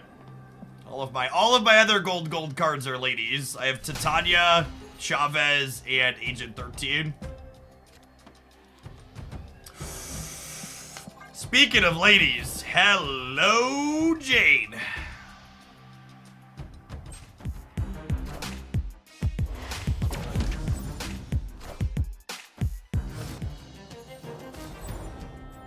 She's really gonna have to be the next card I whale, isn't she? I just don't love this variant. I kind of have regrets. If I'm being honest, Chad, I kind of have regrets from skipping her Spotlight variant. When she released, I didn't realize how many keys I was going to have at that point. I am more than a little sad that I skipped.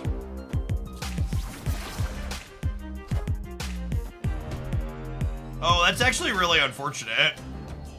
It denies me a negative draw.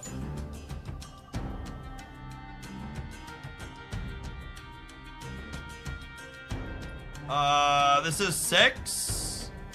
I could go 6-8 here. I think I want to go 6-4 for the sake of not, what's it called? Although, could I wait to play this one? So I'm only gonna have 1, 2, 3 zeros here.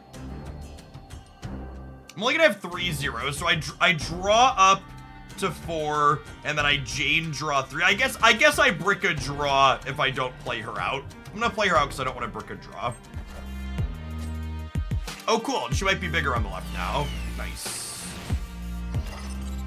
Yeah, a little bit at least. 2 6s. Do we think they're a magic deck? Could be. A lot of people play magic inside of negative, and I think those people are all wrong. I think you just don't go big enough anymore to play magic a lot of the time.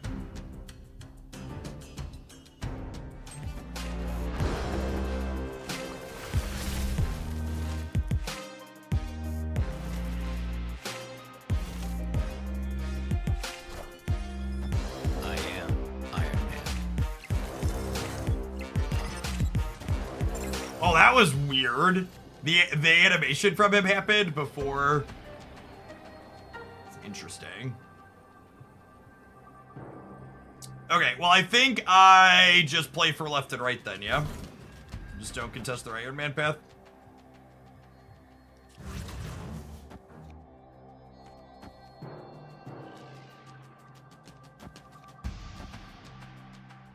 This is 1326 over here, and this is a lot over here. I am Iron Man.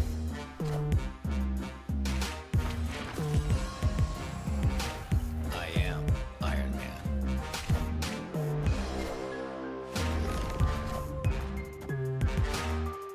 Love the math on the right. You know, it's a lot.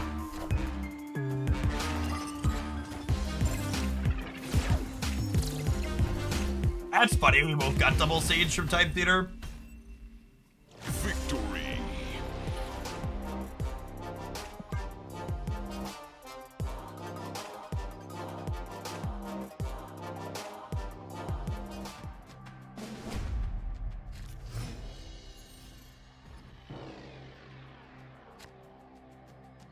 Oh, snap. Although I suppose this location is terrible for me. Or at least it means I can't Jane.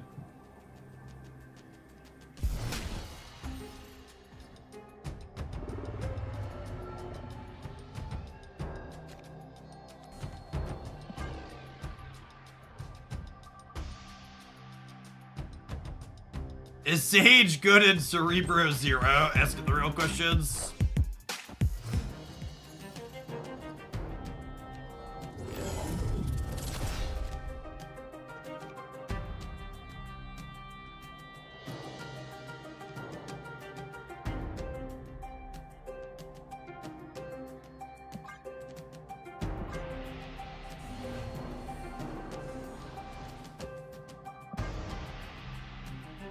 Priorities, let's Galactus them here.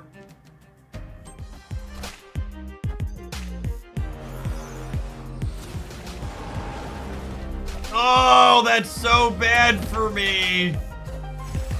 Rip.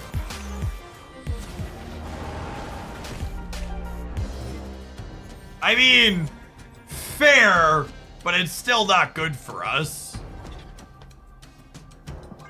It's fair.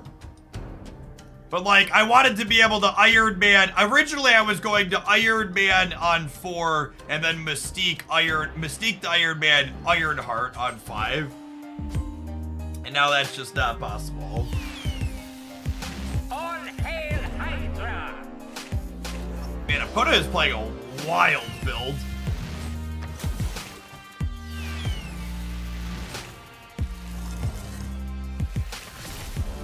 Oh, come on! Oh, come on!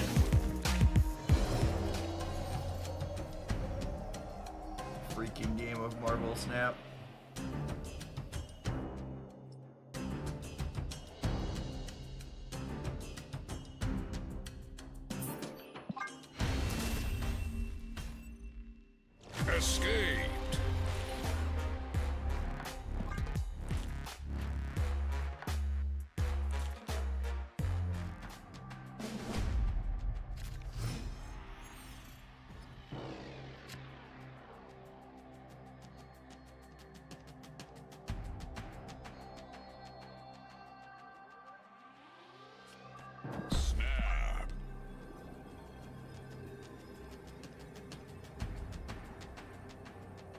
Did you get the Legion Spotlight? Yeah, we pulled for the Sage Spotlight, so we got it all. We got it all. Do do do do do do do do. That is such a good interface.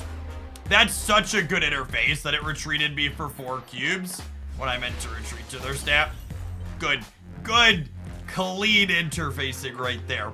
I do really think that now that we have the unlock end turn, your opponent snapping should just unlock your having ended your turn automatically. I feel like if they felt it's necessary to not let you press the snap button when your opponent has immediately, or not let you end turn when your opponent has just snapped you, they should go one step further and undo it now that they have that option.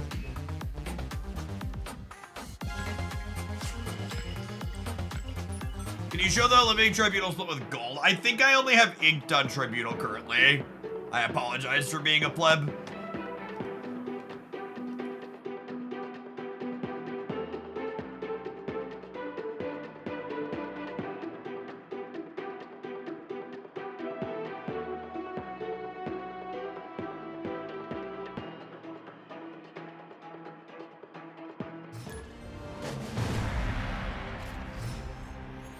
Snap.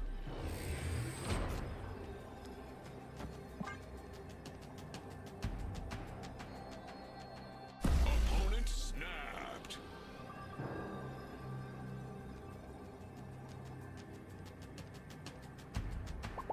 Hanging out, yep.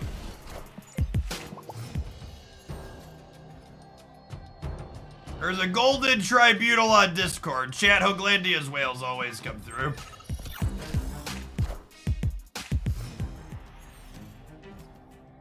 I was actually posted almost an hour ago. There's actually not a lot of gold in here, huh?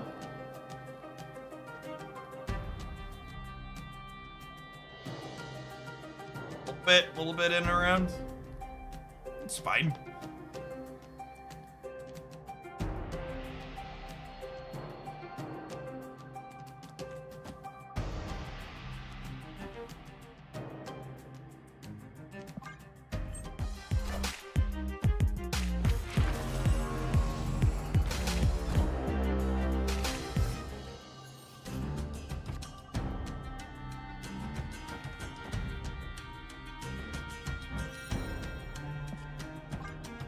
It's me. I'm the problem. It's me. At tea time, everybody agrees. What are the odds? This is a brood. This is a brood. 100% brood. Is the Oglandia Discord server just for shillionaires? Beverly Shills inside of the server is for shillionaires, but the server is accessible to anybody who is a YouTube member or Twitch subscriber. You should pop on in. Got a very active community in there for all sorts of stuff, including a channel for sharing variant splits.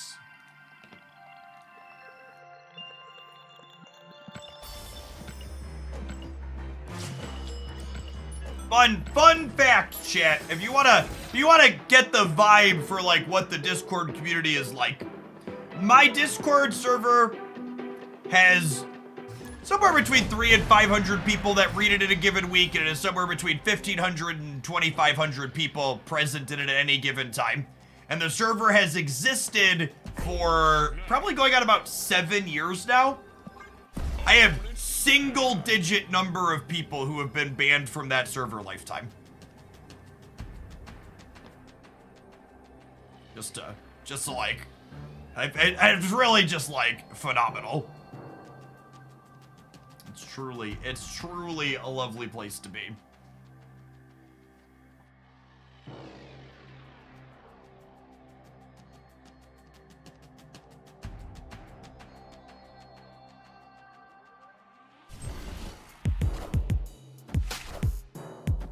Is that a challenge?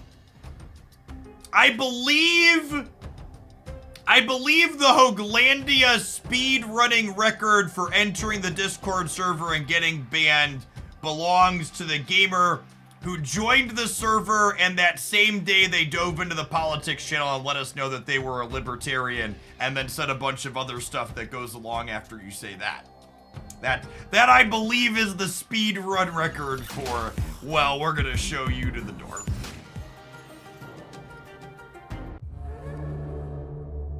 I am Ego, and it is... Oh, Ego!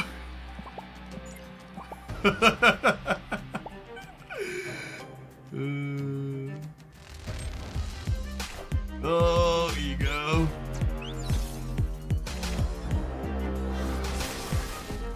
What a game!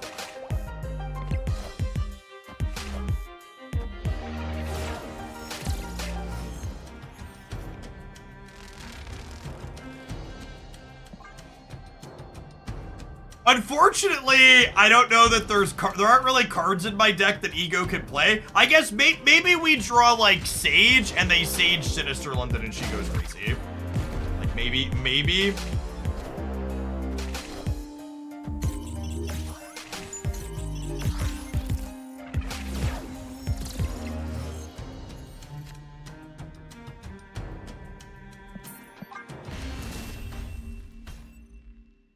Escaped. Hey, sneezing while driving. Thanks for the primer. Appreciate the support. Edge, our hand was really good too.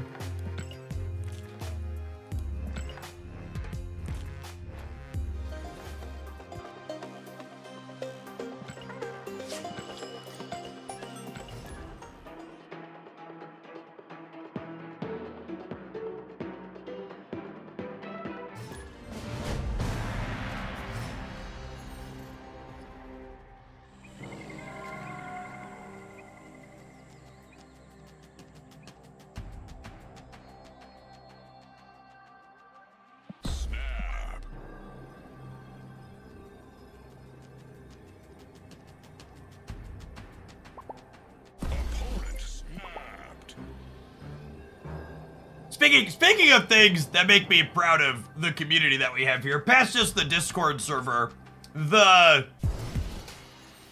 I give you a sword to go with your shield when you've been subscribed for a year.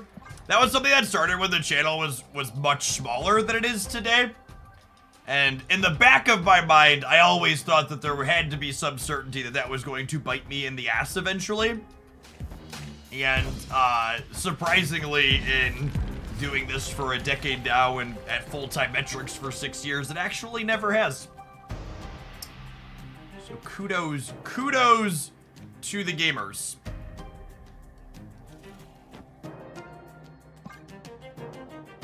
Try and turn Sage into a Mr. Negative, hey? That's true. That's true.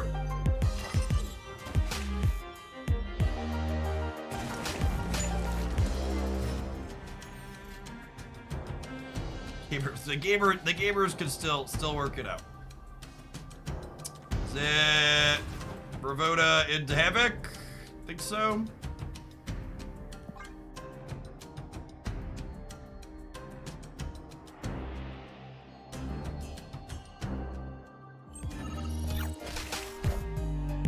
I am Iron Man.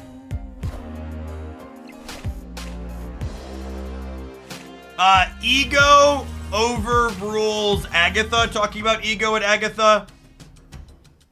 i.e.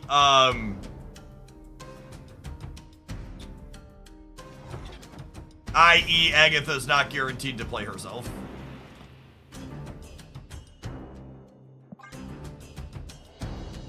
You feel playing this as Sage is a huge Sage or a marginal one? I do think Sage is a solid upgrade in this deck because the other 0 you can kind of play in that slot is Morph, and Morph is really not great. I am Iron Man.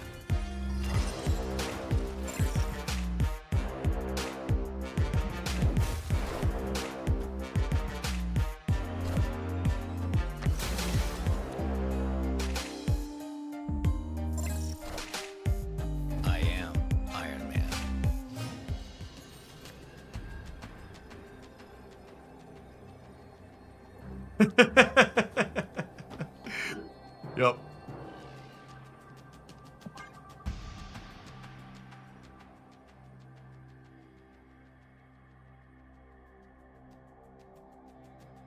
think second dinner, will ever update the variant shop. There's so much good art I would buy, but they never show up. They are almost constantly iterating on what shows up in your variant shop and why. It used to just be completely random, and now to some degree my understanding is it does try to learn your preferences and show you more of the types of stuff you've bought. But if you haven't bought much, it probably doesn't have a lot to go on. Negative Surfer will be the highlight up on the Glandia Snap channel tonight, Stiggy. We started with that today. It was solid. Sage felt fine in it.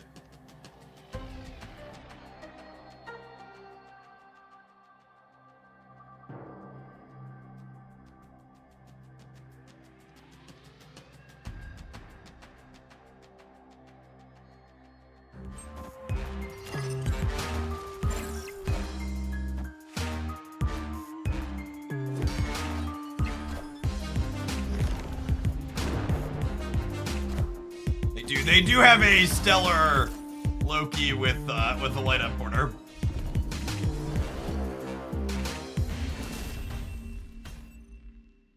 Is that a God Split Sage? Well, it's a Sage generated from a Loki.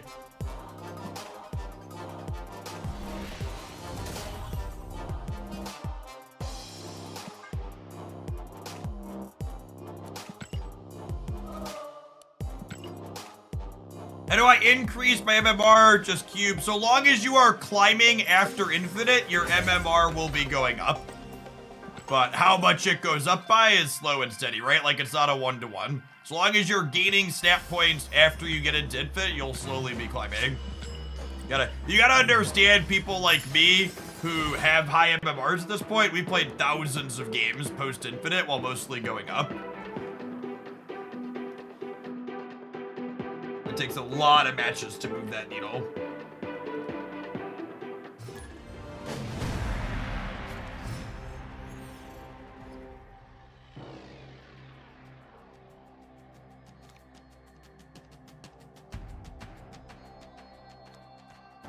Snap. Opponent snap. Hey, Defterin, thank you for the brand new Prime. There's a lot of great folks you can send that to every month here on Twitch. Thanks for sending it this way this month and keeping me around.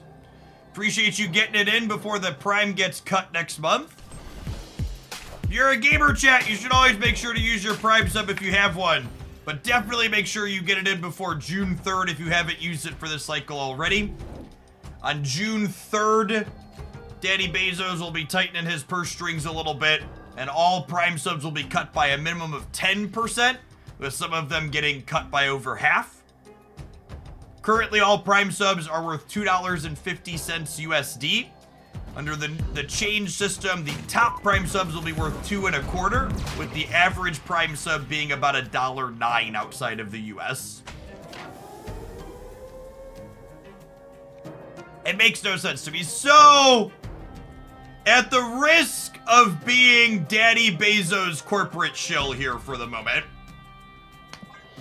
I think the Prime subs outside of North America having their value decreased makes a ton of sense, because you need to understand for a lot of these Prime subscriptions, they are paying out more to Twitch streamers right now than the people are paying in total to have that Prime sub. There are places where it costs you less than $2.50 USD per month to have Amazon Prime, and those Prime subs are going to be worth considerably less now based on what you're paying in, basically.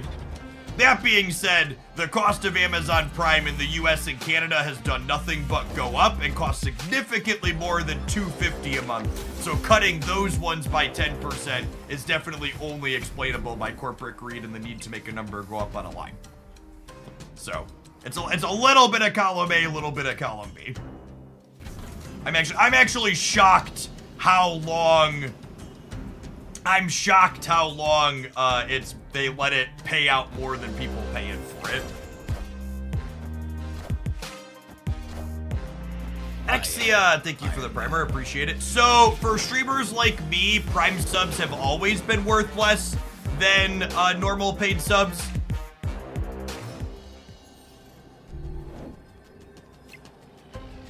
So I get 70% of whatever you spend on your subscription, meaning if you spend 5 USD, I get 350, whereas a Prime sub is 250.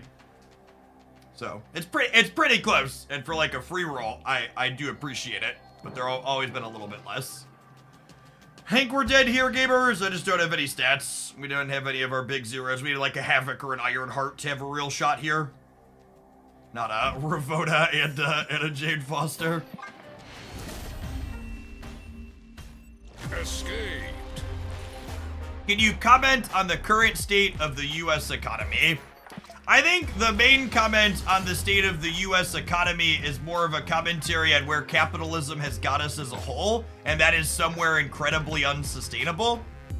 Corporations continually laying off the people that actually do their work when they're having good years in order to chase some arbitrary metric to make their line continue going up to constantly make shareholders more money is not something that's sustainable.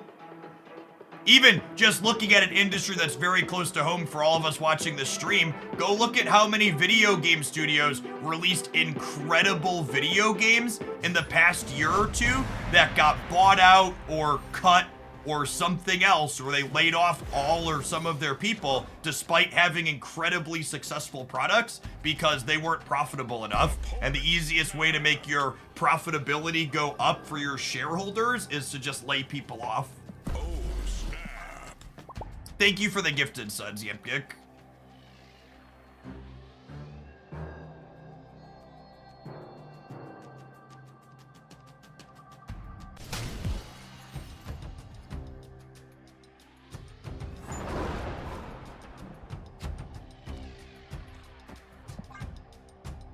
That's my political. Yeah, it's not just Microsoft. Microsoft is the latest example of it, but it's happening in lots of places. It's not good.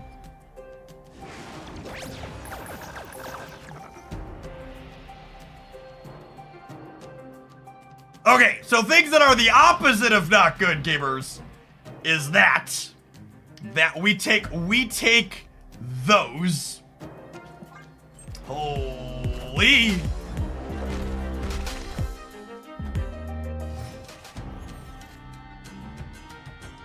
Honestly, chat, kind of unlucky, can't play Jane Foster.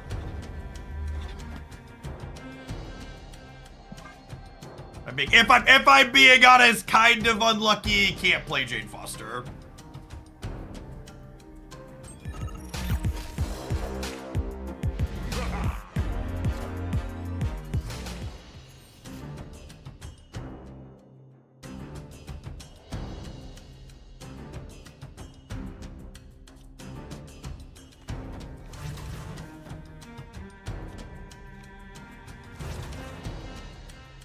Okay, so we're gonna lose the center because they're gonna have our Iron Man. There's also a Cosmo in the center is something to note. So I'm gonna set up my Iron Man here and we'll put my on reveals here.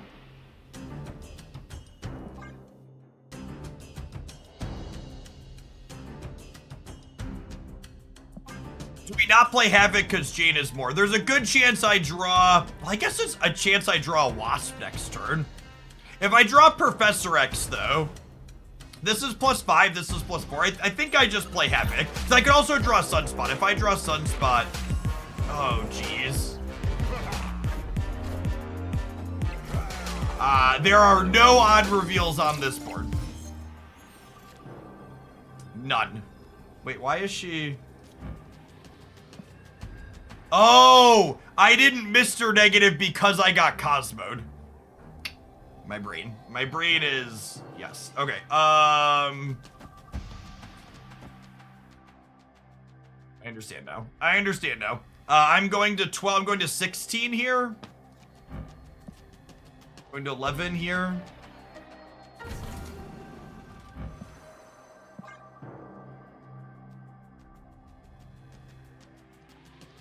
The Rock is not bonus power. Sage is not triggering. They have a Cosmo on the left. You know, actually, I messed this up. If I was going to If I was going to not play the Iron Man, I should have played for all of them. I should have played for all three here.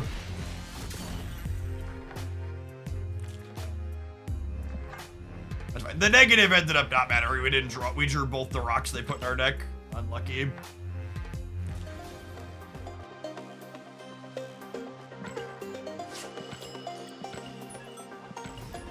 How is Sage? Sage is an incredibly average and very skippable card for most Marvel Snap players.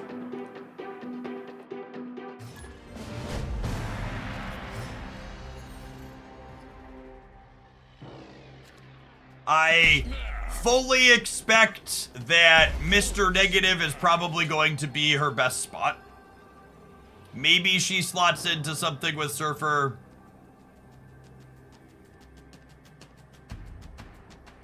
I'm gonna repeat this a lot over the next month and a half to 2 months, but there really aren't any upcoming must-have Marvel Snap cards on release. There aren't. Basically, every Marvel Snap card that's coming up looks like it's gonna be fine in a number of spots and very playable, but not something that you need to have.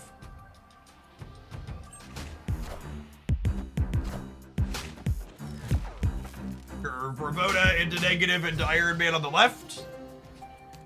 Does this deck feel better than the Surfer deck? I think they're just different decks. I don't think it's a better or worse comparison.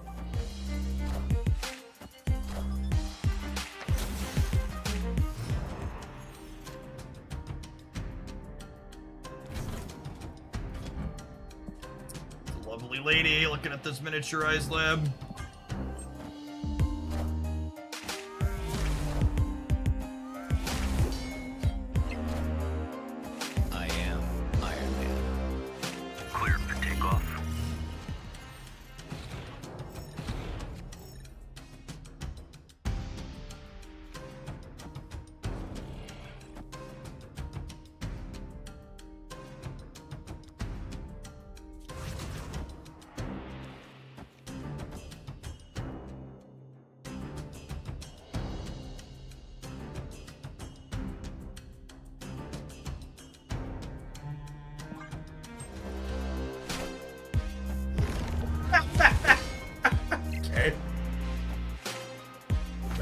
My only regret is that I also played the Cosmo out. Iron Man.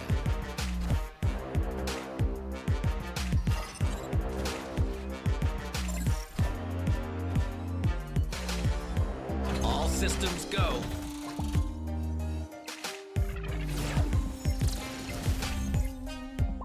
Victory.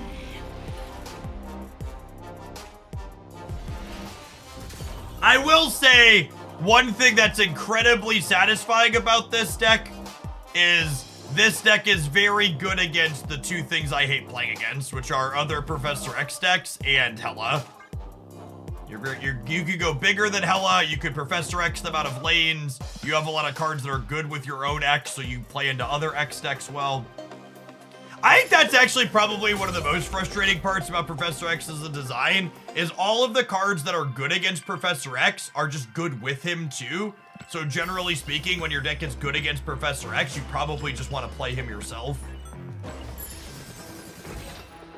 I think that War Machine was them. I think War Machine existing was them kind of acknowledging that they understand that that's problematic, but obviously, like, War Machine failed in his goal to be like a card that's good against Professor X that you can't play with him. Oh, snap. They came up short in that endeavor. The Jane Foster art is so good. Justina really just hits different. She's so good.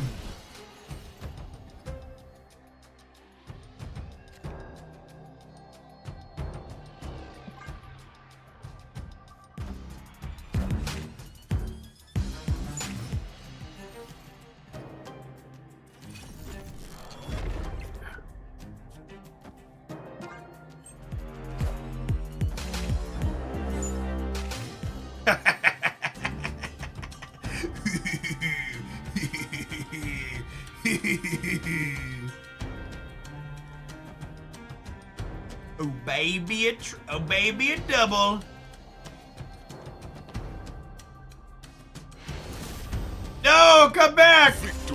gonna make the double a triple. Come back! I was gonna make the double a triple. Oh, man. Such looking sandcastle you got there, gamer. Sure would be a shame if something happened to it.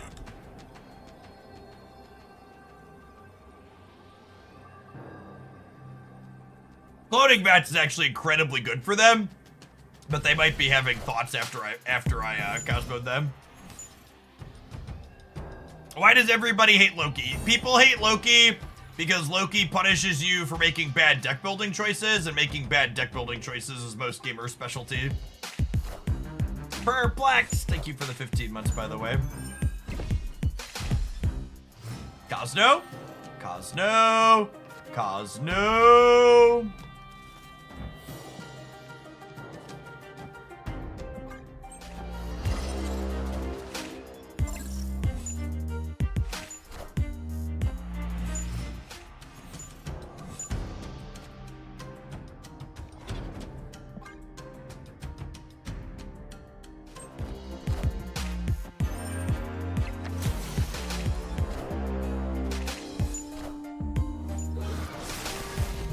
Enough said, Bubba. Enough said, Bubba.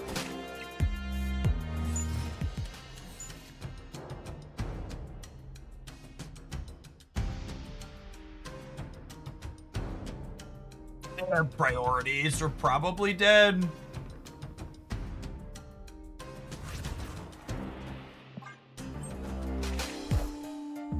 They need venom at least. Enough said, Bubba. Enough said, Bubba.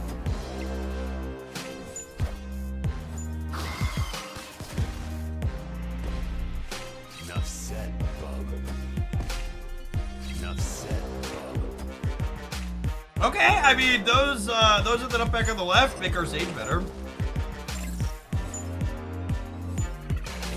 I don't know that that's enough better here, but Opponent snapped.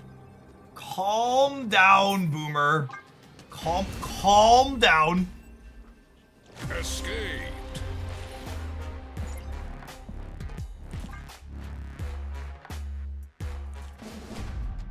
Snap.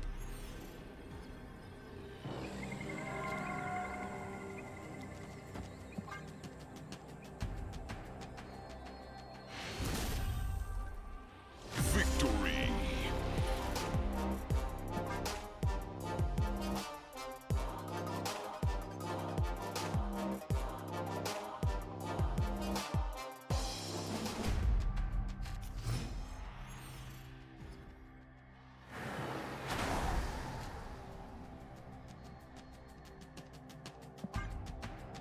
It should real bad for us.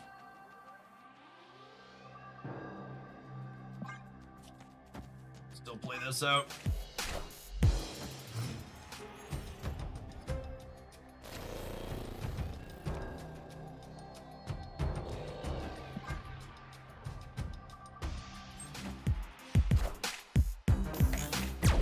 I definitely need to change my underwear.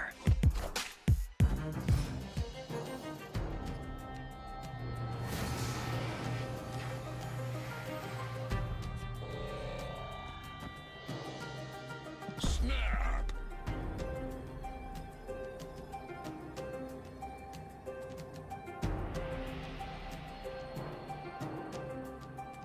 I think they're probably likely to play the Deadpool in the center again. Some of the Cosmo there.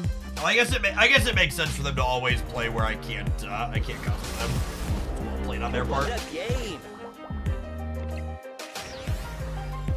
Although I also suppose shuffling your Deadpool back into your deck is not stellar. Thinking about it a touch more.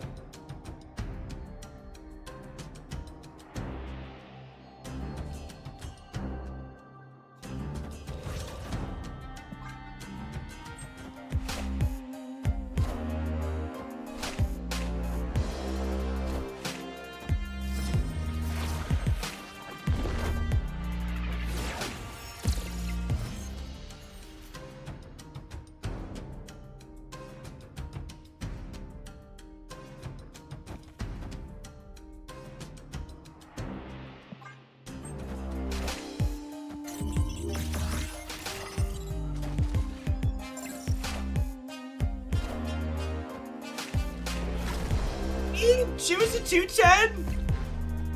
That seems good?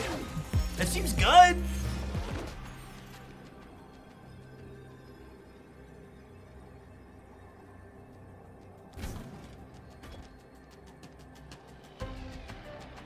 Is 10 here even if I get killmongered?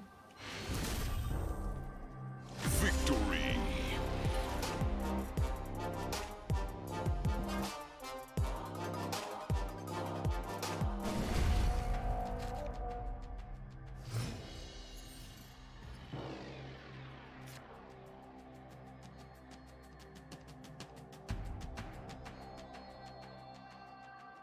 Oh, snap.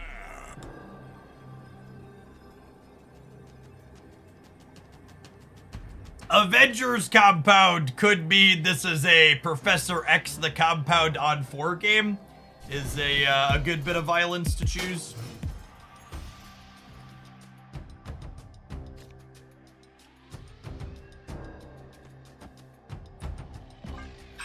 Guessing the most guessing of games. Let the most guessing of games begin.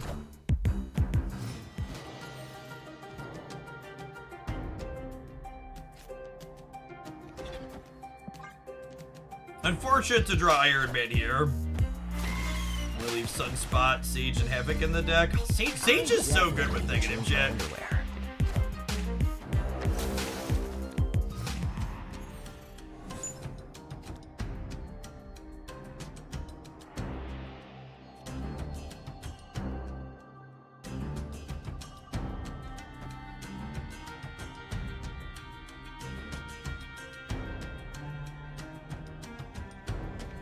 I'm gonna put it here, so that way if they play here, we have a better chance to get Ironheart. Oh, they just didn't. Oh, they're Metabang, that makes sense. I definitely need to change my underwear.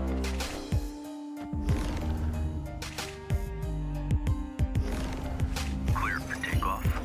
Unlucky.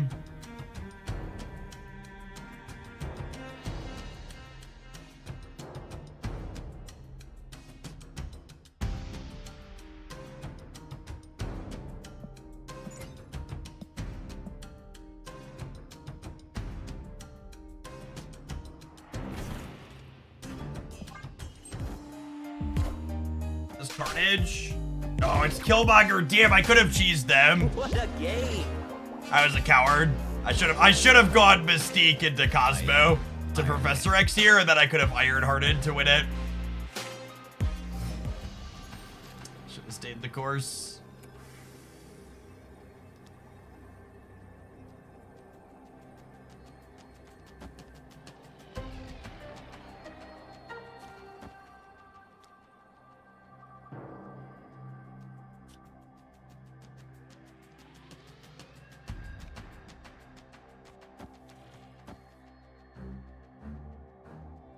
I believe.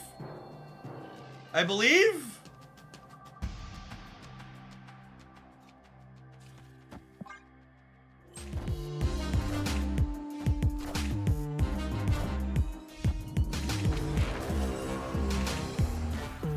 am Iron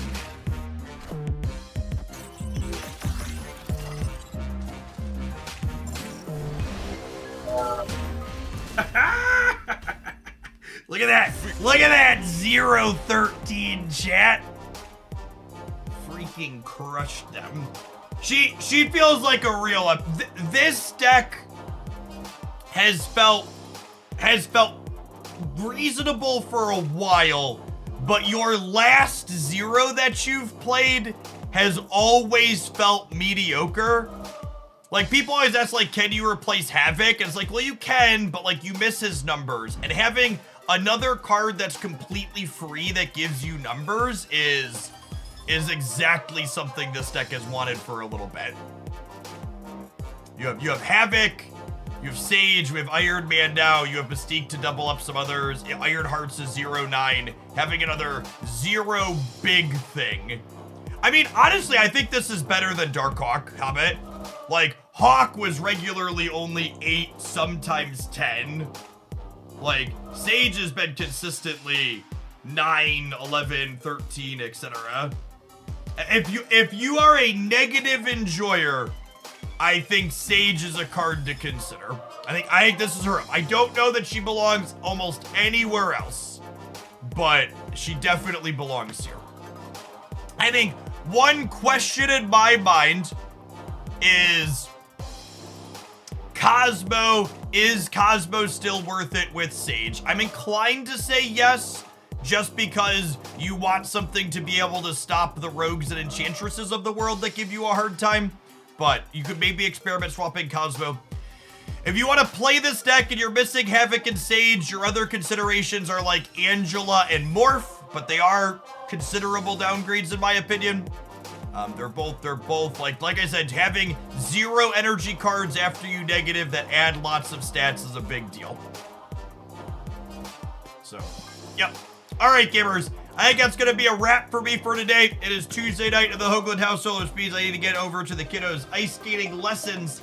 I will be back tomorrow for a good full day. Appreciate it. Hung out with me live for almost 9 hours. If you're looking for more from me, be sure to check out my YouTube videos. The Hoaglandia Snap channel will actually have a Sage highlight later tonight. If you weren't here earlier, Sage has been out for 3 hours. The first hour and a half to 2 hours we played with this pile of cards also felt pretty reasonable inside of Mr. Negative Surfer stuff, but definitely Mr. Negative seems like her best home. Let's find someone to raid on the Twitch side for people that are still dropping.